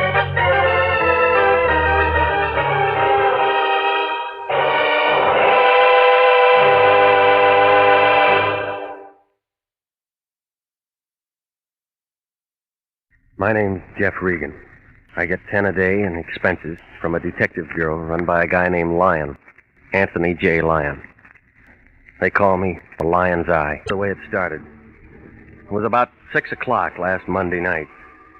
I was home cooling myself off when the phone began jumping around on top of the desk.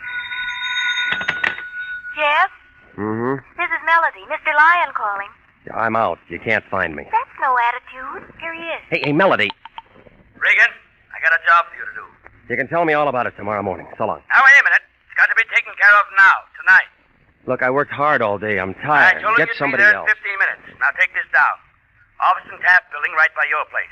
He's an attorney. Name of Collins Knight. Collins Knight. What rock did you look under for him? Now, don't be smart just because the guy serves little time once. And gets himself disbarred and re-entered and tied up with every piece of gambling from here to Reno. I'm not interested in who they are, what they've done, as long as they can pay the bill. And Collins Knight is just the baby who can do it. So hop over there and find out what's what. And call me if you run into any trouble.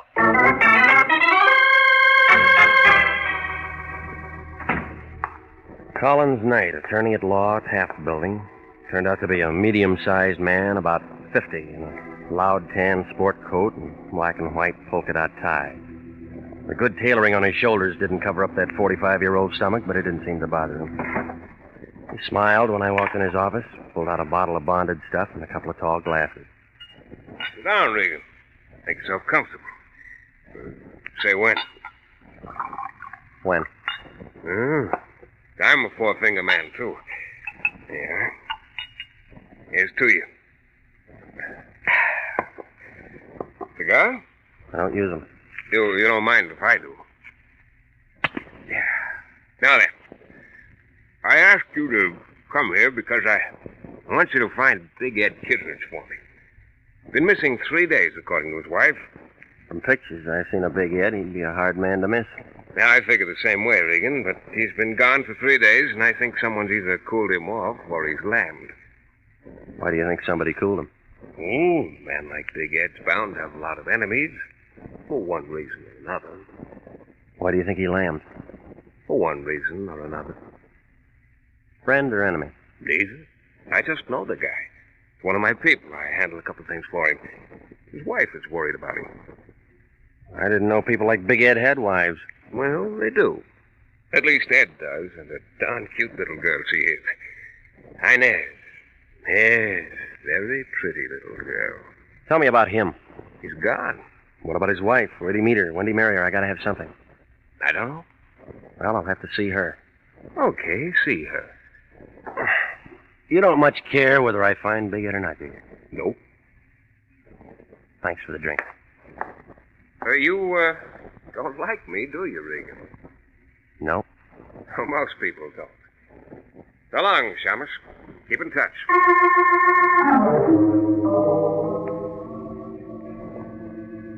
The name on the door said Mr. and Mrs. Edward Kittredge. It was a clean door in a clean hall with a nice new carpet on the third floor of an apartment house over on Franklin. I figured $100 and up for a bachelor. She was pretty. Red hair, the mahogany kind. Green eyes. 24, maybe. But she could look 16, just coming off the beach and wearing those gold sandals. Yes? Miss Kittredge? Hi, my name's Kittredge. My name's Regan. I'm a private detective. Collins Knight hired me. He said your husband's missing. Oh, come in, Mr. Regan. I told him I'd want to talk to you. Okay if I sit down? Oh, of course. I'm sorry, Mr. Regan. Can you tell me anything about him? His friends? Business? You ever heard of Big Ed Kittredge? Oh, yeah. He's been around. Makes the papers now and then. You know what kind of friends he might have. What about his business? I love Mr. Regan. I was hopping cars in Glendale 3 years ago. The movie contract they brought me out from Iowa to keep wasn't anything more than a lot of talk. And I had to eat. One day, a big man came in. I waited on him. Big Ed. Yeah. After that, he kept coming in.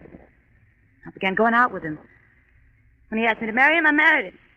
I didn't ask him what he did for a living or how he spent his time. He was good to me. He's always been good to me. Now he's gone. Mm-hmm. He's never been gone more than 5 hours since we were married. He gave me everything, done everything for me. And you don't ask questions. And I don't ask questions. But there's one thing. Yeah? Yeah, a partner here, a man named Axman, was here 2 nights ago. That was the night Ed left. He never come back. Axman? Yeah. They was in the kitchen. I was in the bedroom. I thought I heard him quarrel, and when I came out, Axman had his hat in his hand. He was leaving. Ed went with him. Mm-hmm. That it? Well, yeah, that's it. I ain't seen him since then. Think anything's happened to him? You think he's all right? I think you ought to tell me the truth. What? All the pictures I seen in the paper of Big Ed Kittredge are of a big man with a pipe in his face. I don't see any pipe racks around here, but I see where they might have been. Why, you... And if I went to that closet, I bet I wouldn't find any of Ed's clothes around here either. Now, come on. Tell me about that argument. All right, you win, Peter.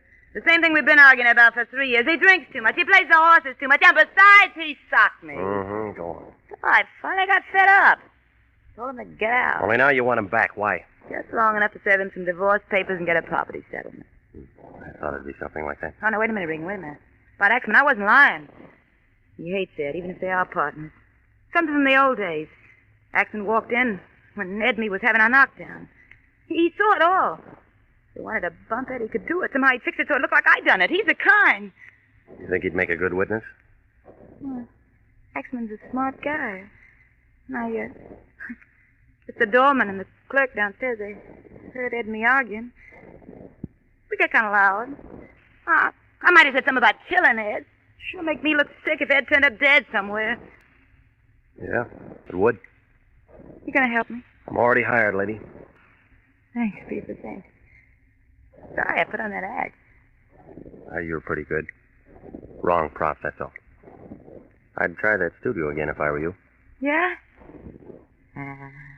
They're a bunch of slobs. They wouldn't give no gal a break. Maybe you're right. You ain't bad for a peeper. When this is all over, let's you and me have a drink somewhere or something, huh? Yeah, something. I'd like to meet a nice guy. A real nice guy, just one. Just one.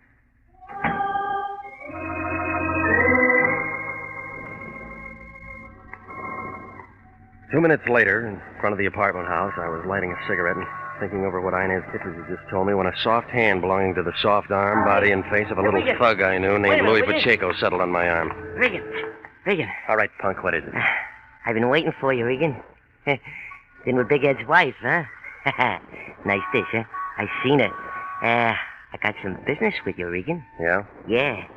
You're looking for Big Ed Kittredge, ain't you? Maybe. Yeah, then I could tell you something that'll help. All right, go on, tell me. Now, without you give me something from the trouble. How much can you tell me? Maybe what Big Ed is. Okay, 5. Tell somebody else. Suit yourself, punk. Wait a minute. Wait a minute, Regan. Well? He shagged up to mountain town, yeah. Has a place up there called Hideaway. And not many people know about it, not even his wife. Yeah. He went up with a guy named Axman 3 days ago. Ed's got some slot machines and stuff like that up around there. That all? Yeah, that's enough for you, Gumshoe. Okay. Here. Keep it. I don't need your lousy sawbuck. Keep it, you chiseling cheapskate. Cheapskate.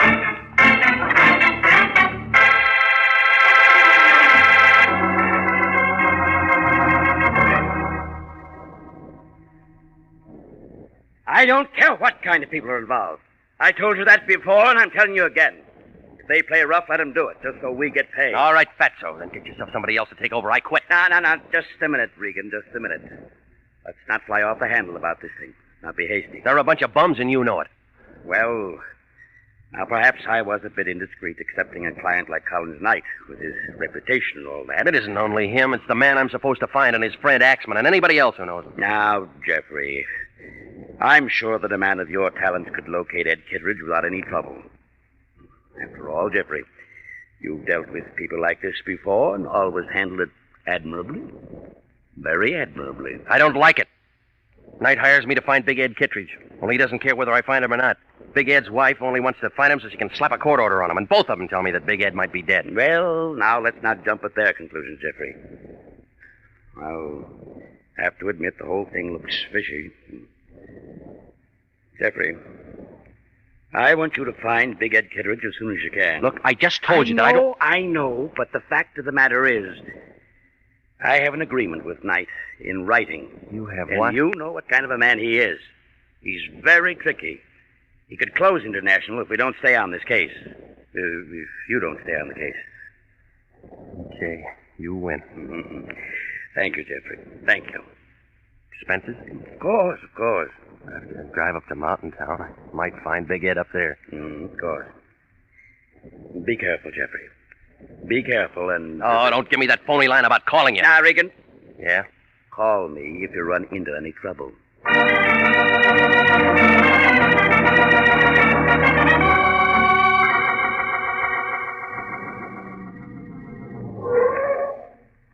How far to Mountain Town?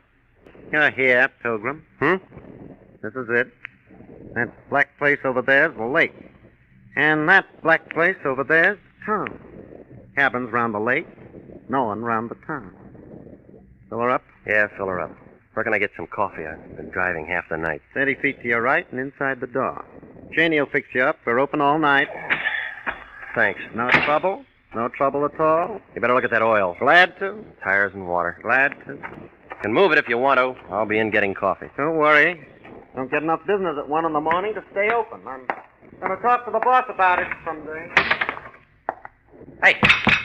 Hey! Hi, dearie, I'm coming. What do you want to hit the counter like that for?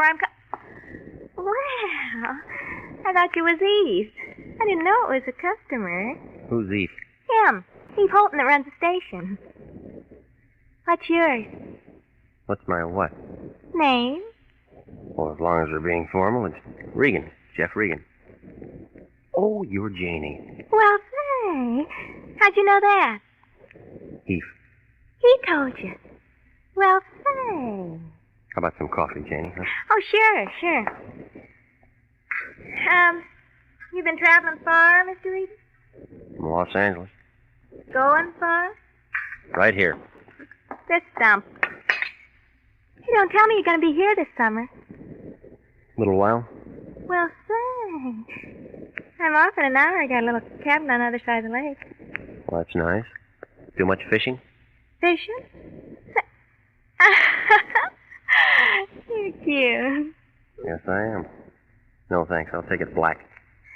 Oh, what you gonna do here? Look for a man. Yeah? Say, what man? You might be able to help me, Janie. A cottage called Hideaway. Man named Kittredge. Big Ed Kittredge, you a friend of his? Car's all ready. Car's all ready, Pilgrim. Thanks.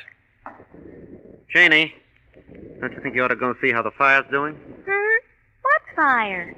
Make one. All right, Eve, all right.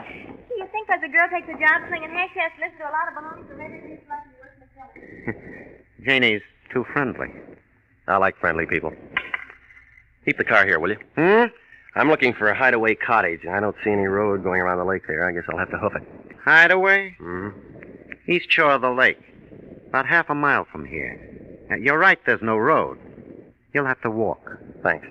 Don't mention it, Pilgrim. Don't mention it.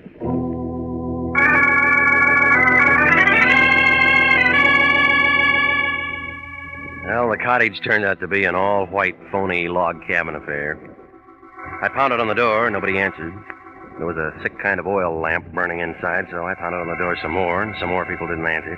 When I put my hand on the latch, the door opened, people or no people, so I went in. Well, you can believe this or not, but somebody was there, right in front of the fireplace, only he was dead. And one whole side of his head was dark and shiny. It was still warm. Nope, you're wrong. It wasn't Big Ed Kittredge. This was a man I'd never seen before in my life.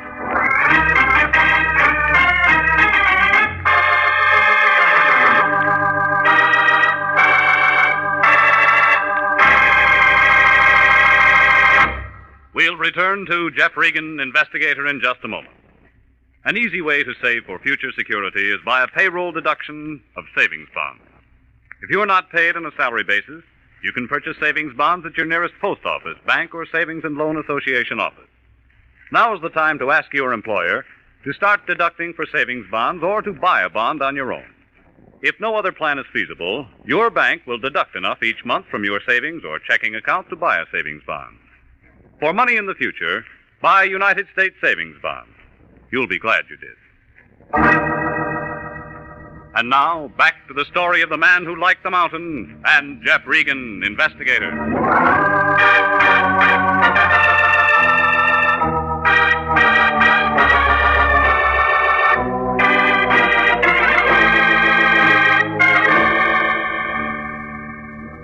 Well, I stood there and looked at what was left of whoever he was. Wasn't anything in his pockets. Labels, cut off his suit, no laundry marks. Then I began looking around for a poker or a hammer or something. What I found was a heavy piece of kindling wood. One end of it was stained. Then I heard somebody come in the door. I saw striped overalls, flashlight, and .45 Colt revolver held by E. Fulton. He looked at the dead man, looked at me, looked at the piece of wood in my hand. Dead? Yeah. Friend of yours? Never saw him before in my life. I did. Yeah? Name's Axman. Tom Axman. Friend of Big Ed Kittredge. Friend? Why'd you kill him? I'll just take your gun.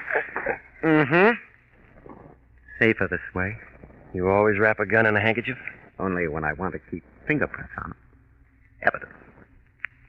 So it's that way. It's that way. You kill him? You did. There was a big fight. You conked him with that piece of wood, then shot him in the head. I saw it. My gun, my bullets, it's pretty neat. But he was still killed with this. Who's going to be able to tell? A good coroner? We got a lousy coroner up here. He don't know from nothing. That makes me the fall guy. You're it, Pilgrim. Let's go find ourselves a cop. Eve waved his gun at me, and I started ahead of him for the door. Oh, he was good at doing frame-ups, and he was good at running things, but he was only an amateur when it came to pushing a man with a gun. I waited to feel it in my back. By the time I got to the door, it was there, and that was his mistake. I shoved him up against the wall, but he didn't drop the gun. Before he could do anything, I was running for the black place that he told me was the lake. Come back here, Regan! Come back here!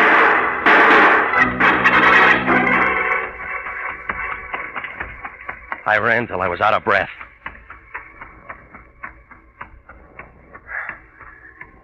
What? Who is it? Who's there? Take it easy, Janie. It's me. Huh? Oh, Mr. Regan, it's you. Hey, listen, he's looking everywhere for you.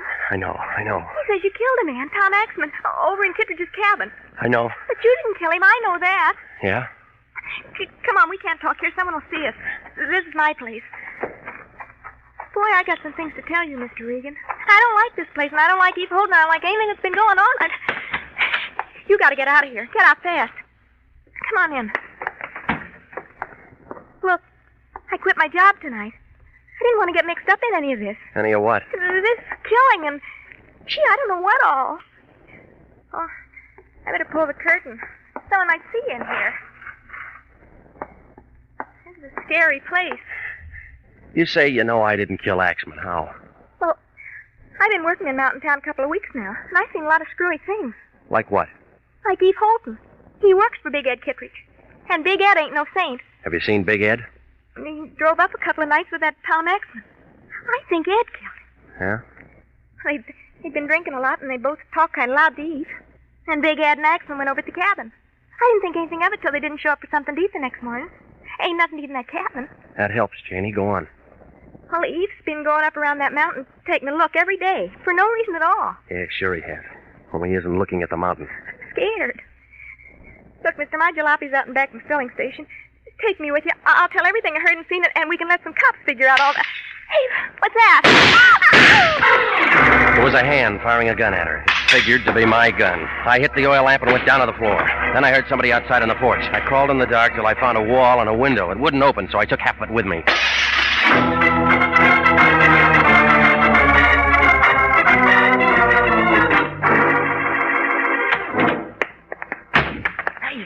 Hey, what is this?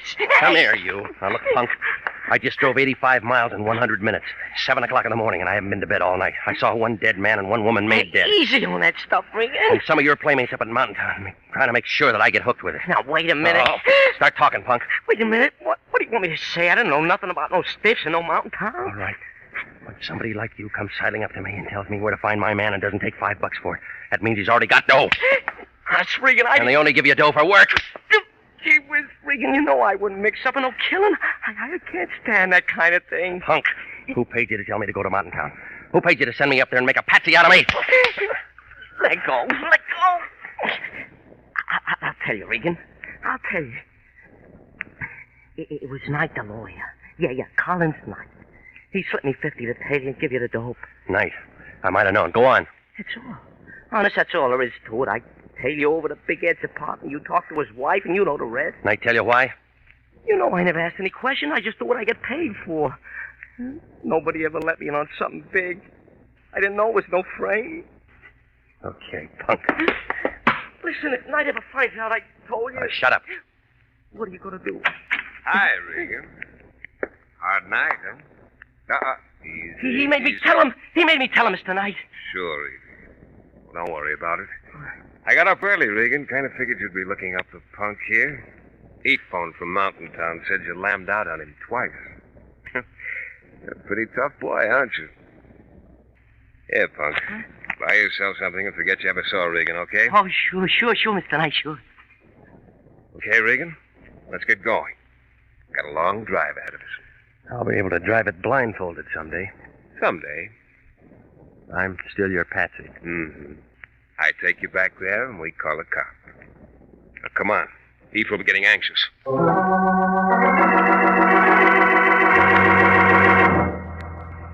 Well, you can't say I didn't find my man. Even if I did find him sitting in that same cabin with a couple of corpses on the floor. Big Ed Kittredge. He needed a shave. He was sitting there looking at Axman's body and Janie. I guess Eve had brought her over from her place. Eve was there, too, holding my gun against Big Ed's back. Was still wrapped in that handkerchief. Knight, I thought you'd never get here. Come on, let's get this over with. Now, don't be nervous, Eve. Ed, I want you to meet Jeff Regan. He killed you. Hiya, Bill. You're the fall guy, huh? Tough luck. Where'd you find him? Where I said I'd find him, at the punks. Still using my gun to kill people? Not quite finished, Pilgrim. 2 down, 1 to go. Very easy to figure. I'm next, huh? Yeah. Sorry, Ed. It has to be business. Me and Eve will take over where you and Axman leave off. Hey, Bo, we're gonna let him rub me out and pin all this on you, or we're gonna do something about it? Take it easy, Ed. I think we ought to do something about it. Oh, watch him, Eve. Me too. Big Ed was good. He stopped the first 2 slugs from Eve's gun and the first 2 out of Knight's. By that time, I got a hold of a poker, and I brought it into Knight's face. He looked kind of sick and went down without a sound. When I looked around, Big Ed was twisting the gun from Eve's hand.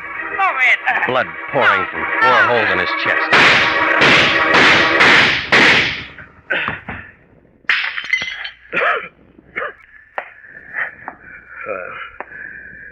We ain't so easy at that, huh? Guess the frame won't work now. Where's your phone around here? I'll get you, Doc. Well, Sawbone gonna help me. Save yourself the trouble. I never knew they burned like this. What's your name, Bo? Regan. I'm a private detective with International. Oh? Lion still run that dump? Yeah, he does. Old bum, ain't he?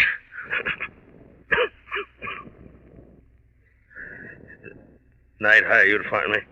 Yeah. He's real tricky. Well, they ain't making a patsy out of you anyhow. Look, Regan, I done you a favor. Fix a deal for me, will you? Sure, Ed, sure.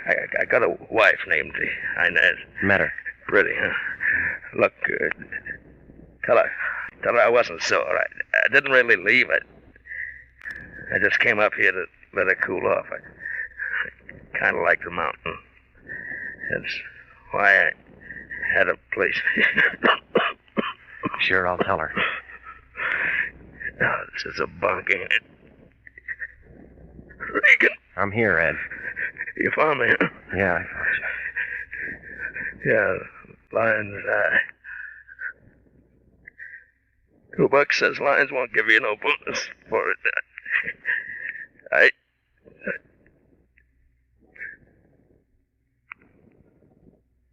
Yeah, I guess you're right.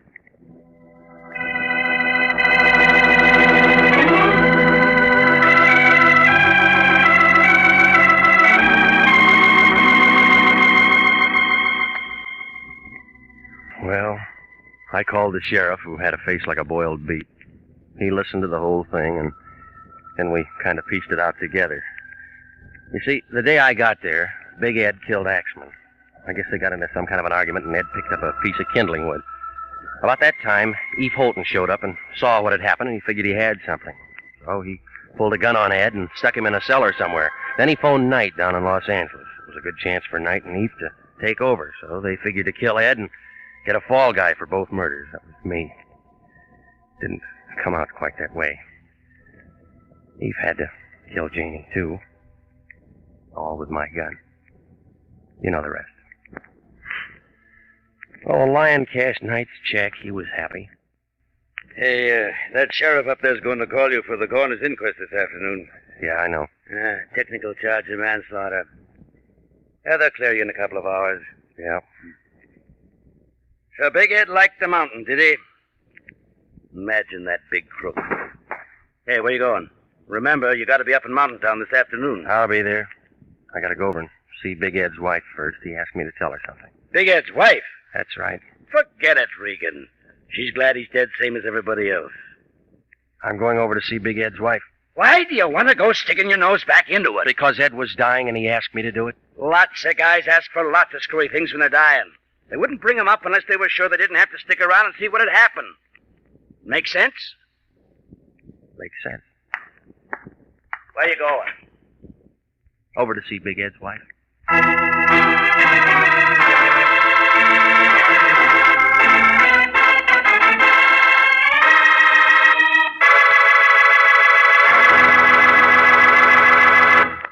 At no time in our nation's history has it been more important to develop an outstanding Army medical department. Without an adequate nurse corps, this can't be accomplished. and nurses are still needed to fill the estimated requirements for 1948.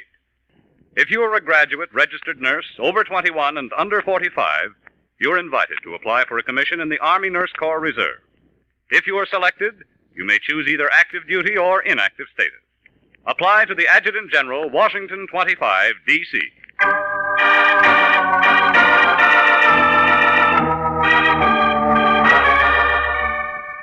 Jack Webb is starred as Jeff Regan, with Wilms Herbert as Anthony J. Lyon. It's CBS same time next week for hard-boiled action and mystery with Jeff Regan, Investigator. Also heard on tonight's program was Jeff Chandler, Betty Lou Gerson, Edgar Barrier, William Conrad, Sidney Miller, and Laurette Philbrand. Jeff Regan, Investigator is written by E. Jack Newman, produced and directed by Sterling Tracy, with original music by Dick Arant. If you like mystery, here Find That Clue with Mystery Master Ken Crossan quizzing the top mystery writers of Hollywood, and a special guest this Monday night over most of these same CBS stations. Here Find That Clue, Monday night, 8:30, over most of these stations with Turhan Bey. This is CBS, the Columbia Broadcasting System.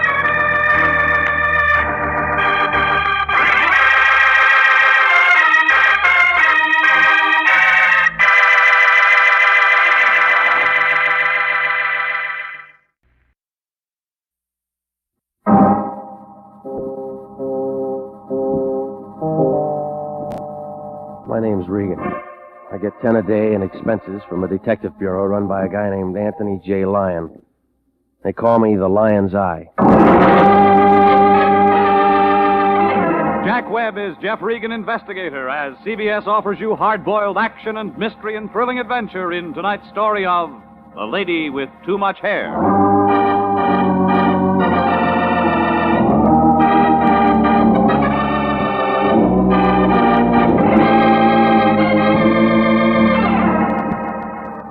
It's Suite 308 in the Cosmopolitan Building on 7th near Olive. The letters on the door say International Detective Bureau, Anthony J. Lyon, President. They used to be in gold, but the Lions scraped them off one day and made some kind of a deal with Fort Knox. Oh, it isn't much of an office. One room, the size of a cigar box, and it smells about the same. There's an overstuffed chair in one corner with a loose spring that's a menace. Right over it, there's a crack in the ceiling. But the Lion doesn't seem to mind. He says the place is rigged for comfort. Well, that's where I was at 5:25 last Wednesday night. The Lion was sitting behind the desk looking at himself in a mirror. What he saw should have scared him. A pair of shoe-button eyes mounted in a head like a Spanish onion. You know, Regan, I don't feel like I used to. Neither do the Republicans. Think I've got that middle-aged look. Just the spread. It's getting a little scarce on top. Change your shampoo. I shouldn't be getting bald at my age. I'm only 39. Your audition's kind of bad, isn't it? I guess it's because I got so much worry. Running this business takes a lot out of a man. Takes more out of your clients. They get good service at reasonable rates. Well, I've heard the commercial. Regan, cancel all arrangements for tonight. You're going to be busy. Doing what? That's the trouble with you, young man. Too hasty. Learn how to relax, like me. Tell that to your ulcer. Ever hear of a lady named Hazel Carr? No. Well, you're going to. She's a businesswoman, and we got business with her. What kind? Later. When? Anthony J. Lyon, International Detective. Yeah. 1302 Beechwood. Right away, Mrs. Carr. Okay, there's the kickoff, Regan. Who's playing? You and a red-headed guy. Hop over to this address and hide behind a tree or something. I forgot my beard. You'll see a red-headed guy coming out of the house in about 45 minutes. Get a real good look at him. Why? He's the guy you're going to study so you'll know him any time you see him. Where does Hazel Carr fit? She's inside the house. After you spot the guy, go in and see her. Fill in the rest. She'll give you all you got to know. Now get moving and stay on the ball. I work for you. How can I get off?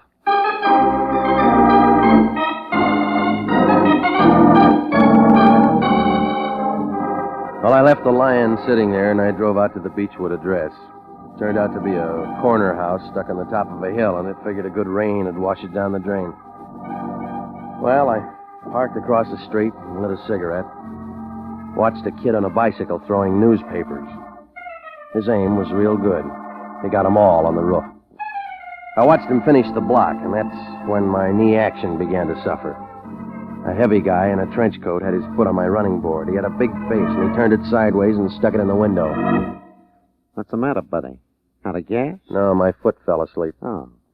How about a light? Want a light? Got one. Okay. Out of fluid, anyway. Well, pull your head out of here before you lose it. It's all right. I always carry a spare. Come on, beat it, Buster. You spoil my view. Oh. Peeking, huh? Maybe. You say maybe. I say yes. All right, what do you want? Same as you. You're looking. I'm looking. Whose side you on? Depends. On what?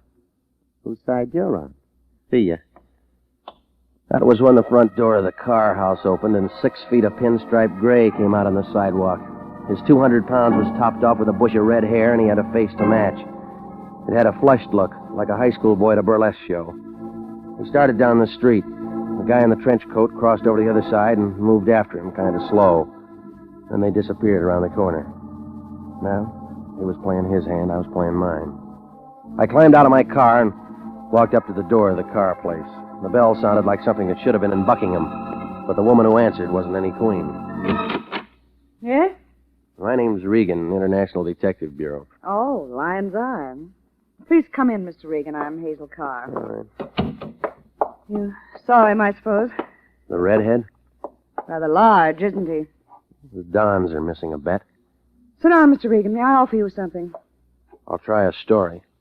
We'll get to that in a moment. What's wrong with right now? We have other things to discuss. You have a dark suit, I suppose. Yeah, I got it on. Well, get it pressed. You're going out tonight, Mr. Regan. I'm already booked. Then disappoint her. You see, from now on, you're working for me. Come on, strike a match, lady. I don't like the dark. You're going to meet the 7:10 at the Union Station. My daughter Phyllis is coming in. She's been at an Eastern school getting finished. How'd she turn out? Just a vacation. She's dying to see Hollywood. She should have a young man. Well, I'm no escort bureau. I want more than an escort for Phyllis. I want a man with authority. She play that rough? That redhead you saw. He thinks he's in love with her. We all make mistakes. But he's impetuous, follows her all over. He even threatened her. He says he'll kill her and himself if she doesn't marry him. Well, either way, he loses. I don't care about him. It's Phyllis that worries me. She's so young. Mm-hmm. But I don't want her to know that things are so bad she needs protection. You must remember that. Maybe she'll figure it out herself. Don't let her. Anyway, I've wired her that a young man was going to meet her at the train to show her around. A nice young man. Can you act the part? I'll try. See that you do. Who's that boy out in front in the trench coat? I don't know what you mean. Okay. Anything else? I made your reservations for dinner dancing at the Grove. Now show her a good time. You're paying the bills. And keep her occupied until I figure out a way to get rid of that redhead. Murder might work. Think about it. Call me after you pick her up. Sure. Now, you better go. Okay. Oh, Mr. Regan. Yeah? Here. What's this? Emily Post. Read up on your manners.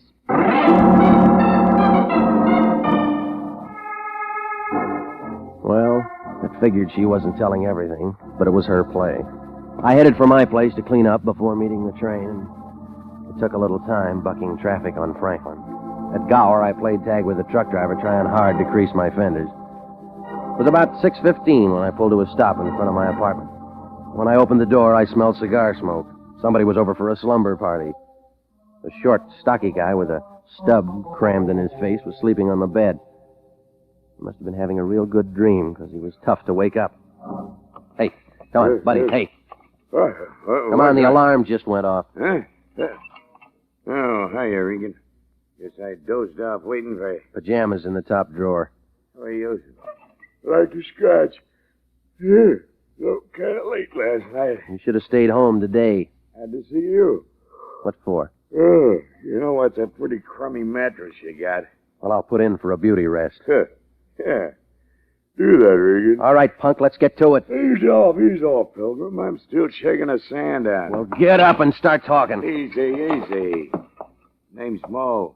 I'm a friend. Convince me. I'm going to.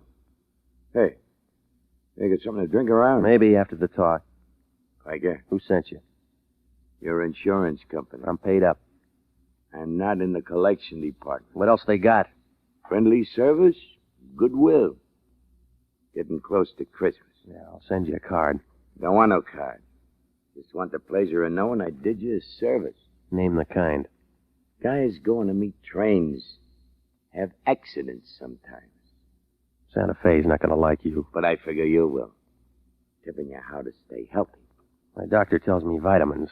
Mo says it's a wrong dope. Skip the train and take in a show. I don't like popcorn. It'd pay you to learn. You want to tell me why? You got enough. How about that drink, friend? You didn't earn it. Suit yourself, Peter. But being nice is really an act with me. I'm pretty nasty. That won't get you an argument. I'd even hit a guy 2 feet shorter than me. Yeah, I'm turning pale. That's a good color for you, Regan. Stay that way.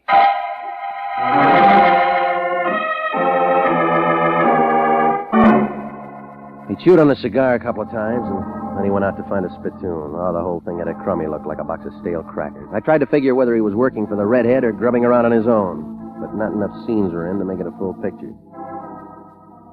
Well, the car woman was writing the checks, and I was still trying. So I cleaned up, threw on some fresh clothes, and made it to the Union Station a little after 7. The super chief was just coming in. The station master, who walked with a slight lisp, took her name and said he'd bring her to me. And then I fought my way to the restaurant, and the waiter brought me a cup of coffee. He was a skinny little guy with a lot of neck muscles. I guess he got that way from talking so much. Are you going someplace, mister? Just been. Oh, you have fun? It wasn't bad. Sugar? No, thanks. Oh, that's no good for you anyway. Gives you diabetes. You know, mister, I gotta go someplace myself sometime. I got a suggestion. I've been working here 12 years, yeah. People come, people go. Pete Broidy stays on forever. Hey, cream? No. That's just as well it's sour. You know the farthest place I ever go, mister? That first door to the right. Are you Mr. Regan? Yeah. I believe you're waiting for me. You got a name? Phyllis Carr. That'll do. Oh, the darling, aren't you going to ask me to sit down? You can handle that yourself. Thank you. Where's your baggage? We'll have to pick it up. Are you going someplace, lady? I just got in. I've been figuring on going someplace myself. I was just telling your friend here. Get us some coffee. But I... Get it. Okay. I'm just being friendly. Yeah, I'm going to adore it here. Town full of mashers. You'll get along. I'm much older than I look, you know. Carry a sign. Well, you don't seem very happy with me. I'm dreadfully sorry. You're much better than I expected. Your mother thought different. Oh, she's a dear. I thought at first she might pick me one of those children from UCLA. They'll grow up. Darling, who can wait that long? I want to have fun while I'm young. Look, what kind of school do you go to? All girls. Well, that explains a little. And it's very progressive. Here's your coffee, lady. Oh, thank you so much. Don't mention it, lady. Yeah, like I was telling your friend here before. Where are you going, Mr. Regan? I figured on going... No, not you. Me. Me. Oh. To phone your mother. Say hello to the dear for me. I'm going to say a lot more. Now, you sit right there till I get back. Oh, whatever you say, darling. I'll be making myself more beautiful. Save that for the redhead. Where'd you hear about him? News gets around. You're more my type. You better settle for UCLA. You don't want to wind up an old maid.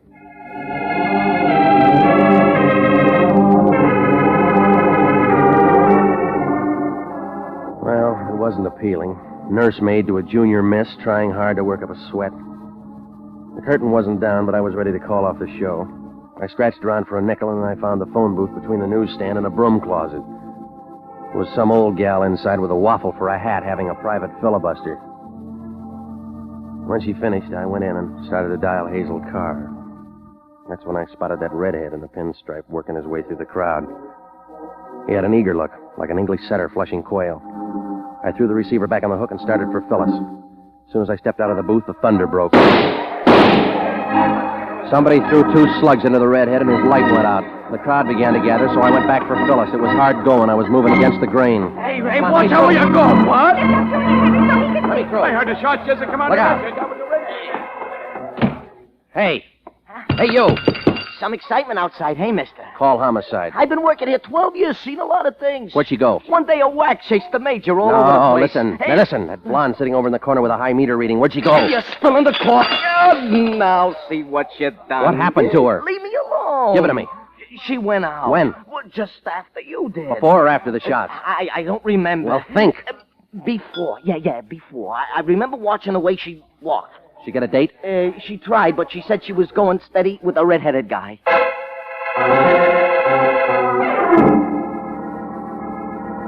Well, things weren't going to get any better at the Union Station. Homicide would be down there scratching around. So I used the back door of the restaurant, picked up my car, and went out to the Lions. When he opened the front door, he had a bottle of beer in one hand and a chicken sandwich in the other. He looked unhappy, like a beaver with a loose tooth. Regan, where you been? I've been looking all over for you. Did you try missing persons? Called your place 3 times, nobody answered. You knew I was working. That's what I called you about. I got something to tell you. Well, wait your turn. What's the matter with you? In trouble again? No, you are, big shot. Another bum client. International detective never had a bum client. Well, those 2 women just spoiled your record. You've been drinking. You better call homicide and get us off that hook and then turn back Carr's retainer. Regan, what are you saying? You heard me. But it's unethical to return money. When Anthony J. Lyon stop gets it, will his you? word- You quit giving blood when you found out somebody'd pay for it. You're out of line. Every time you cut yourself, you make a beeline for the Red Cross to get it back. International detectives under obligation to Mrs. Carr, and we're going to see it through. All right. You hold her hand in the gas chamber. What does that mean? That's where she's going to be after the police get through. What happened? That redhead got himself a free ride to the morgue. It looks like her daughter, Phyllis Carr, called the play. You're out of your mind. Look at this telegram. Let me see. It's from Phyllis Carr in New York. She just ran away from school with a Princeton man.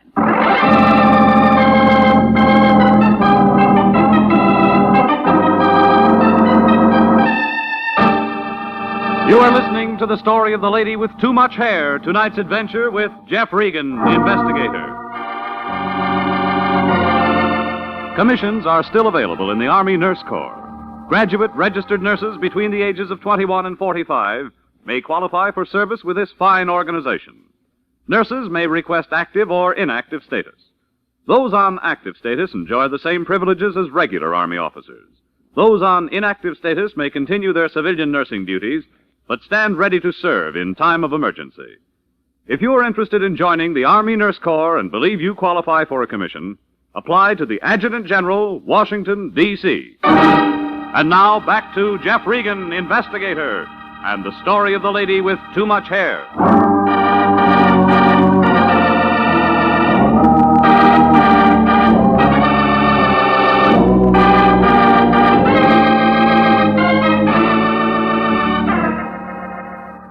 Well, it all made sense, like a girdle on a Siamese twin.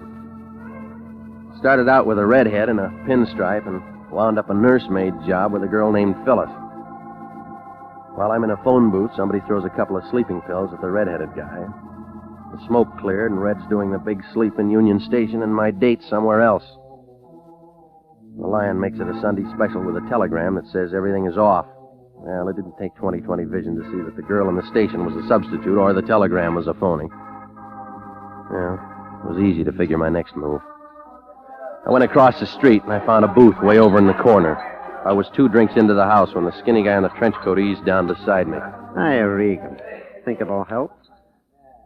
You get around. So do you. Still following people? I gave up. You? You got something to say? I'm just here for a friendly drink. Try the bartender. I like conversation. What kind? All kinds. Bourbon and water. Now, don't look so worried, Regan. I'll pay for my own. You're going to make a night of it? I can't. Got things to do. Got to find a man who shot a man. What man? The one I followed. The one you watched. Any ideas? Yeah. Who? You. Bum joke, Regan. Well, why'd you follow him? My business.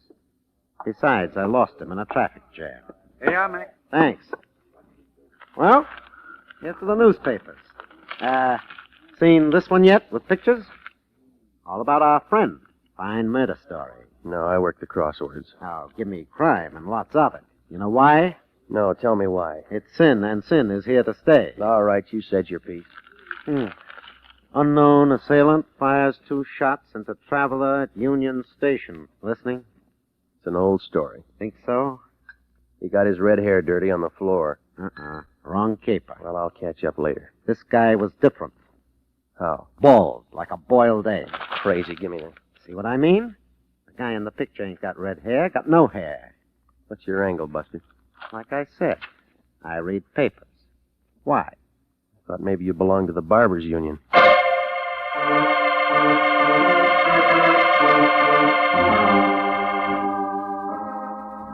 Well, it turned out to be an even trade. I took his newspaper, and he got my ice and the drink. Well, I went back to the office and sat down and tried to figure it out. It was all crazy, like an Eskimo with a popsicle. I started by calling Hazel Carr's house, but the nickel came back. The phone book gave a business address, so I drove out there. It was a pink stucco job out on Olympic, right after you pass Redondo. A red neon sign told you that Hazel Carr Incorporated specialized in hair pieces. Nobody answered up front, so I slipped around to the back door. The door opened into a workroom. I scratched a match. Somebody had been looking for something, and it wasn't dandruff. Every wig in the place was torn apart. It was just about then that I heard a step, and then a flashlight jumped out at me, and I smelled a cigar. It was Mo. Hi, Regan. Well, sleeping beauty. I'm awake this time. I'm impressed. Tell me more. Stand still, Regan. This alarm clock goes off. It's already rung. I didn't do it. Body in Union Station. Chamber of Commerce gets upset. I'm from Florida. Figure to bring up the orange crop? Didn't do this either. Spit out the seeds. Regan, you're not friendly. You got here first. I'm here all the time. No, you're trying too hard, Mo. I work here. It's a serious business. We make billiard balls happy. All right, so you work for Hazel Carr. Say something with hormones. You're learning nothing that's not in the trades. Why'd you snatch the redhead's toupee? You make me tired of saying I didn't. Couldn't meet his installments? Look out, you'll get credit. What's in that toupee? Ask enough questions, Regan. Relax, buddy. You'll burn out your coils. You're in the way. I told you once. I was born on the second honeymoon. Well, happy birthday, Junior. Ooh!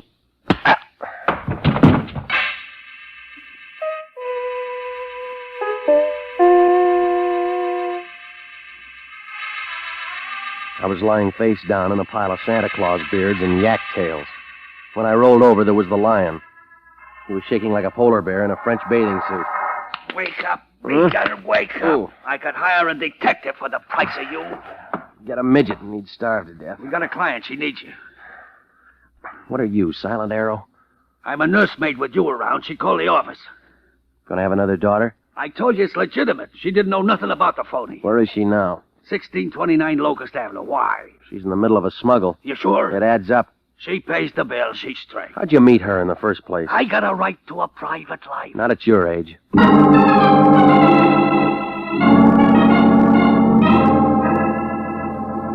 No, I left the lion standing there and I climbed in my car. I made a couple of right turns in the wrong zone, but I found the address all right.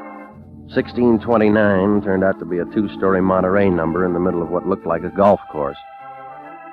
If Hazel Carr owned this place, too, she must have been selling toupees to Crosby's whole stable. I parked the car and I headed for the lights that were on downstairs. I took the front steps two at a time. Well, Wow. If it isn't UCLA. I just got in from Berkeley. Well, don't be bitter. I'm not. Where you been? Jealous? You're fickle. Just when I'm in college. Lucky student, Lottie.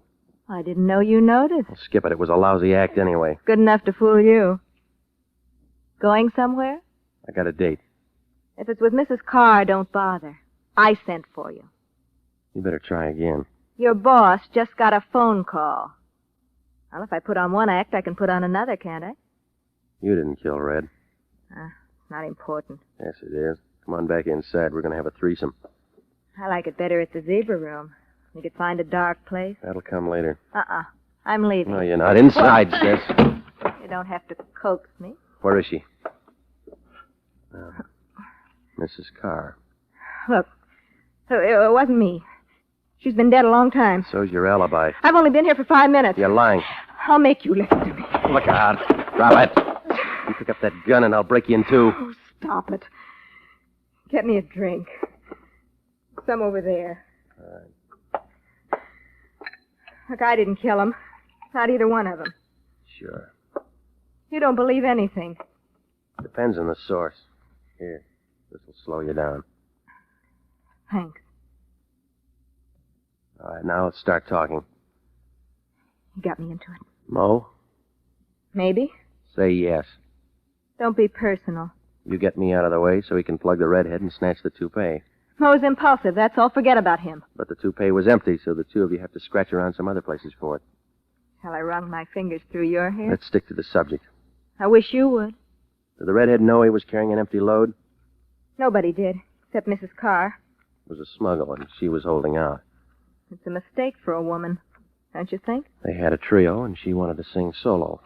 The boys weren't smart like you are. Maybe she was worried about her daughter. Maybe she wanted to go straight, and the boys didn't want her to. You're wasting our time. Let me show you where I fit in. No, you're on the wrong floor. There's a way to fix everything. You're an accessory. I can become essential. You'd get lipstick on my expense account. Come here. Now, break it up, baby. You scratched around every place. You still can't find the goods. I think I found it. You figure the old lady used me as a safe deposit box? Where else could it be? All right, supposing I got it, what next? Do I have to draw a diagram? You might as well be realistic about this thing. What's it worth? $50,000 of the white stuff. I don't like to dream. You look like you could use one. I'm extra. Meet the contract there. Oh, yeah, this act figured to do it. Mo. You had a good memory. Mo, baby. Skip it. Stand still, Pilgrim. I was trying to get it from I you. heard the song. But Regan might like to hear the chorus. Oh. Mr. Bet, Regan. You should grab an offer when it's hot.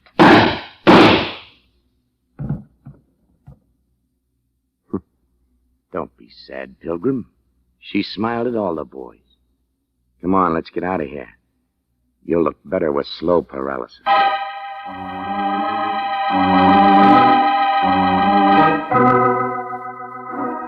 I had about as much chance as a clean towel in a boarding house. When the muscle said move, I had to be polite. I guess he figured the car place was too crowded and he wanted new scenery. Well, we went out to the street, and he steered me for his car. It was a black job with white sidewalls, and there were 2 suitcases in the back seat. But all his bags weren't packed. He was missing a small package, and he had the idea it was over at my place. When we got there, it was about midnight, but it wasn't too late for him to go to work. Now, isn't this better, Regan? Home sweet home. I never liked it anyway. Move. I got a lease. Those things can be broken. Want me to show you how? No, I'll struggle along. You make things hard on yourself. Now do something the easy way. Get me the stuff. You're wasting your time. I got lots of it. You ain't. Well, I haven't got it. Mo thinks you have. Well, then he's pretty dumb.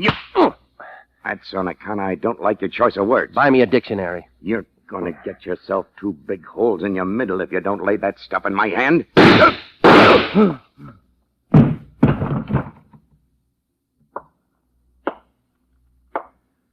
Sorry I had to do that to him, Regan. I forgive you. I just came up to get my newspaper back, and he was acting nasty. The little guy in the bar. My boss doesn't like it when I shoot people. Uncle Sam, huh? Mm-hmm. Narcotics. I tried to tip you off before, but you weren't listening. Somebody should have tipped Mo. Weren't you watching? I just did.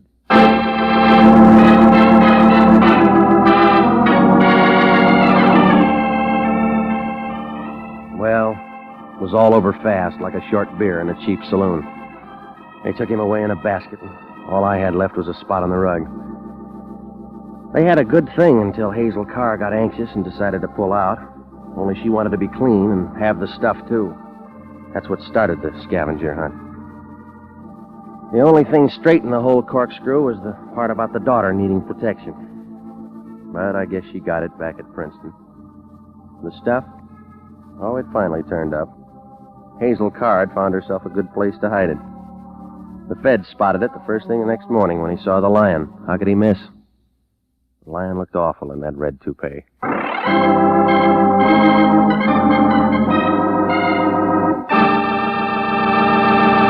Jack Webb is featured as Jeff Regan with Herb Butterfield as Anthony J. Lyon. It's CBS at the same time next week for more hard-boiled action and mystery with Jeff Regan, Investigator.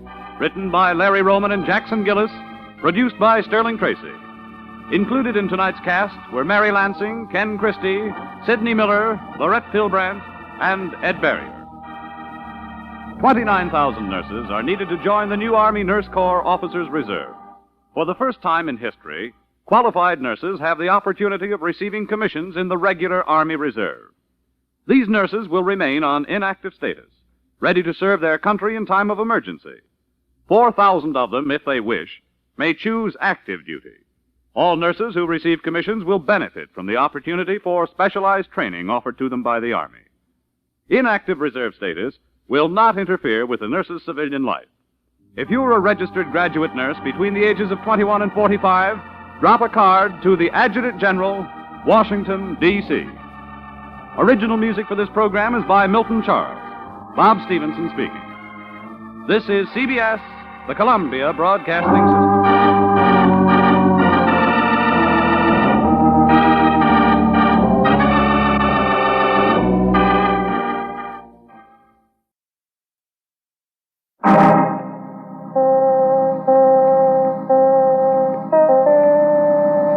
My name's Regan. I get 10 a day and expenses from a detective bureau run by a guy named Anthony J. Lyon. They call me the Lion's Eye. With Jack Webb as Jeff Regan, investigator, stand by for hard-boiled action and mystery and thrilling adventure in tonight's story of The Lost Lady.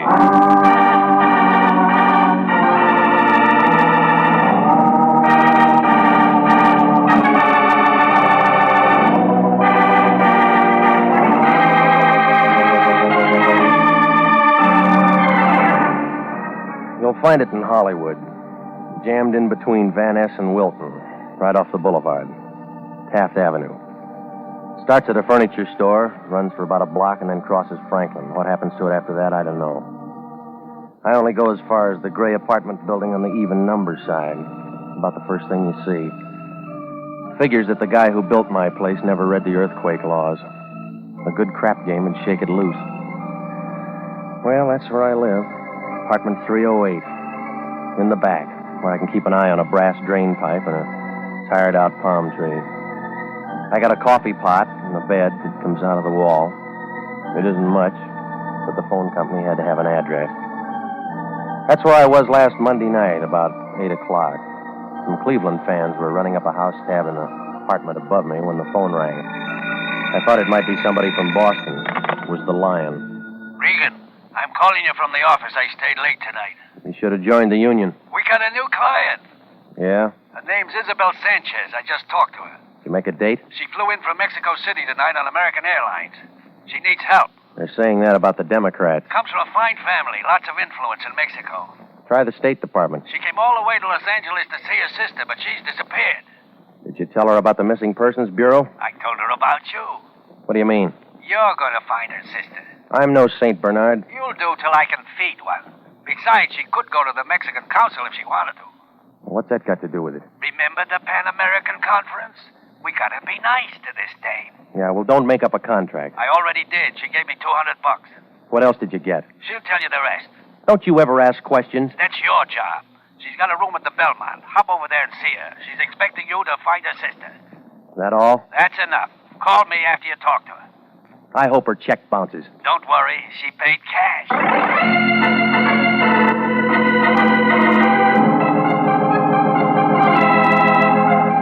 Well, you can tell that the Lion only stayed in school long enough to learn how to spell dollar. It took me about 20 minutes to get over to her hotel. Isabel Sanchez had a room on the 6th floor. I found it on the Wilshire side. 610 it was. She was a tall, blonde girl, not the least bit pretty. She had a mouthful of good-looking teeth, but she never learned how to use them in a smile. You're Mr. Regan? That's right. Come in. Please excuse me, I'm still unpacking. Come in. All right. I'm so glad you're here. I suppose Mr. Lyon told you everything. Your sister's missing. You want to talk to me? Yes. Oh, it's terrible. An awful vacant feeling. I was so looking forward to seeing Carmen again. We were very close. You talk like you don't expect to see her. Something might have happened to her. Like what? I don't know. She's always been so independent and, well, strange. Well, a lot of people have their own ideas. I'm embarrassed telling you this. You've got to tell somebody. Well, Carmen left home against my father's wishes. How old is Carmen? 22. What was the guy's name? What do you mean? All right, come on. I got to have it all, lady. There was a man in it. Yes. Martin Chambers. From here in L.A.? Carmen met him once in Mexico City. Thought she was in love with him. When was this? A year ago. She followed him back. Yes. You took a long time to catch up. I've been very concerned about Carmen. I received this letter from her a few days ago. It was the first word since she left home. Here. You can see it's not much. She asked me to come here. I took the first plane. What about this address? There's no such place. I went there right from the airport. Who sent you to us? You're in the phone book. Is that all you got? Well, I have a picture. It isn't very good. Just a snapshot here. Blonde, huh? A little darker than mine. The same height. We wore each other's clothes. Who else did she know? Just Martin Chambers. Oh, no. Now, wait a minute. She mentioned a Dr. Menlo in her letter. Did she need a doctor? She just said he'd been very kind to her. That isn't very much to go on. I know, but you will follow every lead. Yeah, sure. What are you scared of? Why do you ask that? It's a warm night. You got the shakes. I had a long trip. Oh, yeah, I forgot. You know this Chambers? Yes? You like him? No. What's that you got there in your hand? An evening gown. Why? You didn't bring that for me.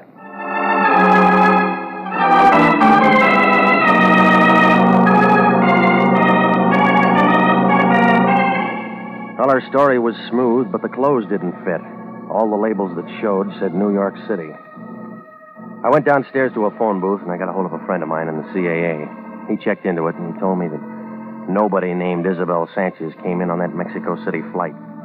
The whole thing looked phony, like a fan dancer in long underwear. Well, it was about 11 o'clock when I got over to the Lion's place. It was a cold night, but the Lion looked warm. What do you want, Regan? I'm busy. So am I. I've been looking at that Sanchez dame. Tell me about it in the morning. No, I'm going to tell you about it right now. It's no good. What do you mean? It's another bum client. She gave me $200. Her clothes are out of New York. Maybe she came the long way.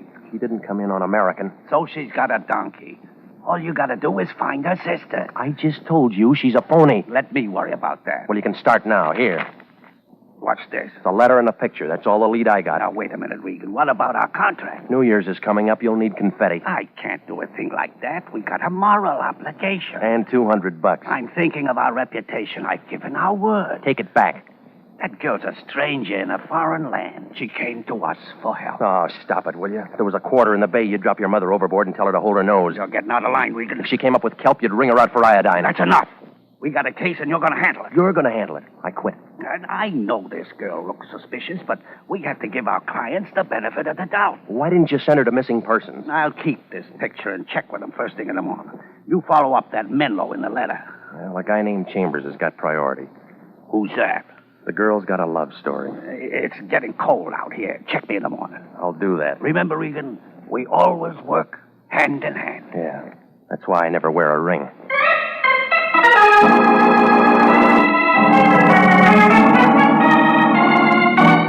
Well, it was too late to do anything else, so I went home and pulled that bed out of the wall. The next morning, I found a Martin Chambers listed in the city directory with an address on Laurel. Turned out to be a 2-story apartment building about the color of a bride's blush. And it was wrapped around a swimming pool the size of a bird bath. Chambers' name wasn't on the mailbox, but a skinny guy with a load of bed sheets told me I could find the manager in apartment 15. When she answered the door, her voice sounded like a beer truck in low gear. Hello, Sonny. Looking for an apartment? You got one? Nope. Come on in. Having some coffee. You want some? No, I'll pass. You don't know me, do you? I just got here. I played the Palace in 26. Ah, them was the days. Write it up and sell it to the movies. Damn slobs. Central Casting had called me in 4 years. You got a card? AFRA, SAG, and the Musicians Union. I play French horn. None of them call me. I figure it's a record band. I'll talk to Petrillo. I hate this dump. My third husband gave it to me. By the way, what are you doing here, Sonny? I'm looking for a man named Martin Chambers. What do you want him for? Talk to him. Cop? No? The day that guy moved in, I had him pegged for a gigolo. His hair was too curly. Some women like that. Not me. I used to have to chase him around the swimming pool to get his rent. You're using the past tense. Where is he now? Forest lawn. That's one way to break a lease. He got boozed up about 6 months ago and drove off Malibu Pier. Took him 3 days to fish him out. Straighten his hair? Yeah, it sure did. Oh, wait a minute here. I kind of like you, Sonny. You get around, don't you? Yeah, when the weather's good. Ever run into Louis B? No, not yet. If you do, mention my name, will you? What is it? Just say that Goldie McMasters was asking for him. He'll remember old Goldie. How could he forget? Palace in 26. Let's back to this. When I left, she was thumbing through an old variety. She looked unhappy, like a banjo player with a paper pick. Well, what she told me about Chambers took the leading man out of the picture, but there was a bit player named Menlo. Well, I called the office of a Paul Menlo, but they said he wasn't in that day, so I drove out to his address in Encino. It was a ranch house poured all over the top of a hill. From the looks of the place, Dr. Menlo must have been getting over-sealing for his cough drops. I parked my car by the gate and followed the flagstones up to the front door. When I pressed a button, I heard something that sounded like chamber music. The door opened in the middle of the second chorus. Good morning. I want to see Dr. Menlo. Your name, please? Regan. You'll have to call the doctor's office, Mr. Regan. I already did. And they must have told you the doctor doesn't see any patients at his home. Yeah, well, I'm not sick. Keep it up and you will be. Beat it, Pilgrim. No, I came here to see the doctor. He don't want to see you. Get your hands off me, punk. Once I hit a guy in the ear, it busted his leg. I can handle this guy, Vicky. Stop that. Get out, Max. I'll be in the back if you want. You ever been a referee? I've been a lot of things. Come in, Mr. Regan. I apologize for him. He's so eager. Isn't this better? No, everybody's eager now. Anxious is a better word. I like blue serge. Has an effect on me. You the doctor's helper? I hold his stethoscope. My name's Vicky Starr. I'd like to see him. He's busy. Where do I wait? Might be quite a while. He just opened the bottle. Well, then I'm right on time. Paul's not sociable like me. He drinks alone. He gets more that way. Let me entertain you. What can you do? Watch. Oh, no, easy, baby. I don't know how to fix a fracture. I've already got a man that can do that. I want one with brains. What's the matter with the doctor? He keeps his in cold storage. Hasn't used them for a long time now. Oh, I don't know. He's done all right. This place? He'd be selling papers if his wife hadn't left him a good insurance policy. Don't you like his money? Don't get me wrong. I like being secure, but the girl has feelings, too. Mm-hmm. They're beginning to show. I'm glad I met you. Why? We're going to have some nice afternoons. It's football season. I have some free time. Want to hear me on the piano, for instance?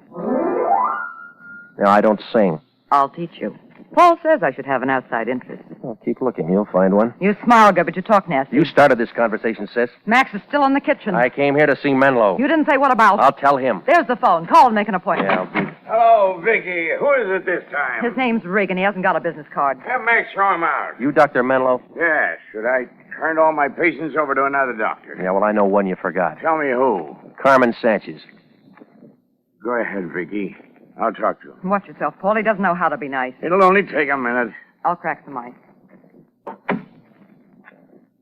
Good nurse. She's out of uniform. We're casual. You said I had a patient named Carmen Sanchez.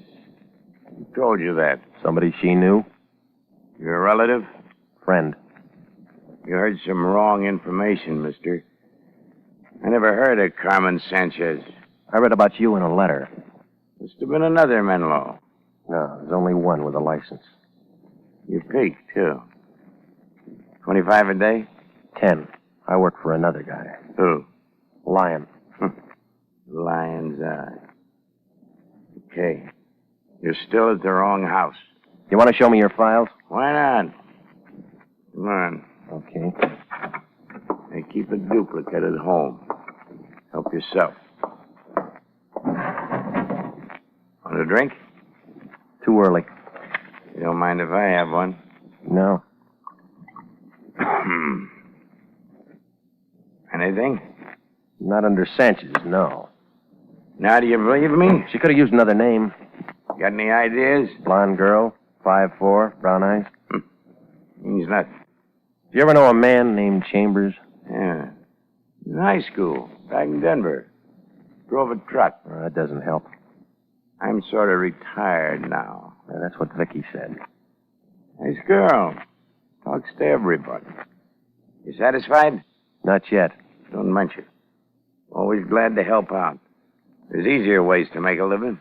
Yeah, I haven't got a wife with an insurance policy. A year ago, I'd have broke you in half for that. Now it doesn't matter. You can find the door. I'll be back. Don't bother, Regan. Doctor will be out.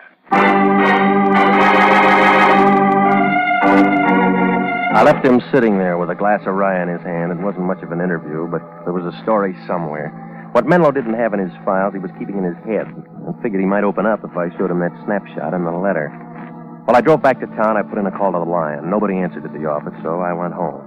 When I opened my door, I caught a load of taboo. Isabel Sanchez was wearing a dress she must have put on with a shoehorn. You've got the nicest janitor. He thinks I'm your sister. Where'd you meet him? He was in the lobby when I came in.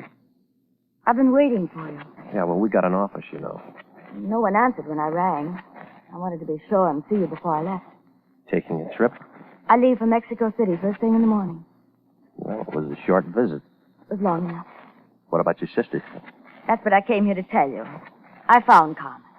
Oh, you did? Or rather, Carmen found me. I feel foolish now, calling in a detective service and all that. Why? Well, Carmen came to my hotel about noon today. And you imagine she's been looking for me. Last night you said she didn't have an address. Well, that was another silly thing. Only it was her mistake. She's not very good at details. Where is she now? She's out buying a few things and packing. I've convinced her to come home with me. All right. Now you want to know what I found? Why on earth should I? I have my sister. You were worried about a man named Chambers last night. Carmen told me she hasn't seen him for months. Did she tell you about her doctor? No. I met him. Only he said he never saw her. Oh, is that so?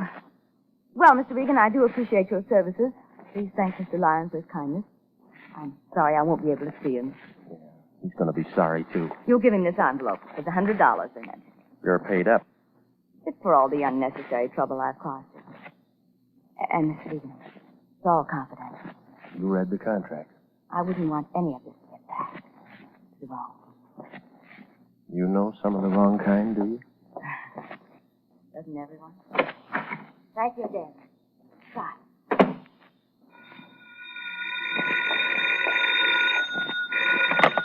Hello? You run any expenses on this thing today? No, I didn't. Good. It's all over. Isabel said she didn't see you. There's a guy named Gallagher in missing persons. Got an eye like an eagle. He took one look at that snapshot and opened a file. What kind of file? Dead and unclaimed. What do you mean? Carmen Sanchez has been dead a year, and the county buried her. You are listening to the story of the lost lady, tonight's adventure with Jeff Regan, Investigator.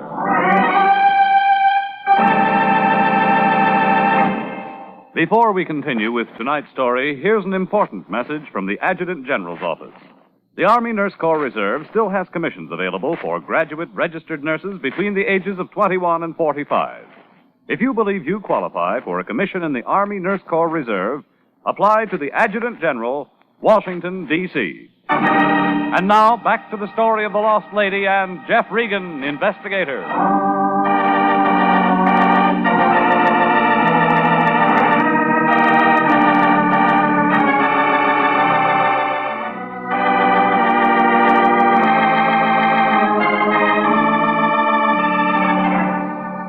Well, there are enough angles in this thing to write a new geometry book.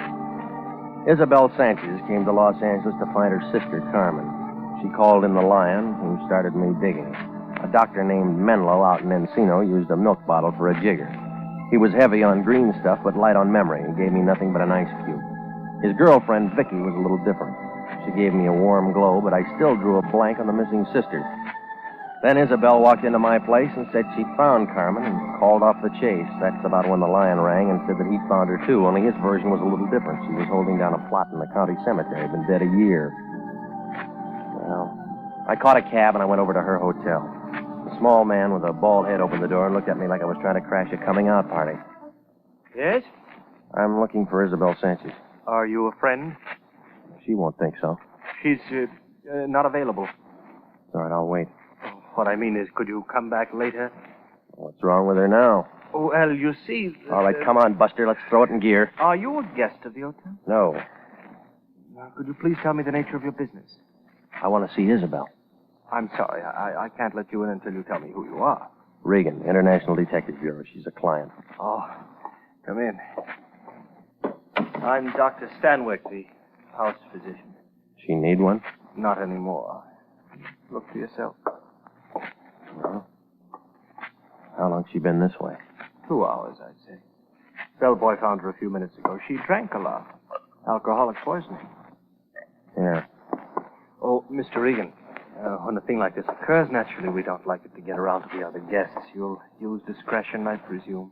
I'll be as quiet as she is. Thank you, Mr. Regan. We appreciate it. The elevator's to your right. I got a good memory. Regan, What are you doing here? I've come to talk to our client. You'll need a Ouija board. What you mean? She's dead. Why'd you let that happen? She wouldn't have done you any good. What you talking about? Yeah, all right. You go to Isabel. You say her sister's buried on the county, but it'll take a little cash to keep it out of the newspapers. Not so loud. Go back to your contest, Blanks. Big shot. That Sanchez dame didn't come from Mexico, and she wasn't rich. You mean she's been lying? I told you that yesterday. All right, we'll close the Sanchez case. Oh, no, we won't. It's still wide open. Where you going? To buy an airwick.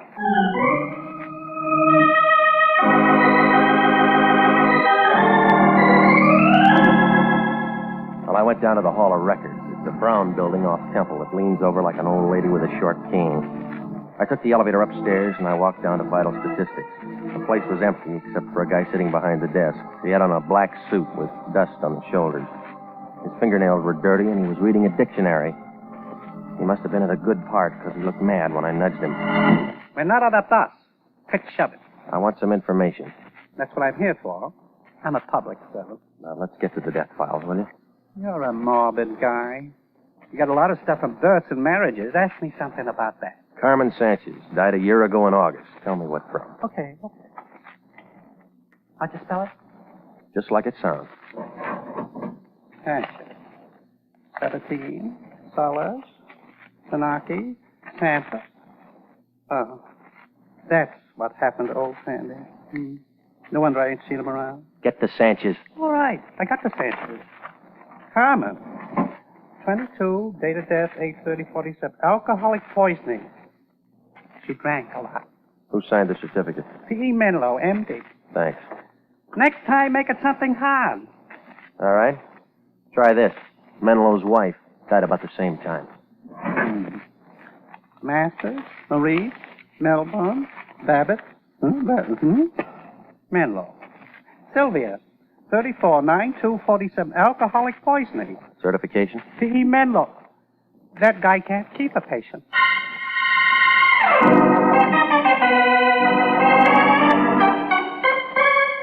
Well, I left and I went back out into the street. It was almost 5 and the traffic was heavy. I started to cross the street to a sandwich shop on the corner. A yellow cab raced me to the sidewalk, but I won. I went inside, and a skinny waitress with peanut-colored hair brought me a cup of stale coffee and a burnt hamburger. I sat there and I tried to figure it. It was like swimming through a tidal wave in hip boots. 3 deaths from the same thing and Menlo's name on every one of them. Well, the answers weren't in the coffee cup, so I went home, picked up my car, and drove out to Menlo's place in Encino. The drive was nice, and so was the reception. I built a fire. I forgot the marshmallows. We'll think of something else. You know, I'm not mad anymore. I'm still looking for your doctor. Let me take care of it. No, I want to see him. You'll have to wait again. When's he going to climb out of that bottle? We had dinner at a place on Ventura. Paul found the bar. He'll stay till it closes. I better go there. Questions again? Maybe. I know some swell answers. I'll bet you do. I've worked for him a long time. 1 year. How did you know? This is my night off. You here all alone? Isn't it terrible? Anything could happen. How do you like it? Your way? It's better. Now, let's have a nice, quiet evening. Just you and me. I had a feeling you'd be back. Is that why you wore that? Like it? Well, you got talent, lady. Discover me. It's been a famine of men like you. You don't look underfed. Why didn't I meet you sooner? We didn't travel in the same crowd. Let's start over. Do you keep his files? What's that got to do with us? They'd never pass inspection. Are you talking about something I should know? Carmen Sanchez. What about her? She died. Menlo signed her death certificate. Paul's lost a lot of patience. He's not very good. Did I tell you I played the piano? You told me some other things. Did I? They make a good story. I don't like stories. Well, I'm going to tell you anyway. I thought we were going to have a nice, quiet evening. A girl walked in his office one day and dropped dead. Good opening. Why'd she do that? Alcoholic poisoning. She was a nobody named Carmen Sanchez. Story's getting dull. There was a snapshot in her pocketbook, not much else. When does the Action begins. Right now, lady. The doctor's wife had an insurance policy. He convinced her to take a trip. Why'd he want to do a thing like that? So he could pull a name fix and collect his wife's insurance. He had a body. No one will ever believe this lot. He buried an empty box. How do you know? I'm going to have somebody dig it up. What about the body? He turned that over to the county. Everybody lives happy ever after. Don't you like my music? You're going to have to take up the harmonica, lady. Why? The gas chamber isn't big enough for a piano. Who's going to the gas chamber? You, maybe. An insurance fraud's one thing. Murder's a longer rap. You haven't touched your drink. I don't like mine that strong. Now, come on, lady, get your coat. Max! I thought you were alone. I lied. Hello, Regan. You look excited. He's tough, Max. Yeah, I see this. Soften him up. Oh!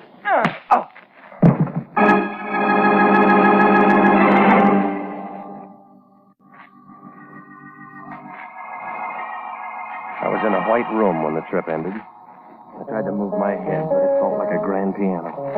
So I just lay there. Pretty soon somebody put something damp on my face, and I began to see things. Vicky was there, Max. So was Menlo.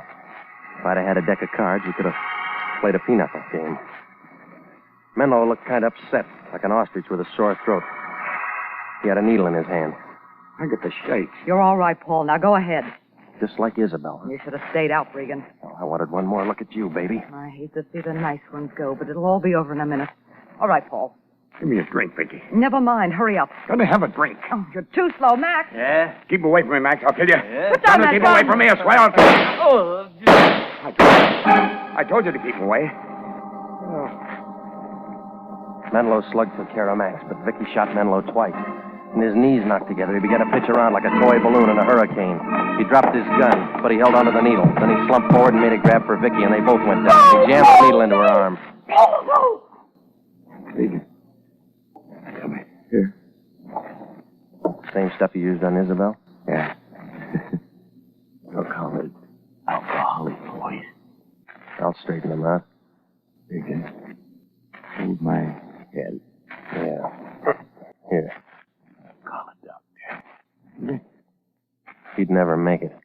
Please, Regan. Call a doctor. Give me 5 good reasons. 5 good reasons? I got Vicky. I'll never use a needle again. And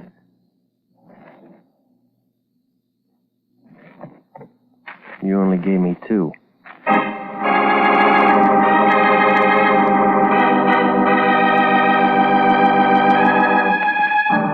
Well, we didn't hear from the suburbs, but there were enough ballots to make it an election. Homicide got the insurance commissioner down there, and he threw in a vote. Seems that Isabel Sanchez was Menlo's wife, only her name was Sylvia. When a dame named Carmen Sanchez dropped dead in his office, Menlo got kind of ambitious. He talked his wife into the switch, and, well, everything might have worked out. Except one night when he was seeing elephants, he told Vicky the whole thing. She set the squeeze play with Max in the dugout. When Sylvia got back and saw how things were, she called herself Isabel Sanchez and went to the Lion with a story about a lost sister. I was hired for scare work, and when she figured they had enough, she called me off, but it didn't take. And you know the rest. Well, the insurance company issued a fee for exposing a defraud, and the Lion got his picture on page 1. It was right next to Vicky's. She was wearing one of those French swimming suits. The Lion said that'd do us a lot of good. It did. We each got a free bathing suit.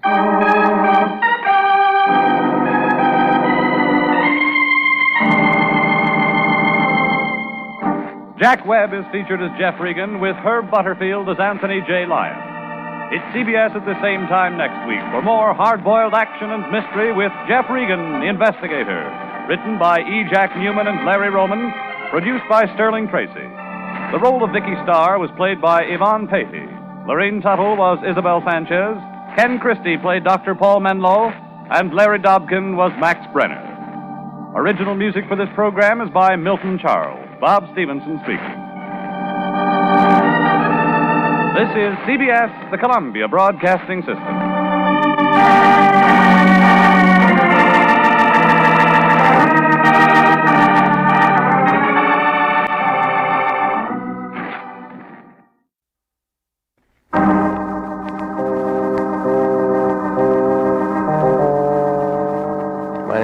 Regan.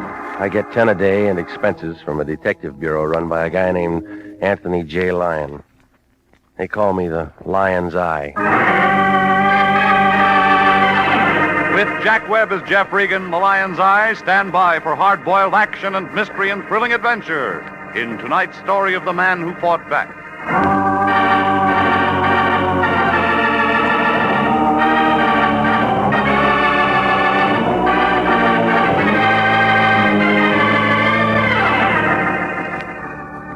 There's a street crammed in between Wilton and Van Ness in Hollywood. It's called Taft Avenue. It's a couple of blocks long, and it only got there because the city planners had a few tons of cement left over from the Coliseum. On the corner, there's a gray building poking its way up through a crack in the pavement. That's where I live. Apartment K. 2 rooms with a connecting door to a broom closet. Oh, the place isn't much. A couple of chairs, a bed that comes out of the wall, and a mattress that could pass itself off as a relief map of the high Sierras. Well, that's where I was the other night around 11, trying to catch some sleep. That's when my phone began making an impression. It turned out to be the Lion. Hey, Regan, I'm glad I found you home. Are you alone? What's the matter? Did you lose your voice? Just a precaution. I got a hold of a good thing, and I don't want to lose it by indiscreet talk. Well, then write me a letter. We've just been hired. You start tonight. It'll keep till morning. Her name's Alice Lafarge. She'll meet you in a bar called the Princess across the street from Pershing Square. Get going. What's her trouble? She'll tell you all about it when you get there. Can't you tell me? I haven't got the time right now, but there's nothing to it. I'd handle it myself if I didn't have a big deal on. Flirting with widows in Pasadena, huh? So I got a social engagement. It helps our business. Pays to be seen in high society. And besides, the liquor's good. You just get over to see the Lafarge dame. And give me a ring in the morning and let me know how you make out. All right, lover. Hey, Regan. What should I take to my Pasadena girlfriend? Flowers or candy? You better take both. You're going to need all the help you can get.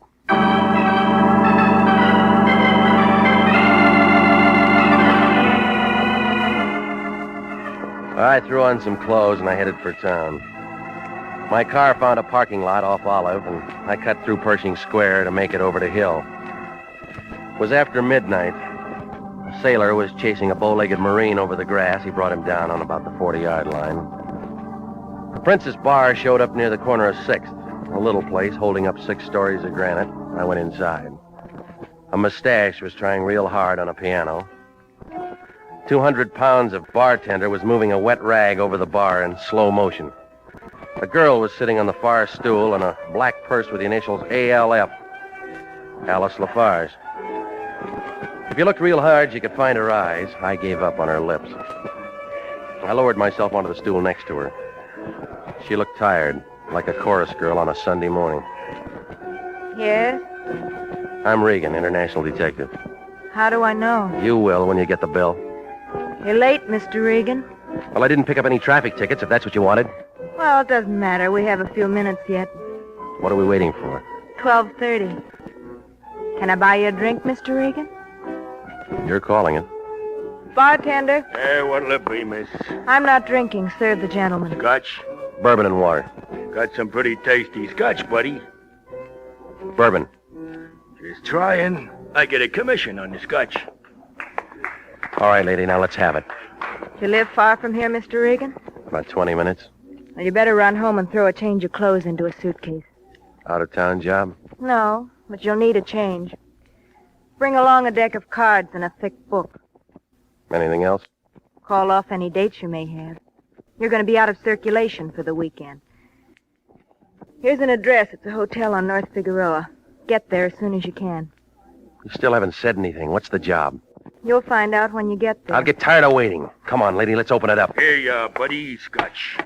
Hey, you leaving us, miss? Next one's free. Thanks, anyway. Okay. Now, look, beat it, you, and take that scotch with you. Okay. Drink it myself. I still get the commission. All right, now, come on, sis. Let's have the rest of it. I'm sorry, Mr. Regan. That's all I can tell you now. Just be at that address as soon as you can.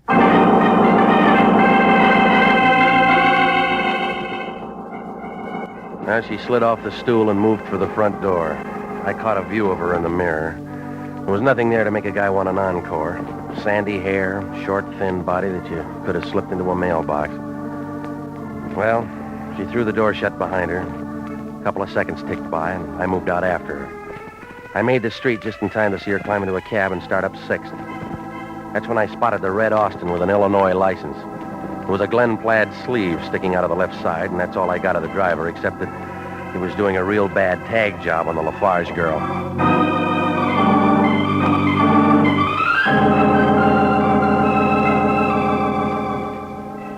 The North Figueroa address Alice Lafarge gave me turned out to be the Gladstone Hotel.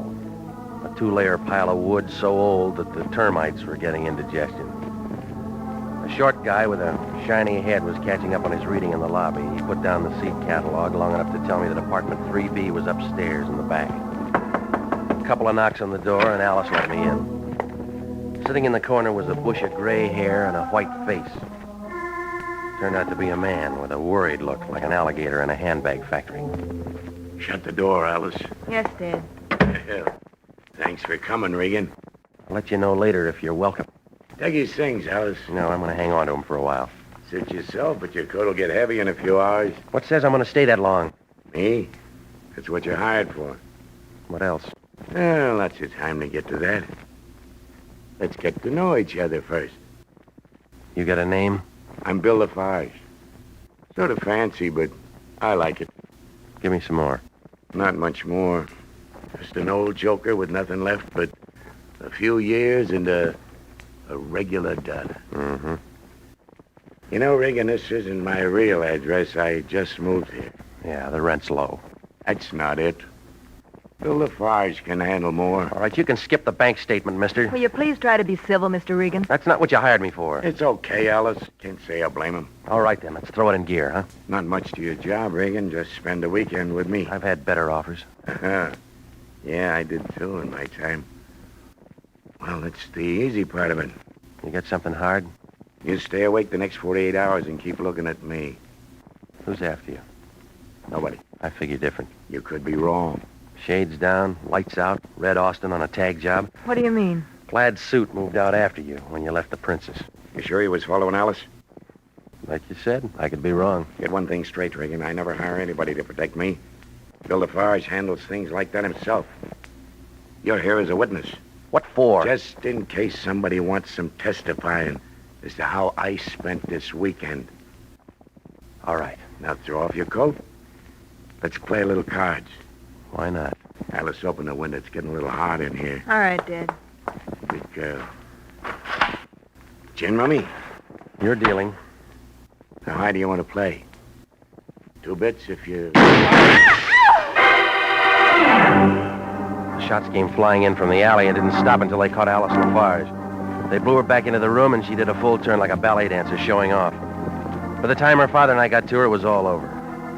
The old man straightened up and began mumbling something about Red Austin. I stepped for the phone. I put in a call to Sanducci at Homicide.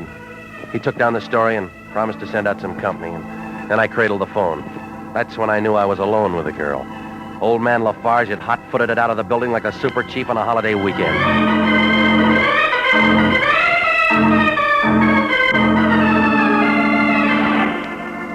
Well, the boys from Homicide showed in a couple of minutes, and they had a few questions. I gave them what I had, and Sanducci tabled the rest until the next day. So I went home to relax. You know, the Lion could have made a good detective. He always finds me.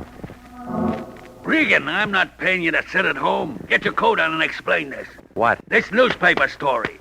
There's a big lie in here about the Lafarge dame getting killed. Now, I know you wouldn't allow that to happen to one of our clients. It was real hard, but I managed. I give you a simple little job and you turn it into a murder. You getting a commission from Forest Lawn? You got your hands full, too. What do you mean? Sanducci will be visiting you with a pocket full of questions. I don't know nothing about a shooting. I was out in Pasadena all night playing a guitar, and I got a sore finger to prove it. Now, you listen to me, big shot. You better start sniffing around and turn up a Red Austin with a plaid suit behind the wheel. Whatever. Get some information on Bill Lafarge, the girl's father. Hey, what's that? You know, I'll bet if we open it, we'll find out. Well, I better get a move on. Just open the door a little bit, and I'll squeeze by. Yeah. Hello, Lieutenant. Nice to see you, Sanducci. Where's he going? Get in line for Notre Dame tickets. Why did you take up knocking, Sanducci, huh? New directive went through the department. Show a little more courtesy. You don't wear it well. Well, I figure it's political. They're working on building up a gate for the next policeman's show. Gotta put you on. You're worth a couple of laughs. Yeah, I'll speak to the boys. How did you sleep last night, Regan? Fine. You shouldn't have. The murder should have given you nightmares. There's always Ovaltine. You know, some of the boys down at headquarters figure you know more about this shooting than you're saying. Well, they made mistakes before. No, I'm not saying. I feel like they do. What do you want? Who knocked off the Lafarge girl? You're asking yourself. Wrong answer. How would you know? She got it with a .45. What do you want? You know what I own. But I don't know about Lafarge. The shots came in through the window. Even you can figure that. He could have had help. Talk to him. I will when we pick him up. In the meantime, it's you and me. You got nothing on me. We found a roll of dough in a briefcase in the bottom bureau drawer. What was it doing there? I don't know. All right, Regan. Now let me give you a tip. The word's out Lafarge got a private war on.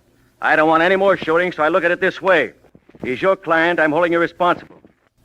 And Regan. Yeah? Cada volta mangiarli sorge tutto paese, casi un brisagliere stupidi.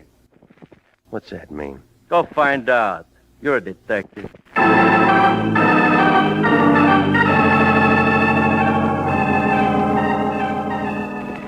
Well, I don't suppose I'll ever find out. He slid out of the room, and I washed up and had a short breakfast at the corner drugstore and went through the morning paper. The Lafarge murder rated a lot of big type, and there was a picture of Alice right next to the weather report, slightly cooler. After the bottom showed in my coffee cup, I went over to the Hollywood Library. The city directory gave William Lafarge an Orange Drive home address and occupation printer. The yellow phone book turned up a Lafarge Preston print shop on Santa Monica near La Brea.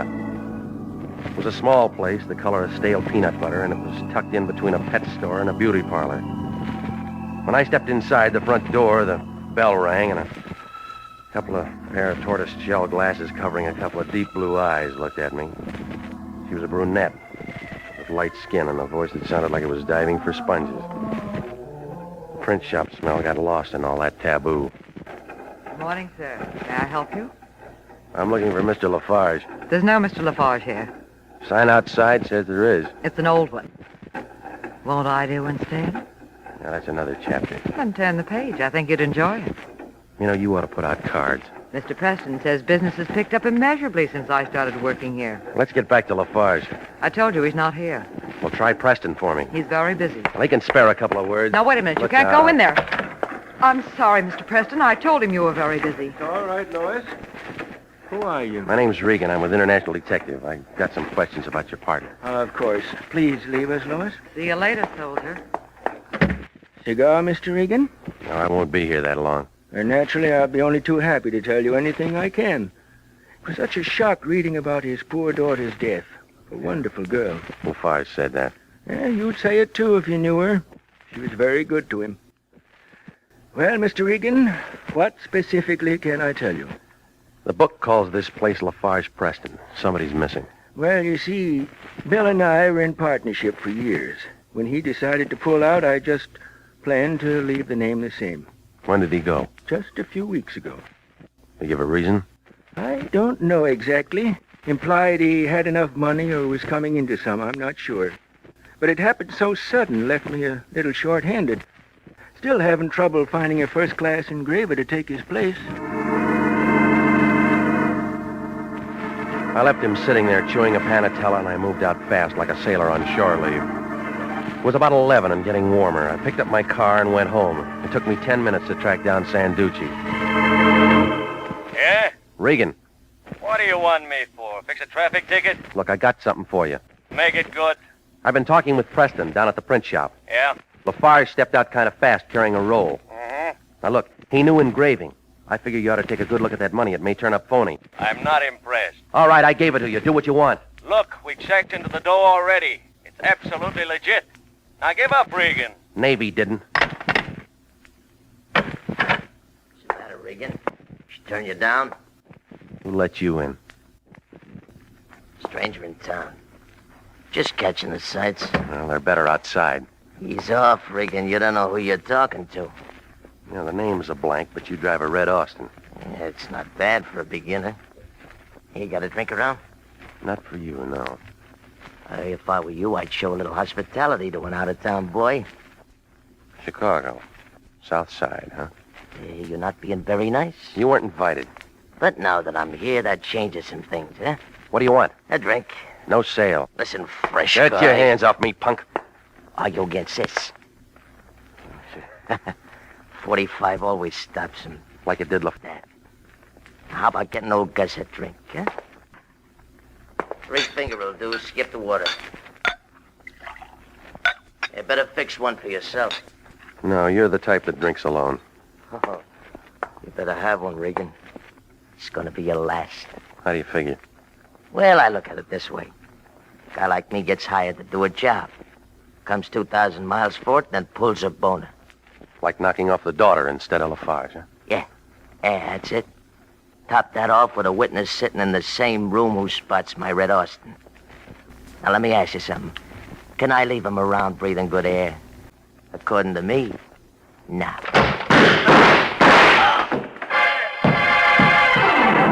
Gus's knees knocked together and he caved in like arches on a fat man. 4 quick steps took me to the door and I looked down the hall. Nothing there. So I made it for the stairway and I looked down the spiral. An old guy was taking the steps 2 at a time and stuffing a gun into his overcoat pocket. It was Bill Lafarge. You were listening to the story of the man who fought back. Tonight's adventure with Jeff Regan, Investigator.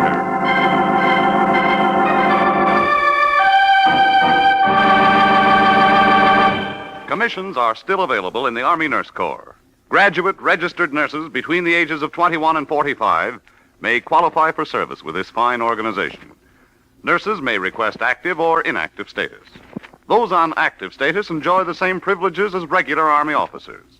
Those on inactive status may continue their civilian nursing duties, but stand ready to serve in time of emergency. If you are interested in joining the Army Nurse Corps and believe that you qualify for a commission, apply to the Adjutant General, Washington, D.C. And now, back to the story of the man who fought back and Jeff Regan, Investigator.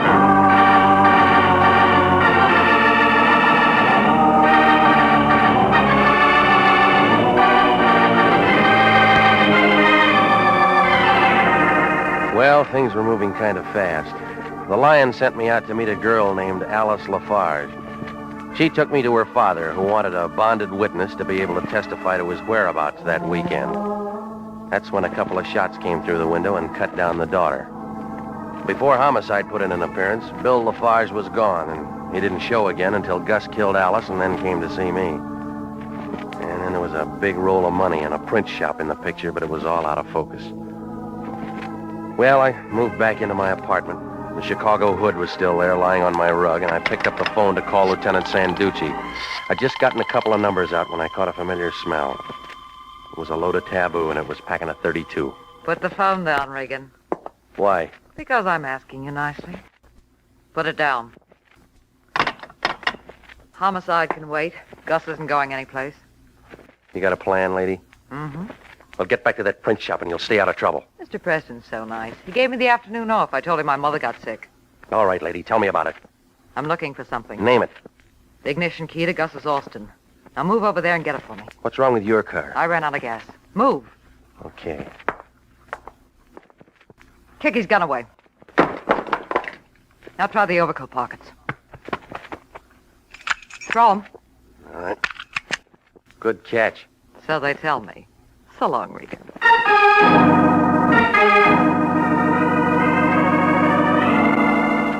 I put in a quick call to homicide, and then I waited a couple of minutes to give her a chance to get a head start. When I stepped out of the building, the Red Austin was just turning the corner. I followed in my car. We wound up in Glendale. She pulled into a duplex driveway next to an empty lot, and I pulled in under a pepper tree up the street a ways. And then she got out and unlocked the trunk. She looked inside, ripped up the floor matting and then the boards. When she slammed the trunk shut, it figured that she didn't find what she was looking for.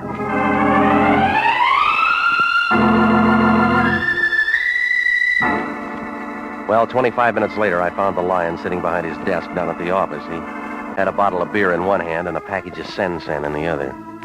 Spread out in front of him was a typewritten piece of paper that he'd just slipped out of his Remington. He had a puzzled look, like a little boy caught in a mix master. Regan, where you been? Around. I've been looking all over for you. Sanducci's been calling in every 3 minutes. What's he want? The story on how Gus got laid out in your apartment. Well, I'll drop him a note. He wants it now. He's got time. He doesn't come up for a pension for years. They turn up Lafarge yet? No, but I turned up something. What would you say if I told you Lafarge did time once? On a counterfeit rap? How'd you know? It figured. That Lois dame is scratching around for something. The feds put him away for 10 years for making up some phony bonds or stocks or something like that. Uh-huh. How's his daughter fit? She waited for him till he got out and then tried to help him play it straight. What'd you get on Gus? Who cares about him? Lois. Lafarge wasn't in on that bond job alone. Who else? He had a partner, the guy who runs the print shop, Preston. Oh, you're doing better. I figure it this way. Preston's got a new racket, and J. Edgar would be real happy to know all about it. Yeah. We're gonna be the ones to tell him. How much is the reward? I don't even know if there is one. Oh, stop it. When gold went up to $35 an ounce, you pulled your mother's teeth. Regan, you're getting out of line. And then you bawled her out for not having more cavities. Now, you get over to Preston and have a talk with him. Yeah. Regan. Yeah. Remember, if we crack this thing, it'll mean more money in your pocket, too. There's no room for it with your hand there already.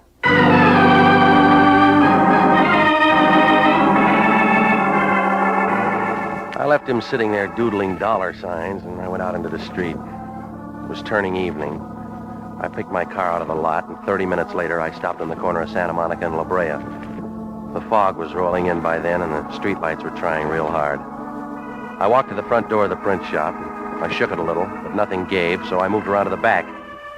The place inside was as dark as a saloon in Kansas, but somebody inside was handy with a gun. So I cracked the window with a rock, and I climbed inside. It smelled like target practice on a rifle range. Preston was curled up on the floor like a piece of wet tissue paper, and there were 2 holes in him.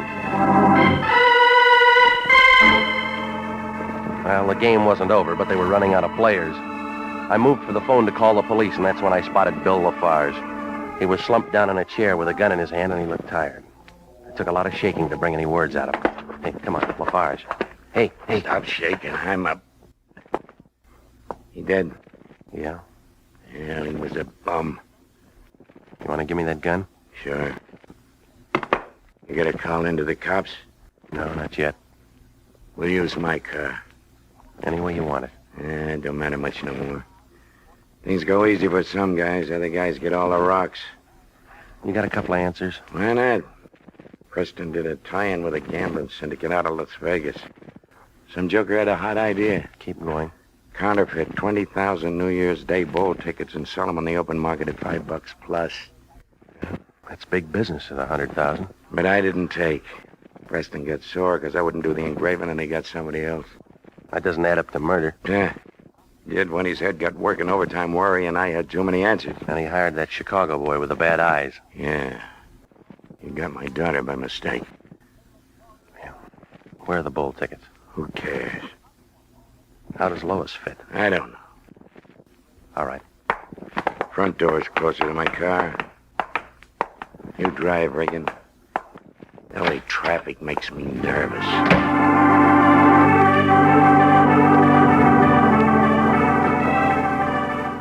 Well, Lafarge was driving a Nash, and it was parked at a filling station. We fought the night traffic downtown to police headquarters and tore Sanducci away from his pinochle game. He sent a couple of boys out to clean up the print shop and then moved Lafarge into a room with a secretary to get the story on paper. I'd heard it before, so I started for home, but Sanducci had other ideas. He put me in a private little room with white walls, and he told me to wait. I thought maybe he'd gone on his vacation, but he finally came in. Yeah, getting tired of waiting, Regan? Do you care? No. You got something to say? Maybe. Well, then spit it out, because I got a date. It'll keep. Why are you holding me? I had to do some checking. You got all you need? I didn't think so. Well, you got it now. Sit still, Regan. I'm not ready to let you go. Now, listen, Power. Just because you're wearing a badge inside that coat... Shut up and listen to me. It took me 18 years to turn in those overstuffed shoes for thin soles. I'm not letting a two-bit detective tell me how to handle my business. You could stand it. You and that crummy boss of yours are licensed by the state of California, and we can lift it for acts detrimental to public welfare. We got a whole blotter full. Tell that to the lion. I'm telling it to you. Now, that's all. Beat it. Okay. Oh, Regan. Yeah? One thing more. There's a big hole in Lafarge's story. What do you mean? Look at his gun. Now, what about it? Look at the caliber. It's a .38. That's not the weapon that killed Gus and Preston. You sure you don't own a .32?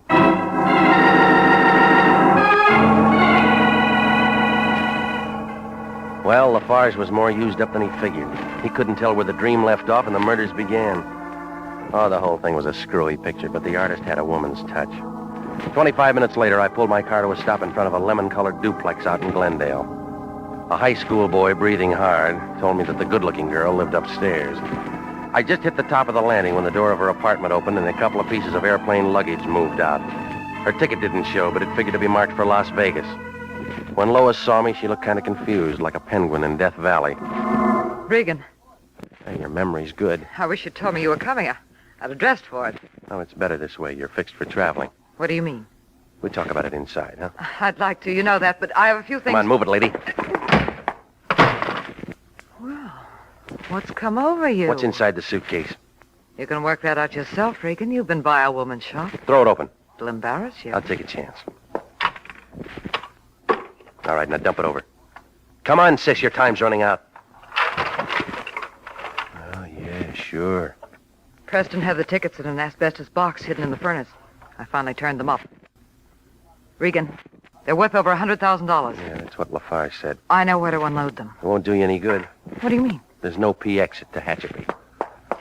Come on, don't scramble for that .32. It's out of reach. Let go of me! You threw those holes into Gus and Preston, figuring homicide would stick Lafarge with a rap, knowing he was out for revenge. Let me go! Even the old guy didn't know what was going on. No, he didn't. No, but ballistics did. Regan. Yeah. This could mean a lot of dough to us, you and me. We form a partnership. Yeah, your forehead's getting damp. Don't be a piker. Here's your chance to really turn into something. Well, now you can check with me when you get out, lady, to see if I made it.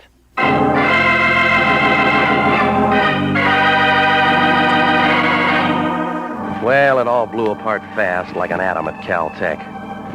Sanducci came down and picked up Lois. She had herself a pretty good thing for a while. Preston could run off the phony bowl tickets, and all she had to do was to sell them. Even though murder got thrown in, she could have stayed clean if she hadn't got her gun calibers mixed. Well, Lafarge was walking the streets in a couple of hours, and the Lion was real happy the way things worked out. He got his picture in the Police Gazette and picked up 2 bona fide passes to the Rose Bowl game. He promised to take me to the game with him. He did. He let me have the ticket at the regular price.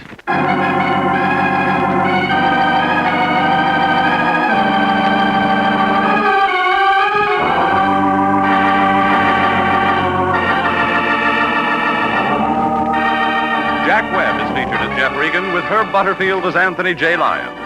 It's CBS at the same time next week for more hard-boiled action and mystery with Jeff Regan, Investigator. Written by Larry Roman, produced by Sterling Tracy. Alice was played by Lorette Philbrandt. Charles Seal was Preston. Ken Christie was Lafarge.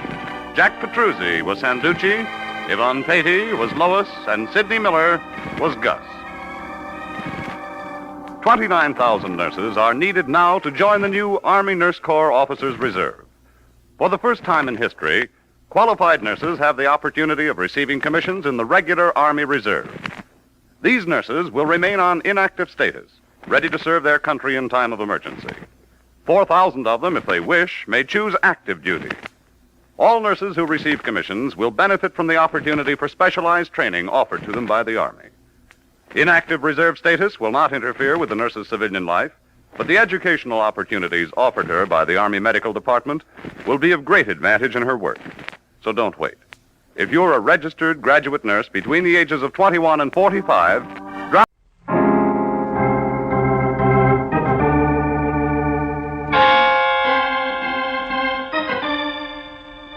My name's Regan. I work for Anthony J. Lyon, International Detective Bureau.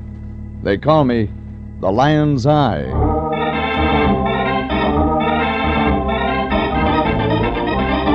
Wednesday at 9, and CBS brings you Jeff Regan, Investigator, starring Frank Graham as Regan with Frank Nelson as Anthony J. Lyon. So stand by for mystery and suspense and adventure in tonight's story of Some Enchanted Car Hop.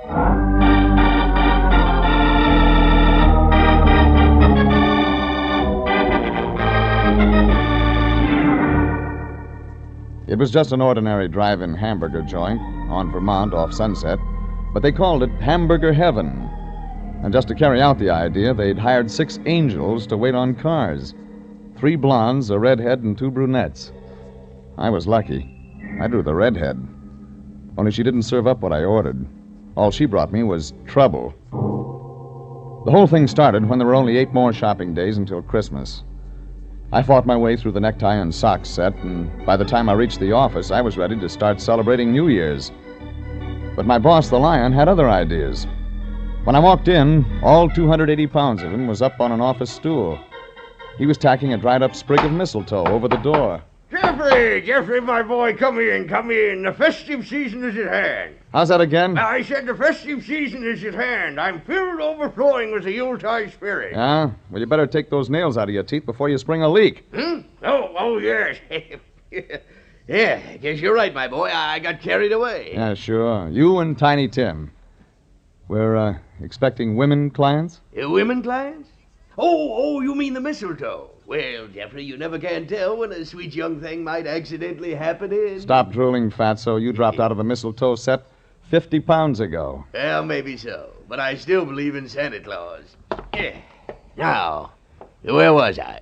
You were up on the stool with berries in your hair. No, I mean about the new client. What have I told you so far? That the festive season is at hand? Huh? Oh, then I haven't told you about our new client. His name is Ward Hamilton, Jeffrey. He was in just a few minutes ago. Fine figure of a man. Well-dressed, distinguished, prosperous. That explains the Christmas spirit. How much? Jeffrey, the Christmas spirit cannot be measured in terms of money. This is the time of goodwill toward men of unselfish devotion. Sure. How much unselfish devotion did he buy? $50 worth. It's something about his niece or daughter or some friend or something. What about them? Well, it seems this girl's been receiving packages, flowers, candy, that sort of thing. Well, what's so mysterious about that? Doesn't she know it's Christmas? Well, for some reason or other, Ward Hamilton says she's worried about them. He'll tell you all about it when you see him. The address is on the desk. It's out on Iredell Road in North Hollywood. So I find the Santa Claus that's been sending the packages. Say, that's right. This case does fit right in with the season, doesn't it? Sure. And Merry Christmas to you, too, Fatso.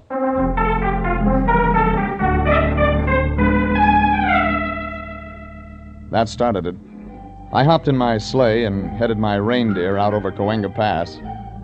Iredell Road was twin rows of California bungalows with Christmas decorations strung out in front. All except one house. It was the address Lion had given me. Redwood front on the usual cream-colored stucco. White ranch-type fence, swimming pool in the backyard. No Christmas anywhere.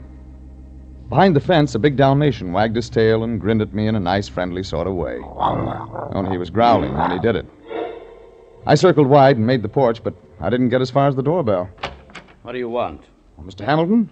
I'm Regan, International. Regan? Oh, yes, the detective. Come in, Mr. Regan, come in.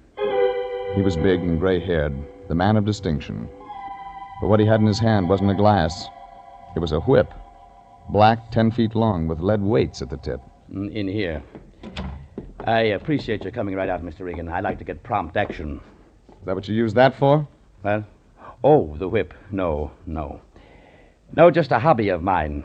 I practice hitting toy ducks floating at the swimming pool. Oh, nice way to get use out of your pool during the winter season. Well, yes. Never mind that. Sit down, Mr. Regan. I want to tell you about Mary. That's the niece. Niece? No. No relation. I'm a close friend of her family's. Her parents died several years ago. There was no one else, so I've tried to take over the reins and help the girl along. It hasn't been easy. She isn't broken to harness. It's a nice metaphor, but it doesn't fit. Not at all. Mary Winter is a strange girl. Very strange. She's the shy, retiring type. Ah, I see. The detective training. You're thinking ahead, assuming that she's not attractive to men. Nothing could be further from the truth. She's a lovely girl. Very lovely.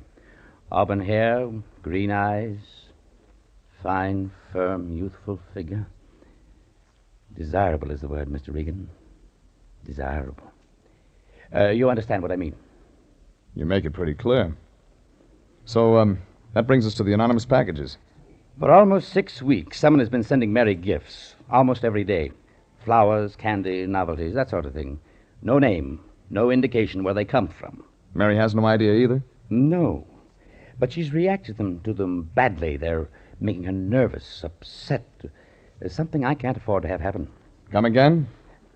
Mr. Regan, I can observe that there's little use in trying to keep anything back from you. My interest in the package matter is because of money. Now the story begins to make sense. Mary is strange. Perhaps I should have said peculiar. Her aversion to men is almost, well, I've been sending her to a Mr. Farthing, a human relations counselor. A psychologist? Something like that. And it costs money? Yes, it costs money. The more delay in cure, the more it costs. Frankly, Mr. Regan, I'm tired of the obligation. She work? Yes. She works at one of those drive-in stands. Car hop. Something wrong with that? The place is called Hamburger Heaven, Mr. Regan. And you want me to find the guy who sends the packages so he'll marry her, or so you can get rid of him? It works the same either way. You'll take the job, Mr. Regan? Sure. I'll find your guy. Maybe he'll look good under your Christmas tree.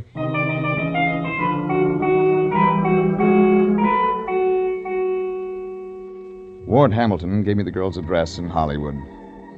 It was a tired stucco 4 flat just off Kingsley, the home of Mary Winter, the girl who hated men. And then it was too easy. Standing out front near the curb was a little man in a trench coat. He carried an umbrella over his arm, and he paced up and down, watching the apartment. That was too good a bet to pass up. You going somewhere? I beg your pardon? Someone you know lives in there? Why, that's none of your business, sir. The name of the friend wouldn't be Mary Winter. Get out of my way. That's what I thought. Hold it. Let go of my arm. Let go, I say. Why are you watching Mary Winter's apartment? I warned you. Let go. Let go. Answer me. Very well. I'll answer you. The umbrella in his hand came down on my wrist, and he broke for the corner. By the time I turned, he was out of sight. On the ground, broken, was the little man's umbrella. I picked it up. Real break. Name engraved on the handle. In nice big gold letters, it said, Smith. I headed for Mary Winter's apartment.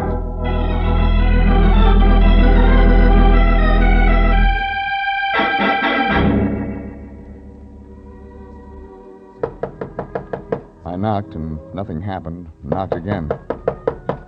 The radio in the room told me somebody was in and liked their music loud. I tried the door, and it worked. I stuck my head in to look around. A redhead came in from another room, in slacks and halter. She saw me. She dived for the closet and came out wearing a coat. Then she snapped off the radio. Get out of here! Look, I tried knocking, but... Get out before I call the police! The name's Regan. Ward Hamilton sent me. You're lying. You're trying to trick me. Phone him. He'll tell you. What do you want? About the presents you've been getting. Tell me. I'm not sure. I can't trust you. Well, look, for the last time, I'm supposed to find out who's sending them. Either you help or you don't. Now, take your choice. All right. I'll listen. But don't you come a step closer.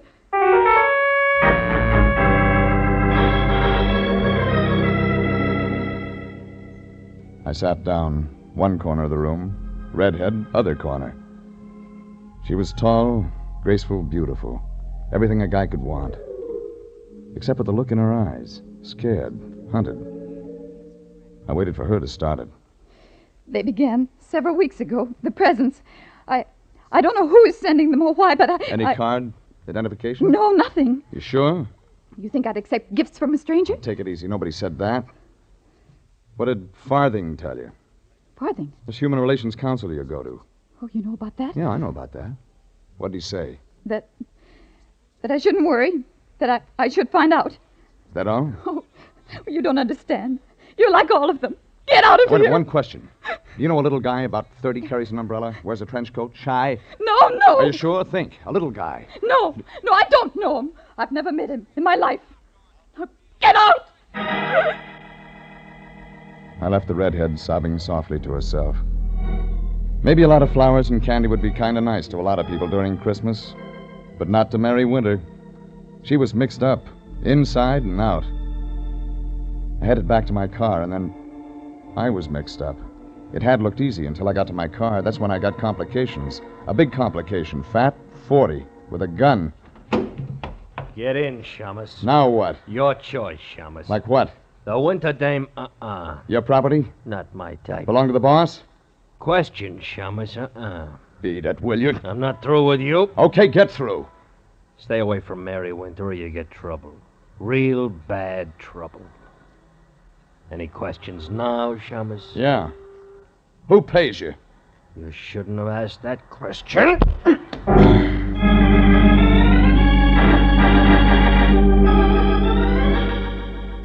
It looked like it was going to be a real holiday season. Brotherly love all over the place. The next stop was a man named Mr. Farthing. Only the sign on the door said John J. Farthing, Human Relations Counselor. It was a plush layout. Waiting room the size of a box top. Rich, solid, lined with deep green leather chairs, brass studs. On the wall, Van Gogh, Gauguin, that kind of stuff. The receptionist was out, and I took a crack at the thick mahogany door. Yes, come in, please. What may I do for you, sir? The name's Regan, international detective. Oh, sit down, Mr. Regan. Now, is something troubling you? Girl named Winter, Mary Winter. Go on, Mr. Regan. She's a patient of yours? Why do you ask? A couple of questions about her. I see. Since you know her background, I thought you could fill me in on a few things. I said I heard you, Mr. Regan. Well? Perhaps, sir, you're aware of the nature of my work. Since I assume you're an intelligent man, I don't believe it's necessary to be much more explicit than that. Try it for size. Very well. Cigarette, Mr. Regan? Thanks. There is in existence a code of ethics. Some practitioners call it the Hippocratic Oath. I'm not a doctor, as you know, yet I, too, Mr. Regan, have a moral code. I'm listening. Nothing in my code, either morally, ethically, or in any other way, allows me to discuss the affairs of my patients. Is that clear? Yeah. That's clear. I'm sorry I can't assist you in whatever it is you're trying to do, Mr. Regan. I'd like to help, but as you see, my hands are tied. That makes two of us. Thanks. Thanks a lot.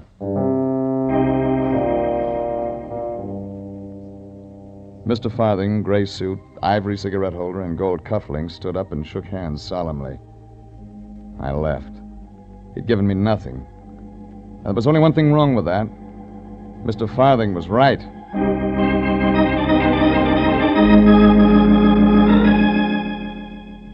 I decided to check in with my boss, Anthony J. Lyon. The International Detective Agency, Anthony. Save it for the customers, Fatso. Jeffrey, where have you been? Look, I just started this business 2 hours ago. What's eating you? Just this. I have here in my office with me a young man. He has an interesting story, Jeffrey. It seems he's been sending gifts to one Mary Winter. What? That's correct, Regan, the man you're supposed to be looking for. Well, don't just stand there. Get over here at once. This young man can't wait all day for lazy detectives. And besides, he needs help. He needs help. Yeah, that's right, Jeffrey. The man you were supposed to find. His life's in danger.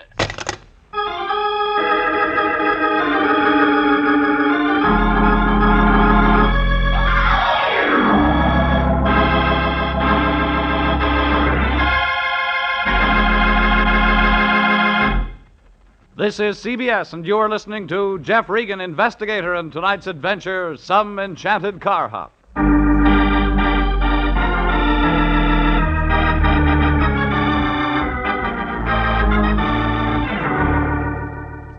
It started when a guy named Ward Hamilton hired the Lion and me to find out who was sending packages to a car hop named Mary Winter. I met a little guy with an umbrella and a big guy with a gun, and a human relations counselor who called himself Mr. Farthing. Then I phoned my boss, Anthony J. Lyon, and found the mysterious Santa Claus who'd been sending the girl gifts had walked right into our office. When I got there, I found the Lion sitting with his fingertips touching as he talked to the man across the desk from him. Like I guessed, it was the same guy I'd seen outside Mary Winter's apartment. The little guy, 30, trench coat, and nervous. Jeffrey, come in. I want you to meet our new client, Mr. Smith. Mr. Ernest Smith. He's in trouble. Well, if he isn't, he should be. Jeffrey, what on earth do you mean? I found your Mr. Smith outside the girl's apartment. He wasn't looking for frost on those windows. Oh, no, Mr. Regan. That's... What Mr. Smith is trying to say, Jeffrey, is that that's not true. Mr. Smith is in real trouble. You sell it to him? Jeffrey, how can you say such a thing? Mr. Smith feels his life is in danger, hence he has retained us to act in his behalf. That's true, Mr. Regan. I'll admit I sent the gifts to Miss Winter. I didn't realize, I didn't know... Get to the point. Now I'm afraid. Since I saw you this afternoon, someone's following me. Fat guy, big coat. Yes. I came here for help. Someone doesn't like my sending the gifts. Well, that's real bright. Well, you can start with Mary Winter. She doesn't like them, Mr. Regan? Then there's a guy named Hamilton. She's married? We call him the Guardian, family friend. Oh. Finish your story. I like Miss Winter. I wanted to do something for her. So you've been sending her anonymous presents for almost 6 weeks. Isn't that carrying the Christmas spirit too far? Well, I like her. That's not abnormal, is it, Mr. Regan? Yeah, of course not, Mr. Smith. You keep out of this, Fatso. Yeah, but Jeffrey, our client... We got another client named Hamilton, remember? Besides, you haven't met the girl. Neither have I. What? I've never met Mary Winter. Is that abnormal, Mr. Regan? Oh, dear. Dear, perhaps I'm sicker than Mr. Farthing told me. Say that again? Mr. Farthing, my human relations counselor, he takes care of me. Oh, wait a minute. Maybe this is going to add up. You've never met Mary Winter? No. No, but you've seen her. You've seen her in the waiting room of Farthing's office. Why, Mr. Regan, how on earth did you guess? That's exactly it. She was reading a copy of Reader's Digest, and I was reading an old National Geographic. It was a fall Never day. mind. Well, Lion, I think that wraps that up. Jeffrey, what do you mean? Mary Winter is afraid of unknown guy sending packages. Unknown guy turns out to be Smith. Take Smith to Mary, show her he's harmless. Collect our fee. Yeah, but Jeffrey, what about Mr. Smith? What about the man who's following him? Maybe he just imagined it. Come on, Smith. We're going to visit a redhead.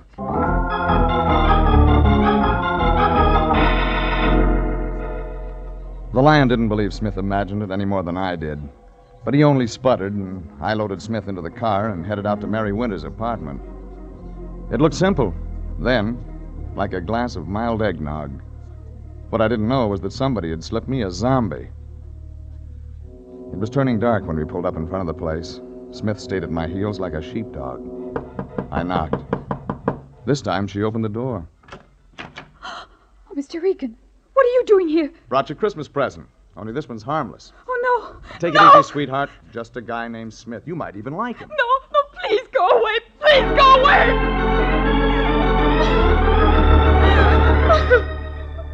Smith and I walked on in, and Mary backed into a chair in the far corner of the room. She and Smith looked at each other and didn't say anything, so I waited for the sparks to die out of her eyes. But they didn't. There was something else on her mind. This is the man who sent the packages. You guessed it. Smith, Mary Winter. Mary Winter, Smith.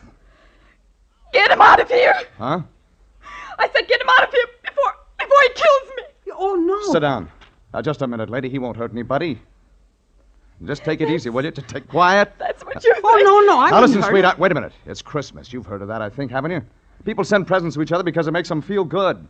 Now, Smith sent you presents for the same reason. He's going to kill me. You're like he is, trying to trap me. Oh, that does it. All right. Look at this. What, a card? It came in a box of flowers. It was delivered here to my apartment tonight. Each man kills the thing he loves. Well, Regan, try and explain that. Try and Shut prove up. Did you send this, Smith? No, Mr. Regan. I didn't send it. I sent flowers and candy and nice things. Mr. Regan, at the window! I left them with their mouths open and ran for the hall, and then outside. The girl may have had an overworked imagination, but her mind didn't knock over that garbage can. It was dark and peaceful and still outside. Me and a half moon, and nobody else. And then I saw him, thick-set, crouched, moving away from the window. I dove after him. We went down together as his hand came out of his pocket. A heavy gray .45 got itself in my direction, and I grabbed at the wrist behind him. The gun fell into the rose bush, but he got to his feet. I warned you once, Shamus. Stay away from that girl. Who said so? Never mind that now. Get off the case now, before it's too late. It'll only mean... Oh! Were you going to say trouble?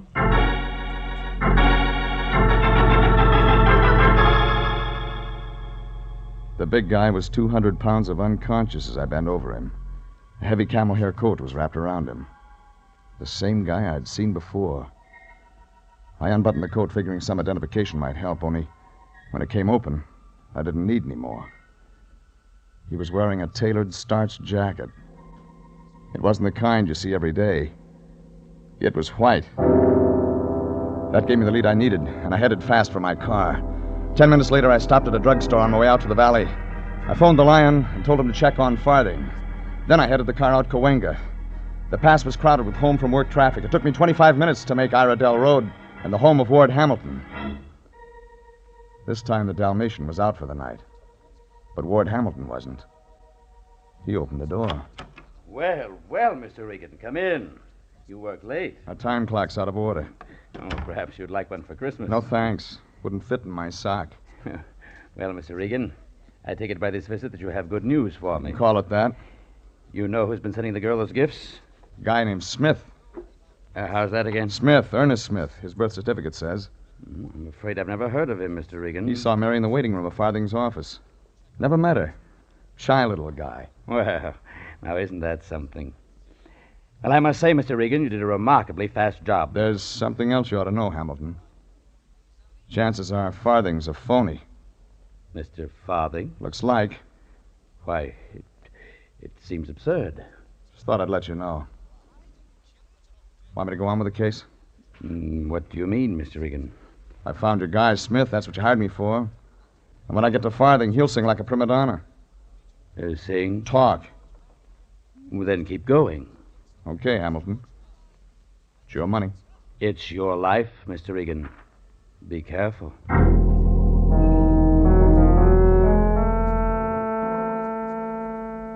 I made a fast phone call to the Lion on my way back into town, and that tied it up. Farthing was working late when I got there, only when he looked up and saw me, he wasn't happy. What do you want? Conversation, a lot of it. Mr. Regan, I must ask why you've come to my office at this hour. I told you, for conversation. Then I may regard this whole thing as a sort of joke? Maybe. Only the laughs you'll get wouldn't get by even on television. I demand an explanation of your attitude. Fair enough.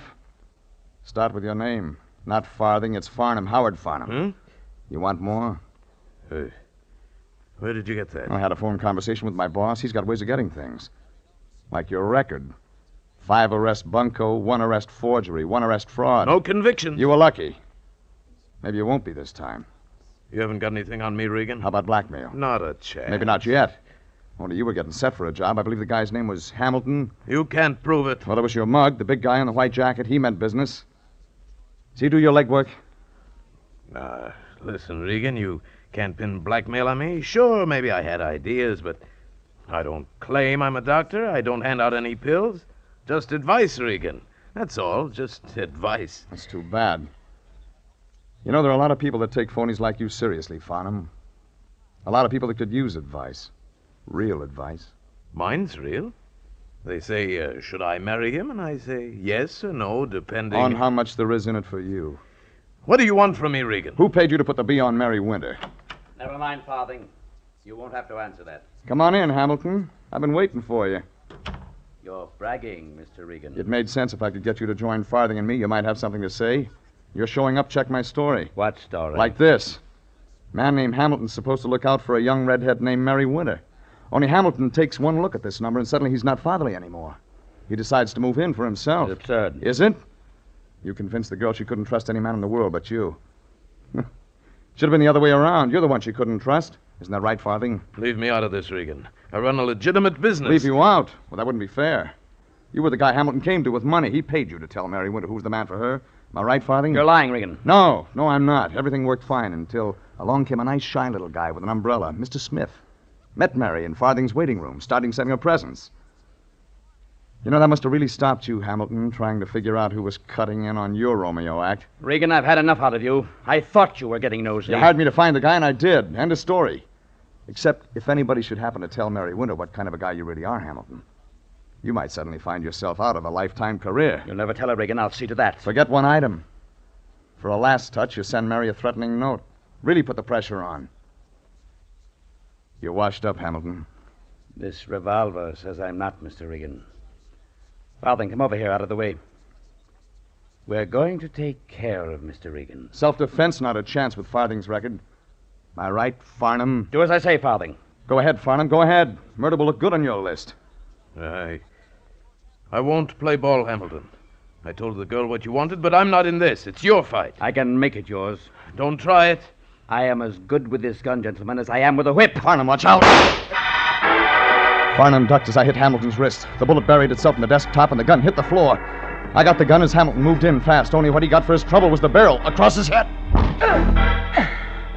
Farnham crawled up to his chair, sat down, puffing.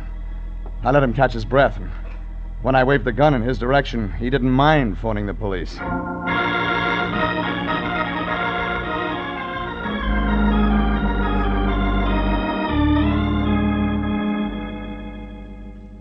The heavy guy in the white jacket showed up bright and early for work the next morning, and the cop greeted him with a pair of handcuffs. He got off with assault and battery, and Farnham, alias Farthing, made the blotter for a light charge. Hamilton wasn't that lucky. His read assault with intent to kill. It was noon when I got to the Lion's office. He was admiring the Christmas tree stuck in the corner. And from the sounds that came out of his mouth, it looked like his holiday fever was becoming serious. Noel. Born is the king of... Oh, hello, Jeffrey. They're looking for a replacement for Vaughn Monroe? Jeffrey, how unkind. It's the season for songs. Sunday is Christmas, my boy. And today is payday. So it is. Well, perhaps I could manage a small token, a sign of my gratitude. Thanks. Yeah, by the way, what about Mary Winter, the car hop? How is the girl, Jeffrey? Oh, I left her with Smith last night when I went after Farthing's mug. Jeffrey, you didn't. Alone together? And that girl hating all men, and that boy shy, backwards? Jeffrey, how could you? How cruel. It's too late now, Lion. Maybe we'll read about it in the afternoon paper. Double murder. Double hamburger. What did you say? I drove by Mary's drive-in this morning. There was a car parked there. Jeffrey, you mean... Little guy behind the wheel, trench coat, umbrella. He looked an awful lot like our boy Smith. Then you talked to them? For a minute. Oh, wonderful, wonderful. Tell me, Jeffrey, tell me. What did Mary say? She said, with or without onions. Merry Christmas, Lion. Merry Christmas, Jeffrey.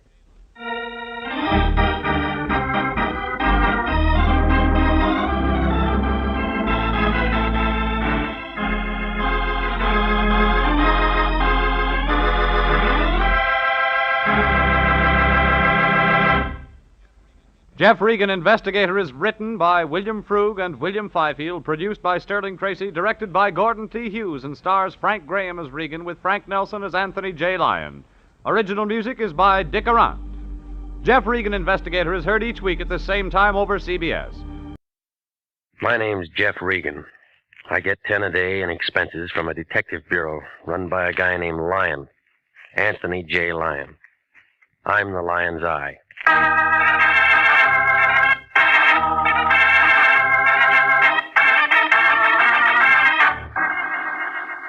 With Jack Webb as Jeff Regan, Investigator, stand by for hard-boiled action and mystery and thrilling adventure in tonight's story of The Diamond Quartet.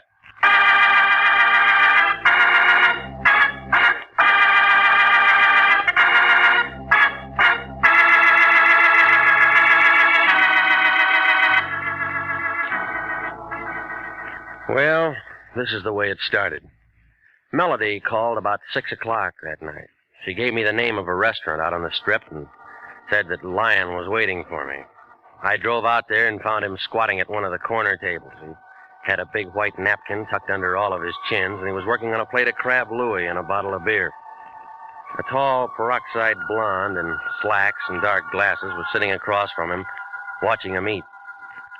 And a couple of bald-headed waiters were just sort of standing around looking at the ceiling. Well, Regan, I see you got my message. You're right on time. Sit down. I want you to meet Miss What did you say your name was, young lady? Madge will do. Just plain Madge, fatso. Regan, this is Madge. I hate gumshoes. They all stink. Okay, where'd you find her? Madge? Madge works for Mr. Daly, Mr. Pete Daly. He's a new client of ours. Isn't that right, Madge? All gumshoes are nosy. That's why I don't like 'em. Madge is going to drive you out to Mr. Daly's residence, Regan. Who's Daly? Very nice chap, very nice chap. I spoke with him on the phone. What's the job? Well, it's a rather delicate matter, and I think Mr. Daly himself can explain it better than I. Come on, all this gassing ain't getting us nowhere. The boss is waiting. Gumshoes talk too much. Yes, Regan, yes. I told Mr. Daly you'd be there by 7 o'clock. You just run along with Madge here and see what it's all about. Let's drift. Nice to have met you, Madge. Ah, dry up, fatso. Good. Call me, Regan. Call me if you run into any trouble.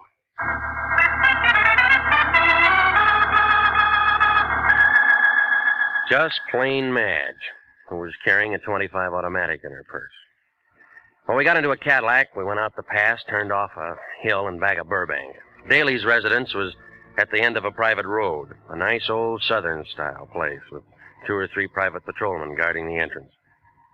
They all needed shave. They kind of nodded when we got out of the car and went up to the front door. Naturally, there was a peep shutter there. It was real Southern. Yeah? Me, Felix. This is the private peeper the boss wants to see. Okay, mate. Come on this way. Who is it? Madge, I got your peeper. Inside. Here he is, Pete. Flat feet and all. His name's Regan. Okay, Madge, that's all. Beat it. Sit down, Regan, sit down. Don't mind Madge. She's kind of antisocial. Nice place you got. How's the gross? Yeah, I do all right. 2 crap tables, 2 faro games, a little roulette in the living room, but I have to be careful. I noticed that driving up. There's lots of money thrown around here every night. Somebody might get some ideas. You know how it is. What about the law? Law? No trouble with them. I just don't let them know I'm in operation. Mm-hmm. In my business, I haven't much use for private detectives. I don't generally like them. Neither does Madge. But I happen to need one right now. I want you to do a little job for me. You seem to have plenty of help around here. Wasn't that Felix Frazier at the door there? Last time I saw him, he was shadowing a banker up in Sacramento. Yes, that was Felix, all right, but it's a little different. Yeah. Ever see this before? No? Well, it's a little bit of necklace called the Diamond Quartet. It's worth quite a chunk of cash. These 4 diamonds are good stuff. So? Dame named Annabella Callender left it here a week ago. She was in kind of deep at the roulette table and was wearing this. She left it for security. How much did she lose? About 5 G's, I guess. Kind of screwy little dame. She's a widow with a lot of money and a boyfriend named Teddy Silco. He paints or something. They come here. And she loses steady? Every time. Well, she sent me a check today for the full amount of what she lost. Yeah? And I want you to take this thing back to her tonight. That it? That's it. I got my dough. She gets her little diamond necklace back. Just business. Well, it sounds simple. It's simple. You're a licensed investigator, bonded, insured. Don't want any fuss about this. You just take it back. Very simple. Okay. Now, you told me how simple it all is. Suppose you give me the hook. Did her check bounce? You, want a drink? There wasn't any check. I thought it'd be something like that. Yeah. She called me a couple hours ago, said if I didn't have this thing back by tonight, she'd call a load of cops and come out and get it. Not such a dumb dame at that. As you're telling me. If she comes here with cops, I'm closed for the season, and this dump cost me a pile of dough. Felix was running the roulette table that night. I didn't know he'd taken this as security until we counted up. I should have pushed his mush in or something. Letting a dame like that make a setup. Maybe you'll do better next time. Ain't gonna be no next time, Regan. Here's her address. Here's the ice. Just take it to her, and I'll chalk it up to experience. You better get yourself a new boy at that table. Yes, you're telling me. You're telling me. Well, I took a taxi over to the restaurant in Hollywood, picked up my Buick, and drove to an apartment house near Pico and Beverly Drive. A couple of men in a little gray coupe were sitting in front of the building smoking cigarettes and pulling on their hat brims. I figured Daly was making sure I got the right address. Upstairs on the 5th floor, I leaned into the buzzer and waited to see what Mrs. Annabella Callender looked like. Oh, Teddy, I thought you'd never get here. The performance begins at 8:15, and you know the traffic. Oh, you aren't there? You Annabella Callender? Well, of course. Who are you? My name's Regan. Oh, Miss Regan. Well, I'm only waiting for Ted to get here so we can make first curtain to the Biltmore. We're seeing Carousel, and we're going to be late if he doesn't get here. You can understand that. Yeah, it figures. And I'm all ready, and he hasn't shown up. Well, good night.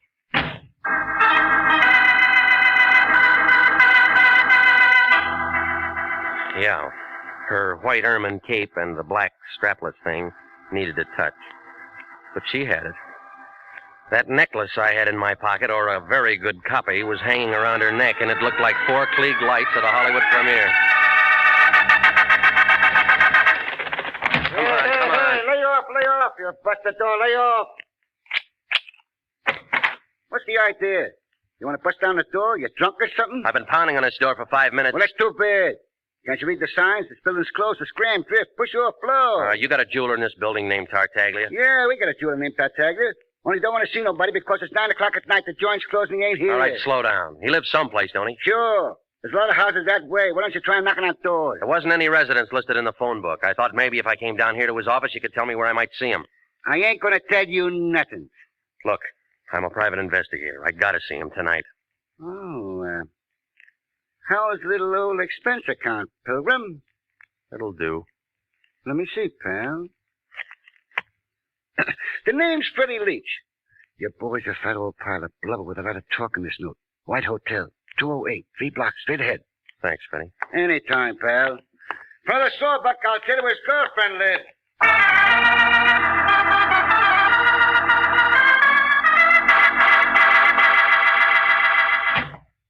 Well, come in, Mr. Regan. Come in. You find me a bit indisposed at this hour. I was preparing to retire, but you said it was a matter of jewelry. Therefore, Bert Tartaglia is at your service. Now then, sir, what is so urgent? I came to see you about a diamond necklace. I found your name stamped on the inside. House of Tartaglia, most respected name in diamonds as in all the lapidary arts. Most respected. I'm the last of 4 sons. All of... But continue, Mr. Regan. Take a look at this. And how do you come into possession of the diamond quartet, sir? A man named Daly, who runs a gambling club, hired me to take it back to a lady named Callender. Gambling house? And how did Mr. Daly acquire it? She lost it at the roulette table. She left it so she could raise the cash. Deplorable conduct on her part. Annabella Callender, a very indiscreet young lady, to be sure. Lovely body, propelled by a ridiculous mind. I tried to take it back to her tonight. Beautiful. Isn't it, Mr. Regan? I want to know if it's real or not. Real. Of course it's real. You sure? Mr. Regan, do you doubt my ability as a gemologist? Once in a lifetime, sir, only once in a lifetime, does an artisan have the opportunity to create the perfect necklace. How much will it pull? Priceless in the amount of work. Roughly $65,000. See, here, under the light. See how carefully each stone is mounted. Without reservation, I pronounce the Diamond Quartet an incomparable masterpiece. Well, I saw one just like it tonight. Huh? I don't quite follow you, sir. No one could create another Diamond Quartet except Bert Tartaglia. Well, and somebody made up a pretty good imitation. The finest workman at best would create only a crude resemblance. This kind of work demands an artist, Mr. Regan, an artist. But it could get by. Oh, to the unpracticed eye, yes. To the layman, perhaps, yes. Mm-hmm. That's all I wanted to know. Lated in anguis herba, eh? What was that? Latin. A snake in the grass, eh? Maybe. Your expression tells me you are concerned for the safety of this piece. I have a safe here in my room if you care. No, it'll be all right. Well, then, you leave satisfied, I trust. Yeah, thanks. Think nothing of it, Mr. Regan. Think nothing of it. Just remember the House of Tartaglia when you want fine jewels. Good evening, sir.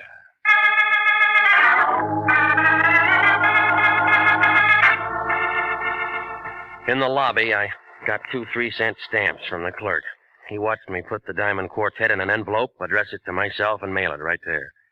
He blinked a couple of times, but I didn't tell him about my 2 pals parked across the street in the little gray coupe. They were sitting there, still sucking on cigarettes and pulling on their hat brims. When I walked outside, they got out of the coupe, came over to where I was lighting a cigarette. The tall one tapped me on the shoulder. Here's the paper, Georgie. Want to ask him for a match? Georgie's nearsighted. That's too bad. That's him, Daddy. Got a match, Peeper? Georgie asks if you got a match, Peeper. He's a dummy, Georgie. Don't talk. Got a match, Peeper? But I tell you, he's a dummy. He don't look like no dummy. Oh, he's a dummy, all right, ain't you, Peeper? See, he's a dummy, Georgie. I told him about you being nearsighted, and he said it was too bad. Didn't you, Peeper? He still don't talk. Go on, Peeper. Tell Georgie how sorry you are about him being nearsighted.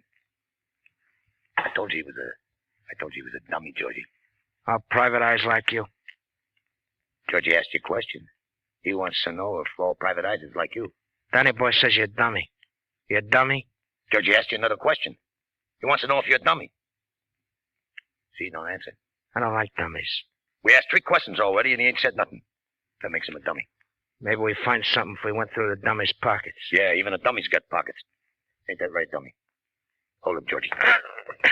Hey, move just like a dummy. What do you want? Hey, talk. Yeah. Make him talk again, Georgie. Oh. Make him talk bigger, Georgie. Talks real nice, but he don't say much. Maybe he's tough, Georgie. He might think he's tough. But then again... You see? He ain't so tough. Now it's my turn.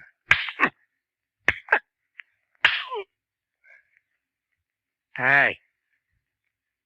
You don't talk no more, Danny. This Peeper ain't no pretty picture, Georgie. Why you want to hold him up?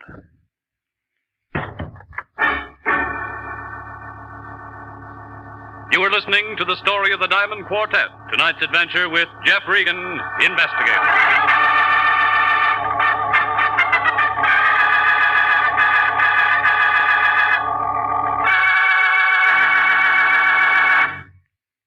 $29,000 nurses are needed now to join the new Army Nurse Corps Officers Reserve. For the first time in history, qualified nurses are given the opportunity of receiving a commission in the regular Army Reserve. These nurses will remain on inactive status, ready to serve their country in the event of an emergency. 4,000 of them, if they wish, may choose active duty. Inactive reserve status will not interfere with the nurse's civilian life, but the educational opportunities offered her by the Army Medical Department will be of a great advantage to her in her work. So don't wait. If you're a registered graduate nurse between the ages of 21 and 45, drop a card now for complete information to the Adjutant General, Washington, D.C. And now, back to the story of the Diamond Quartet and Jeff Regan, Investigator.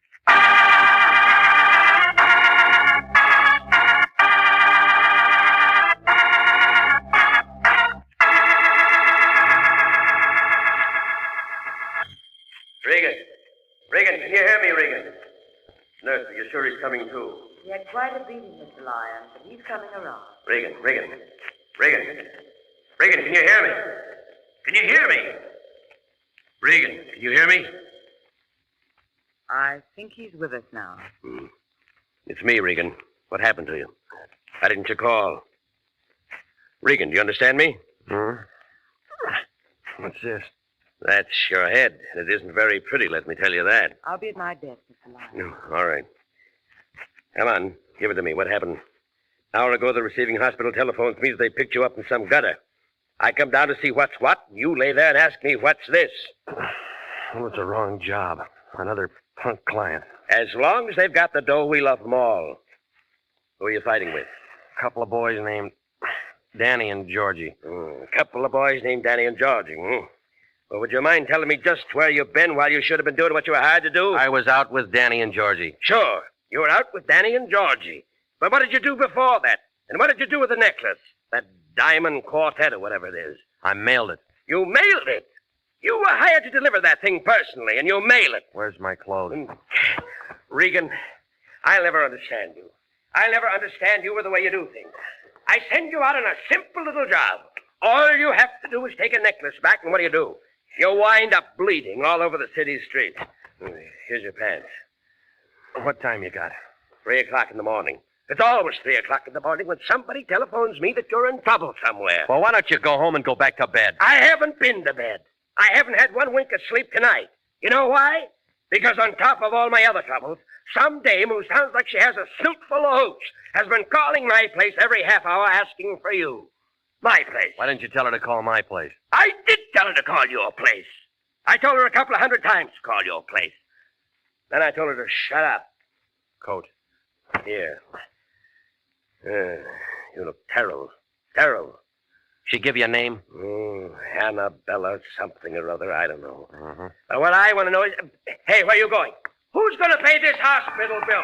Where you going?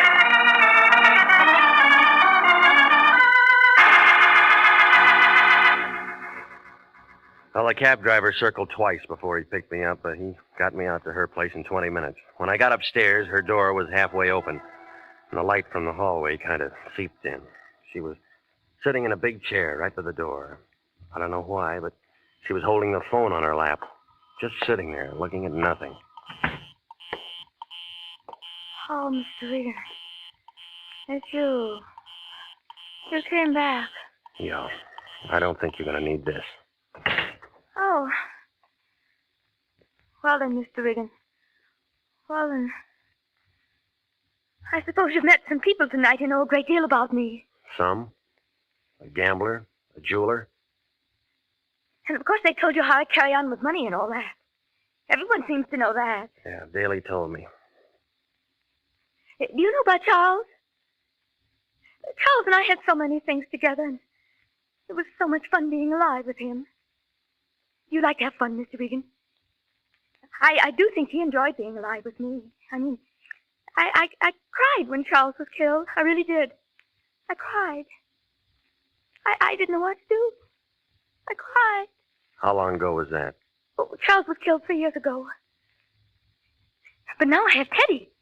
He's really a dear. You should meet him. We should all have a drink together or something. Teddy's a fine artist. Very fine artist. I think you'll be very prominent someday. I do. I really do think Teddy will be very prominent someday. Of course, it wouldn't make any difference now. Did they tell you that did they tell you? It's funny. I can't seem to get my tongue adjusted to my mouth. Did that ever happen to you, Mr. Regan? Sometimes. Teddy asked me to marry him tonight. He did? Yes, I've been very lonely since Charles died, and it isn't my money that Teddy's interested in, I'm certain.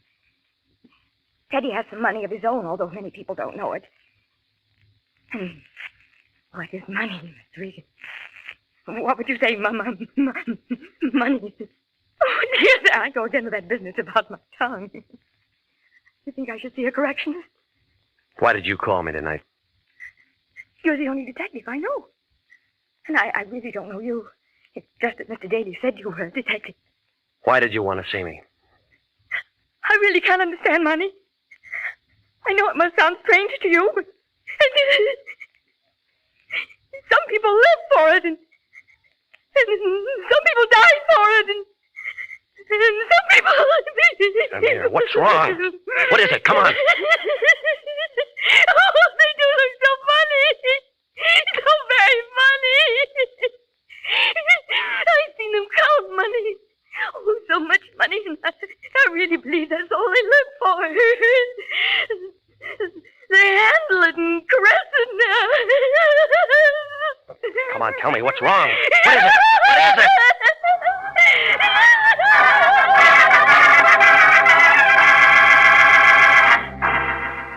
She was pointing to a black spot across the room. I found the light switch and turned it on. Oh, yeah. They looked funny, all right. It was Daly and his dumb roulette table man, Felix. And both of them were as dead as you can get.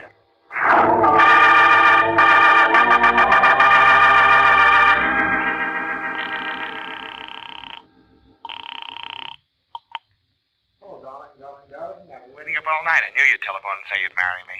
Yeah. Your name's Silko? Oh, yes, I was expecting... My name's Regan. I'm a private investigator. I'm calling from her apartment. Annabella's? Now, listen.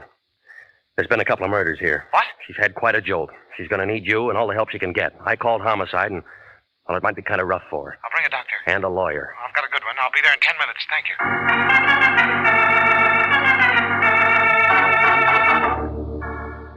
Well, he showed up about the same time Wendetti and the homicide boys got there. By that time, she couldn't even talk, and they had to put her to sleep.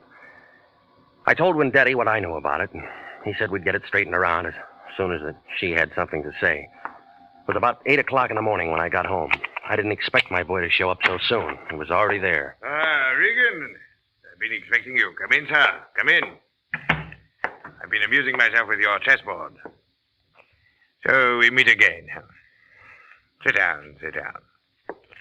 You've had rather a hectic night, I'll wager. Your boys were pretty rough. Georgie and Danny. Two men of another world, Regan. Not our world. Allow me to apologize for their action. And so unnecessary, too. I underestimated you, Regan. Such an ingenious method of protecting the Diamond Quartet.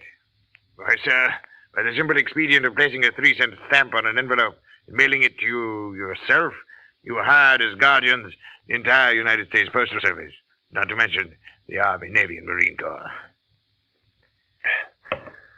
You want one of these? No, thank you, Regan. Much too early in the day. But go ahead. You give me cause to admire you again, sir. I am one of those faint-hearted persons who cannot abide liquor until 5 o'clock in the afternoon. All right. What happens now? By gad, I admire your directness, Mr. Regan. When I met you last night, I promised myself you'd give me trouble, and you have. Who's in on it? Such directness. In answer, sir, that is a matter to be explained. Double cross. If you can bear my vanity, I have invented a new word. Triple cross. It does have a ring to it, doesn't it? Sounds familiar. My gad, sir, I like you. Daly in on this? Daly? No, of course not. A mere instigator. But when Madge explained to me that he was returning the Diamond Quartet, I first conceived the plan. Just plain Madge. She and her friends have been very valuable to me. They knocked off Daly and Felix and planted them in the girl's apartment. Right. With 2 cadavers in her living room, Mrs. Callender was very unlikely to discuss missing jewelry with the police. Then it was a phony she was wearing, and she didn't even know it, huh? And it caused all of this. If you had merely returned it, it would have been simple to remove it from her. But then... And you just sit here and wait for the mail. We wait for the mail, Mr. Regan. What about your playmates? You do act your role, don't you? And I like you for it, Mr. Regan. I wish you and I could have worked out something together. An unbeatable team. In answer, sir, I'm afraid I shall be sought for murder. The 2 this night. Danny and Georgie? And, Madge. Does that name bother you as much as it bothers me? Give me a woman with a name like Celeste, or Josephine, or Roxanne. Those, sir, are proper names for the creatures. But Madge... Where are the police going to find all these bodies? In my hotel room, which I departed hastily. I know a man down at Central Homicide named Wendetti. Do you? Mm-hmm. He's the best cop I've ever seen. You'll never get away with it. Allow me to correct you, sir. I don't intend to get away with it. Observe me well. You see before you a man advanced in years, attached to a destitute and bankrupt jewelry firm, with nothing more to look forward to than a grim few years, and finally the end. Now an opportunity to live like a king, and by God, sir, I've taken it. They'll pick you up before you can pack a bag. I'll risk that. I shall turn the Diamond Quartet into cash, and with a well-laden purse, I shall be satisfied to elude the police over half the world. Oh, yes, they'll get me. In 2 years, 3 years, perhaps. By that time, I shall have spent the money. And what more could a man ask than a perfect fulfillment of all his wishes? Huh? I ask you, sir, as one gentleman to another, what more could a man ask? You have company, and I have a gun. Answer it. Tell him to go away. I'll be right beside you. All right. Open it.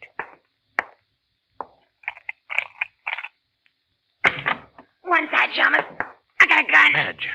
Thought I'd find you here, flubber boy. You didn't do such a good job on me. Caution, my dear. I have a gun, too. I can last long enough to let you have it. Get out of my way, people. Oh!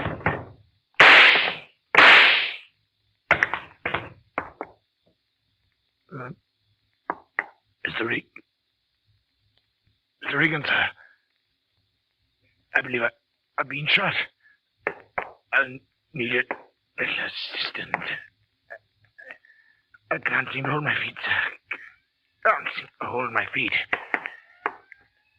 The mortal is nil nisi bonum, Mr. Regan. Or, if your second-year Latin escapes you, speak well of the dead. It was an awkward plan at best, wasn't it? It was a lousy idea.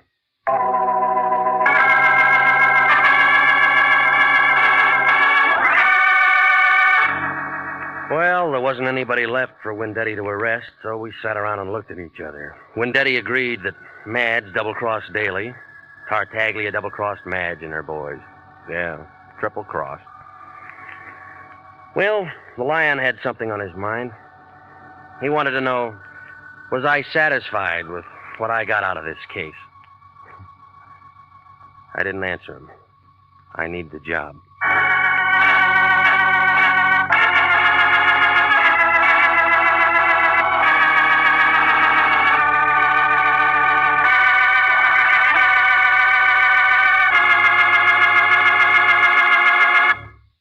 The Army Nurse Corps Reserve still has commissions available. If you are a graduate registered nurse between the ages of 21 and 45, you may be eligible for a commission in the Army Nurse Corps section of the Regular Officers Reserve. Graduate work is provided at the Army's most modern teaching centers, and the nurses obtain educational experiences that benefit them in both civilian and military nursing. If you believe you qualify for a commission in the Army Nurse Corps Reserve, apply to the Adjutant General, Washington, D.C.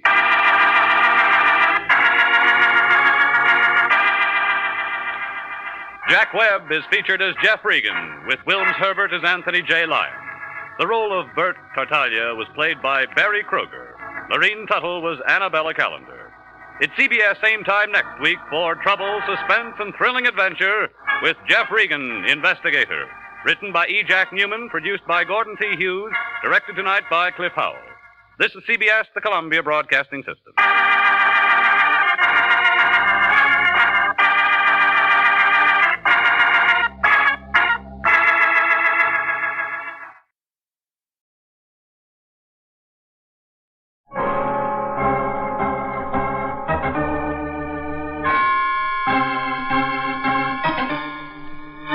My name's Regan. I work for Anthony J. Lyon, Detective Bureau. They call me the Lion's Eye.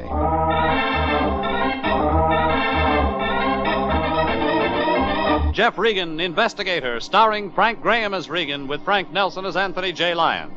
So stand by for mystery and suspense and adventure in tonight's transcribed story. If I knew you were coming, I'd have wrecked a train.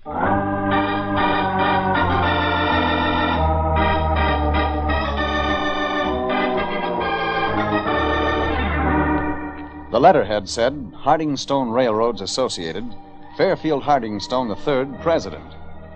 Only it turned out they owned less than a mile of track, there was no passengers, and you couldn't even buy a ticket to Pomona. It was a one-man corporation with a one-track mine. But before it was over with, all the competition was dead. I made the mistake of showing up at my boss, the Lion's office, too early on Tuesday. He was holding a letter. From the look on his face, you could tell in another 10 minutes he'd have run out to handle this case himself. Hardingstone Railroads Associated, Fairfield Hardingstone III. Name of a new wonder drug, Fatso? Jeffrey. Oh, don't be ridiculous. That's a man's name. Fairfield Hardingstone III, president of the Hardingstone... I got it the first time. Yeah, but Jeffrey, you don't understand. This is a letter from Mr. Hardingstone himself. He wants to hire our agency. He's our client, my boy, the Mr. Hardingstone. Sorry, Fatso, I never heard of him. You haven't? I'm still singing the Atchison, Topeka, and Santa Fe. Oh. You haven't heard of him either. No. Yeah, but that doesn't mean he isn't an important client, Jeffrey. Just take a look at that letterhead. Not printed, engraved. Run your finger over it. And with a name like that... Okay, Fatso, we got a client. We do what for how much? Well, he doesn't say, Jeffrey. Mr. Hardingstone merely requests that we send an investigator to his home as soon as possible. He says it's urgent, and he encloses a check for $100. That helps. Helps, my boy. We're in clover. When a big industrialist like Hardingstone hires us, we're in. You handle this case right, and the next thing we know, we'll be hearing from General Motors. Matter of fact, I got a letter from him yesterday. You did? Yeah, something about, would I mind making another payment, please? All right, Regan, you make jokes about it, but I'm telling you this is our big chance. Now get out there and see Hardingstone. Tell him we guarantee our service. Convince him he hired the right agency. Oh, and, Something bothering you, Fatso? Well, as long as you're talking to him, Jeffrey. See if he has any good tips on the market.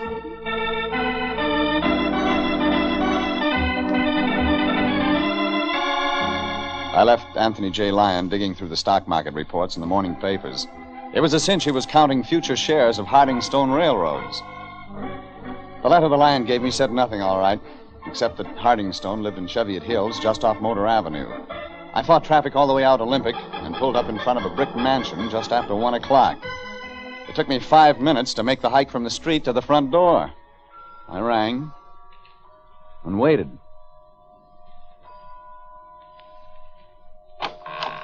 Yes, sir? Mr. Hardingstone in? I beg your pardon, sir? Fairfield Hardingstone III. Oh, yes, sir, of course. He's downstairs in the game room. You may go right down if you wish. Thanks. Sir, there's just one request. Huh? Treat him gently, sir. Mr. Hardingstone is in very poor humor today. Instead of getting better, it got worse. I followed the butler's nod and walked down the thickly carpeted stairs into the basement. Only it wasn't a basement the way you think of basements. It was mahogany-paneled walls, paintings in gilt frames, not copies, originals, and indirect lighting throughout. And over against the far end of the room stood a table the size of a tennis court. On it, trains, all kinds of trains, electric trains, all scale model stuff. And in front of a master switchboard, flashing 5 different colors of lights, stood Mr. Fairfield Hardingstone III. Age 12. What you are about to see is a duplication of the famous wreck of the Long Island Railroad, which occurred several years back. A step closer, please.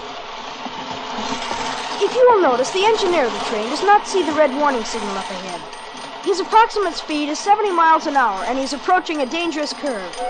Now, he's coming closer. The signal flashes steadily, but he ignores it. The train nears the bend. The engineer moves the throttle up faster. The turn is coming. Now!